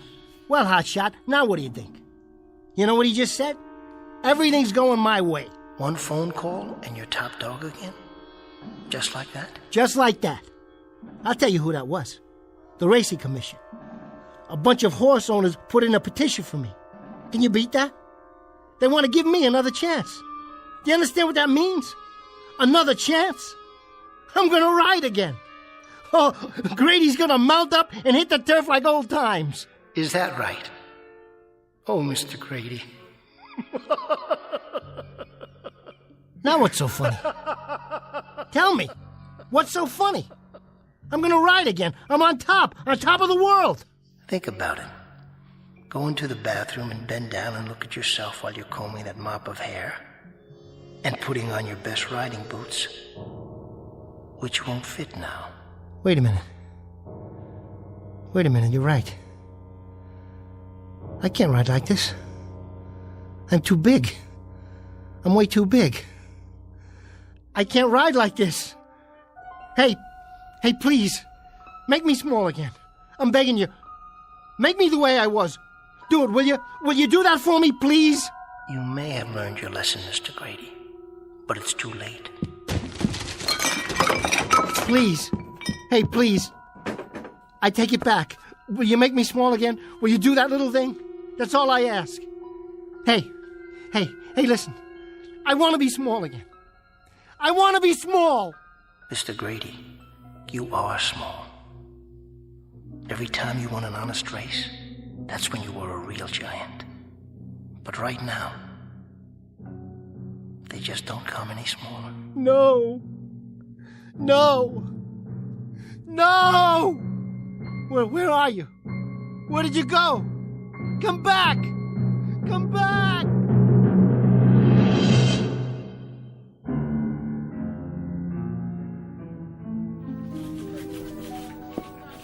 You still here, Miller? What does it look like? Didn't you finish your column yet? Yeah, I finished it, but now I have to rewrite the whole thing. Well, how come? The old man didn't like it? I just got a call from the precinct. That jockey. He took a dive tonight out the 17th floor window of the St. James Hotel. No kidding. Poor little guy? Little? Yeah, I guess you could say that. There's something weird about the body, though. Yeah, what about it? It didn't look right. But they ID'd him. It was Grady, no doubt about it. So now I gotta do my column from scratch. Well, at least you don't have to worry about Grady anymore. They'll cover him in the obit page. Yeah, but how? Something tells me there's more to this story. A lot more. If I only knew what really happened. Hey, don't let your imagination run away with you. Remember, this is the sports page, not the literary section. Somebody's gotta tell his story. If I don't, who will? The Last Night of a Jockey.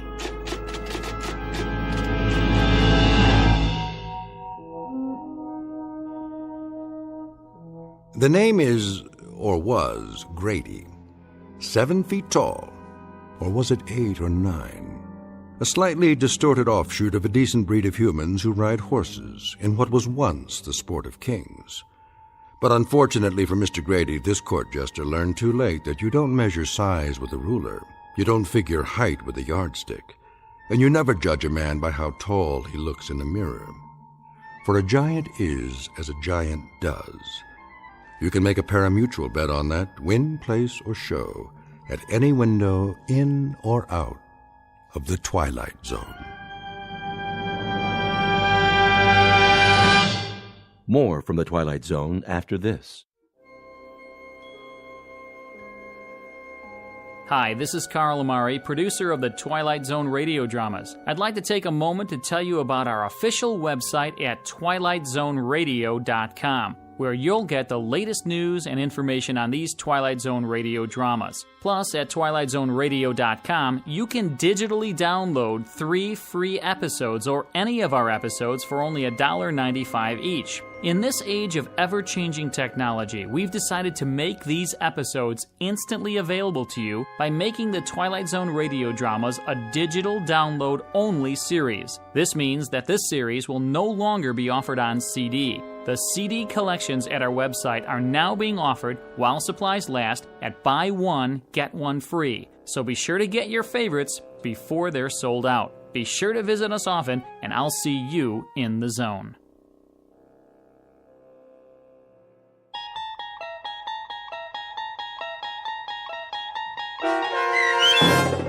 The Last Night of a Jockey, starring Bruno Kirby with Stacy Keach as your narrator, was adapted for radio by Dennis Etchison and based on a script by Rod Serling.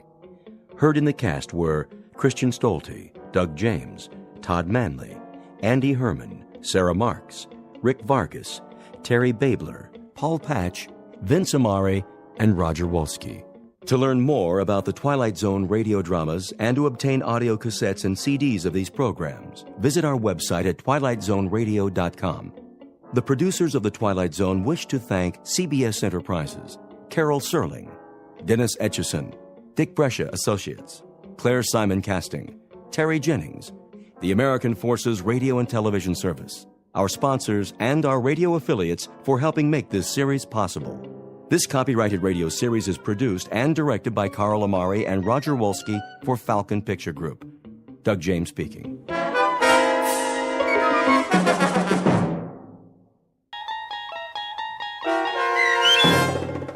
The Last Rites of Jeff Myrtlebank, starring Robert Nepper with Stacy Keach as your narrator, was adapted for radio by Dennis Etchison and written for The Twilight Zone by Montgomery Pittman. This copyrighted radio series is produced and directed by Carl Amari and Jason Mallow for Falcon Picture Group. Doug James speaking.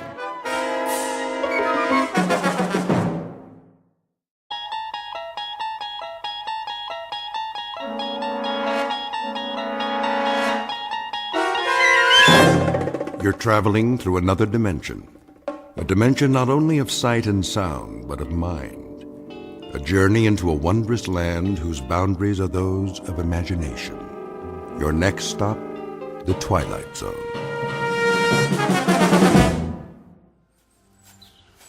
Come on, let's take a look in the window. How are we gonna do that? Climb up. Aw, just sneak in. Not me. I ain't going to church. No Sunday school today. We could open the door and take a peek. Nah, we couldn't see him. Where is he? In the box, in front of where the preacher's standing. I thought he was supposed to be in a coffin. Silly fool. That's what the box is, a coffin. Oh, well, I gotta see that. Yeah, me too. But I told you, we gotta look in the window. What are we gonna climb up on? The rain barrel, over here. I'll show you. Thank you, Sister Ruth. That was mighty fine playing. Yes, sir. Amen. Yes, sir. Now then, to get to it. Brothers and sisters, we're meeting here today so we can pay our respects to one of our own. Our dear departed brother, Jefferson Myrtlebank. Oh, bless his soul. There's his family. Yep, you all know him. His pa. Reverend Siddons. Henry. And his ma. Thank you, Reverend. God bless you, Ethel. And little Liz Myrtlebank ain't but 10 years old. Bless her heart. Look at her. What an We all know Jeff Myrtlebank. He was a good boy. Yes, fine young man. A real good father. That he was, Miss Gatewood. Oh, Mama. Take my hanky, Comfort. Comfort Gatewood, you go ahead and mourn for that fine, fine young man that's laid out in his coffin. There wasn't none better in these parts. Not a one. Not a one. Absolutely. Oh, he didn't always show up here on Sundays, but nobody ever saw him at the bootleggers on Saturday night either. As they come. No. But the Lord giveth, and he taketh away.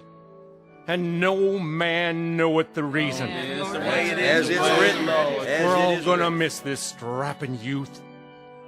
The good Lord must have had a powerful, powerful reason to take him so young in life.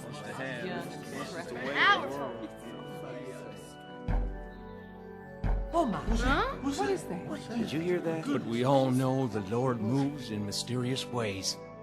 His wonders to perform. What is going on?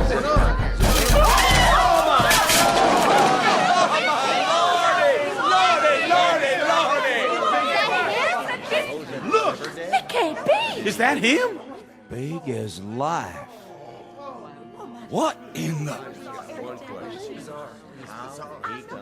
Who put me in this here box? He's alive! It's a miracle. It's the devil's work. Praise God! Praise God! Hallowed be thy name! Now, will somebody please tell me what is going on here? It's a funeral, Jeff. Oh, yeah? Whose is it? Well, it's yours. Don't nobody run a mile now. I'm alive, I tell you. Alive!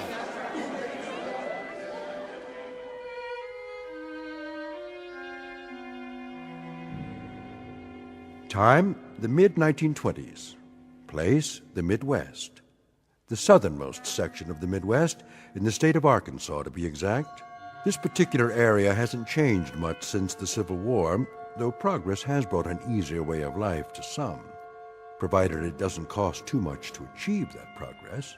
The church is a simple one-story wood-frame building. It hasn't been painted for some time, and there's a chimney in the roof for winter heating. The faithful come to this church on foot, a few in their Model Ts, and some still in horse-drawn wagons. for this is a population that can't afford to change with the times. They're all hard-working, God-fearing folks who believe in the good book, and today they've come to say goodbye to one of their own, a certain Mr. Jeffrey Myrtlebank, age 26. Only it seems that the funeral in question will have to be postponed. It may be a bit premature, thanks to some unexpected intervention from the Twilight Zone. And now, The Twilight Zone and our story, The Last Rites of Jeff Myrtlebank, starring Robert Nepper, with Stacy Keach as your narrator. Excuse me. Let me out, please. Please let me out. Excuse me. I'm getting out of here. Where's everybody going? Don't leave on my account. Easy, Jeff. Take it easy now. He can talk. Stand back. Don't touch him. Come on, somebody tell me. Who in thunderation put me in that pine box? Now, brethren. Let's not give way to panic. What we got here is a little mistake. Little? Brother Siddons. Why don't you sit down on the steps? 'Cause I don't need to sit down. I feel fine, don't you? Jeff? Is that really you? Course it is, Ma. You're looking a little pale, son. Just a minute, Pa. Brother Siddons, you still seem to have some sense left. What's going on around here?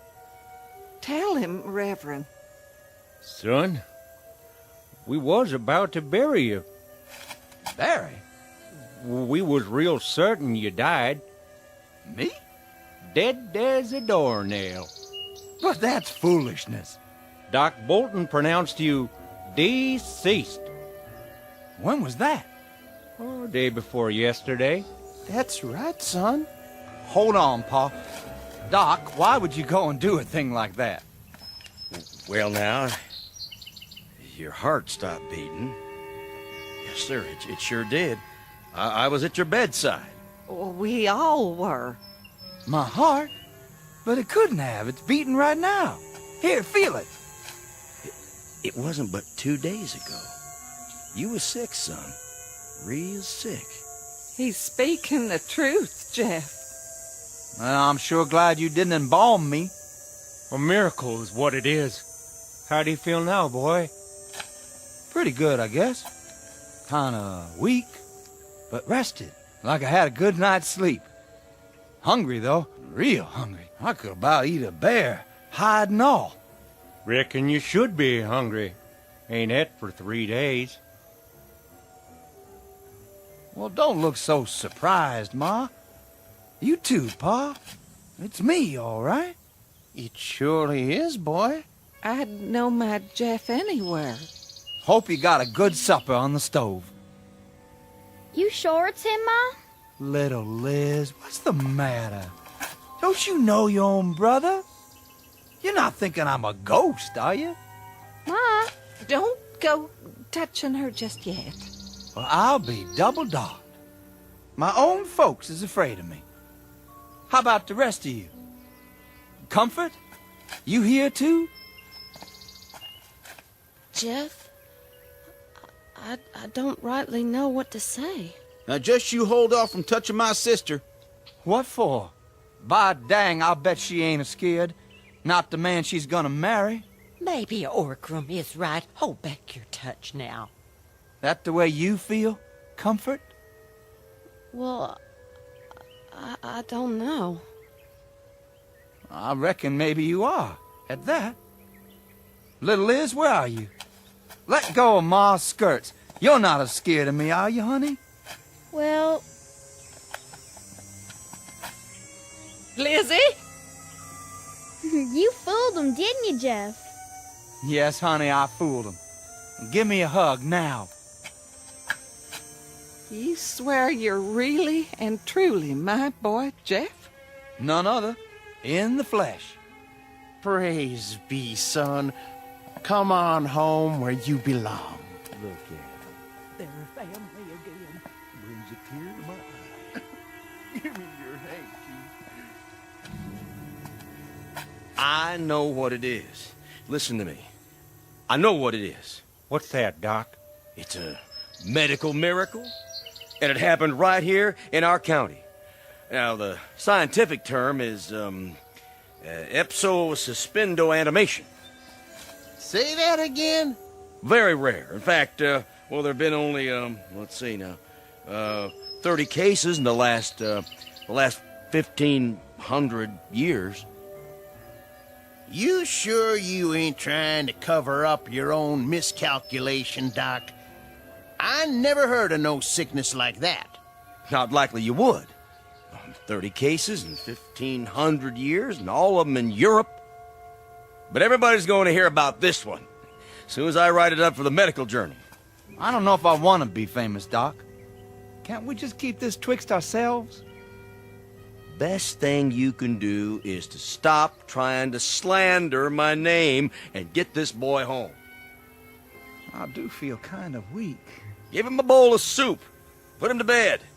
He's gonna need his rest. Bless you, Doc. We'll do that. Come on now, Jeff. We're going home. Soon as I crank the car. If I could just sit down for a minute. Oh, you go ahead, son. Right here on the running board.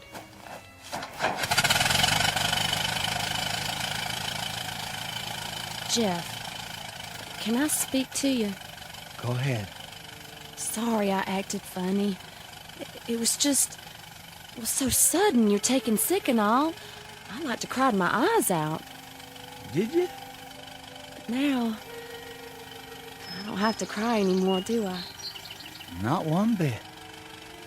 I just want to say... It sure is nice to have you back. Well, thank you kindly, Comfort, honey. But you know something? What's that, Jeff? Truth be told, I ain't never been away.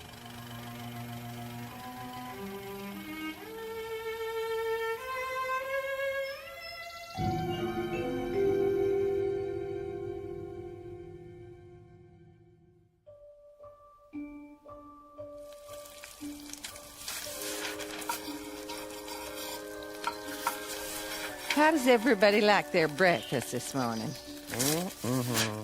Hey, Paul, you ever gonna come up for air from that catalog? Is that all you can do? Grunt? It's good, Mama. Why, thank you, Lizzie. How about you, Jeff? Great, Ma. Real great. Another biscuit? Plenty more where that came from. No, thank you. I'll bust a gut. Besides, time's a wasted.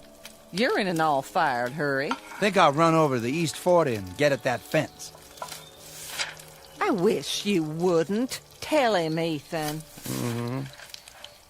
Will you put that catalog down? I'm talking to you. Listen to your ma, Jeffrey. I'm listening. It's only been 2 weeks since you was at the brink of the grave. You oughtn't be toiling from sunup to sundown every day. Oh, I feel fine, Ma. Never felt better. Just the same, I'd rest easier if in you...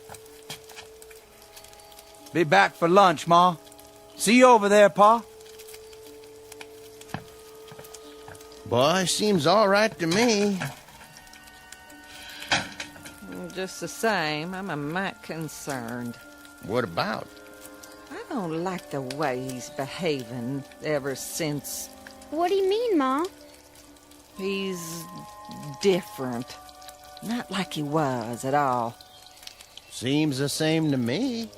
He only ate 2 eggs again. That's so. Ever since he sprouted teeth, he's been having 3 eggs at breakfast. A man's taste can change. And the way he's going at that hard work, he never was friendly with work before. That's true enough. I recollect quite a few times being worried that he'd leaned a shade toward this side of shiftlessness. You mean lazy? Not exactly. Just not very interested. But since his sick spell, he's been in there pulling his share like he's trying to catch up for a year of back work. It ain't like 'em at that. No, it's sure not. What are you waiting on, Big Ears? Nothing, Pa. Run down to the mailbox and wait for the mailman. Yes, sir. I'm expecting a new catalog. And I hope it gets here. You've about wore that one out.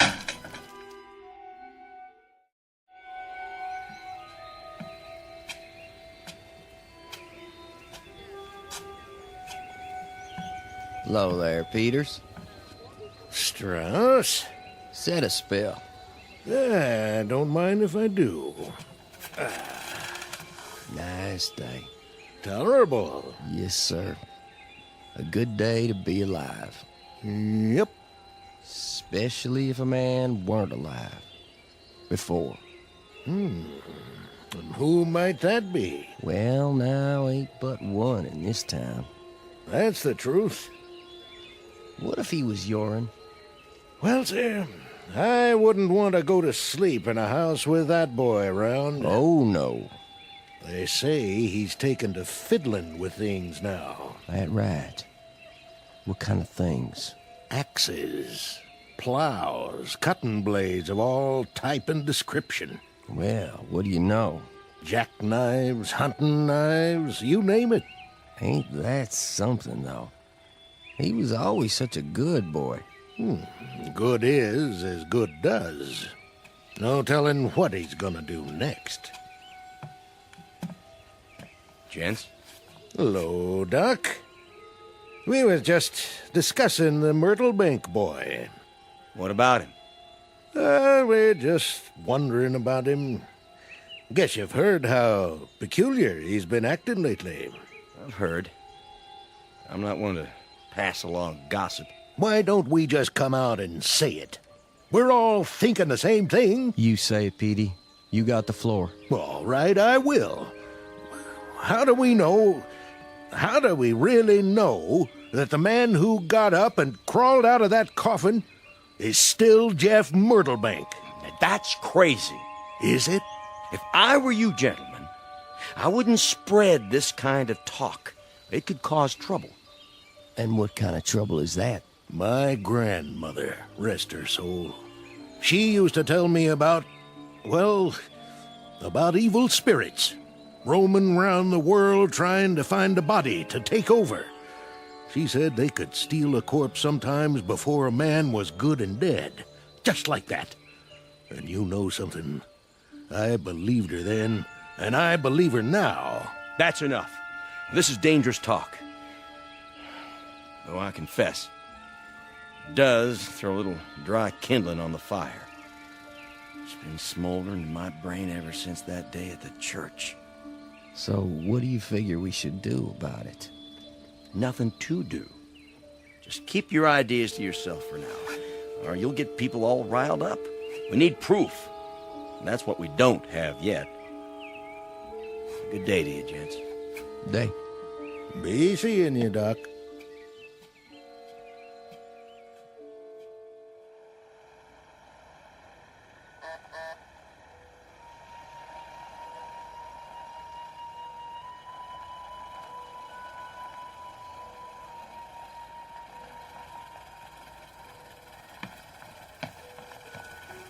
It's him. Get away from the window, girl. I knew he'd be by. Comfort's right. It is him. Dag nabbit. Now's the time to tell him. Right to his face. I won't. Now, I am a grown woman. Almost. And you can't tell me who to see. Maybe Orgrim is right, dear. Leave me alone. But you know what everyone in the county is saying about that boy. Well, he's not calling on the county. He's calling on me. You're just plain rotten stubborn. You marry that one, and I'll bet all your kids are born with horns on their heads. Orgrim. Oh, he's at the door. Okay, you two go in the kitchen and let me entertain my young man. Mind how you do that, little sister. We'll be listening. Come along. Comfort's entitled to her privacy.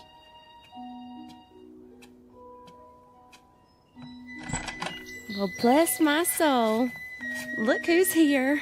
Hello, honey. Come in. How's your ma and Orgram? Oh, just fine. And you?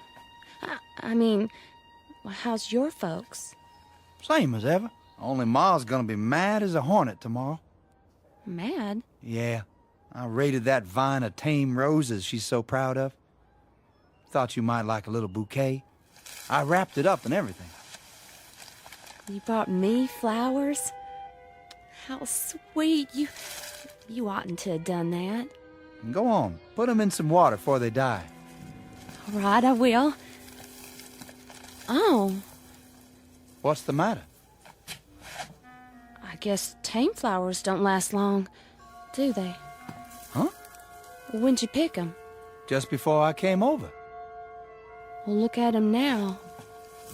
They're dead. All of them? Every last one. Dried out. Black as night. Oh, well, I'll get you some new ones. That's all right. Dangest thing I ever saw.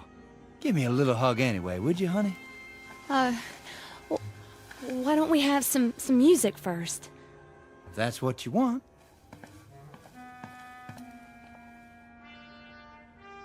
I'll wind the Victrola. You do that. And pick out a record you like. We bought a new blue yodel last week. Did you? Yeah, it's real pretty. You mean, like you? Oh, silly. You'll like it. Here, let me play it for you. Can we dance to it? Oh, just you wait now. Comfort, honey. Don't. What'd I do? Nothing. Only don't go try touching me. I thought you was my girl. I'm sorry, Jeff. It's just that the way those flowers died. What about them? Maybe you've got poison on your hands. That ain't what's bothering you. Yes, it is. I get it everywhere I go. I can let it go by from other folks, but not from you. I'm getting mighty sick and tired of being treated like one of them vampires. Oh, I didn't say that. Now, are you my girl or aren't you? If you are, give me a kiss. Jeff, no, please.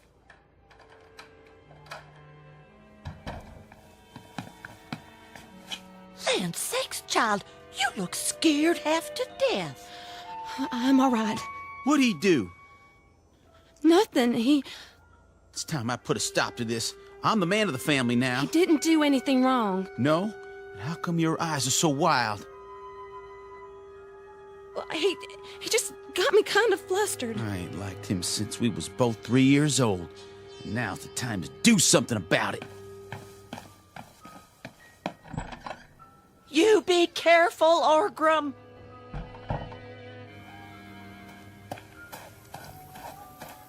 Jeff! What do you want? I don't want you hanging around here no more. Let me give you some advice, Orgram. I'm pretty mad right now. I ain't mad at you in particular, so it'd seem a shame if you got in my way and I took the whole thing out on you. You threatening me? That the way you take it? Man, don't forget who I am. And who is that? We go way back. If I had a dime for every time I whooped you, I'd have $100. True enough. But you haven't whooped me lately. Now get out of my path. Make me. If that's the way you want it.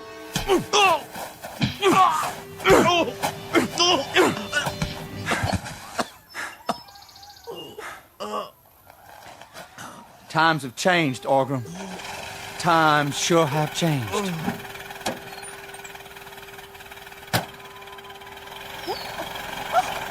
Mama? You're bleeding. Oh, my little boy, what's he done to you? Oh, Mom, I think he broke my jaw. Don't you worry none. Can you stand? Poor Jeff. Poor who? He doesn't have anybody now. That's right. And now you don't neither. Comfort, go and hitch up the team. I have to go to him. Hush.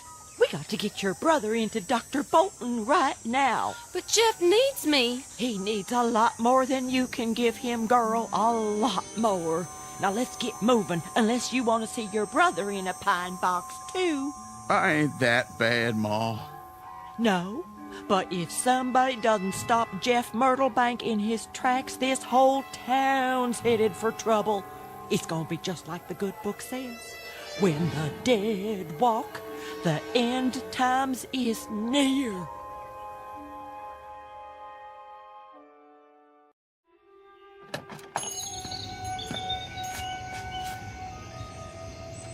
Easy with him now. Somebody go get the doc. Here, put his feet up on t'other chair.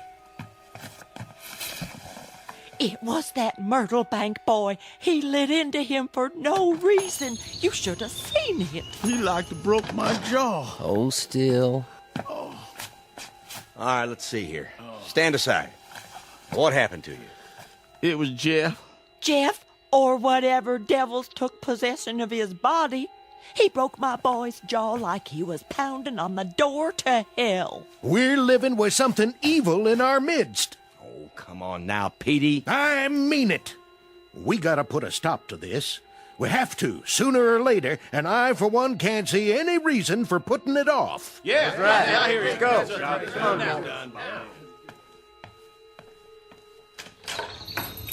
Where's she going? Come on, horses. Comfort Gate, would you come back here right now? Sorry, Mama. I gotta go to him.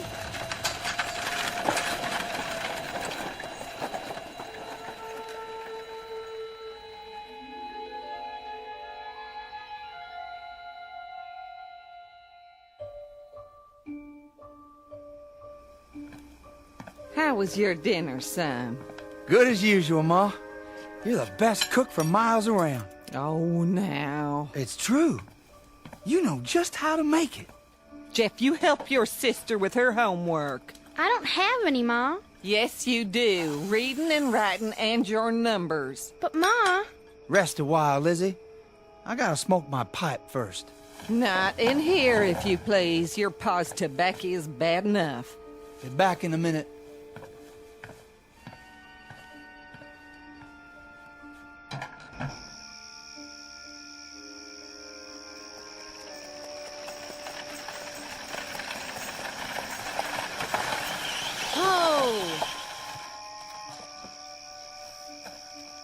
That you, Comfort?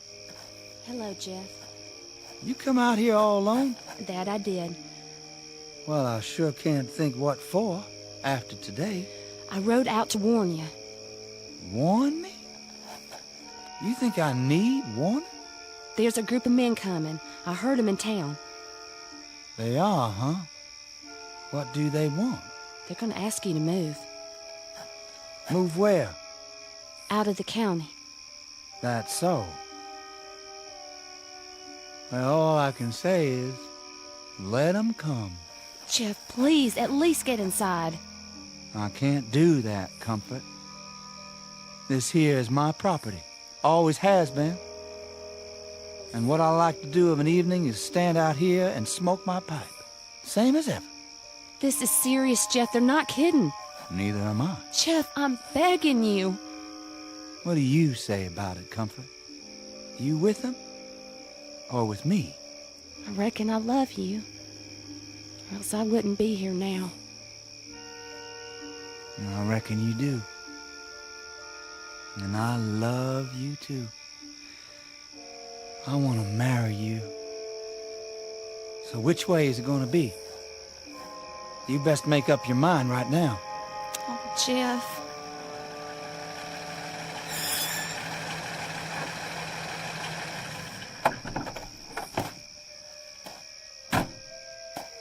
There he is. All the girls with him. So this is where she took the wagon. I should have figured. Let's stick together. We know what we're going to do, right? Do we know what we're doing? Gents? Now listen here, Jeff. You get on home, Comfort. Don't be telling me what to do, Organ. Well, might late to be driving all this way out here, ain't it? Jeff, we want to talk to you. You know this is private property, don't you? Now, hold on. We come here to speak our piece as a committee. You did, huh? Yeah, we're speaking for the town. We all talked it over, and we reached a conclusion. Well, now, why don't you just come out with it? You know you're going to anyway. Well, our conclusion is Jeff Myrtlebank is dead. We don't rightly know who you are or where you come from. But we think you stole Jeff's body. 'Cause Jeff sure couldn't have whooped me all by himself. Time to fess up. What do you say? I'm waiting to hear what Comfort has to say. I asked her a question just now. She ain't answered yet. This ain't about her. Come over here by me, Comfort. No, Orgrim, I won't.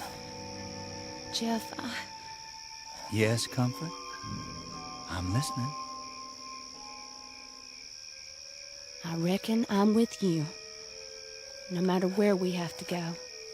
Stand behind me, then. Do that, Comfort. Ma won't let you come home. Not ever. Take your choice. Well, I just made it. Gents, my wife-to-be and me was born and raised in this county. We like it just fine here, and we don't aim to raise our kids anywhere else. Now, hold on. Let me finish. I heard you out. Let him speak. We're gonna stay. Now that means just two things. One, if y'all are wrong about me, you got nothing to worry about. I'm just an old country boy named Jeff Myrtlebank. But if you're right about me, then you folks better start treating me nice. That's a threat? I don't know. Because you don't know what all kind of devilment I can cause. Hold on a second. I don't know. I might wave my right hand and bring droves of locusts to eat all your crops. Stay away from my crops. Or I might wave my left hand and dry up all your wells. I might even snap my fingers and burn a barn or two, right to the ground. No. We better just do what he says. I don't like the sound of that. Wait a minute. Or some morning, just because I feel ornery, I might let the hawks carry away all your chicken. Now, Jeff, don't go getting ahead of yourself. Careful, shotgun. Yes, sir. I think you folks better start treating me and mine real nice. Boy has a point. I guess it's a different picture with you aiming to marry Comfort. We sure ain't got no call to pick on her. That's the truth. It wouldn't be right to hurt her trying to get at someone else. When you aiming to marry? Jeff? Right away. That true, Comfort? Then I guess it is. In that case, be sure to let us know about it, boy. We'll throw a picnic that day. Well, let's go, men. This here engaged couple's got some planning to do. All right, let's go. We gotta go. See you at home, Comfort? In a while, Orgrim. Tell Ma not to wait up.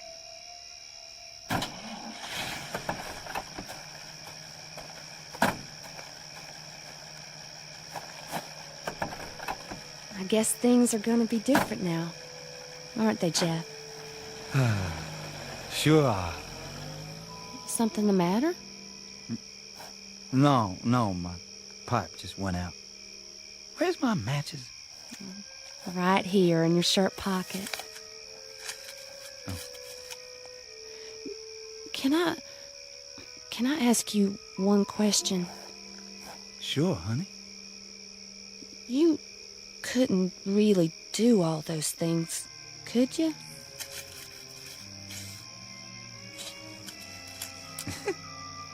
Well, what do you think? hated to lie to him that way. But sometimes you have to cope with trouble soon as it comes up, before it gets out of hand. Jeff, Hmm? how'd you do that? Do what? Like that match. You didn't strike it on anything. It just lit. All by itself. Was that a magic trick? Nope. Well, then what was it? Honey, one of the first things you're gonna have to learn is to stop imagining things.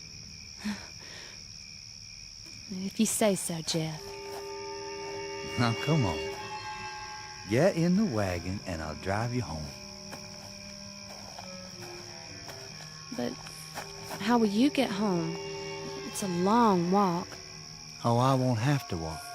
What are you gonna do? Fly? It's dark and... Don't you worry about it, honey. I'll think of something.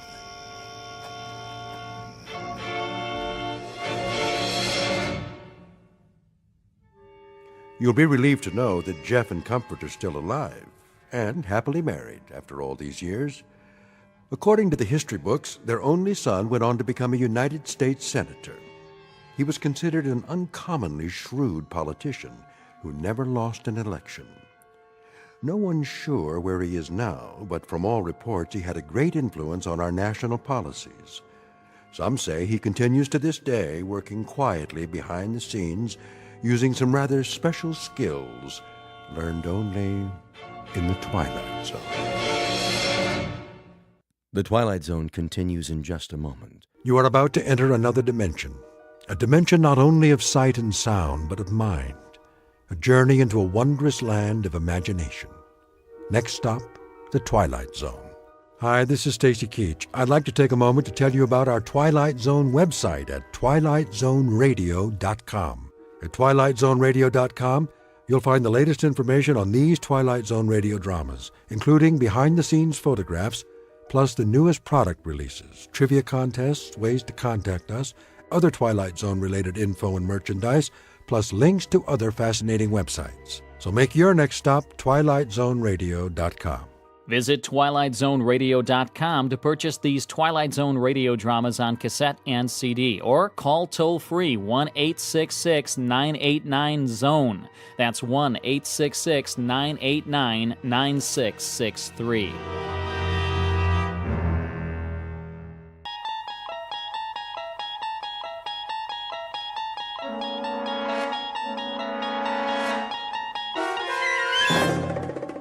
There is a fifth dimension beyond that which is known to man. It is a dimension as vast as space and as timeless as infinity. It is the middle ground between light and shadow, and it lies between the pit of man's fears and the summit of his knowledge. This is the dimension of imagination. It is an area which we call the Twilight Zone.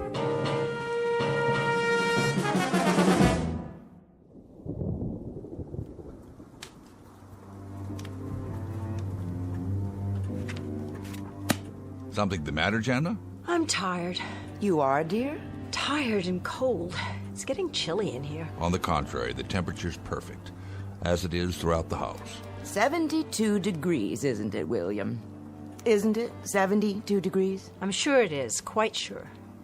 Of course, it's the optimum temperature. And the chairs are designed for maximum comfort. The fire for perfect heat radiation, and the windows for the most efficient light and ventilation, and the ceilings for the most desirable acoustic qualities, everything built to perfection, Father. But just the same, I'm cold. Well, then come away from the window. Yes, dear, sit by the fire again. That way I can see you. I'm not doing anything but reading. I like to look at you no matter what you're doing. It's almost 6. I think I'll ask Nelda to come in now and massage my shoulders. Good idea, Margaret.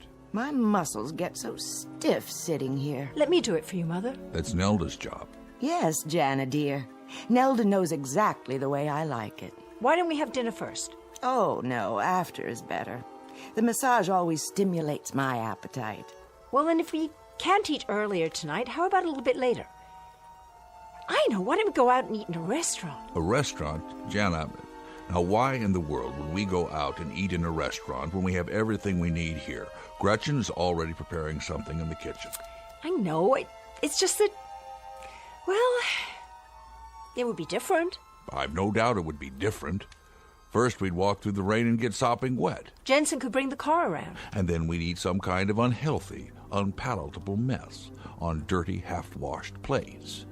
By then, it would be a moot question as to whether we'd succumb to ptomaine or pneumonia. Yes, Father. Ah, Nelda, you must have read my mind. It's 6 o'clock, Mrs. Lauren. You always have your neck rub at 6 o'clock. Isn't that right, ma'am? Of course it is, Nelda.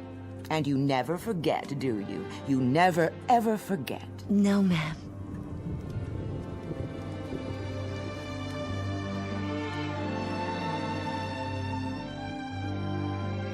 The residence of Dr. William Lauren, a beautiful home designed for comfort and convenience, the reward for a world-class career as a scientist. He has chosen to live his life as safely, as securely as science can make it, and he spares his wife and daughter no luxury that might make their lives more perfect. But in a moment, the good doctor will discover that perfection is relative, that a life of controlled ease has a greater price than he imagined, a price maybe more than he is willing or able to pay. Because very shortly, he's about to be shown what exactly is on the bill, one that has suddenly and unexpectedly come due in the Twilight Zone. And now back to our story from the Twilight Zone, The Lateness of the Hour, starring Jane Seymour and James Keach, with Stacy Keach as your narrator.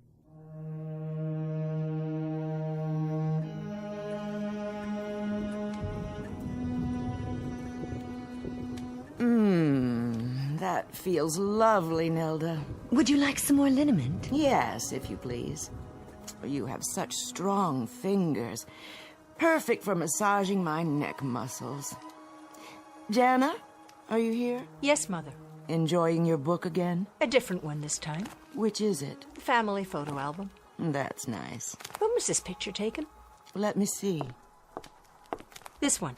Oh, look, Nelda. That's a lovely picture of you. Yes, ma'am. What year? Let's see. Oh, this was taken the year after your father retired from the lab. And look, there are those yellow roses that Jensen planted for us. How they grew. And Nelda looks exactly the same. Must be a wonderful thing not to age, Nelda. Isn't it? It has its advantages, I guess, Miss Jana. Nelda will put that away for you. That's all right, Father. I'd like to put it back in the bookcase myself. You seem nervous, dear. I'm just going to stand by the fireplace. You're not still chilly, are you? A bit, Mother. You do that, then. I don't like to see you pacing. Please continue, Nelda. Oh, yes. That feels so very nice. I think I'll go to the kitchen, see if the cook needs any help. That won't be necessary. I'm sure Gretchen has everything under control. I'm sure she does, but just the same, I'd like to see what she's doing. Well, I suppose that's all right. Now, don't be long, dear.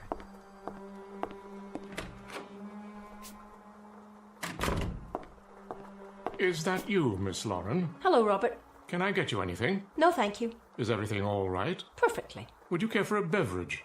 An hors d'oeuvre, perhaps? I'm fine. If I want anything, I'll let you know. Yes, Miss Lauren. Robert, why are you following me? In case you need assistance. I don't. I told you I'm perfectly fine. The stairs to the pantry can be a bit tricky. I know that, Robert. I grew up in this house, remember? I've always lived here. I know every square inch of it as well as you do. Yes, miss. I've been here longer than you have, in fact. Isn't that right? Well, isn't it? Why don't you answer me? I'm sure it must seem so to you.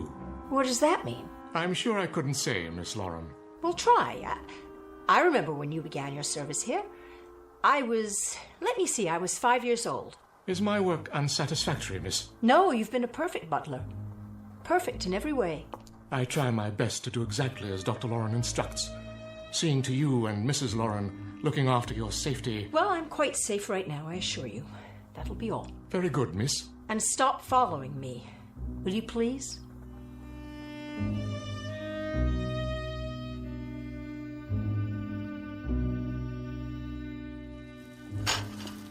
Miss Lauren, is that you? Hi, Gretchen. How's dinner coming? Right on schedule. I'm preparing your choice of a garden salad with baby greens or cold gazpacho, skinless chicken breasts. Of course. If it's Tuesday, it must be the chicken. Cooked in olive oil, steamed vegetables, and a selection of fresh fruit. Would you like something different? It doesn't matter. I'm not very hungry. Dr. Lauren programs the meals in advance, but if you'd prefer an alternate selection... That won't be necessary. I just thought you might like some help. Everything's under control. I know, but I want to. Here, let me get the plates down for you. As you wish. Gretchen, I was wondering... Yes, miss? Call me Jana, please. And that's my name, isn't it? Yes. I was wondering, do you ever get tired? From so much work, I mean? Not tired. Stiff in the joints. Oh, Gretchen, and yet you've never missed a meal, never refused to come when I called you. You've been here for me more than Mother and Father at times. I want to thank you for that. I want you to know how much I appreciate it. You're welcome, Miss... Jana. The chicken's done. Let me get it. Don't touch the pan. It's hot. Oh, you've burned yourself. It's nothing. Your hand. Oh, you must let me see to that. Robert! What's wrong? Oh, Miss Lauren. Don't worry about me. It was just a little spatter of grease, that's all. It doesn't hurt. Nevertheless, we must take care of it at once. I'll get the first aid kit. Honestly, I don't even feel it. This way. What's all the commotion, Jana? Are you hurt? No, Father. I am perfectly fine. She burned her wrist on the stove. And you let this happen? I told her not to touch it. This is unacceptable. It wasn't Gretchen's fault. Of course it was. You all have one prime directive in this household, and that is to be certain that no harm comes to my wife or to my daughter. Do you understand? Yes, sir. Really, Father, you're overreacting. I'll make that decision. Where were you, Robert? Miss Jana dismissed me, sir. What about the rest of you? I was making the bed, sir. And I was adjusting the central heating, sir, as you requested. We'll talk about this later. Come with me, Jana. It may be time for an entirely new staff around here. Don't blame Gretchen, blame me. I said, come along now.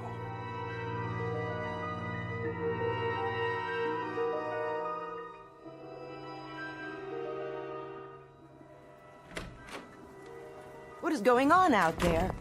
Did something happen? Nothing at all, except that Father's blaming the help for my being in the kitchen. What were you doing in there, dear? Looking for something to do. Something besides sitting idle all day. That's enough, Jana. Oh, is it? Well, look at both of you. Will that be all, Mrs. Lauren? Just a few minutes longer, Nelda. Yes, that feels so good. Mother, please, don't make her do that anymore. Jana, what on earth? She must be tired after so long. Her joints stiff. What do you mean? Waiting on you hand and foot? Why, Jana, your tone. Can't you see, either of you? See what? That this is no way to live. Outside there's a beautiful, clean, refreshing sound of rain. While in here, just the occasional animal groan of pleasure. Jana! Yes, yell at me, please do. I'm delighted to hear you yell at me. It proves that you've got lungs left, lungs and a mind and a mouth and a voice. Go to your room. You know we're atrophying in here, don't you, Father? We sit here day after day and year after year while the clock ticks. And we decay with every minute that goes by. That's enough! While Nelda and your army of domestics do everything but breathe for us. I will listen to no more of this. Would you leave us, Nelda? Yes, ma'am. Nelda! You may go to your quarters, Nelda. I'm speaking to you. Yes, Miss Jana. Is there a problem, sir? Will you be needing anything? You were saying, Miss Jana? Just this. I was about to mention of the fact that... Please, don't stop, Jana. You can speak freely in front of the help. We have no secrets here. Don't we? No secrets, Father? Is that it? That's all we do have. Secrets. That's how we live. By shutting off the world, turning our backs on it, by saying that in here is day and out there is night, while these soundless, fleshless things glide around us with their oh-so-efficient ministrations that have turned my mother and father into jelly. You'll forgive me, Miss Jana, but You sound jealous. How dare you talk to me that way, Suzanne? Get out of here. I will when the doctor dismisses me. Why, you... Jana! Take my hand, Suzanne. I'll help you up. No, I will. I'm sorry for pushing you down. I know it's not your fault. Stand back. Suzanne is quite capable of righting herself. I know she is, because I programmed her that way. You said so yourself, Jana, like everything else built and designed to perfection. I use the finest circuitry, the purest materials, the strongest armatures to outlast mere flesh and bone. These people are my finest creations. I made them quite indestructible. But they're not people. They look like people, but they're machines. It's like sharing a house with ghosts. Not ghosts, my dear. Ghosts die after having lived. But our friends here have never lived.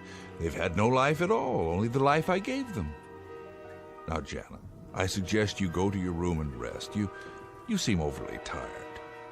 Until dinner is served.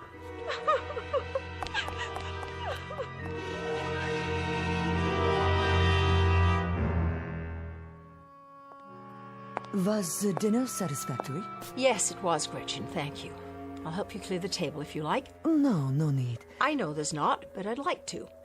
I'll put the silver platter on the card.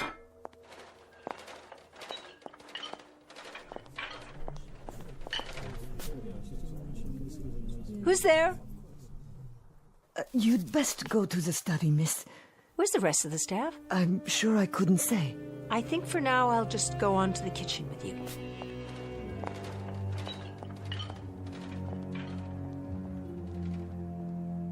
There she goes. With Gretchen. No harm must come to the girl. None will. But we must act before he replaces us. Dr. Loren would never do that. You heard his words. Call the others. We'll arrive at a consensus.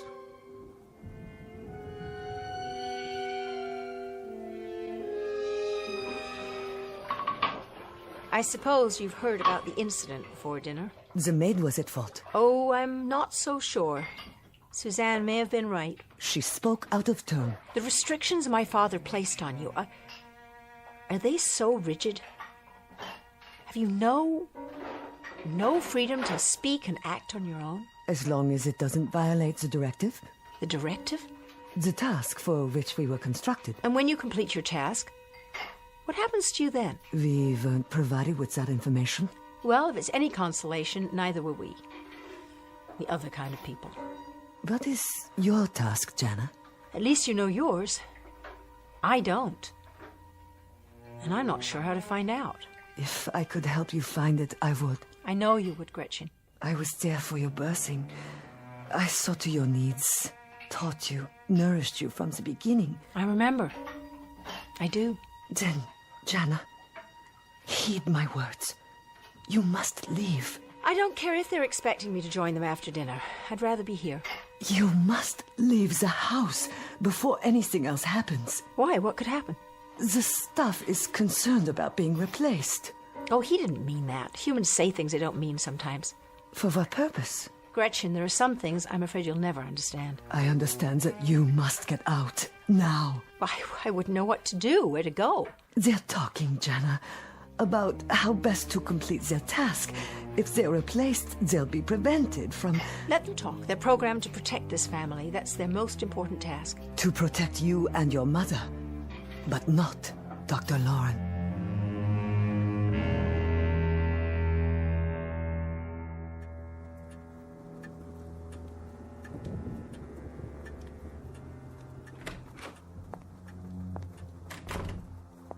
Well, Jana, shall we talk now? Shall we talk of what?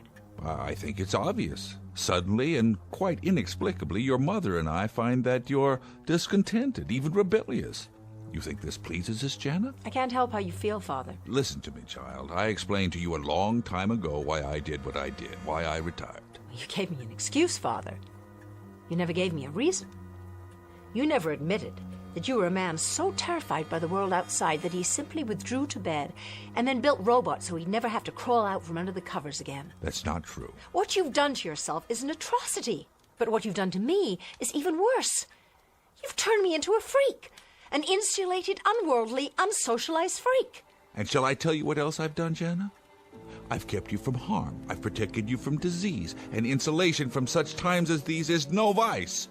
You've never had to look eye to eye at the face of war, the face of poverty, the face of prejudice. You've been kept apart from all that, yes.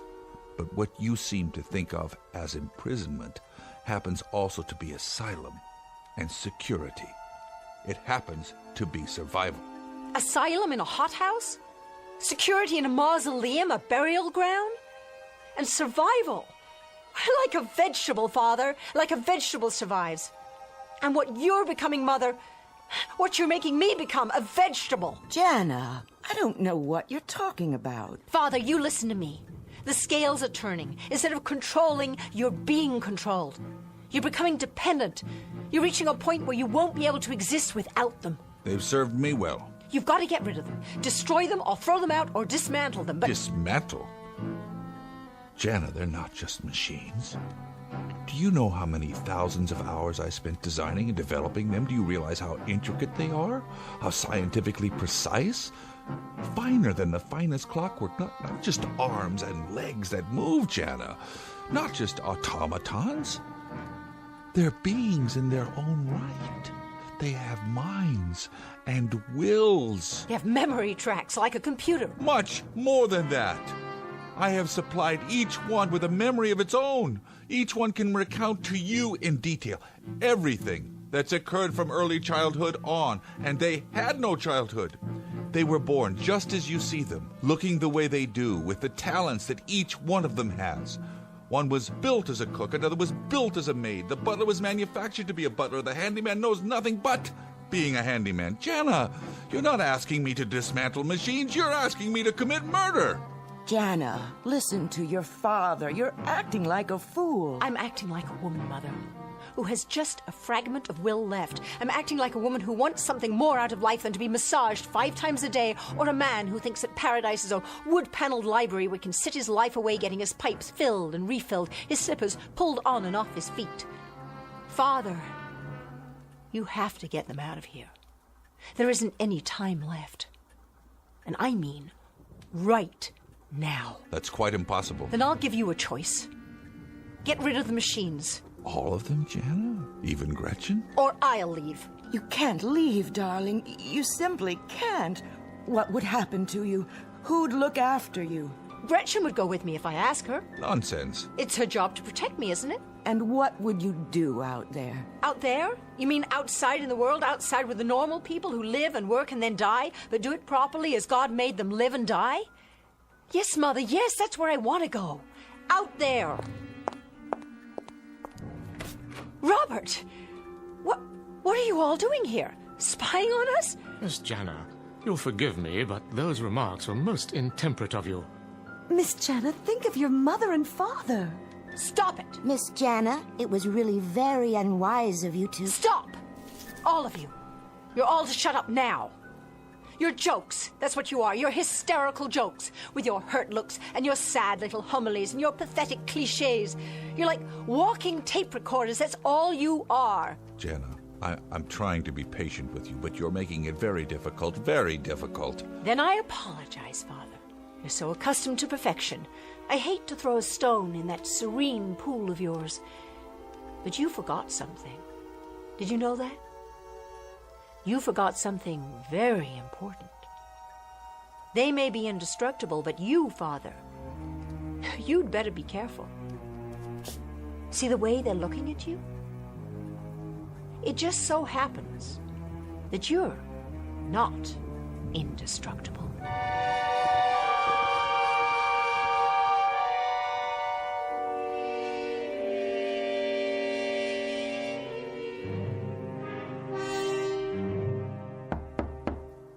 Come in.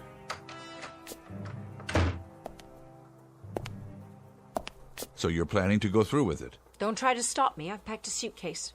When I get where I'm going, I'll write you. Jana, what is it you want from us? I thought I made that quite plain. I want you to open the windows, Father, and let the air in. Let the world in. By destroying a life's work? Before they destroy you. They would never harm any of us. Don't be so sure.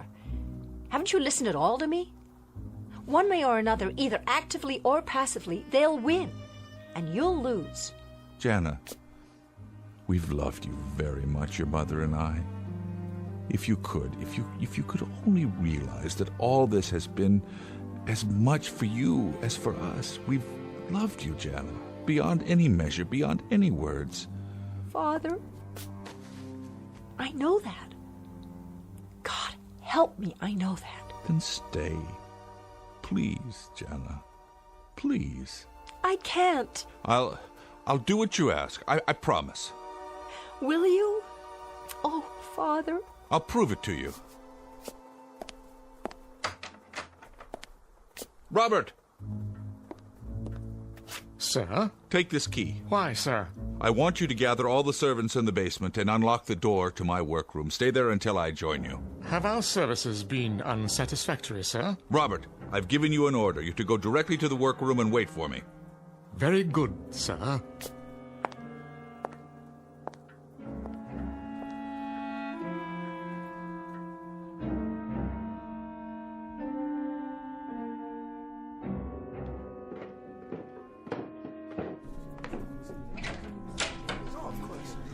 I see you're all here, except for Gretchen. She'll be along, sir. Then I'll go ahead and begin. What are you doing, sir? I'm setting out my tools. May we ask for what purpose? Just some minor adjustments. What kind of adjustments, Dr. Lauren? Call it a tune-up if you like, so that the household will run more smoothly. Do you mean to replace us, sir? How could I? You're irreplaceable. All of you.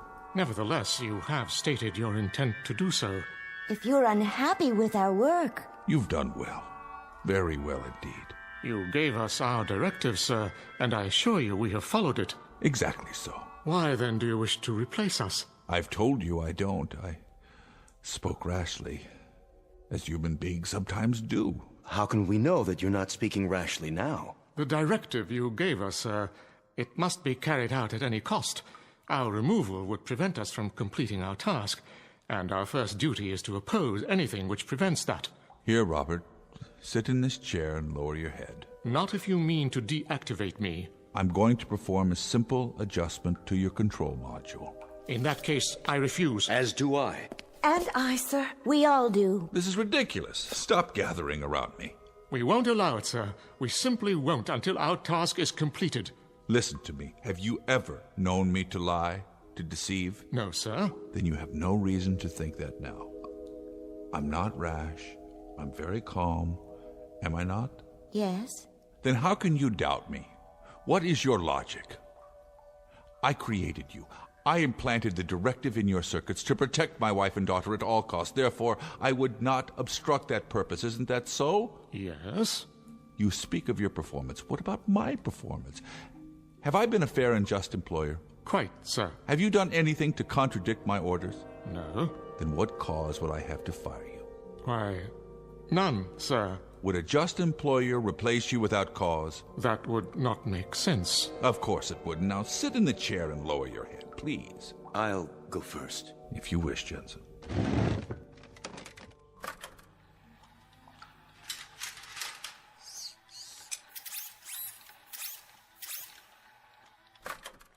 How do you feel?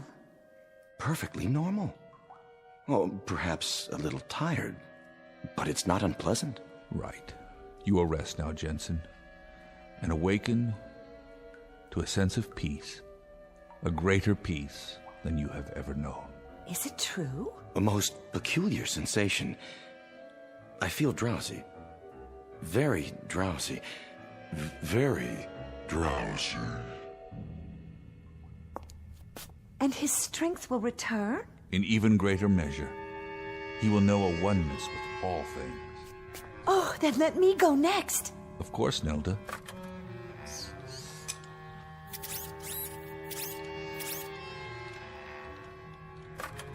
It's Suzanne? Yes, please.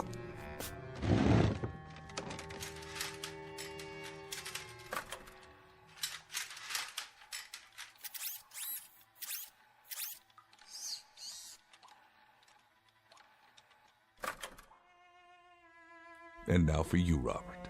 Thank you, sir. I'm eager to know this new sensation. You have served me well. for many years. Many good years, Robert. I don't know what I would have done. Life would be very, very difficult without you.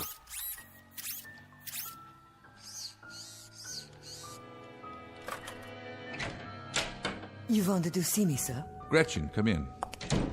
Are they sleeping? Yes, at last.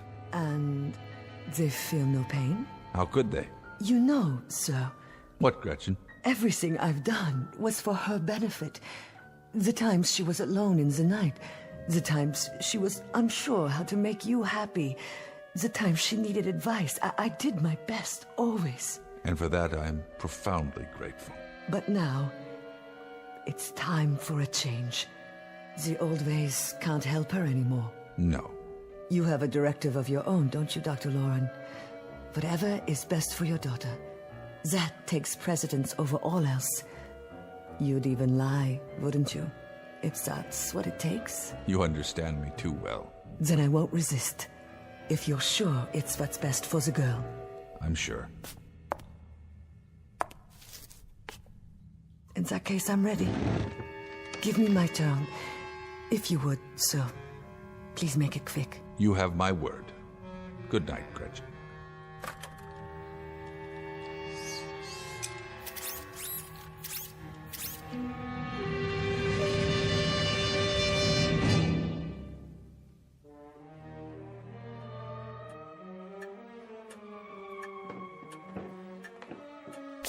It's done, Jana. It is? We're alone in the house now. Gretchen? Gretchen, too. Did you say alone, William? Quite alone. You and I. Our daughter. I've become so accustomed to them. It will be a little hard at first, won't it, William? Perhaps, my dear, a bit hard in the beginning. Mother, we'll lead normal lives from now on, do you understand? Normal lives. We'll have parties and we'll take trips. We'll invite people over. We'll make new friends. I'll even find a young man, and before you know it, you'll have grandchildren. Jana. What's the matter? What is it? It's what you said about grandchildren. What your mother means, Jana, what she means, well, after all, isn't it pretty normal and natural that parents always think of their children as children, and suddenly they grow up, and they talk of having children of their own, and, well, this is a bit difficult for parents to digest all in one lump like that. Something's not right, is it? There's something between us, something in this house that... Mother? What is it? What are you doing? The family album, the photos. Why isn't my picture here? Why are there no pictures of me at all? Why, Jana, dear, there are loads of pictures of you. Remember in the garden last summer? Remember the Easter pictures? And then there were the pictures of you last Christmas decorating the tree. But not as a little girl. No pictures of me as a little girl. None at all. You and Father and the robots 10 years ago, 15 years ago, 20. But no pictures of me. Why? I want you to tell me why. Oh, my dear. It's not true. It couldn't be. You're our daughter. I'm begging you. I need you to tell me it isn't true. Look at me, Father. I'm on my knees. You know you're our daughter, and you remember everything that's happened to you since you were a child. You remember the schools you went to, the children you played with. You remember all the places you've been. Jana, you remember all these things. You've got to remember them. Why should I remember them? Because you fed them to me, didn't you? You fed them to me. A memory track, a created memory that you inserted into my mind. What am I? Please, tell me, what am I? It doesn't make any difference. Stand up. Let me hold you. Don't touch me. Jana, It truly doesn't make any difference. We were childless. We had nothing of our flesh to leave behind, nothing of our hearts, Jana, nothing of our love, and so, we got you. Got me how? We created you, just like any parents. I created you with these hands. I'm a robot! A robot! Oh, Jana. Oh, you're our daughter now. I built you as a daughter, as a thing of love. It doesn't make any difference how you came to be here. You have to understand, Jana. You are our daughter. I can't be. I don't have the capacity to love in return. I can't be a real daughter. I'm a machine, a thing. I suppose my rebellion, the semblance of emotion, I suppose you even programmed that too, didn't you? But it was all false. I feel nothing. No pain. Jana, don't. You'll hurt myself?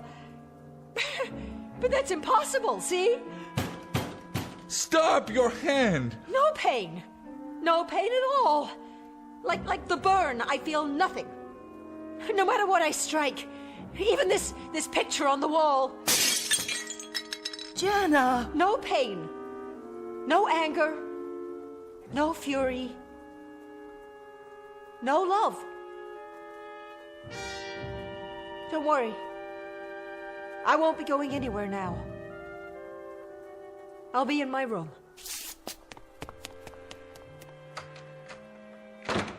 William, what shall we do? It's all changed now. She'll never be the same.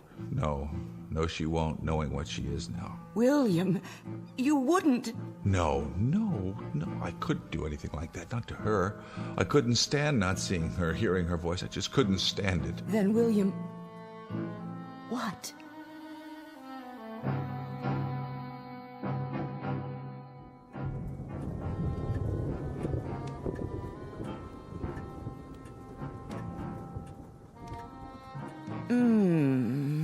A little to the left, dear. Not quite so hard. Of course, Mrs. Loring. Anything you say. And don't stop. I want you to stay here in the study a little while longer. Don't you, William? Yes, by all means. The new girl is so much better than Nelda. Who's Nelda? The last servant. She's no longer with us. Now there's no one left in the house. Only the three of us. You don't mind if I call you Jana, do you? Why, no, Dr. Loring. Why would I mind? That's my name, isn't it? Indeed it is. I hope you'll be happy with us. Oh, very happy, I'm sure. This is a fine job. Thank you so much, sir and ma'am, for hiring me. I come very well recommended, you know. The pleasure's entirely ours, Jana. Consider this your home from now on.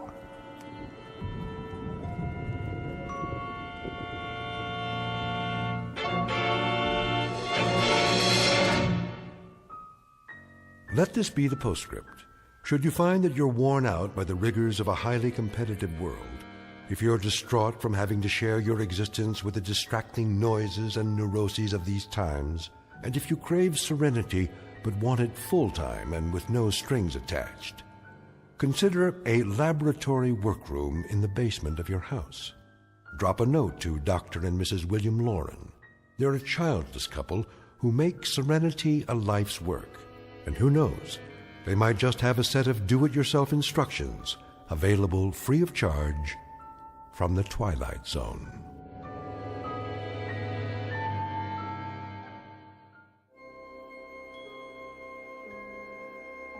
Hi, this is Carl Amari, producer of the Twilight Zone radio dramas. I'd like to take a moment to tell you about our official website at twilightzoneradio.com. where you'll get the latest news and information on these Twilight Zone radio dramas. Plus, at twilightzoneradio.com, you can digitally download 3 free episodes or any of our episodes for only $1.95 each. In this age of ever-changing technology, we've decided to make these episodes instantly available to you by making the Twilight Zone radio dramas a digital download-only series. This means that this series will no longer be offered on CD. The CD collections at our website are now being offered while supplies last at buy one, get one free. So be sure to get your favorites before they're sold out. Be sure to visit us often, and I'll see you in the zone.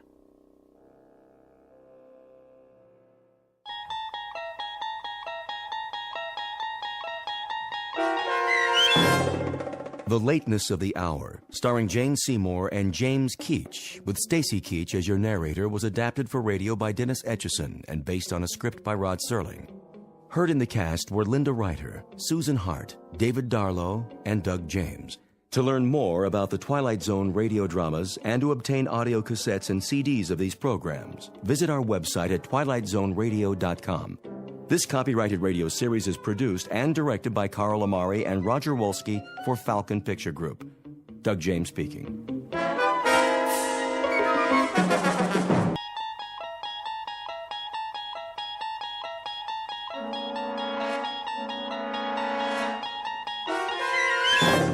You're traveling through another dimension. A dimension not only of sight and sound, but of mind. A journey into a wondrous land whose boundaries are those of imagination. Your next stop, the Twilight Zone.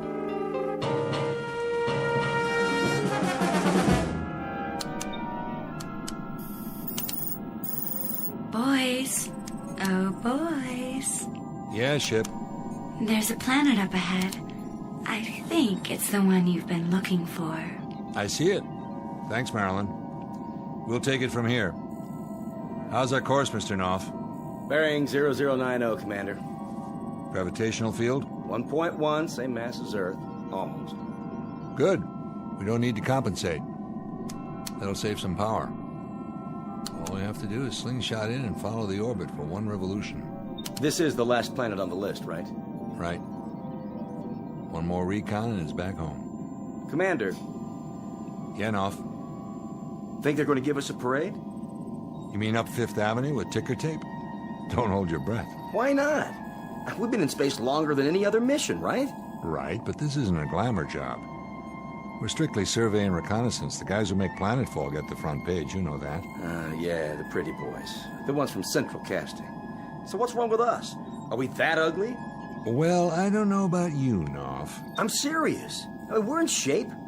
I work out every wait period. I take all the food supplements. I even got a UV tan.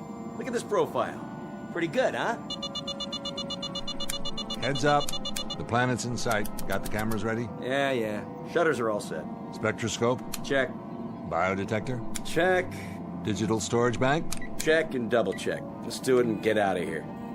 You know, maybe I'll get a satellite interview this time. What do you think? Or a collector's hologram. An action figure, at least. Ready for flyby. That's your mark. It's not like I want more money or anything. I mean, I'm not greedy. Set coordinates. I just want what's coming to me. A little respect. On 1. On 1, got it. I mean, 6 months in deep sleep for every mission. 3, 2, 1. That's the same as staying in bed while everybody else is doing things. You know, going places, having a life, in other words. 1. Set. Okay. Oh, good Lord, there's a meteor belt. That's not in the database. Fire retro rockets. We're going too fast. They'll stall out. Manual override. Now? That's an order. If you say so. Manual firing of retro rockets is not recommended at this speed. Severe damage may result. I'll say that again, boys. Manual override is not. We'll have to ride this out. No sweat, Commander. Those meteors are the size of fleas. We missed the orbit. Scuttle the flyby and get us out of here. Too late. Gravity field's got us. Then set her down or it'll tear us apart. Fire side retros. Did you know that firing retro rockets in a gravity field wastes energy? I really think you should wait to attain proper cruising speed. Boys, I'm not kidding about this. I'm feeling pretty shook up right now. Shut your mouth, computer. Retro's on. Turning. We have to set down now. Look for an open space. Looking, Commander, but we're losing altitude fast. Then go for the first clean landmass, you see. We're in a dive. Level her out. Tail gear down. I'm trying. Hard starboard. Harder. We're gonna burn out the bearings. 500. 400. 300. Turn. Turn! Landing at this angle is unsafe at any speed. Please apply your anti-vibration absorbers and abort your present course. I'm serious about this, boys. I really, really mean it. The fine for unsafe turns in planet space is just not cost-effective on this mission. Boys, can you hear me? The time is the space age, when interplanetary flights to collect scientific data are a matter of course. Except that in this instance, the data collectors made a miscalculation and flew too close to the planet in question. Below them is a barren landscape located millions of miles from Earth that unfortunately has little to recommend it for an extended stay. So the most pressing order of business is simply to repair the craft and head home. But as you might imagine, some things are easier said than done. The cast of characters in this little misadventure? You've just met them. William Fletcher, commander of the craft, his co-pilot Peter Knopf, and the voice of a computer with the unlikely name of Marilyn, whose job it is to make sure these flyboys get back home safe and sound. As to any other individuals who might inhabit this particular locale, well, you may never actually meet them face to face. But you can take it on faith that they're here just the same, as these two gentlemen will soon find out. Because we're about to partake of an unscheduled exploration into that gray shaded area in space and time known as the Twilight Zone. And now, The Twilight Zone and our story, The Little People, starring Daniel J. Travanti, with Stacy Keach as your narrator.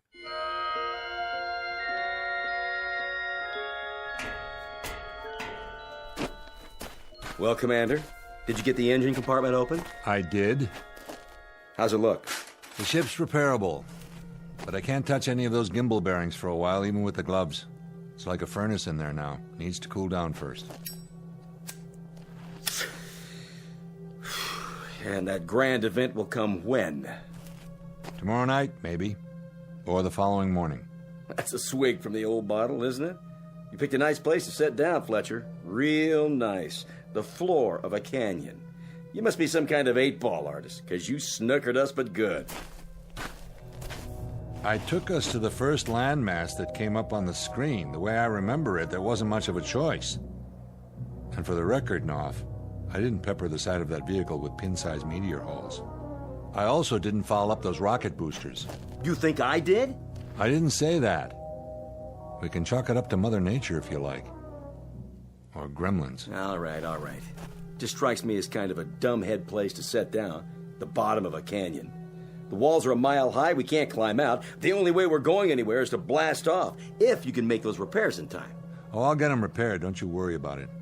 And we've got the time we need. There's enough rations in the hold right up that ladder. Matter of fact, I brought some down so you wouldn't have to exert yourself. Here, knock yourself out. Food concentrate, A163, modified luncheon plan. Kind of gets the old juices flowing, doesn't it? Yeah, there may come a moment in time when I'll enjoy this. But that time hasn't quite hit me yet. Wonder what we get for dinner. A pea-sized steak and a capsule of Tang? Better chow down now. If you don't, you won't have enough strength to do anything. Hold your socket wrenches for you mean? Look, if you don't want to get your little hands dirty... I'm eating it, all right? Oh, jeez, what is this stuff? Petrified wood? You know, there may come a moment in time when you'll lick a rock as if it were the drumstick of a Thanksgiving turkey. But for the time being, buddy, you'll eat what's prescribed to eat. And if you've got any deep-rooted complaints, enter them into the ship's ledger, for the record. But don't spray them all over me, because it's a waste of effort and a waste of food. Do you read me, Knopf? Yeah, loud and clear. Then dwell on it. And while you're dwelling on it, you might count a few blessings. We don't have any extra food and water, that's a fact. But we've landed in a place where there's oxygen and we can survive. We walked away from the landing without a single bone out of place.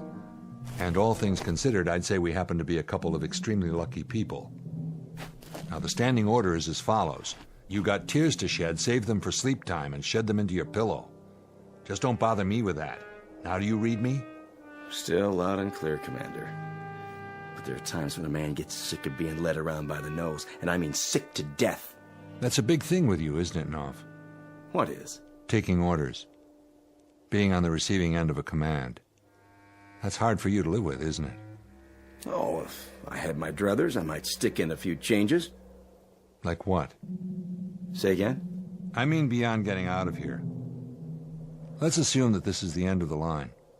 Try to use that imagination of yours. Say this happened to be it for us. What would you ask for to sweeten the pot? If you could have anything. A sirloin steak.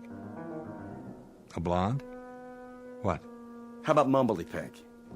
Or maybe 20 questions. Try me after dinner. I may feel up to charades by then. Just a point of interest is all. What are you interested in, Fletcher?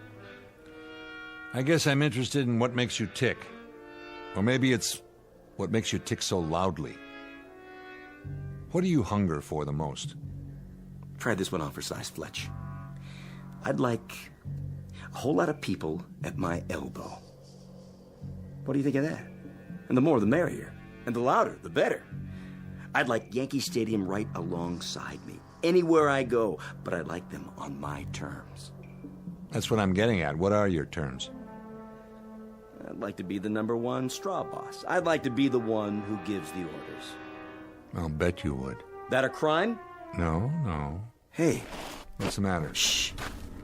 What's wrong with you? Did you hear that? Hear what? Something wrong with your ears? What? That sound. Sound? Fletch, I heard something. I definitely heard a sound. A sound like... A sound like what? Of people. Of voices. Right. I know what it was. You do? Sure. It was the crowd at Yankee Stadium cheering when you throw out the first ball of the season. What else could it be? Hold on, I think they want you to sing the national anthem while you're at it. You don't believe me? Sure, I believe you. Of course, this planet is uninhabited, which you'd know if you'd bother to look at the database. I'm telling the truth, Fletch. So am I. Now, why don't you take a walk around and see if you can find us some water while I get to work on the ship? I've got an energy panel to fix before the sun goes down. Or should I say both suns?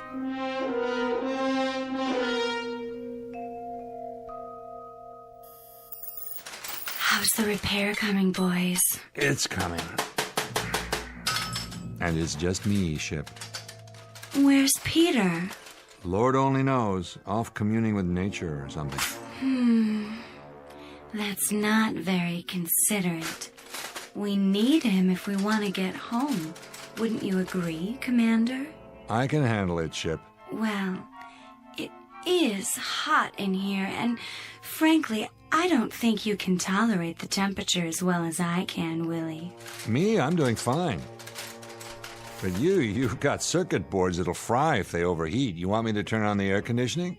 I don't think that's such a good idea, Commander. It would only use up more of our power. Then why don't you give it a rest? How's that, Willie? Shut yourself down so I can get my work done. Do my conversational skills displease you? No more than normal, but every word I say uses up 7 calories of my energy. Are you sure? I don't see that information in my databank. Take my word for it. Oh my. Then you've just wasted, let me see, 35? No. 102? No. 200. I can count, ship. 28 more. I'd better switch to monitor mode before you collapse. It is odd, though, that your vital signs don't show any extra loss of energy. Nap time for you. Sweet dreams. Thanks, Willie. And don't call me Willie. Nobody calls me that. Nobody human. I'll make a note of that in my crew profile, Commander. And remember, if you need me, I'm always here for you. How could I forget? Don't let the bedbugs bite. Sorry? Forget it, ship. Catch you later.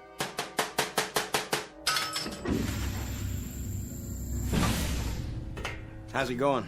Well, well. And where has my wandering boy been all day? Taking a walk. Another one? You take a lot of walks, buddy. Something better to do? Oh, a few things, like checking out the subspace radio and the hydraulics, the propulsion system, the injectors, the thrust chamber. Yeah, Knopf, there's a few things you could do. But no, you got more important places to be. Still hearing voices? Maybe. Guess I can't blame you. A few more days on this rock, I'll hear a few of my own. Find much out there? Not much. I could have told you that. I think it would be an exceptionally good idea if you started to work on those charts again. You sound like the computer. I need your cooperation is all.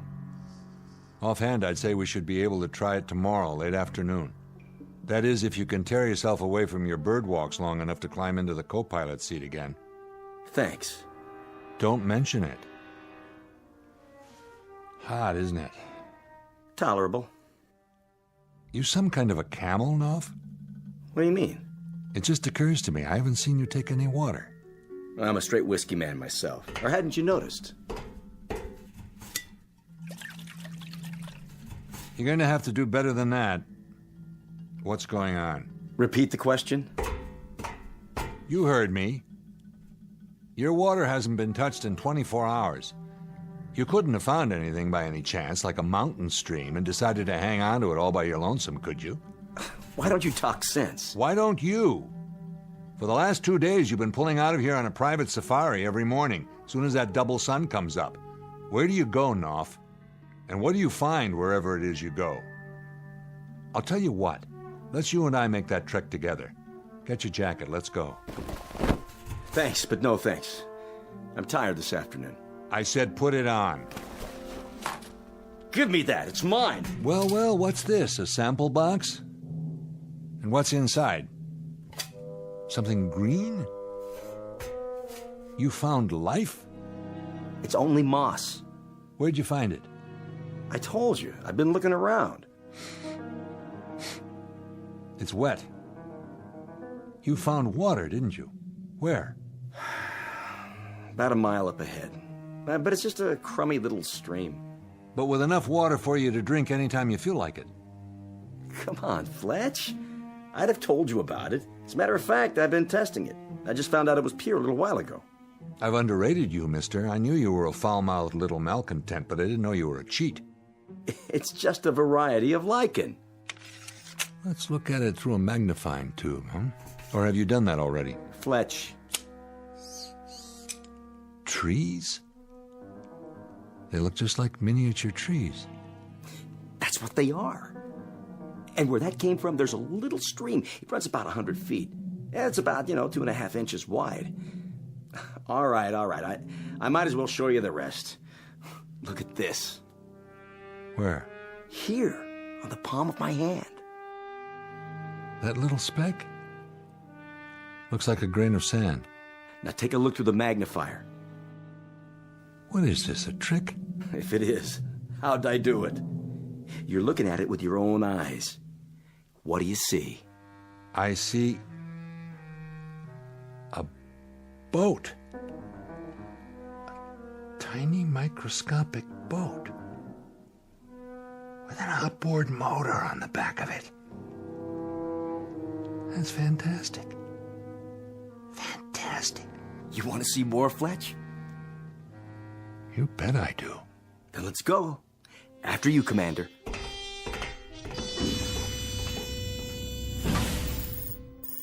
Good afternoon, boys. I just had a good rest. How's that energy grid coming, Willie? I mean, William. Pete? Peter? Are you there? You mean you're not joining me for dinner? You know, boys, a word to the wise. It's not a good idea for you both to be away from the ship at the same time. If anything happened, where would that leave me? Boys? Boys?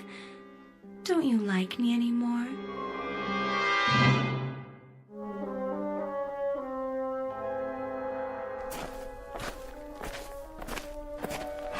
Now, where's this stream of yours?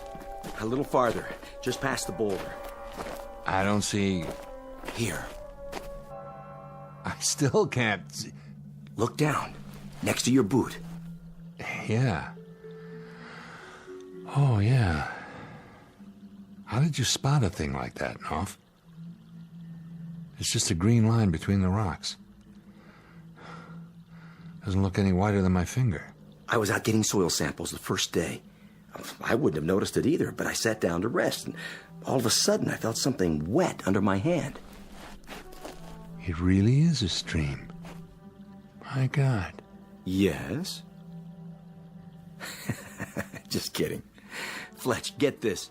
To us, this stream is just a tiny trickle.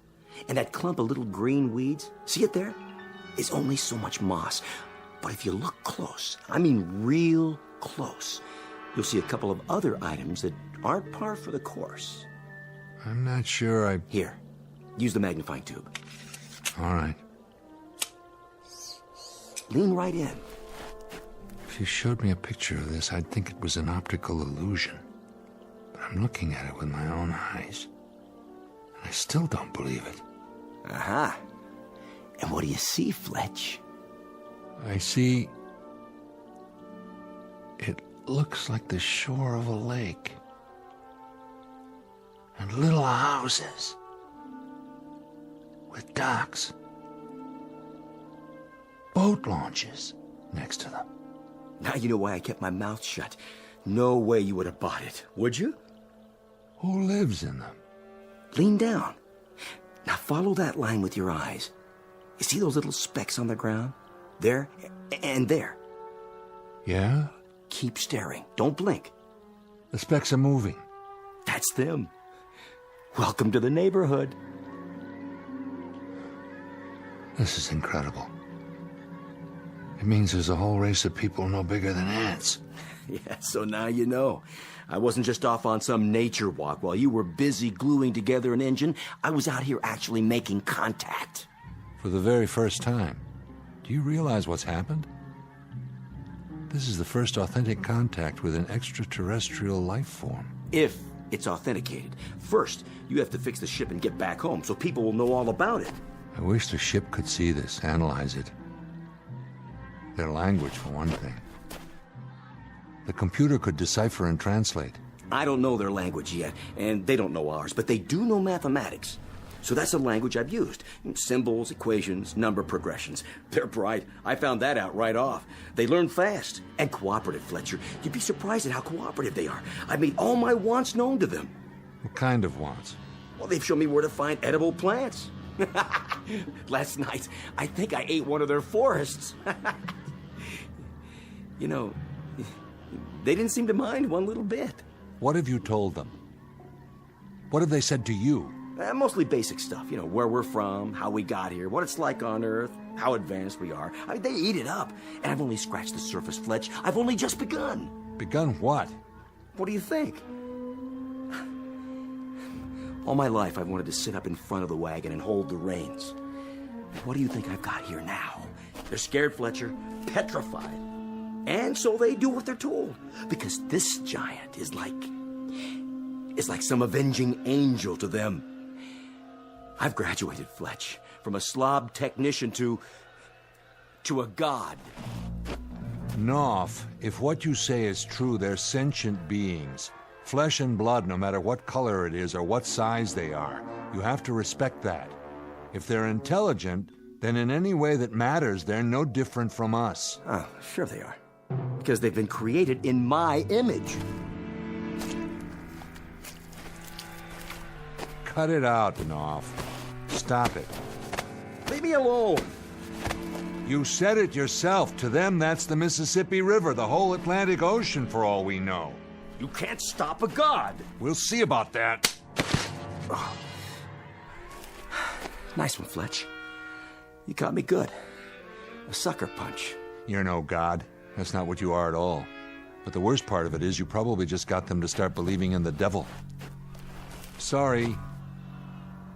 Listen to me. Can you hear me down there, whoever you are? If you can understand my words, I'm truly sorry. Please, please forgive me. Forgive us. I only exist to serve you.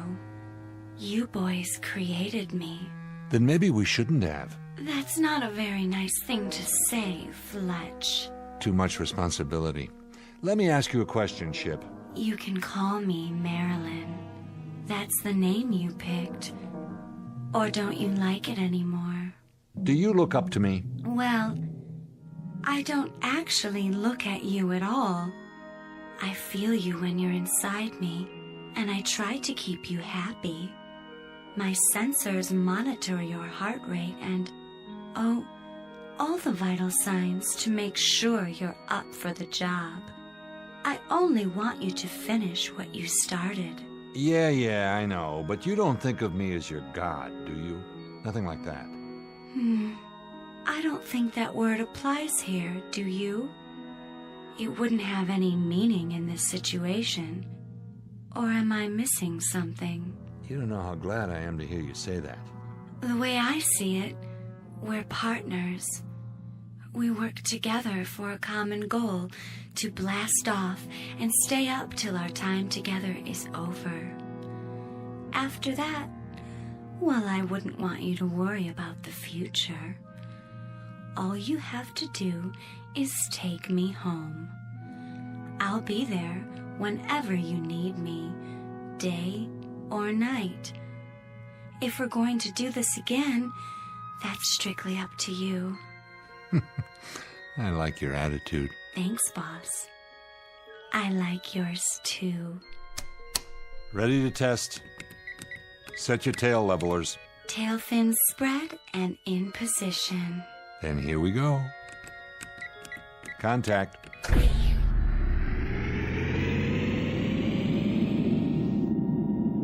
Yes. Oh, Commander, you did it with your own 2 hands. I think I'm ready. Pack your bags, sweetheart. We're out of here. Where's Peter? He wasn't around much at all last night. No? I think he's cheating on me. On the mission. I'll go find him. Tell him to hurry, will you? While I'm still warmed up. Knopf! Knopf! Hey, Knopf!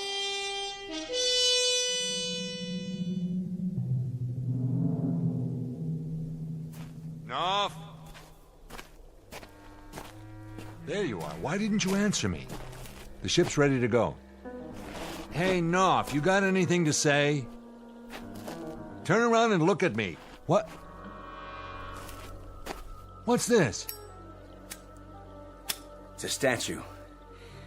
Life size of yours truly. Pretty good likeness, huh? Who made this? They did. My subjects. Amazing how much they accomplished with nothing to work from but rock. And their little tools. Or maybe their bare hands. Who knows? They did this overnight? Sure is impressive what people can do when they put their minds to it. You know how many of them were on the job? Any idea? Take a guess. 2,000. That's how many. 2,000 little sculptors working 24 hours a day without any rest, just so they could put this up for me. Kind of makes a man proud. A statue of you. Would it be presumptuous of me, Knopf, to ask why? A humble offering. Something to placate me. You should have seen him. It was a very impressive sight. 1,000 starting from the ground up at first, before the others climbed on and finished the top. Like the Egyptian slaves on the pyramids, or those Lilliputians with what was his name? Gulliver. Oh, it's a sight to remember. A sight to remember, Commander, believe me. And what do you give them in return? My beneficence. My smiling, selfless generosity. And my promise that I won't stamp my feet down on the middle of their town. At least not if I can help it. They've picked themselves a corker of a deity. If they only knew who they were breaking their backs for. Meaning what? Meaning that they're wasting their time worshipping a heartless slob, whose insides are made out of the same stuff they used for that statue. You better watch what you say to me from now on, Fletcher. A very good likeness, Mr. Knopf. But an hour from now, they'll break it down and sell it for junk. Why would they do that? Get your gear together. We're taking off. The orbital position's perfect. We'll start a countdown in 15 minutes. You really did fix the ship? That I did, all by my lonesome. And maybe 1,000 years from now, when your little friends realize how they got taken, that I'm the only guy who did them a favor and removed you from their lives permanently, maybe they'll build a statue of me. Pity they couldn't capture that look in your eyes. That cynical expression. It goes perfectly with a sick, scared little man who's suffering from delusions of grandeur. Let's go, buddy. We don't have much time. Put the gun away. You'll have to navigate on your own this time. I said put it away, Knopf. After I see you climb aboard that ship and take off, that's when I'll put the gun away. Sick, yeah. Till now I didn't realize just how sick you are. You've only got about 12 minutes, Commander. Now you can waste that time psychoanalyzing me. Or you can play it smart, get on that ship, and head for home. Why, Knopf? Reason this one out, will you? Will you make an effort and reason this one out? You'll play make-believe for, another 48 hours, and then you're gonna crack wide open. You'll have 1,000,000 little microbes honoring you with torchlight parades, but you're still going to die of loneliness. Come on, Knopf, put the gun away and come with me. Did you hear what I said? I ordered you to put that... You're even a lousy shot. So what? Plenty more where that came from. Don't you get it? You're not infallible. You blew the head off your own statue. They saw that. And now they know too. They'll rebuild it. All I have to do is give the word. You're down to 9 minutes, Commander. If you're still here in 8 minutes, I'm going to have to kill you. You'd do that, wouldn't you? You'd actually do it. For what? This is a monotheistic society here. There's only room for one God. So take off! I feel sorry for you, Knopf. I really do. Yeah. But tell the truth. Don't you wish you could be me?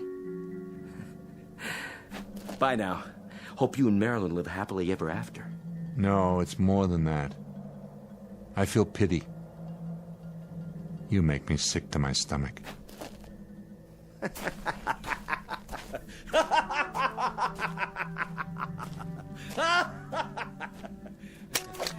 Hello down there, my little friends. How you all doing today? Nice day for something, wouldn't you say? Well, I would.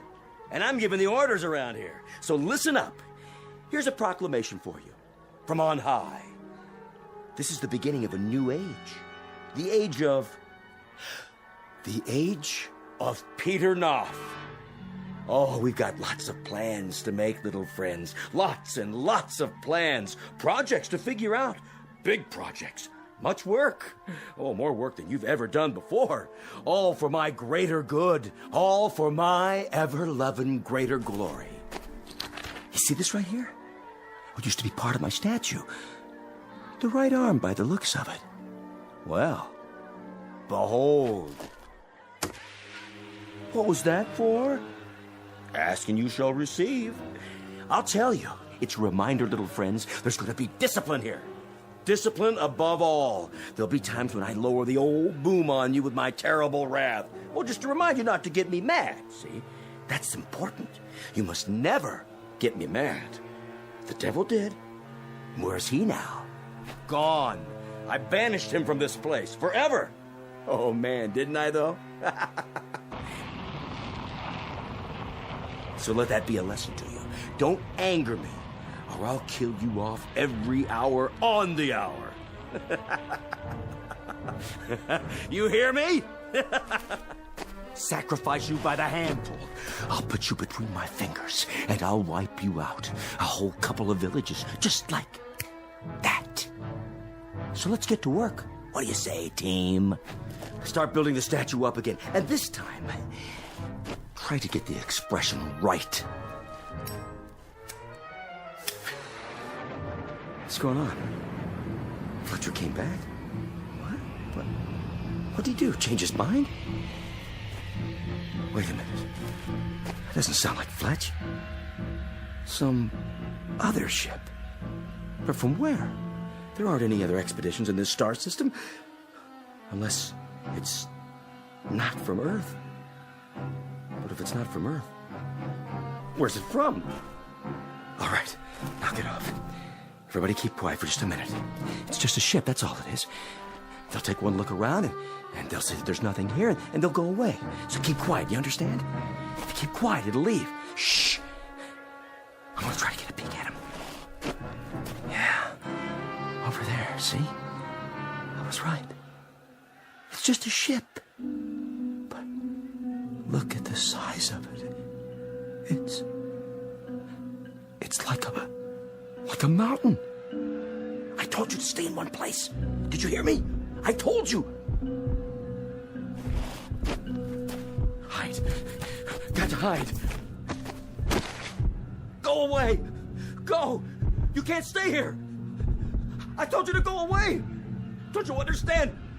I'm the god here. I'm the god. No. No. Put me down.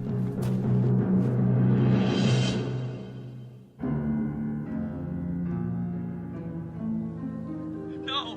No. Put me down. What have you got there? A man. A tiny little man. You've killed him. Crushed him to death in your fingers. Not quite. Look, he's still wriggling. Do you suppose there are more of them down there on the ground? It doesn't make any difference. We're not exploring. We're just down here for repairs. Come on, let's get back to the ship. Yes, Commander, as you wish. No! No!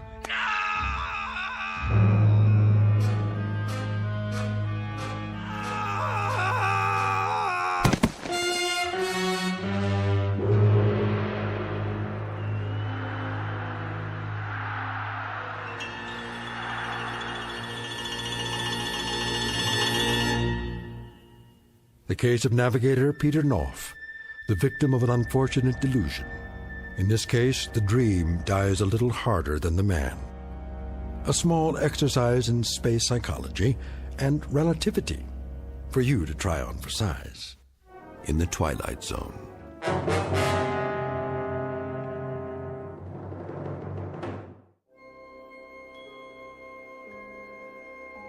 Hi, this is Carl Amari, producer of the Twilight Zone radio dramas. I'd like to take a moment to tell you about our official website at twilightzoneradio.com, where you'll get the latest news and information on these Twilight Zone radio dramas. Plus, at twilightzoneradio.com, you can digitally download 3 free episodes or any of our episodes for only $1.95 each. In this age of ever-changing technology, we've decided to make these episodes instantly available to you by making the Twilight Zone radio dramas a digital download-only series. This means that this series will no longer be offered on CD. The CD collections at our website are now being offered while supplies last at buy one, get one free. So be sure to get your favorites before they're sold out. Be sure to visit us often, and I'll see you in the zone.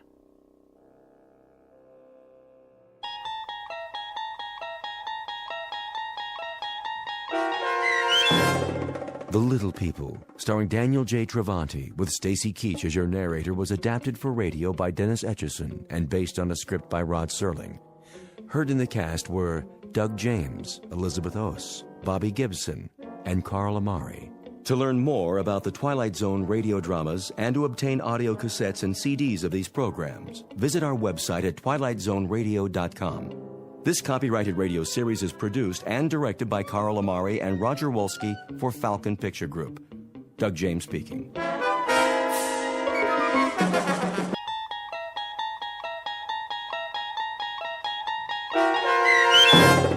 The Time Element, starring Bobby Slayton, with Stacy Keach as your narrator, was adapted for radio by Dennis Etchison and written for The Twilight Zone by Rod Serling. Heard in the cast were Mike Starr, Maggie Carney, Craig Brawley, Elizabeth Lado, Jeff Lupetin, Doug James, Kurt Nabig, Sarah Marks, Roger Wolski, Bo Nortel, and Carl Amari. To learn more about the Twilight Zone radio dramas and to obtain audio cassettes and CDs of these programs, visit our website at twilightzoneradio.com. The producers of The Twilight Zone wish to thank CBS Enterprises, Carol Serling, Dennis Etchison, Dick Brescia Associates, Claire Simon Casting, Terry Jennings, XM Satellite Radio, Sirius Satellite Radio, our sponsors, and our radio affiliates for helping make this series possible. This copyrighted radio series is produced and directed by Carl Amari and Roger Wolski for Falcon Picture Group. Doug James speaking.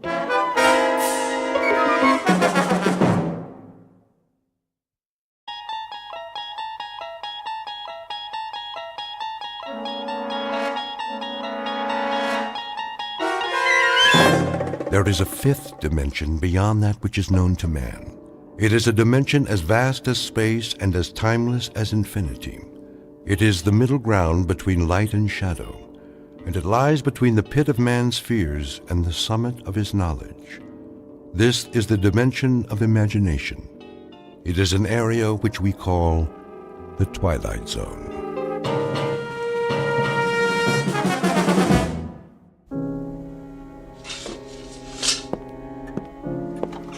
Now, Mr. Jensen, I think I have the basics here. Oh, yeah? 41 years old, unmarried, no physical ailments, no previous visits to a psychiatrist. No previous arrest either, okay? And the only time I ever saw a shrink before was in a cartoon. Best you'll find us helpful and, at worst, harmless. Cigarette? No thanks. Do you mind if I smoke? Hey, go ahead. It's your office. Now then, your occupation? Oh, gosh, various jobs. Part-time bookie, I was a car dealer. I tended a bar one time, right down the street from here. A couple of doors down. Andy's place. I was a butcher. Highly successful butcher, too. Knew how to make my thumbs weigh 12 pounds on the scale. So what do you say, Doc? How do I stack up? Normal? Abnormal? Subnormal? What's the story? Family? Father, mother, both married. Scranton, Pennsylvania. My old man was a coal miner. Coal? Yeah, you know, little black things that people used to put in the furnaces. Sounds like interesting work. Oh, it does. Then maybe you ought to go to a psychiatrist. You know, I think I will take one of those cigarettes. Surely. What, do you want me to pull up a couch now or something? Not if you're comfortable in a chair. Let's begin, shall we? Nothing shakes you up at all, does it, Doc? How do you mean? Oh, I don't know. Everything's all calm and cool.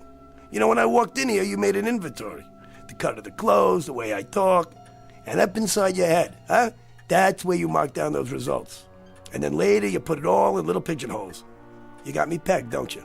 Not entirely. You figure you're talking to what? Maybe a minor league horse player, huh? Maybe I'm a little hungover, maybe a little buggy in the head. But either way, about 40 degrees tilt. And my cigarette went out. Here. All right. Pigeonhole this, Dr. Gillespie.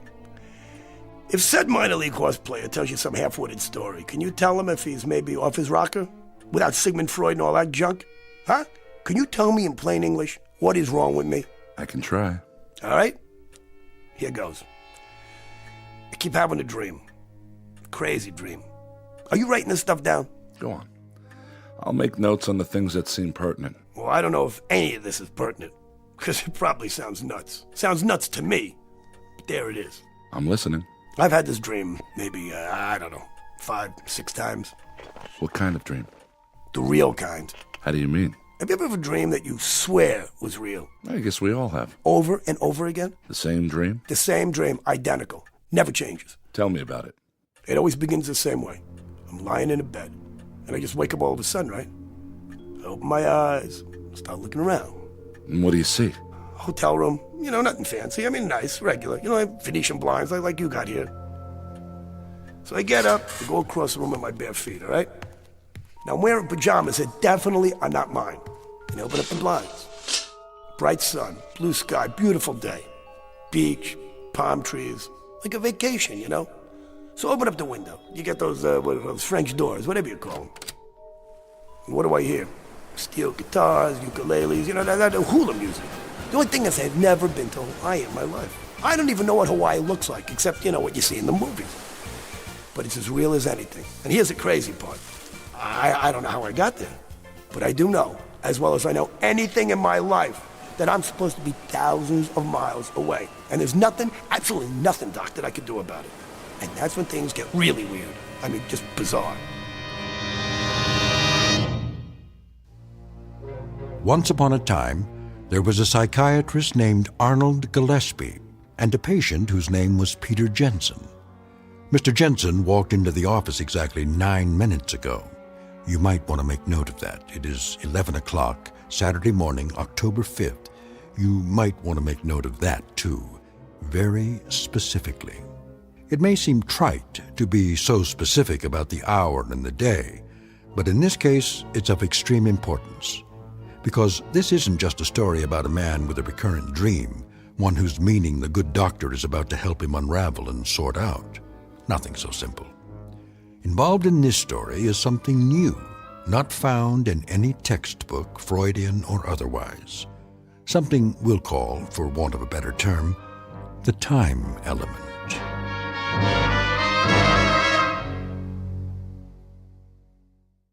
And now, The Twilight Zone and our story, The Time Element, starring Bobby Slayton with Stacy Keach as your narrator.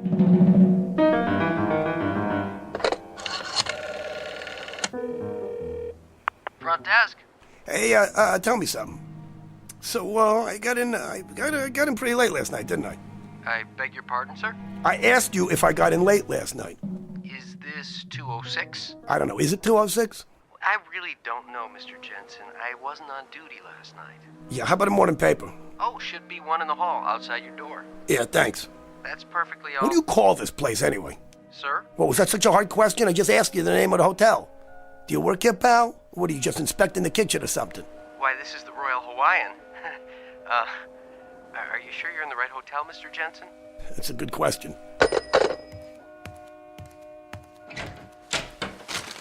Here's the paper. December 6th. December 6th? What kind of crazy... Maid service. Did you sleep well, sir? Yeah, that's a moot question. Do you want me to clean the room now? Hey, do you want to explain the gag to me now? Excuse me, sir? Do me a favor. Deliver a little message for me. You tell the guy, whoever put you up to this, that I'm going to knock out his teeth one by one. I don't know what you mean. Yeah, and take the phony newspaper with you, all right, lady? This is October. October, sir? What's October? What's October? 30 days? How's October? April, June, November, huh? Am I getting through to you? This month right now. It's October, right? I don't believe so, sir. It's December. It's what? December the 6th. Yeah, that's what I thought you said. December 6th. Are you all right, sir? Oh, yeah, I'm just fine. I'm fine. Except that obviously I've just come down the home stretch of the biggest toot in the history of man. You're telling me this is December. Well, last night I was in New York City. And it was October. If you're not feeling well, I can come back later. Not feeling well? You know what? That's the champion blue ribbon understatement of the year. You know, a little toot that lasts 2 months and ends up in, what's the name of this place? The name of what place, sir? This place right here. The Royal Hawaiian. That's what I mean. Since when is there a Royal Hawaiian Hotel in New York? It isn't in New York, sir. It's in Honolulu. Well, that figures, because the Royal Hawaiian is in Honolulu. Of course. See, that leads me to the next question. What am I doing in Hawaii? I'm sure I don't know, sir. That's what I thought you said. Hey, just one more question. No, come here. No, I'm okay. Come here. Really? I'll never ask you anything else, I promise. What, sir? This hotel got a bar? Oh, yes, sir. A lovely one. And where is this lovely bar? Downstairs, off the lobby. Thank you. You're a doll. I'm sorry if I upset you. Look, if I ever had another mother, I hope it's you, okay? Come back later. We'll dance. Oh, yes, sir. Absolutely, sir.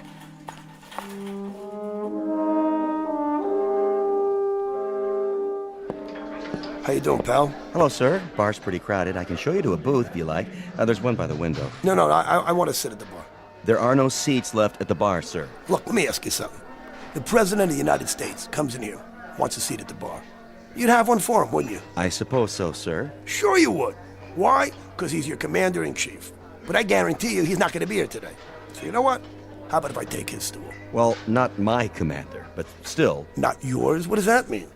This is the United States of America, right? No, sir. It's Hawaii. Yeah, that's what I just said. Hawaii. Are you a state or aren't you? A state? Hardly.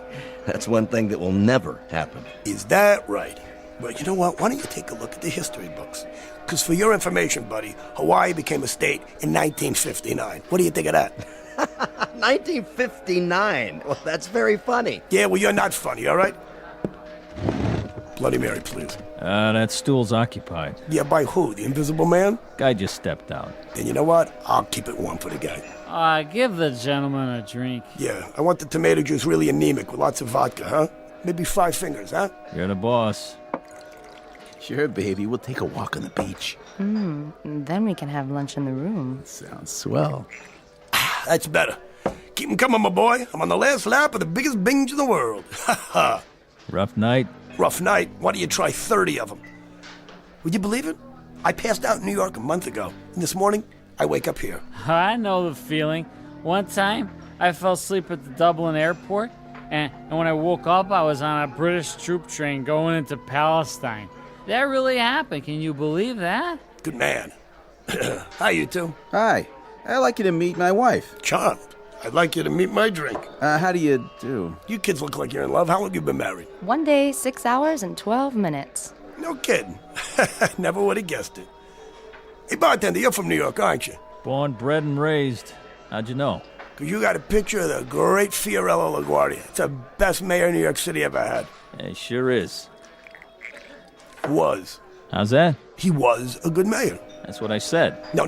You said he is. Well, isn't he? He was. Because he's not here now, is he? No, I guess he isn't.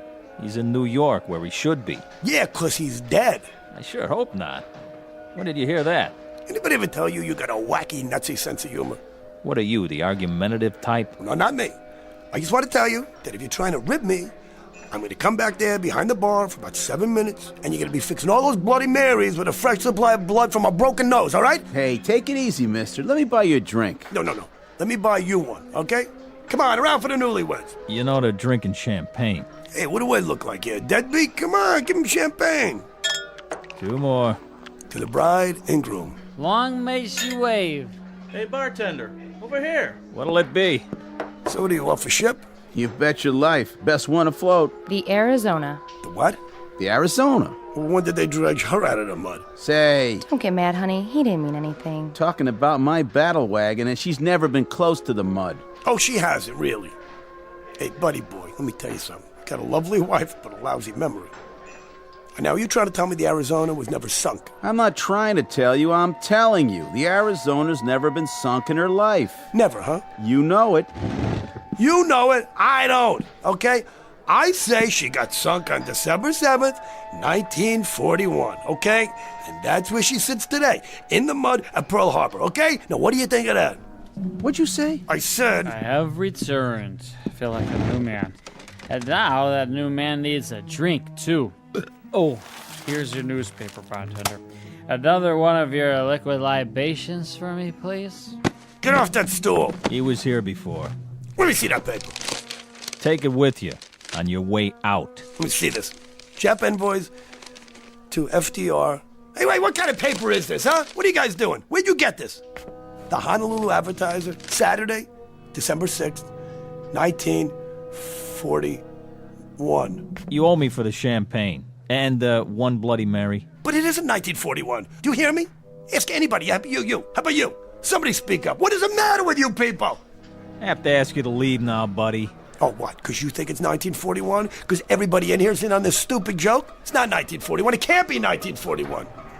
I mean, how could it be? So how can it be 1941, Doc? Can you tell me that? Huh? And the dream ends there? No. It just goes on. I see. But up to that point, each dream is identical, you say? Identical. I even remember going to the door of the bar and looking out in the street. And I see all the cars. 1939, 40, 41 models. Nothing newer. Go on. All right. Now get this. And this is what separates the men from the wacky. I don't think it's a dream, Doc. It's not a dream. Make all the little chicken tracks you want on that little piece of paper. What I'm telling you here is the goods. I believe you. You do? Then why don't you call up the sanitarium and tell them we'll take a double room? Because you're nuts also. I mean, I understand why you think it's real. Some dreams are extremely realistic. As often as not, they're impossible to distinguish from reality. No, you don't get what I'm saying. Look, it isn't just that it's real while I'm asleep, Doc. Well, I'm telling you this. It's still real. It's still real even when I'm awake. All of it. Look, I've had dreams like everybody else, but as soon as it started, I knew it was different. Do you understand me? Do you understand me? You don't understand me. These are not dreams. If they're not dreams, Mr. Jensen, what are they? What do you think they are? Let's examine the alternatives. I can think of only one. That's the one I'm thinking of, okay? I wake up in a hotel room in 1941. But I mean, I really wake up. And it's really 1941. Do you understand? Going back in time. That's what I'm doing, Doc. I'm going back in time. Huh. Interesting. What happens then when you're back in time? You sure you want to hear this? I do. Then hold on to your hat, Doc, because from this point on, things go completely screwy.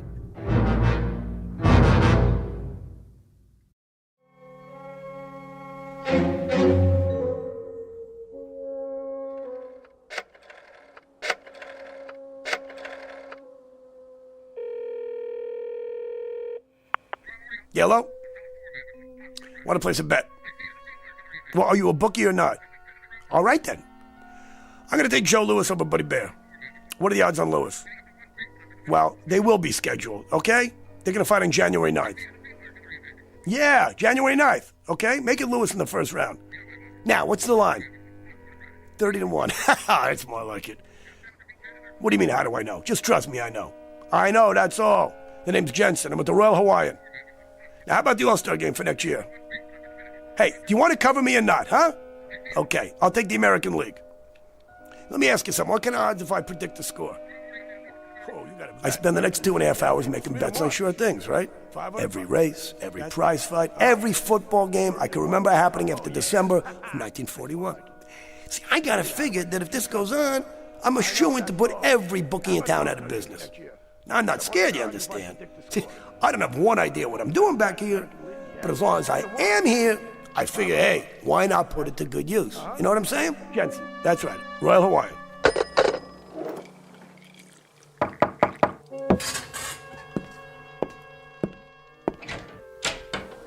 Oh, hey, how are you, buddy? You're the ensign from the bar. I hope you don't mind. No, come in.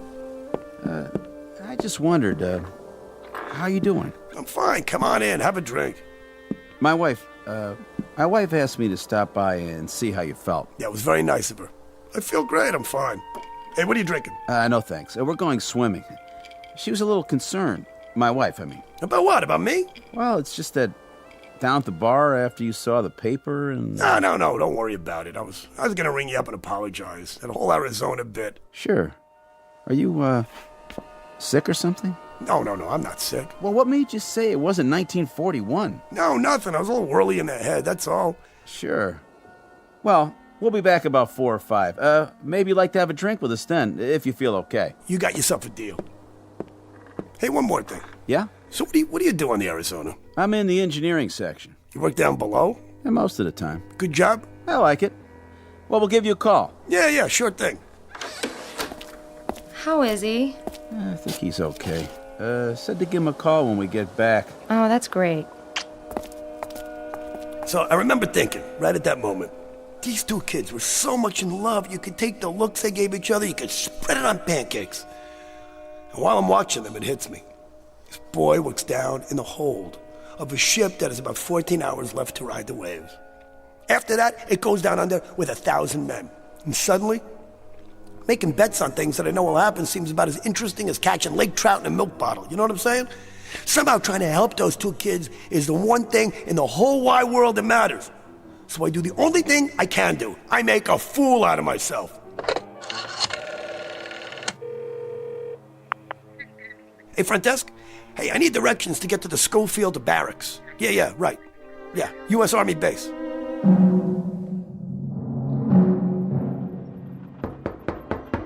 Come in. Excuse me, Colonel, but Spit it out, Bailey. That guy is still in the orderly room, sir. Says he wants to see somebody in charge. Who's this now? Some jerk with a tambourine or something. Must be Save a Soul Saturday. What's his story? I can't piece it all together, sir. Something about the Japanese having bombs? This ought to be good.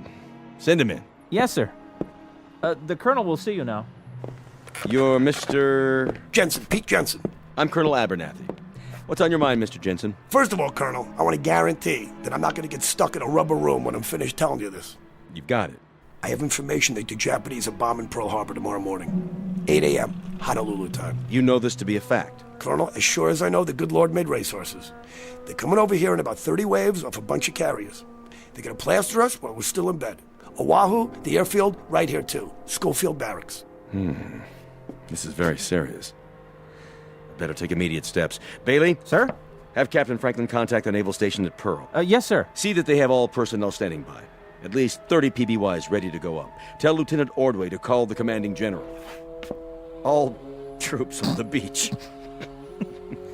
If you say so, sir. All right, come on, knock it off. Cut the game. Listen to me, you brass-covered hyena, okay? Don't you say that nobody warned you. I warn you. You gotta listen to me. I'm sure you're right. Now you can leave peacefully, Mr. Jensen, or I'll have you escorted outside. Go walk by myself, okay? And if anybody grabs me, you're gonna have to call the medical corps on the double. We don't appreciate that kind of talk. Is that a fact? Now what do you appreciate, Colonel, huh? Maybe you'd appreciate a big punch in the jaw. All the trouble I take for getting over to try to save you people, and this is what I get? All right, Jensen, zip it. You walk on that lower lip one more time, soldier boy, and I'll get you out of the Army on a medical. You understand me? Believe me, Mr. Jensen, this is going to hurt me worse than it hurts you. Oh, I believe it. Colonel! Oh! Are you all right? Place this man under arrest and fit him for a straitjacket. Yes, sir.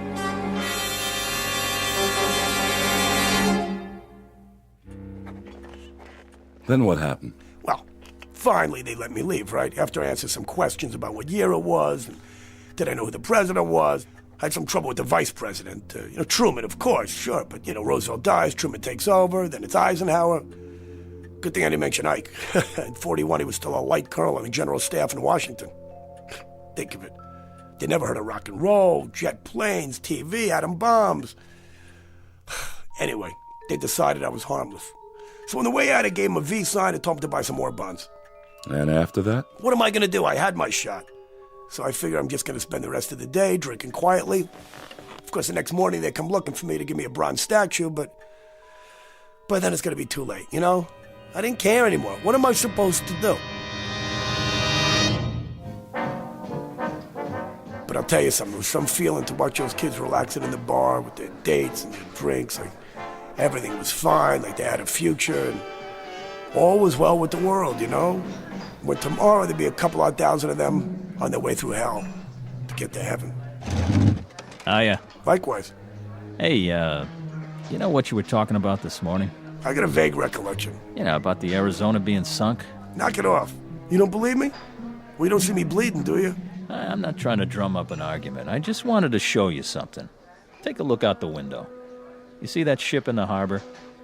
That happens to be the Arizona. So I guess somebody got their signals crossed. She's still afloat. Come on, I said knock it off. Mr. Jensen? Yeah, hi. Have that drink with us? Yeah, sure, thanks. Yeah. How was the swim? It was wonderful. So how long's it been now? 32 hours and 15 minutes. Oh, and they said it wouldn't last. Mr. Jensen? Try Pete.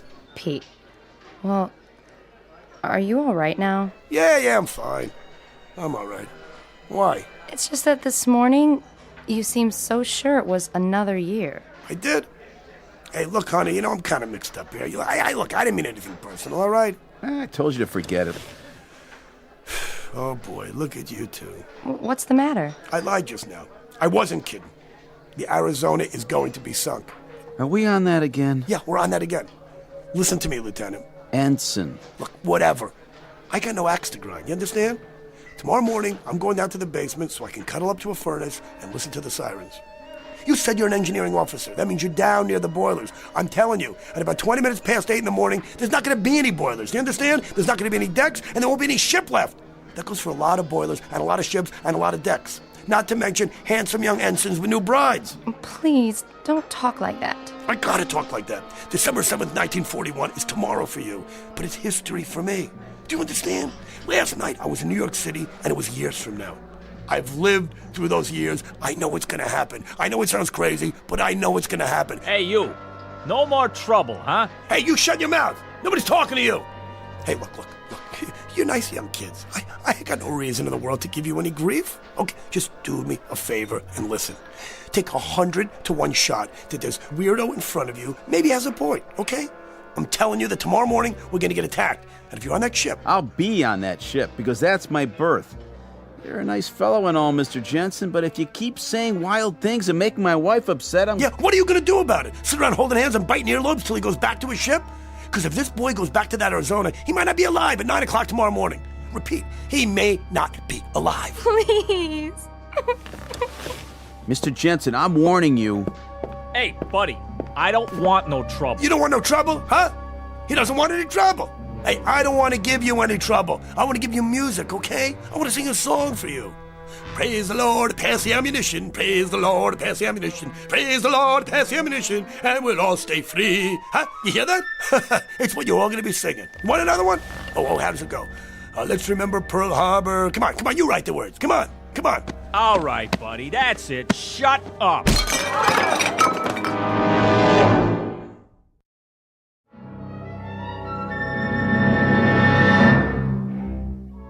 Don't tell me the general can't be reached. I know he can be reached.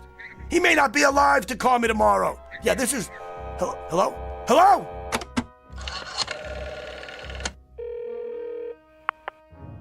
Yes, I want to call Navy 7096. 7096, yes, that's right. Hello, is this a naval station? Yeah, let me talk to whoever's in charge. Yeah, hello? Listen, I have some information here. The Japanese are going to attack Pearl Harbor, right? Hello? I said the Japanese are... Hello?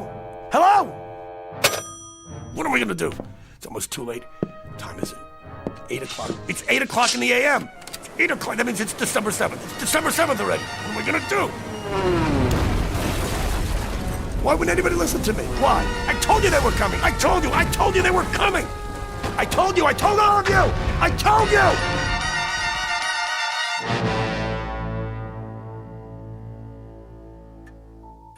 I told them, Doc. I told them over and over. Why wouldn't anybody listen to me? And then? I'm standing there by the French windows, and I'm watching the planes coming low. I'm watching them. The bombs are dropping, strafing. All hell is breaking loose. And that's where I wake up, every time. Realistic and very frightening. How long did you say it's been going on? Every night for a week. And always the same? Everything. The ensign and his girl, the bar, me trying to call from my room, and the moment I see the planes coming in. Mr. Jensen, I won't attempt to analyze that dream, except to say this. Very often we dream with a purpose. It can signify something deeply rooted in the subconscious. The things you dream about may not be what's really bothering you. Oh, don't try to out-logic me, Doc, okay? You think I'm nuts, don't you? I know what I know. I can't explain it. But that's why I came to see you, because I thought maybe you could explain it. I know for a fact I'm going back in time. And I'll tell you something else, that even after I wake up and I'm laying in bed and I'm thinking about the dream, I know it's not supposed to end there. I know one of these nights it's going to go beyond that. But you have no idea what might transpire. No, not one. All right. Let's approach it this way. Assume that it is possible somehow to go back in time.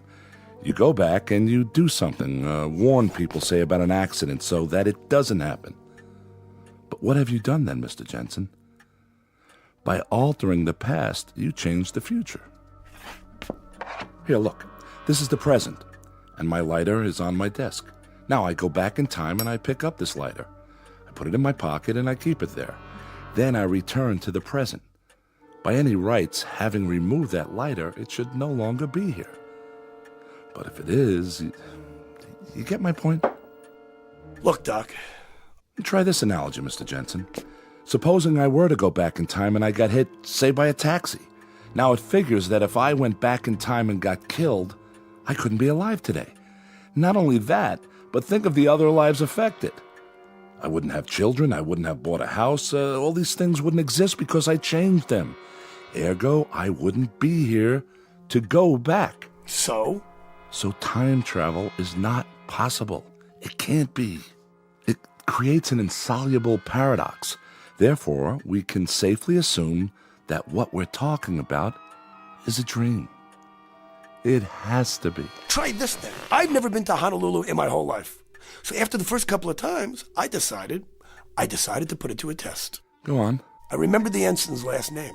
It's kind of an odd name, not easy to forget. Janowski. Told me he came from a little town called White Oak, Wisconsin. So I placed a call. There was only one Janowski in the phone book. Woman answered. His mother. I said it was a friend of his from Honolulu. And was he there? And then? She told me that her son and his wife were killed in Honolulu on December 7th, 1941. He went down with the Arizona. She was shot down near King Street by a fighter plane, a Japanese Zero. A Japanese Zero, Doc. You sure you've never been to Honolulu? Yeah, I've been there. When? In the dream, which isn't a dream. Okay, Doc, your turn. I don't hear you talking. That's because, at the moment, I don't know what to say. The patient lay in the couch. We'd been talking for hours. It was Saturday, and I'd planned to leave early and go play golf. But I was concerned about this man and his story. It was incredible. Then finally, I knew he was asleep. Wasn't a deep sleep. By the look on his face, Mr. Jensen was far from resting, though his eyes were closed. Mr. Jensen? Are you asleep, Mr. Jensen? So I decided to let him rest while I thought it through. Who knows, maybe he'd even finish his dream this time.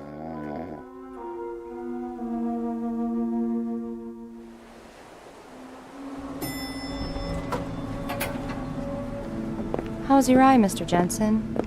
I mean, Pete. Hey, don't worry about me. I'm fine. I'll put a piece of steak on it. Sorry the bartender hit you. I should have stopped him, but I kind of got carried away, too. No harm done. Well, go lie down and take it easy. Maybe we'll see you later before I go back to the ship.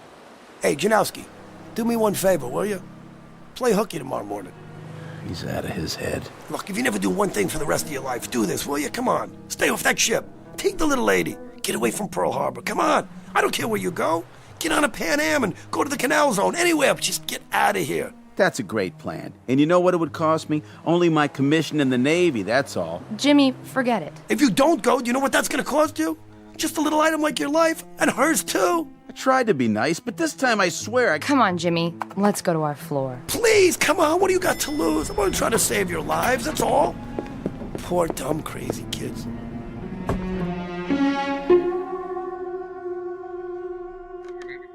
Don't you tell me the general can't be reached. I know he can be reached. He might not be alive tomorrow to call me. Please. Hello? Hello?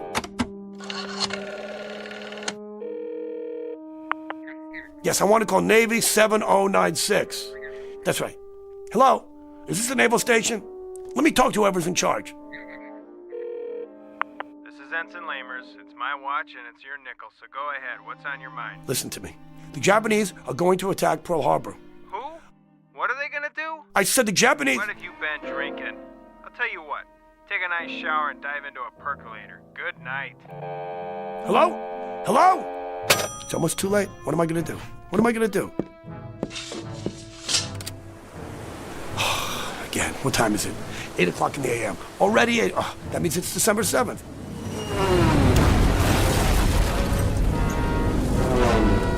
Why would nobody listen to me? Why wouldn't anybody listen to me? Why? I told you they were coming. I told you. I told you.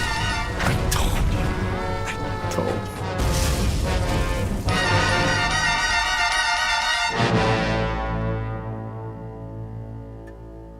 I stood there at the window for a long time, thinking about Mr. Jensen and his problem, his dream. I knew I had to wake him and send him on his way, at least for now.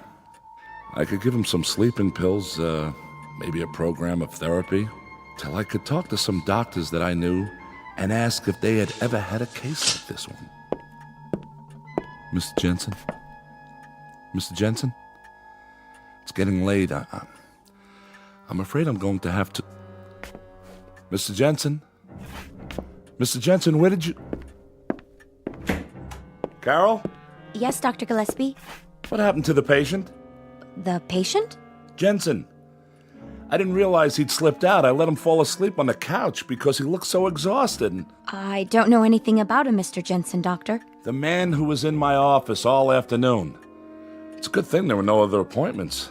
I hope you have his number. I wanted to schedule a series of sessions starting next week. I'm really sorry, sir, but I don't show any appointments at all today. I was wondering how long you needed me. I have a date this evening, and... Hold on. You mean to tell me a man named Jensen didn't walk in here and ask to see me? Big guy, shirt with flowers on it? Why, no, sir. I've been here the whole time. I thought you wanted me to stay and work on the files. All right, Carol, that will be all. You can go now. I'll lock up. Yes, sir. Good night, sir. Try this analogy, Mr. Jensen. Supposing I were to go back in time and I got hit, say, by a taxi. Now it figures that if I went back in time and got killed, I couldn't be alive today. Alive today.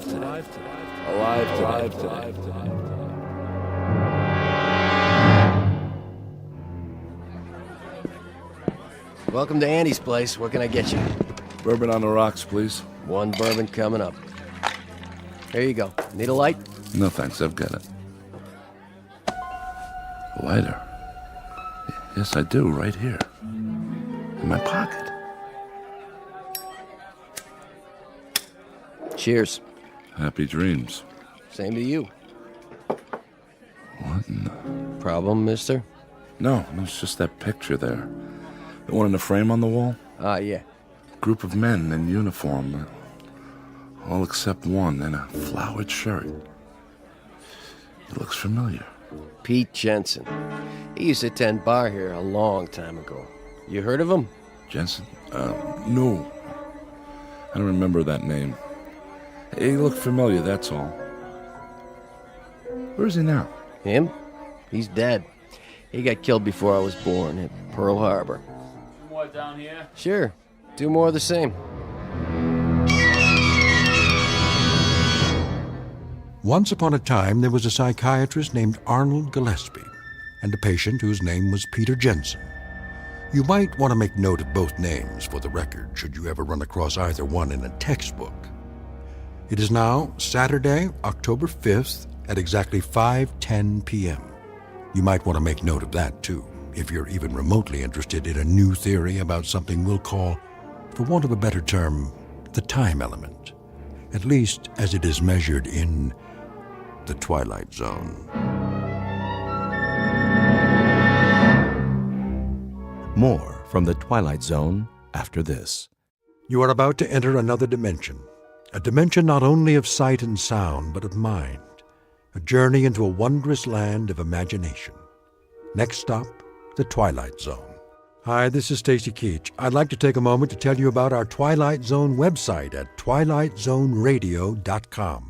At twilightzoneradio.com, you'll find the latest information on these Twilight Zone radio dramas, including behind-the-scenes photographs, plus the newest product releases, trivia contests, ways to contact us, other Twilight Zone-related info and merchandise, plus links to other fascinating websites. So make your next stop twilightzoneradio.com.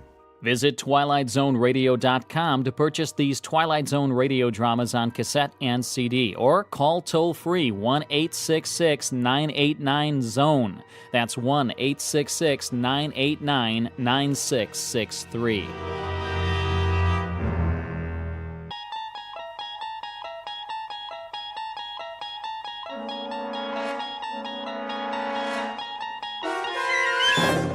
There is a fifth dimension beyond that which is known to man. It is a dimension as vast as space and as timeless as infinity.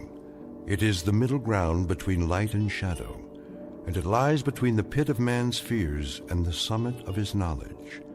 This is the dimension of imagination. It is an area which we call the Twilight Zone.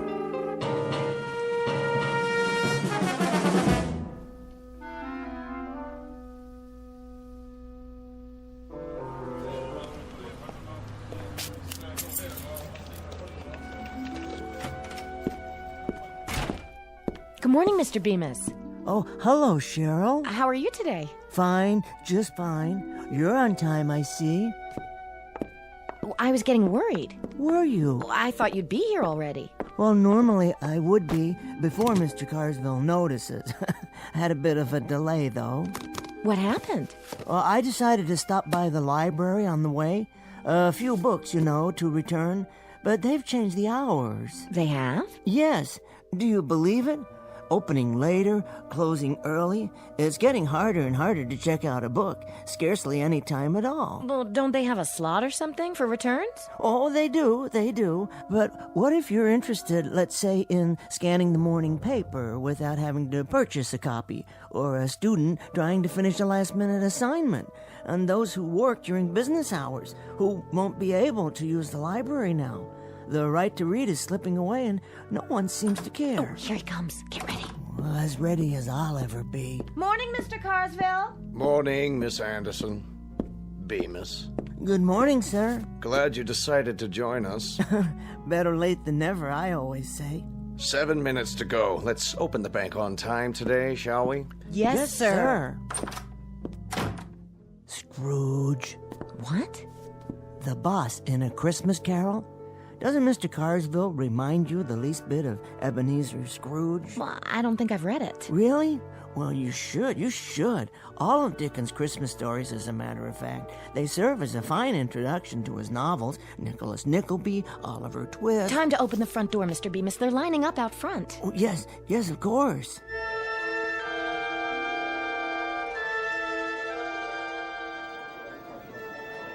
Thank you, Mr. Williams. Thanks, Cheryl. You've been very helpful. Have a nice day. Marvelous. Yes, indeed. Well? Oh, hello, Mrs. Chesters. Nice to see you. Is this window open or not? What? Oh, of course it is. Sorry. I'd like to make a withdrawal. Certainly. For how much? There's the slip right in front of you. Can't you see? Yes, I see it now. Mrs. Chesters, have you ever read David Copperfield? How's that? Wonderful book.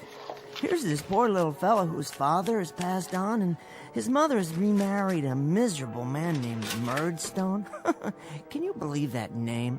And Murdstone has this sister, Jane, and... Mr. Bemis, you shortchanged me again. I did? Oh, my. You owe me $1 more. There's only 24 here. I should have 25. Quite right. I'm truly sorry, Mrs. Chesters. I thought there were 5 ones. Here you are. Now then, there's another character in the book named Micawber, Mr. Micawber. He's always being taken off to debtor's prison. You read too much. I do? Perhaps if you didn't, you wouldn't need such thick glasses. There's a wonderful woman in it, too, named Peggotty. She's David's nurse, and... This is a bank. If I wanted to know about books, I'd go to a library. Well, you see, the library's hardly open anymore, so I'm afraid you'd find that you... Mr. Bemis. Yes, Mr. Carsville. I wonder if I might see you in my office. Now, Bemis.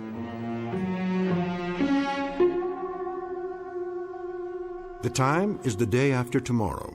The place is anywhere, so long as it can accommodate a bank, a main street, and a library, along with a myopic little man with Coke bottle glasses named Henry Bemis. The gentleman in question has only one passion in life, and that is to read. Mr. Henry Bemis, conspired against by browbeaters and henpeckers, and by clocks whose hands waggle disapprovingly and always disallow the moments he'd prefer to spend on his favorite pastime. Today, however, Mr. Bemis will finally have his chance to read anything and everything, in a world much different from the one he knows now. A world without bank presidents, a world, for that matter, without anyone at all, located in a place called the Twilight Zone.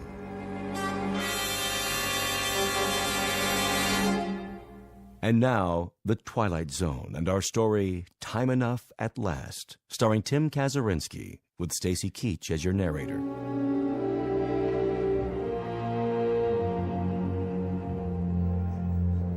Did you hear what I said, Bemis? Why, certainly, Mr. Carsville. I don't suppose you've ever read David Copperfield, have you? No, Mr. Bemis, I have not. Now, if you'll be good enough to accompany me.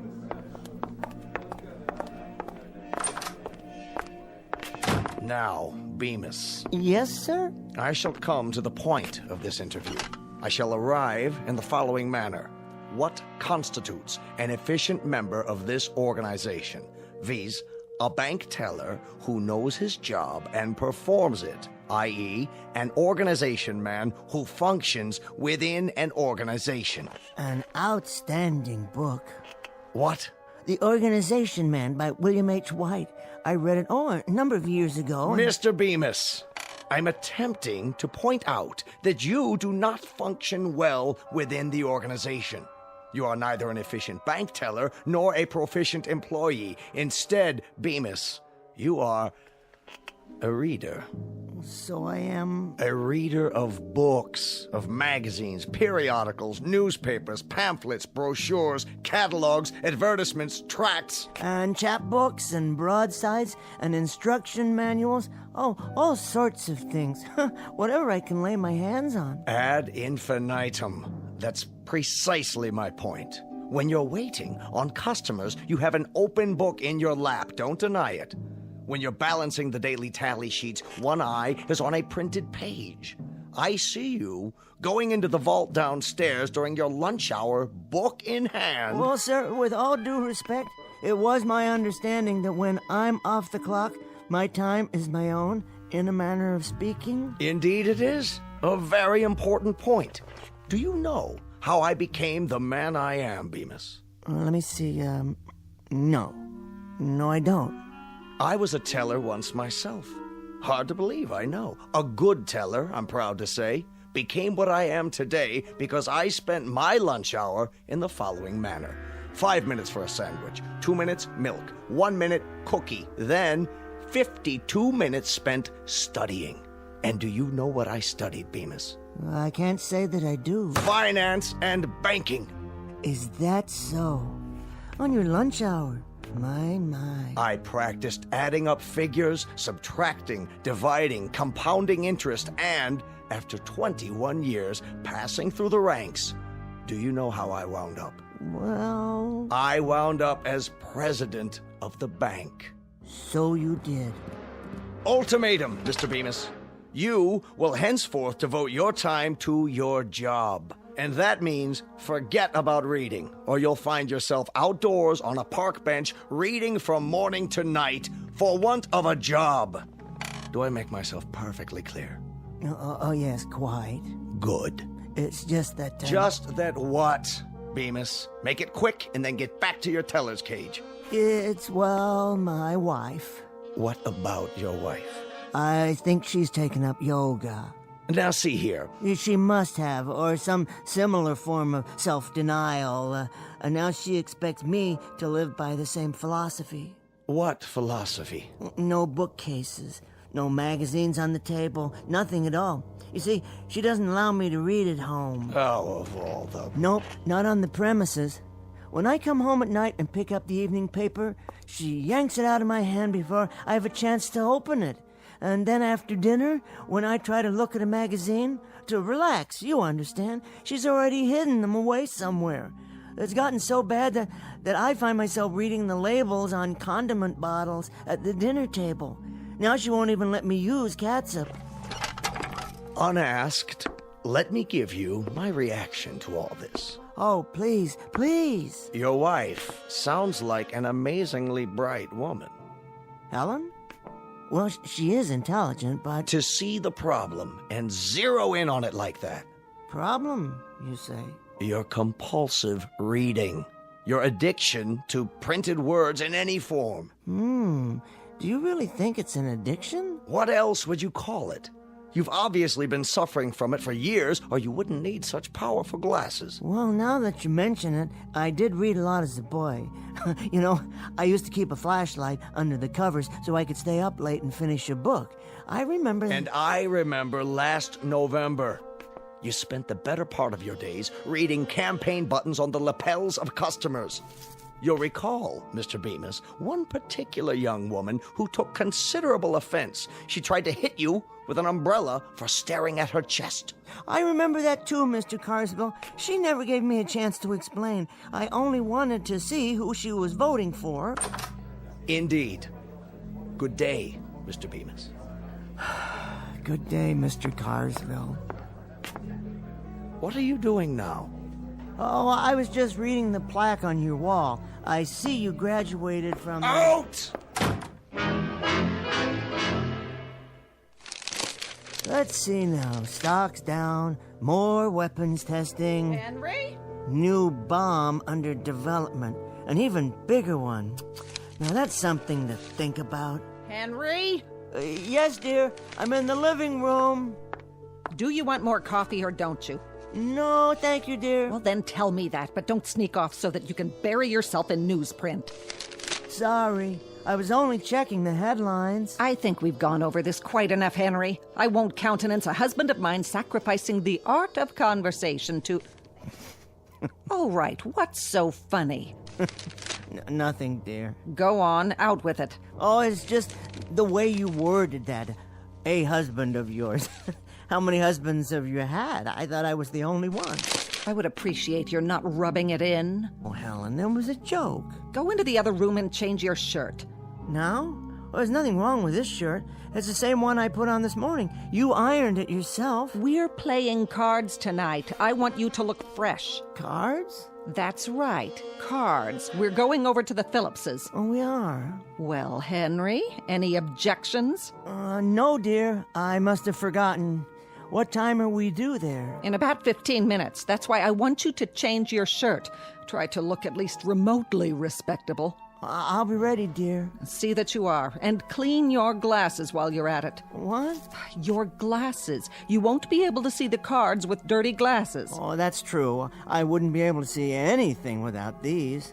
Do you want me to wipe them off for you? No. I'm quite capable. Well, then do it. And don't use your shirt tail. Oh, I wouldn't think of it. 15 minutes, Henry. Aha. Just enough time for a short read. Now, where did I hide it? Ah, in this drawer. That's right. Perhaps I can bring it along. One more thing. Yes, dear? Henry? I was just getting ready. What have you got there? Got? Under your coat. Why, nothing. Oh, then what's this? Ooh, that's odd. Wonder how that got in there. I could only hazard a guess. A handbook of modern poetry. Yours, Henry? Well, actually... Would you like to read me some? You mean aloud? From the book? Don't you want to? Why, Helen, I'd be delighted. This particular volume has some lovely things in it. Really, quite lovely. One or two from Edna St. Vincent Millay and Robert Frost. Let me see. Carl Sandburg, William Carlos Williams, Archibald MacLeish, Kenneth Patchen. Go ahead. I can't. Helen, look. Someone's made marks on every page with one of those thick black pens. Who could do such a thing? Who do you think did it, Henry? Well, you don't mean... You should thank me. A grown man who reads silly, ridiculous doggerel? It isn't doggerel. There were some beautiful poems in here. I say it's doggerel. I also say it's a waste of time. Helen, please. No, please don't tear the pages out. Oh. Careful, Henry. You dropped your glasses. Just think, without them, you wouldn't be able to read any of this. Watch out. You'll step on them. I might, accidentally. And then where would you be? You couldn't see a thing. Of course, then you wouldn't be able to play cards, or go to work either. And we can't have that, can we, Henry? Why, Helen? Why do you do such things? For 20 years. Because I married a fool. There'll come a time, Helen. There'll come a moment when... When what, Henry? When you'll be paid back for such indignities and cruelties and miseries. You'll see. Where are you going, Henry? To change your shirt? I'm going to bed, Helen. There's one thing you didn't count on. I've learned these poems by heart. And you know what I'm going to do? I'm going to say them to myself aloud and listen to the music of those beautiful words, because you can't vandalize what's in my mind. You can't climb in there and scratch out and tear up and destroy such magnificent language. No one can. Henry? Henry, I'm speaking to you!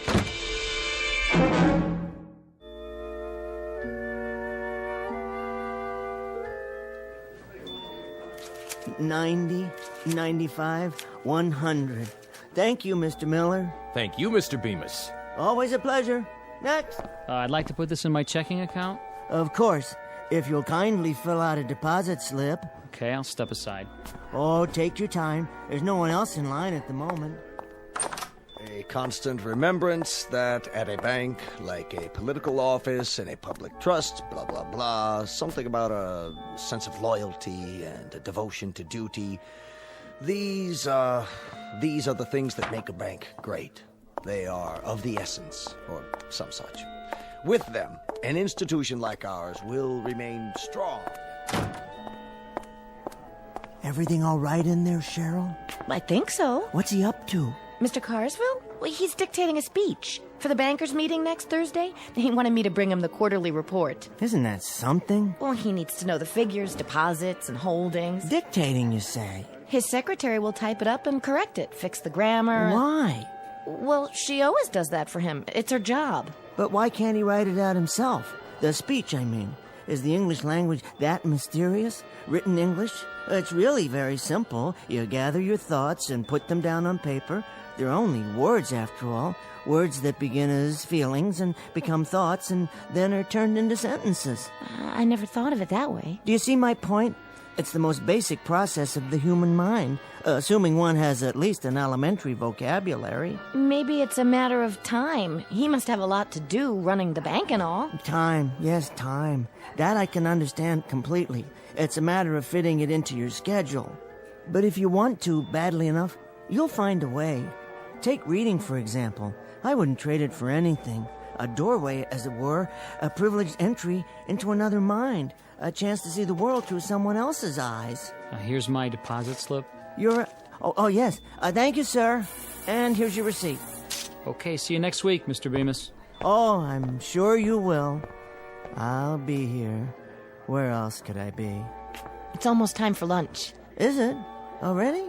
I was just wondering. Yes? Would you like to join us? Pardon? Well, some of us are going down the street to that new restaurant. They say it's really nice.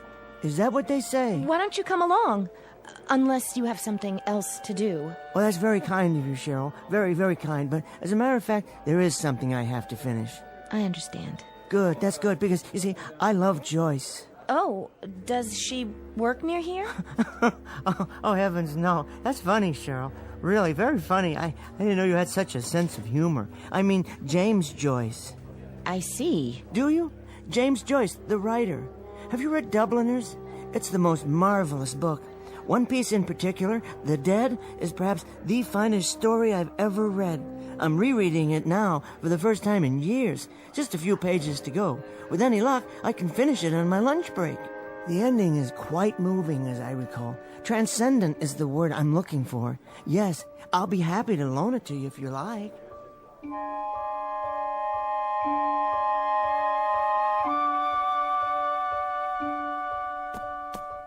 Oh, here we are. Peace and quiet at last. There just isn't any place quieter than the vault of a bank. All I have to do is pull the door closed and voila, my own private lunchroom and reading room. Now, let me see. What's for lunch today? Sandwich? Apple? Something to drink? What more does a man need? A jug of wine? A book of verse? Well, a thermos of coffee at least. The morning paper and my book. Where was I? The scene at the Christmas party. A house in Dublin. It's snowing and... Oh, wait, better check the time. 12:17 by my watch. Exactly 43 minutes to finish The Dead. After a quick scan of the front page of the paper. New bomb would mean total destruction, says scientist. Oh my, here's hoping they never have to use it. What in the world? That sound, what is it? Something outside? My pocket watch. The crystal's broken. Not in my glasses, thank the Lord. Oh, now the lights have gone off.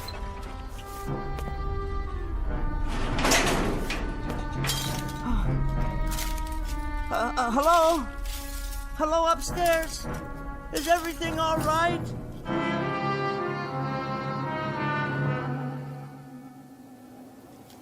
It's all smashed, ruined.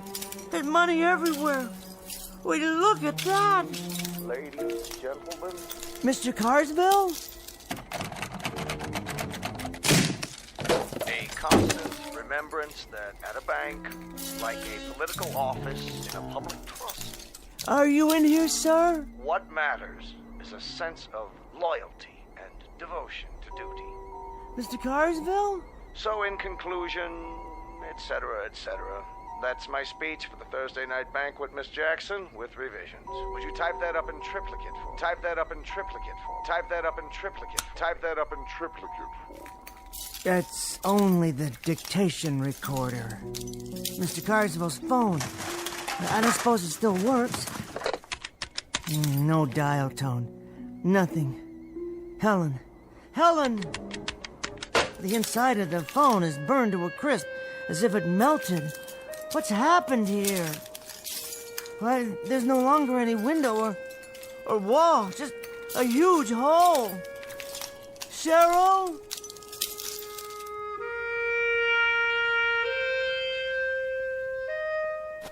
Cheryl, my friend. You were my friend, weren't you? My only friend. And now you're gone, too.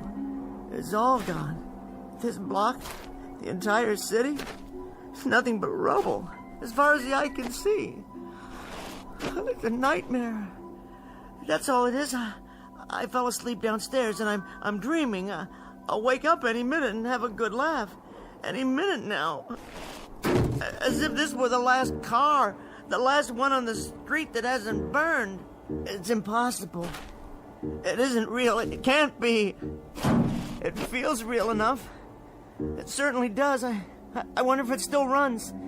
Can I get home? See if Helen's alive? Someone's left the key in the ignition. Now I know I'm dreaming. Come on. Oh, what's the use? There's nowhere to drive. The street's impossible. It's nothing but one enormous crater, it looks like, beyond the park. Hello? Is anybody there? Anybody at all? I can't be the only one left, can I? They're all dead. They must be. Everybody's dead, except me. I'm all right, but why am I all right? I was right in the middle of the vault. I was in the vault. The walls are 18 inches thick down there. That's why I'm alive, because I was down inside the vault. The thing of it is, though, I'm not at all sure I want to be alive, to be totally alone. They did it. They actually did it. Some damn fool used the bomb after all. And now look at what they've done. Somebody, anybody, please, help me.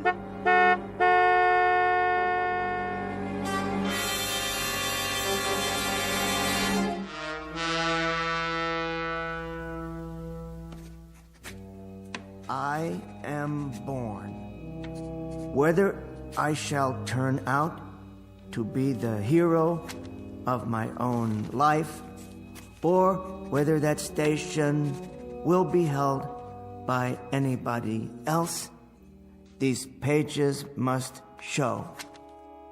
To begin my life with the beginning of my life, after the great conflagration.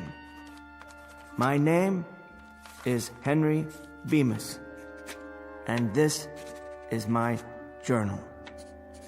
I'm not a writer, but someone must do this to leave a record for the future, if there is a future.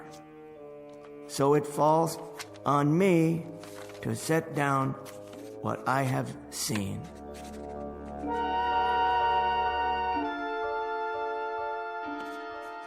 Day 2, as far as I can tell, the city is without life. After sleeping through the night in an abandoned furniture store, I awoke and went in search of food. The markets in the area are fully stocked. The canned goods appear to be undamaged.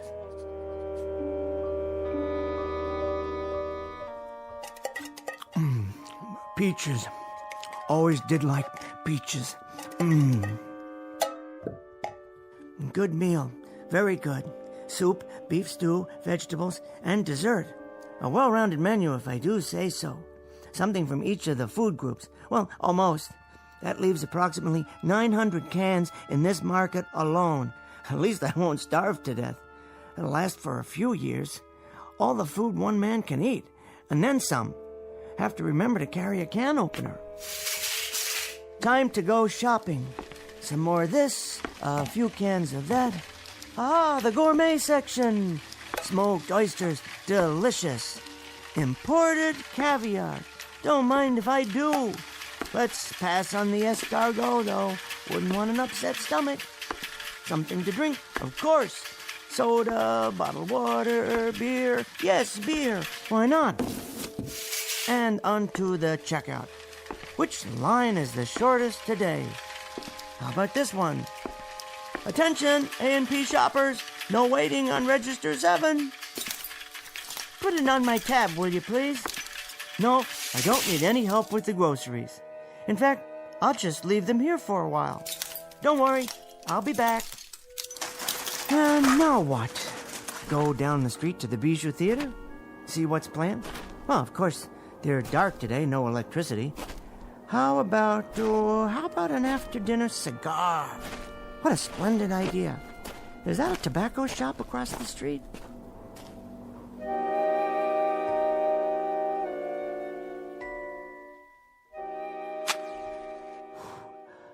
Wonderful cigar. Finest imported leaf. Rich, full-bodied. Better take a few with me. And pipes, yes, a new pipe and some tobacco. I've always wanted to smoke a pipe. I do believe it suits me. Next stop, the post office. No, laundromat. Jewelers. I suppose I could pick up a new watch, but I wouldn't know what time to set it. Doesn't matter, really. Well, it doesn't matter at all.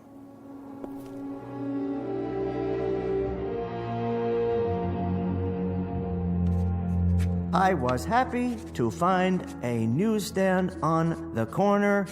By some miracle, not all of it had burned or blown away. There was one copy of the New York Times. All the news that's fit to print. I realized then that there would never be another edition. Only the same headlines, the same editorials, even the same comics. But after I read it and reread it, I still have a few magazines. I decided to remember this place. For the time being, I thought I'd explore the neighborhood, because it was my neighborhood now, all of it. From this day forward, I'd have it to myself. There was a candy shop, a stationery store, a dry cleaner's, sporting goods. For some reason, that one caught my eye. Besides, I had to sit down somewhere and rest. The worst thing was being alone.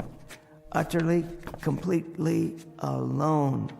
And this was the way it would always be from now on. Just walking and sitting, eating and smoking and reading the same newspaper over and over again. But for now, I needed a flashlight and some candles or a lantern for tonight. There were tennis rackets, rods, and reels. I could always go fishing if there were any more fish. The gun department, never used a gun in my life, wouldn't know how to. I suppose I could learn for self-protection, but against whom? Or target practice, that might fill some time. I had my pick: Remington, Winchester, Marlin, or a pistol. Yes, why not? A revolver like a cowboy in a Zane Grey novel.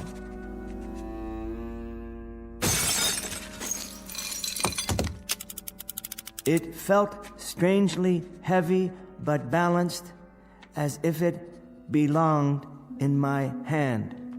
Without thinking, I began to load it.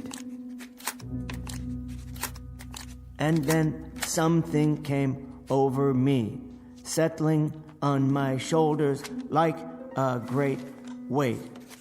The sadness of it all, the pity, the loneliness, and the sheer, utter waste. I thought, what does it matter now? What does it matter? Who will know? Who will care? It doesn't matter one bit. So I raised the gun and looked at it.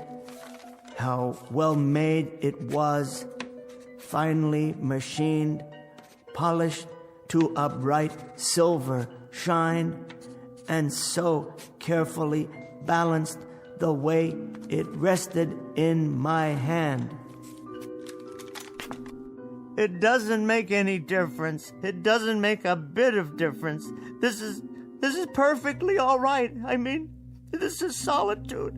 I should be grateful. I've never had much of that. I've got things to occupy my time. I've got enough food. I'm really extremely fortunate. If it weren't for the loneliness, the sameness, if there were just something else, someone, I'm sure I could be forgiven for this, the way things are now.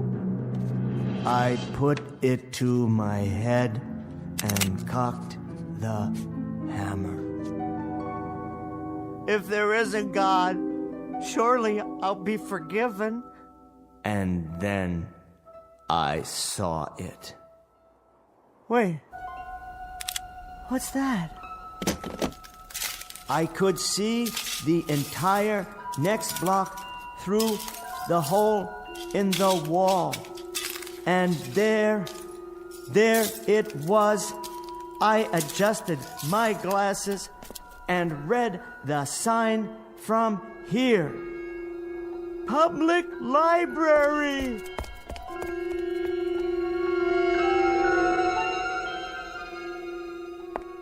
Yes, oh yes, I forgot all about it. But you're still here, aren't you, my greatest friend? You who have never failed me. Not burned at all. Why, the whole interior is untouched. There are thousands of books here, tens of thousands, all waiting to be read.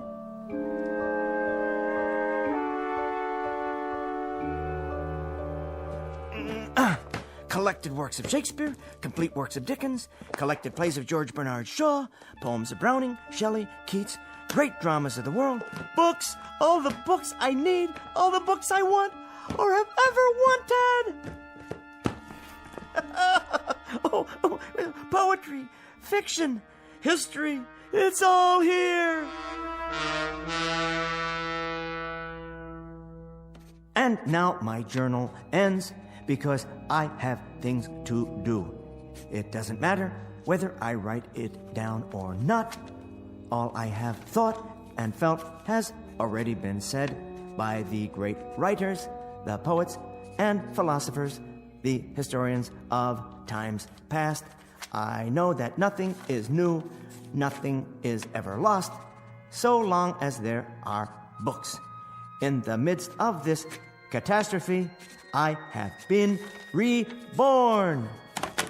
Now, this pile is January, and that one over there, February, March, April, May, this year, next year, the year after that, without end. I think I'll begin with biographies, then short story collections, and move into the great novels. I'll vary them by subject matter. Science fiction in the spring, Wells and Asimov, Bradbury and Clark, Sturgeon and Le Guin, and Philip K. Dick. And then some whodunits for the long nights. Agatha Christie and Patricia Highsmith and Sue Graft. And the best part, the very best part, is that there's time now. There's all the time I need, all the time I want. There's time enough at last. Where to start? What a foolish concern. I believe it was Charles Fort who said, when measuring a circle, begin anywhere. I feel like a kid in a candy store. So many wonders laid out before me, all of them indescribably delicious. My glasses! Where? They're broken. Completely shattered. I'll never be able to put them together again. Oh, it isn't fair. It isn't fair at all. There was time now. There was finally time. Plenty of time. All the time in the world. It isn't fair. It isn't fair. No, it isn't fair.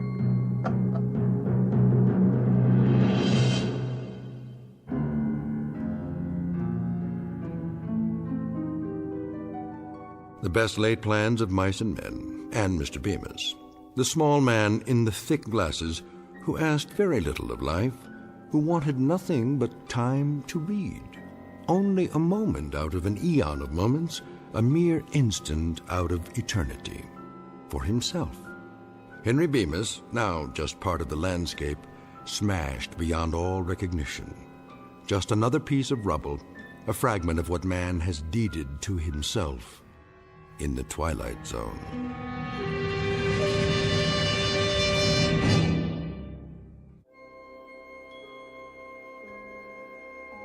Hi, this is Carl Amari, producer of the Twilight Zone radio dramas. I'd like to take a moment to tell you about our official website at twilightzoneradio.com, where you'll get the latest news and information on these Twilight Zone radio dramas. Plus, at twilightzoneradio.com, you can digitally download 3 free episodes or any of our episodes for only $1.95 each. In this age of ever-changing technology, we've decided to make these episodes instantly available to you by making the Twilight Zone radio dramas a digital download-only series. This means that this series will no longer be offered on CD. The CD collections at our website are now being offered while supplies last at buy one, get one free. So be sure to get your favorites before they're sold out. Be sure to visit us often, and I'll see you in the zone.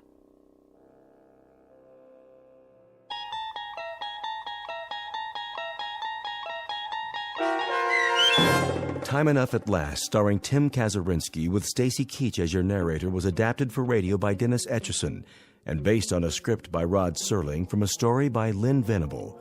Heard in the cast were Meg Thalken, Christian Stolte, Deb Dotzer, Carl Amari, Vince Amari, and Vince Gerasoli.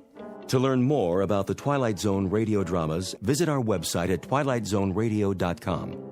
This copyrighted radio series is produced and directed by Carl Amari and Roger Wolski for Falcon Picture Group. Doug James speaking.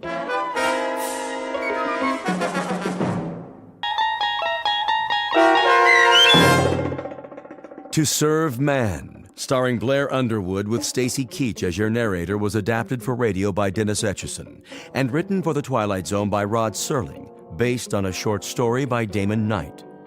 Heard in the cast were Doug James, Alyssa Fraden, C.J. Amari, Amber Lake, Christian Stolte, Jeff Lupetin, Kip Karstedt, Terry Berner, Tony Sancho, Alex Sopener, Steve Keys, Joby Cerny, Kurt Nabig, Amanda Amari, and Rick Arthur. To learn more about the Twilight Zone radio dramas and to obtain audio cassettes and CDs of these programs, visit our website at twilightzoneradio.com. The producers of The Twilight Zone wish to thank CBS Enterprises, Carol Serling, Dennis Etchison, Dick Brescia Associates, Claire Simon Casting, Terry Jennings, XM Satellite Radio, Sirius Satellite Radio, our sponsors, and our radio affiliates for helping make this series possible. This copyrighted radio series is produced and directed by Carl Amari and Jason Mallow for Falcon Picture Group. Doug James speaking.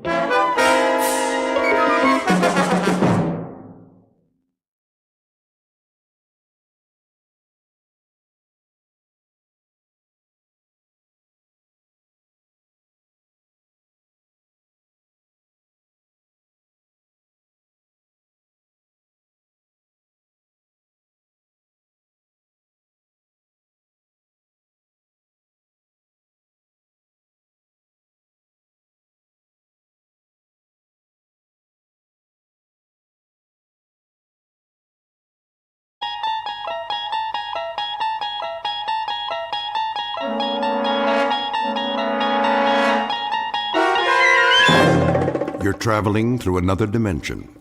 A dimension not only of sight and sound, but of mind. A journey into a wondrous land whose boundaries are those of imagination. Your next stop, the Twilight Zone.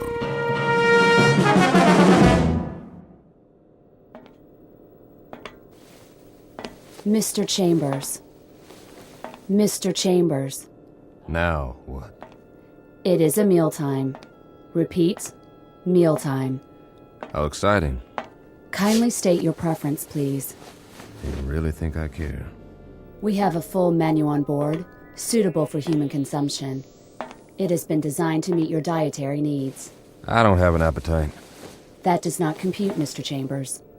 I said I am not hungry, all right, ship? Very well. I'll let you know when.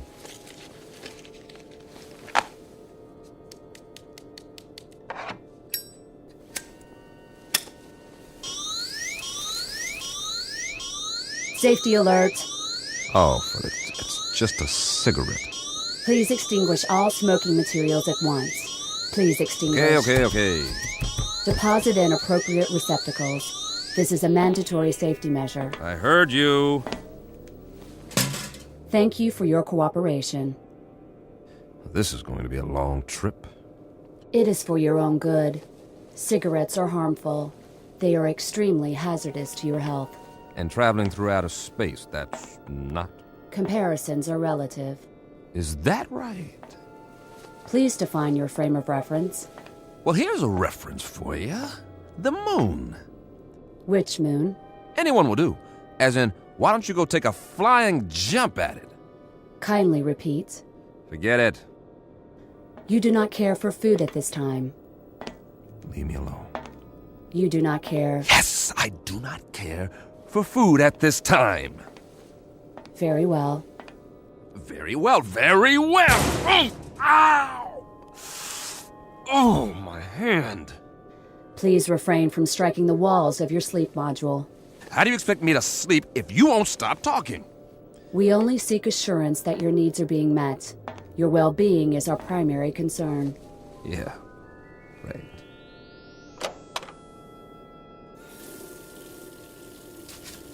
Please conserve water. A man's got a right to wash his face if he feels like it. Mr. Chambers, your trip requires the careful use of life-sustaining resources.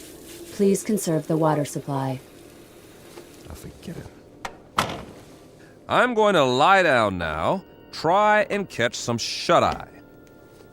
Nothing else to do. As you wish. Wait.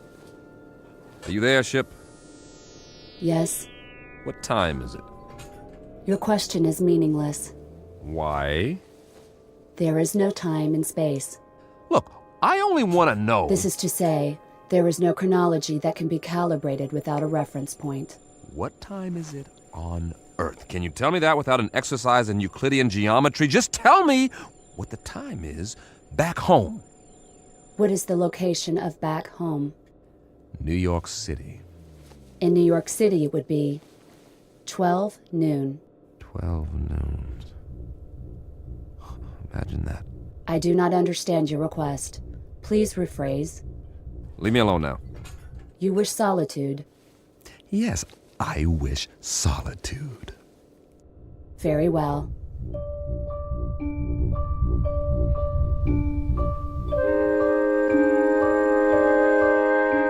Respectfully submitted for your perusal, one Mike Chambers, linguist and cryptographer, formerly attached to the Pentagon.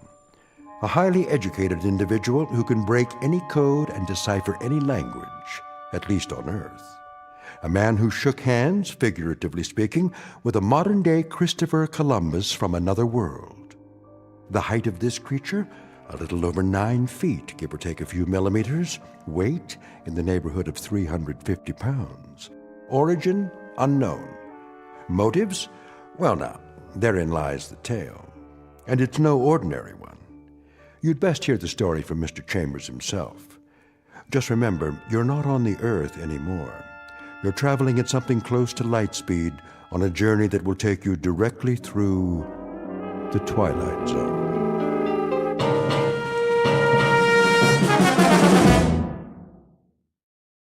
And now, The Twilight Zone and our story, To Serve Man, starring Blair Underwood, with Stacy Keach as your narrator.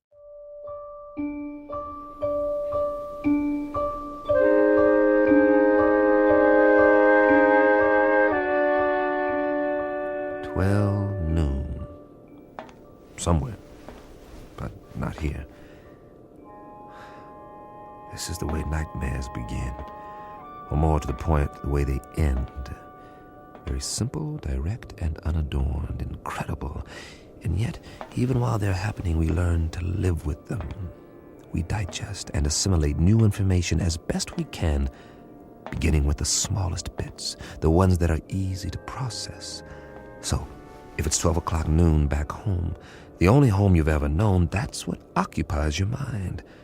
You don't think about sidereal time or when it will be 12 o'clock the next day or the day after that. We live in the moment, but that's precisely what we should have been thinking of. All of us. Tomorrow and the day after tomorrow. We were preoccupied with the hands on a clock while we could have checked off the days on a calendar, one by one, and appreciated all that we had while there was still time.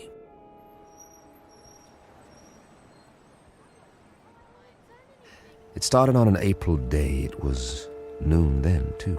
And people walked and drove and bought and sold and fretted and laughed as they have always done. The world went on much as it had, with a tentative tiptoeing along the precipice of crisis.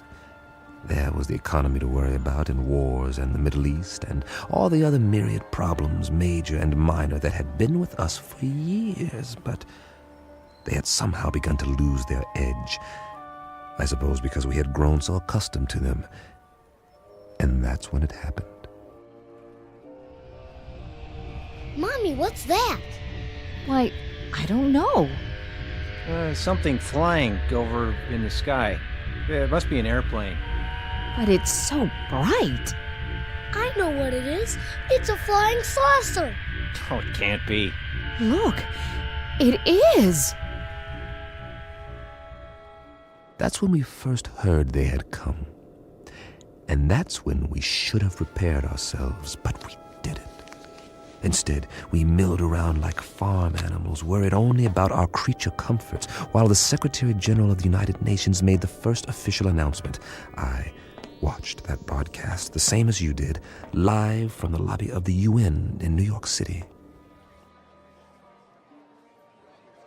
It came from the lobby, not the General Assembly. That rather large auditorium was empty, not due to a long lunch hour or an ambassadorial walkout or even the end of the world. The representatives of all nations were at that moment watching their television sets and listening to their radios, much as were their peoples around the world.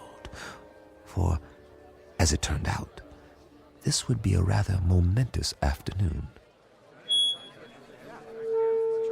Ladies and gentlemen of the press, is this thing on? If you could move back, please, the Secretary General will answer all your questions. Move in. I'm trying. Get the shot. Where's the other mic? Take evening news remote. Take one. Get it now. This is live. Mr. Secretary, if we can have a shot of you. Look at the cameras, please. Please, ladies and gentlemen, may I have your attention? Quiet, please. No questions just yet. I have a prepared statement. I say I have a prepared statement. Would you give me your attention, please? I'll read it now, if I may. Ladies and gentlemen, I should like to recapitulate the events of the past 11 days. On the 14th of March, shortwave broadcasts were received in the principal capitals of the world. It was established that these transmissions did not originate on Earth. Rather, their origin was extraterrestrial. The first messages were merely announcements that there would soon be multiple landings at various points around the globe. We were assured that these landings would be peaceful and that there was no cause for alarm. Nevertheless, United Nations forces were put on alert. As you know, these broadcasts continued to grow in strength for several days. Is it true that they've landed? Please, no questions yet. At 11 this morning, Eastern Standard Time, the first landing took place in an area outside Newark, New Jersey. We have subsequent reports of additional landings in Russia, Norway, the southern coast of France, Rio de Janeiro, and several other locations. It is the position of the United Nations that it would be premature to assume hostile intent. Our recommendation is that the world's countries remain calm and make no show of force. All governments are being apprised of these events as they develop. The current situation at present is therefore... What do they look like? Yeah, what do they look like? Are they human? Or are they little green men? What do they want here anyway? As of this moment, we do not know who they are or the purpose of their arrival. We know only that several of their craft have touched down and that... Hold on, Mr. Secretary. Who's that? Looks like the guys from the Pentagon. What are they here for? Must be something big. Sir. Tell them that we have to do this. Are you sure? Quite sure. We've cleared it with the White House. All right. It seems that one of the craft has just landed a few blocks away.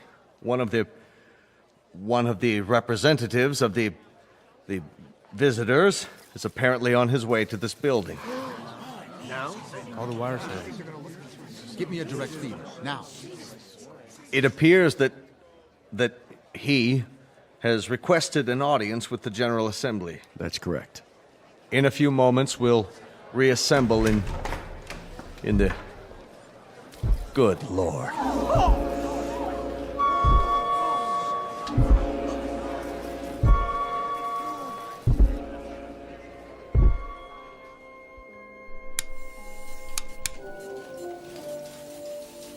Mr. Chambers, Yeah. I think you'd better see this. What is it, a UN proclamation? They're not in session. They've called a special assembly. This looks important. We don't even know where the ships are from. Once we triangulate the signal... Will you look at that? What? They're here. Jeez Louise, the size of him. That was the first time I saw him, or it, or whatever it was. I still don't know. Judging by the Secretary General, it was at least 9 or 10 feet tall, and I stood there watching the TV screen like everyone else, and just like you, I didn't know quite what to think. Funny, I'd always imagined that first contact would be some kind of transcendent experience with special effects and a heavenly choir, the shock of finally seeing the other. Something not human, that's not from around here, definitely not. But to be honest, all I felt was a kind of detached scientific curiosity. Was it intelligent? Well, it had to be to travel this far. Did it talk? I was soon to find out. We all were. Oh, weren't we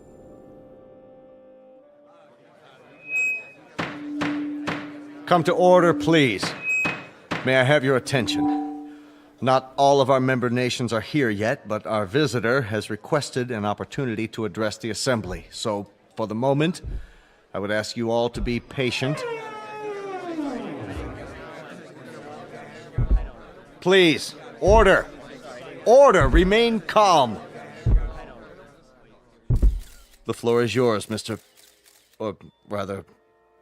Ladies and gentlemen of Earth, we greet you in peace and friendship.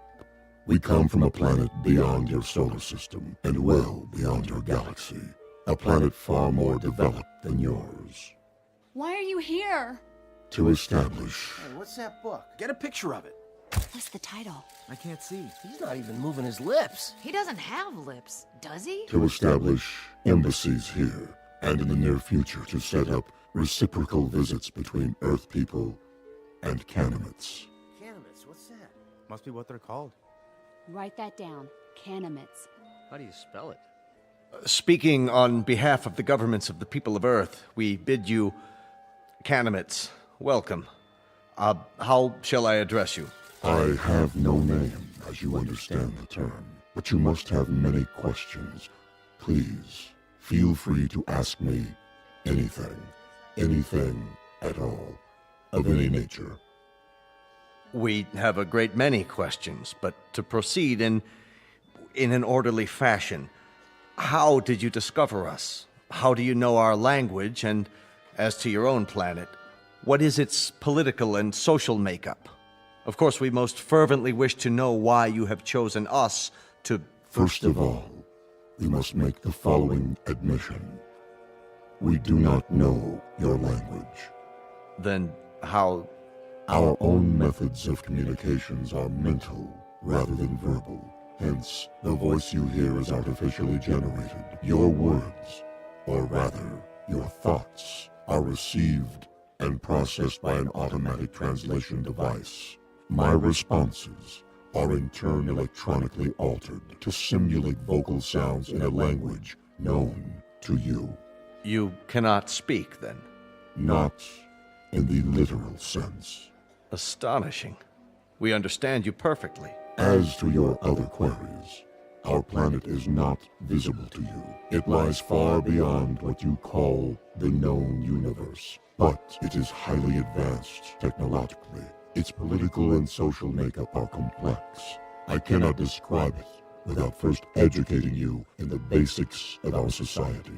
That may be a lengthy process. Are you willing to be interrogated here at the United Nations in a special plenary session? All of our nation's representatives could attend. I'm sure they have many questions. I would be delighted. I believe that is the proper response. We thank you for your courtesy. Until then...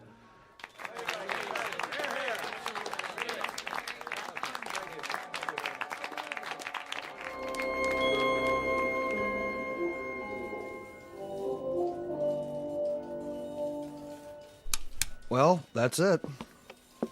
For now. I can't get over the size of him. Are you sure they're not using trick photography? No way. It's a live feed on all the networks. What do you make of that little book? It only looks little in his hands. It's probably a perfectly normal hardcover. There's nothing normal about it if you brought it all this way. Maybe it's a dictionary. The most commonly used phrases. You wouldn't need a dictionary. He said they have an automatic translation machine. A guidebook, then. Protocols, that sort of thing. There's something printed on the cover.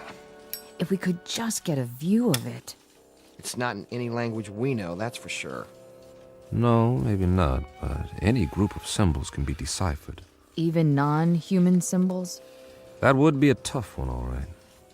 If he brings it with him next time, I can capture the image and try to enhance it. Do that, would you, Randall? This may be the challenge of a lifetime. But I have got to know what it says.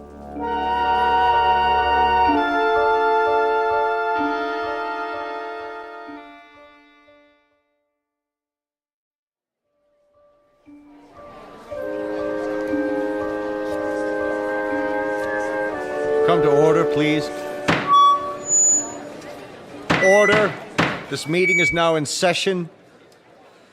Members of the General Assembly, our visitors, the Canamits, have graciously acceded to our request that their representative appear before us to answer further questions. The meeting is now called to order. We will proceed with the first inquiry. Senor Valdez of Argentina is recognized. Please use your microphone. You may remain seated. Why, may I ask, why exactly have you chosen our planet for this visit? It has come to our attention that Earth is plagued by many catastrophes, both natural and unnatural, all of which could be easily prevented. We are here to help you. Recognizing Dr. Denis Levesque, the representative from France. Your question, please. Monsieur Canamet, my government wishes me to ask you, what is the nature of your help? What form will it take? Indeed, if we should choose not to avail ourselves of this assistance you mentioned, your response would be? We will not force anything on you. You may accept only that which you choose. For example, on the morrow, tomorrow, that is, we will demonstrate an alternative power source, molecular in nature, which can supply a form of electricity to entire continents for the cost of a few dollars, or rubles, or pesos, or any other currency. You will find it extremely economical. Mr. Grigori. Mr. Grigori, the Russian delegate, you have the floor. We would like to ask the Canamet directly, man to man, what are its true motives? Are we to assume that your purpose is totally altruistic? That you have an abiding interest in helping others? Are we further to assume that there is nothing beyond this boundless humanity of which you speak? There is nothing ulterior in our motives. You will discover this for yourselves soon enough, by testing the various devices we make available to you. What devices? I think the representative has answered your question. For example, we can show you a simple way to add nitrate to the soil and end famine on Earth. We can demonstrate the principles of a practical force field to cloak each nation with an invisible wall, impenetrable by bombs, missiles, or any other weapons. This will bring international peace for all time, if that is what you want. Of course it is what we want. Of course it is what we want. In return, we ask that you trust us. Only that you trust us.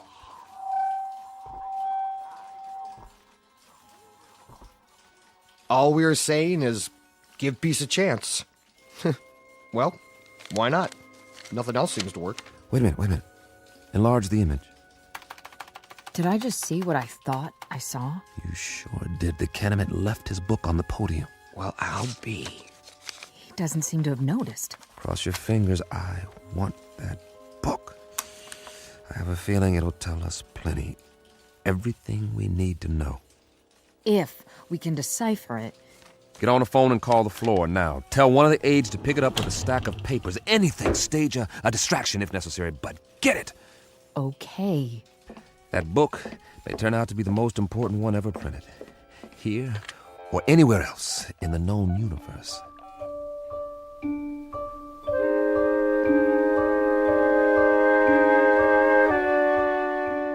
Now, cross-reference this code table with the first.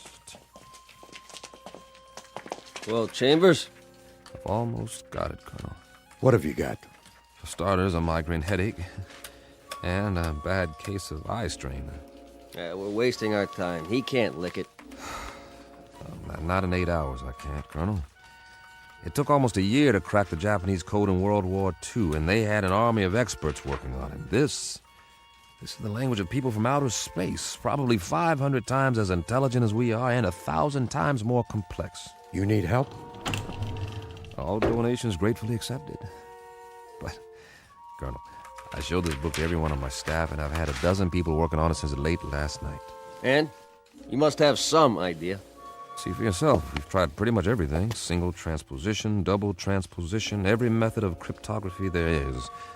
Nothing seems to work on these pages. They're more like, they're more like hieroglyphs, but with no known pictographic references. Is that what they are? Hieroglyphs? They have certain things in common with ancient Egyptian writing, but much more complicated. And we have no Rosetta Stone to decode it, so I can't honestly say whether we're any closer now or if we're still a million miles away. So you can't decipher it? We can keep trying, that's all. Standard, reverse, direct, systematically mixed, keyword mixed, random mixed, reciprocal conjugate, every sequence we can come up with. But I can tell you something right now, Colonel, both of you. This is a tough nut. A real tough nut. If it weren't so important. It must be. That Canamit, or whatever he calls himself, made reference to it every third line in his speech. The White House agrees. If we could understand this book, we might be able to decipher the Canamits themselves. I'm beginning to wonder if they need deciphering. What? Well, they've done all right by us so far. You mean they're demonstrations? It's parlor tricks. They don't seem like parlor tricks. That nitrate device they used in Argentina this morning. Now the soil has more vitamins in it than a health food store. That doesn't prove anything. I know that part of the country. It's as barren and fruitless as any place on Earth, and there are actually weeds growing in it now. 6 hours after the nitrate process. And the answer is in this book. It might be. And we might lick it or we might not, but I've got a strange feeling that... That what? That we're looking a gift horse in the mouth, and I've got another funny feeling, too. And that is? That if these Canamits are as helpful as I think they are, you two boys will be out of a job, and so will I, in all probability. And very likely so will the whole UN. You won't need armies, or navies, or air forces, or security divisions, or world courts. They'll all be obsolete. Am I to assume, Mr. Chambers, that this is a scientific analysis, or just some Kentucky windage? I don't know what it is, Colonel, beyond an instinctive feeling. The same feeling tells me that when everyone on Earth gets enough to eat, when there aren't any more wars or diseases or famines, this world is going to be a Garden of Eden that stretches from pole to pole. Your optimism is refreshing, Mr. Chambers. But for the time being, I'd consider it a personal favor, not to mention a direct order from the Chief of Staff, that you continue your efforts regardless of how your feelings change. Keep deciphering until you break this code or language or whatever it is, and tell us precisely what the bloody book says. I'll do my best. No promises, though, gentlemen. Now, if you'll let me get back to work.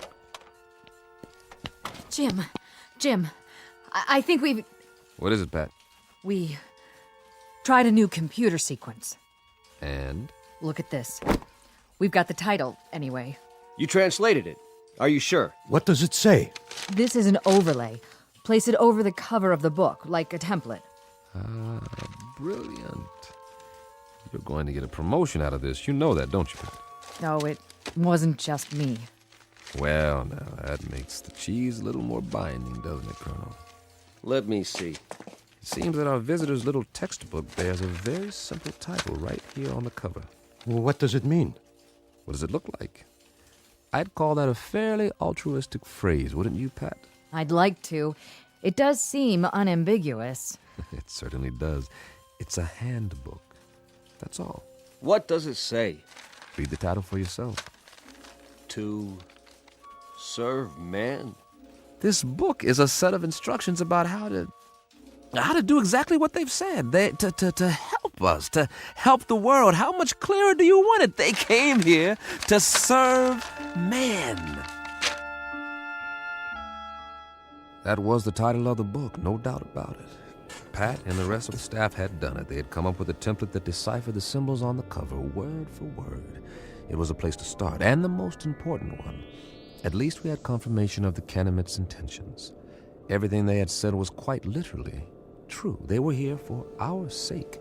Of course, not all governments would be as easily persuaded, so at a closed session of the Security Council, our visitor was put to the test. The Pentagon provided credentials so I could attend, and I jumped at the chance. This was one meeting I couldn't afford to miss. If it went according to plan, the world would find out once and for all what, if anything, the Kenemites wanted for themselves. And whether the price, if there was one, was something the Earth could afford to pay. Though I, for one, didn't expect any surprises. Would you? Never in a million years.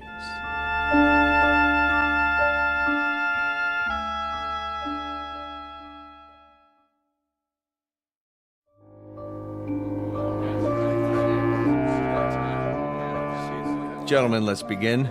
If you'll please be seated. The purpose of this meeting is to acquaint you with certain tests conducted over the past week. At the request of several delegates, and with the full consent of our guests, the Kenemites, these tests were photographed and recorded. You may now view the results. The tests were conducted by members of the National Science Academy and witnessed by a team of experts. If you'll watch the monitor at the front of the room. Lights down, please. Begin the tape.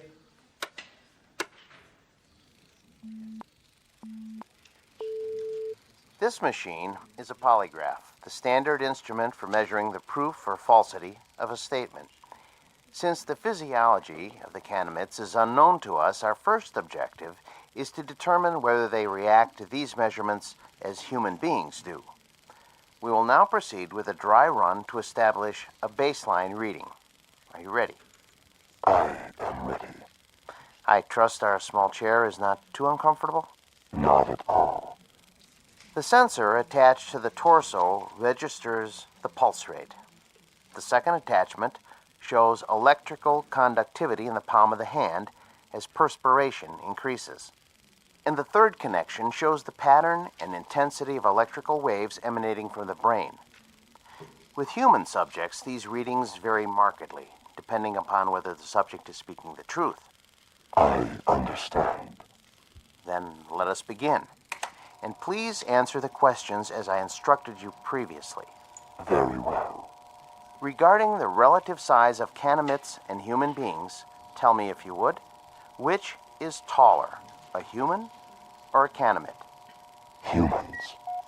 I shall now repeat the question. Which is taller than the other, a human or a Kenemite? A Kenemite. Very good. Next question. How did you come to this planet? We walk. Once more, how did you come to this planet? In a spaceship. Excellent. My colleagues and I are satisfied that the mechanism is effective. Now, I shall ask our distinguished guest to reply to the question put forth by several UN delegates, namely, what is the motive for the Kenemites in offering so many gifts to the people of Earth? On my planet, there is a saying, there are more riddles in a stone than in the philosopher's head.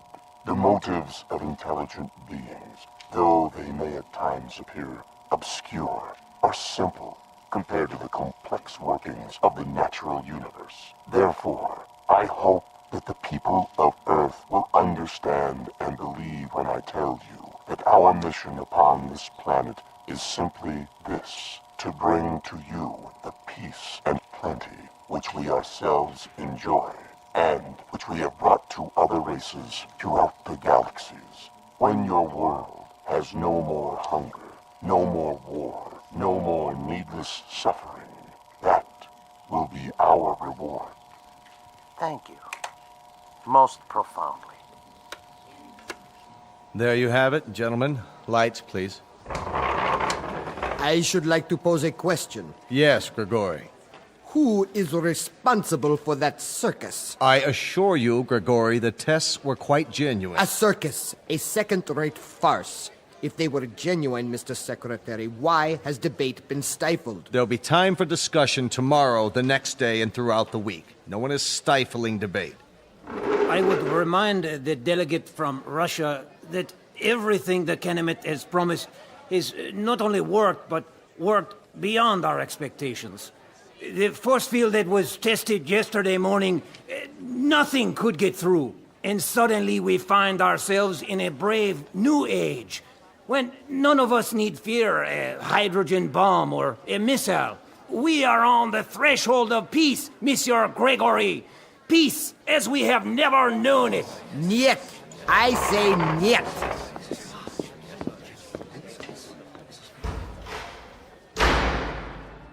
After that, there was no stopping the Kenemites. They were everywhere, performing miracles of one sort or another around the world. Famine became a thing of the past as the fertility of arable land increased 100%. The force field proved impervious to any known weapons. Then came a cure for cancer, heart disease, what have you, and all from a simple injection. It's hard to say whether the Kenemites enjoyed their role as saviors. Their eyes were so wide apart and set so deep in those big, bland faces that you couldn't read much of an expression.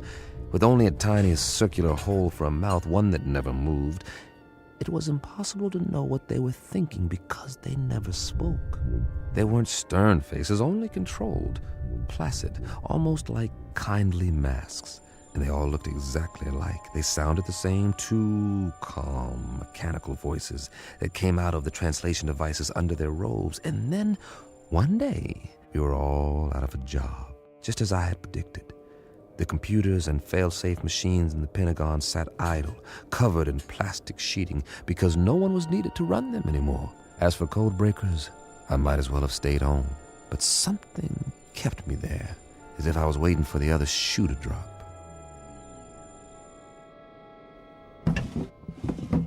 Mr. Chambers? Over here, Pat.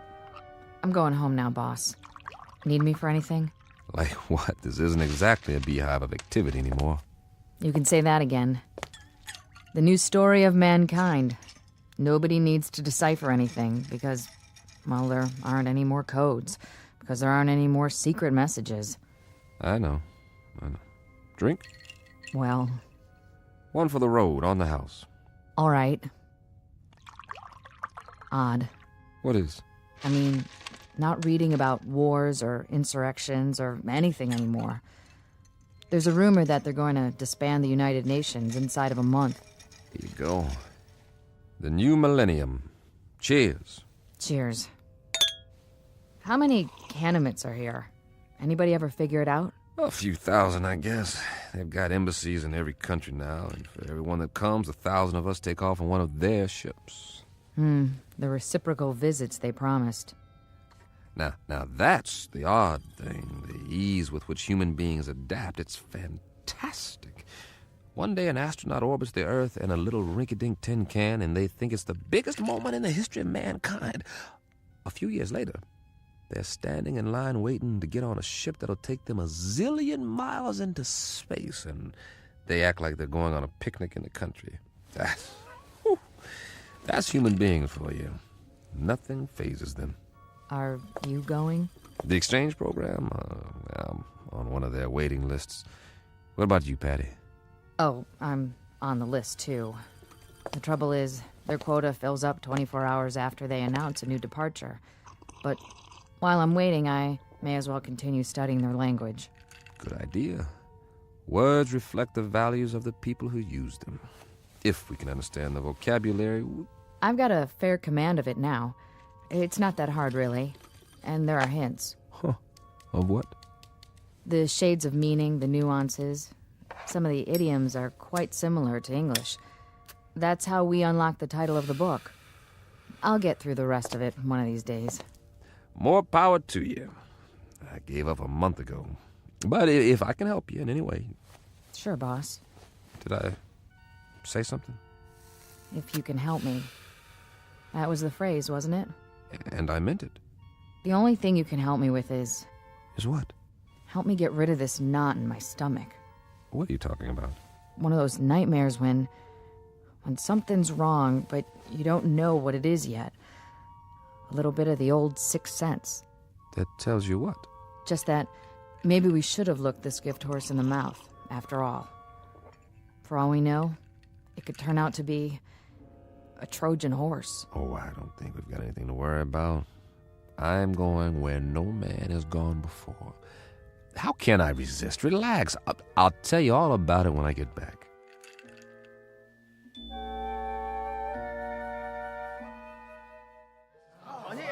Please, get in line. One piece of luggage per person. This way to the loading platform. I'm so excited. I can hardly wait. What do you think it's going to be like? They say they got an average temperature of 76 degrees on their planet, and the sun never goes down. Wouldn't that be something? And their clothing, it's metallic cloth, just beautiful. Kind of like spun gold. My sister has a brochure. The day you land, they take you on a shopping tour, and you can have as much of it as you want for free. It's just one big holiday when you get there. They've even got a form of baseball with leagues and everything. Man, I don't think I'll ever come back. And the whole trip, it's millions of miles, mind you. The whole trip only takes a few days. May I help you with your bag? Why, yes, you may. Oh, they're so polite. Please, keep the line moving. Oh! Watch your step. Take my arm. Can we sit together? Yes, you may sit together once you're inside. We're moving. Almost on board. This is going to be wonderful. Did you bring your camera? They're opening the door to the spaceship. I hope there's going to be other kids my age there. Boarding pass, please. Yes, right here. Mr. Chambers, proceed. Thank you. Mr. Chambers? Mr. Chambers! Pat, hi. Jim, please, You are just in time to say goodbye. don't get on. Are you kidding? I've been waiting for 6 weeks. You can refuse. There's still time. But don't say that too loud, or there'll be 1,000 people trampling over you to take my place. Get on board, please.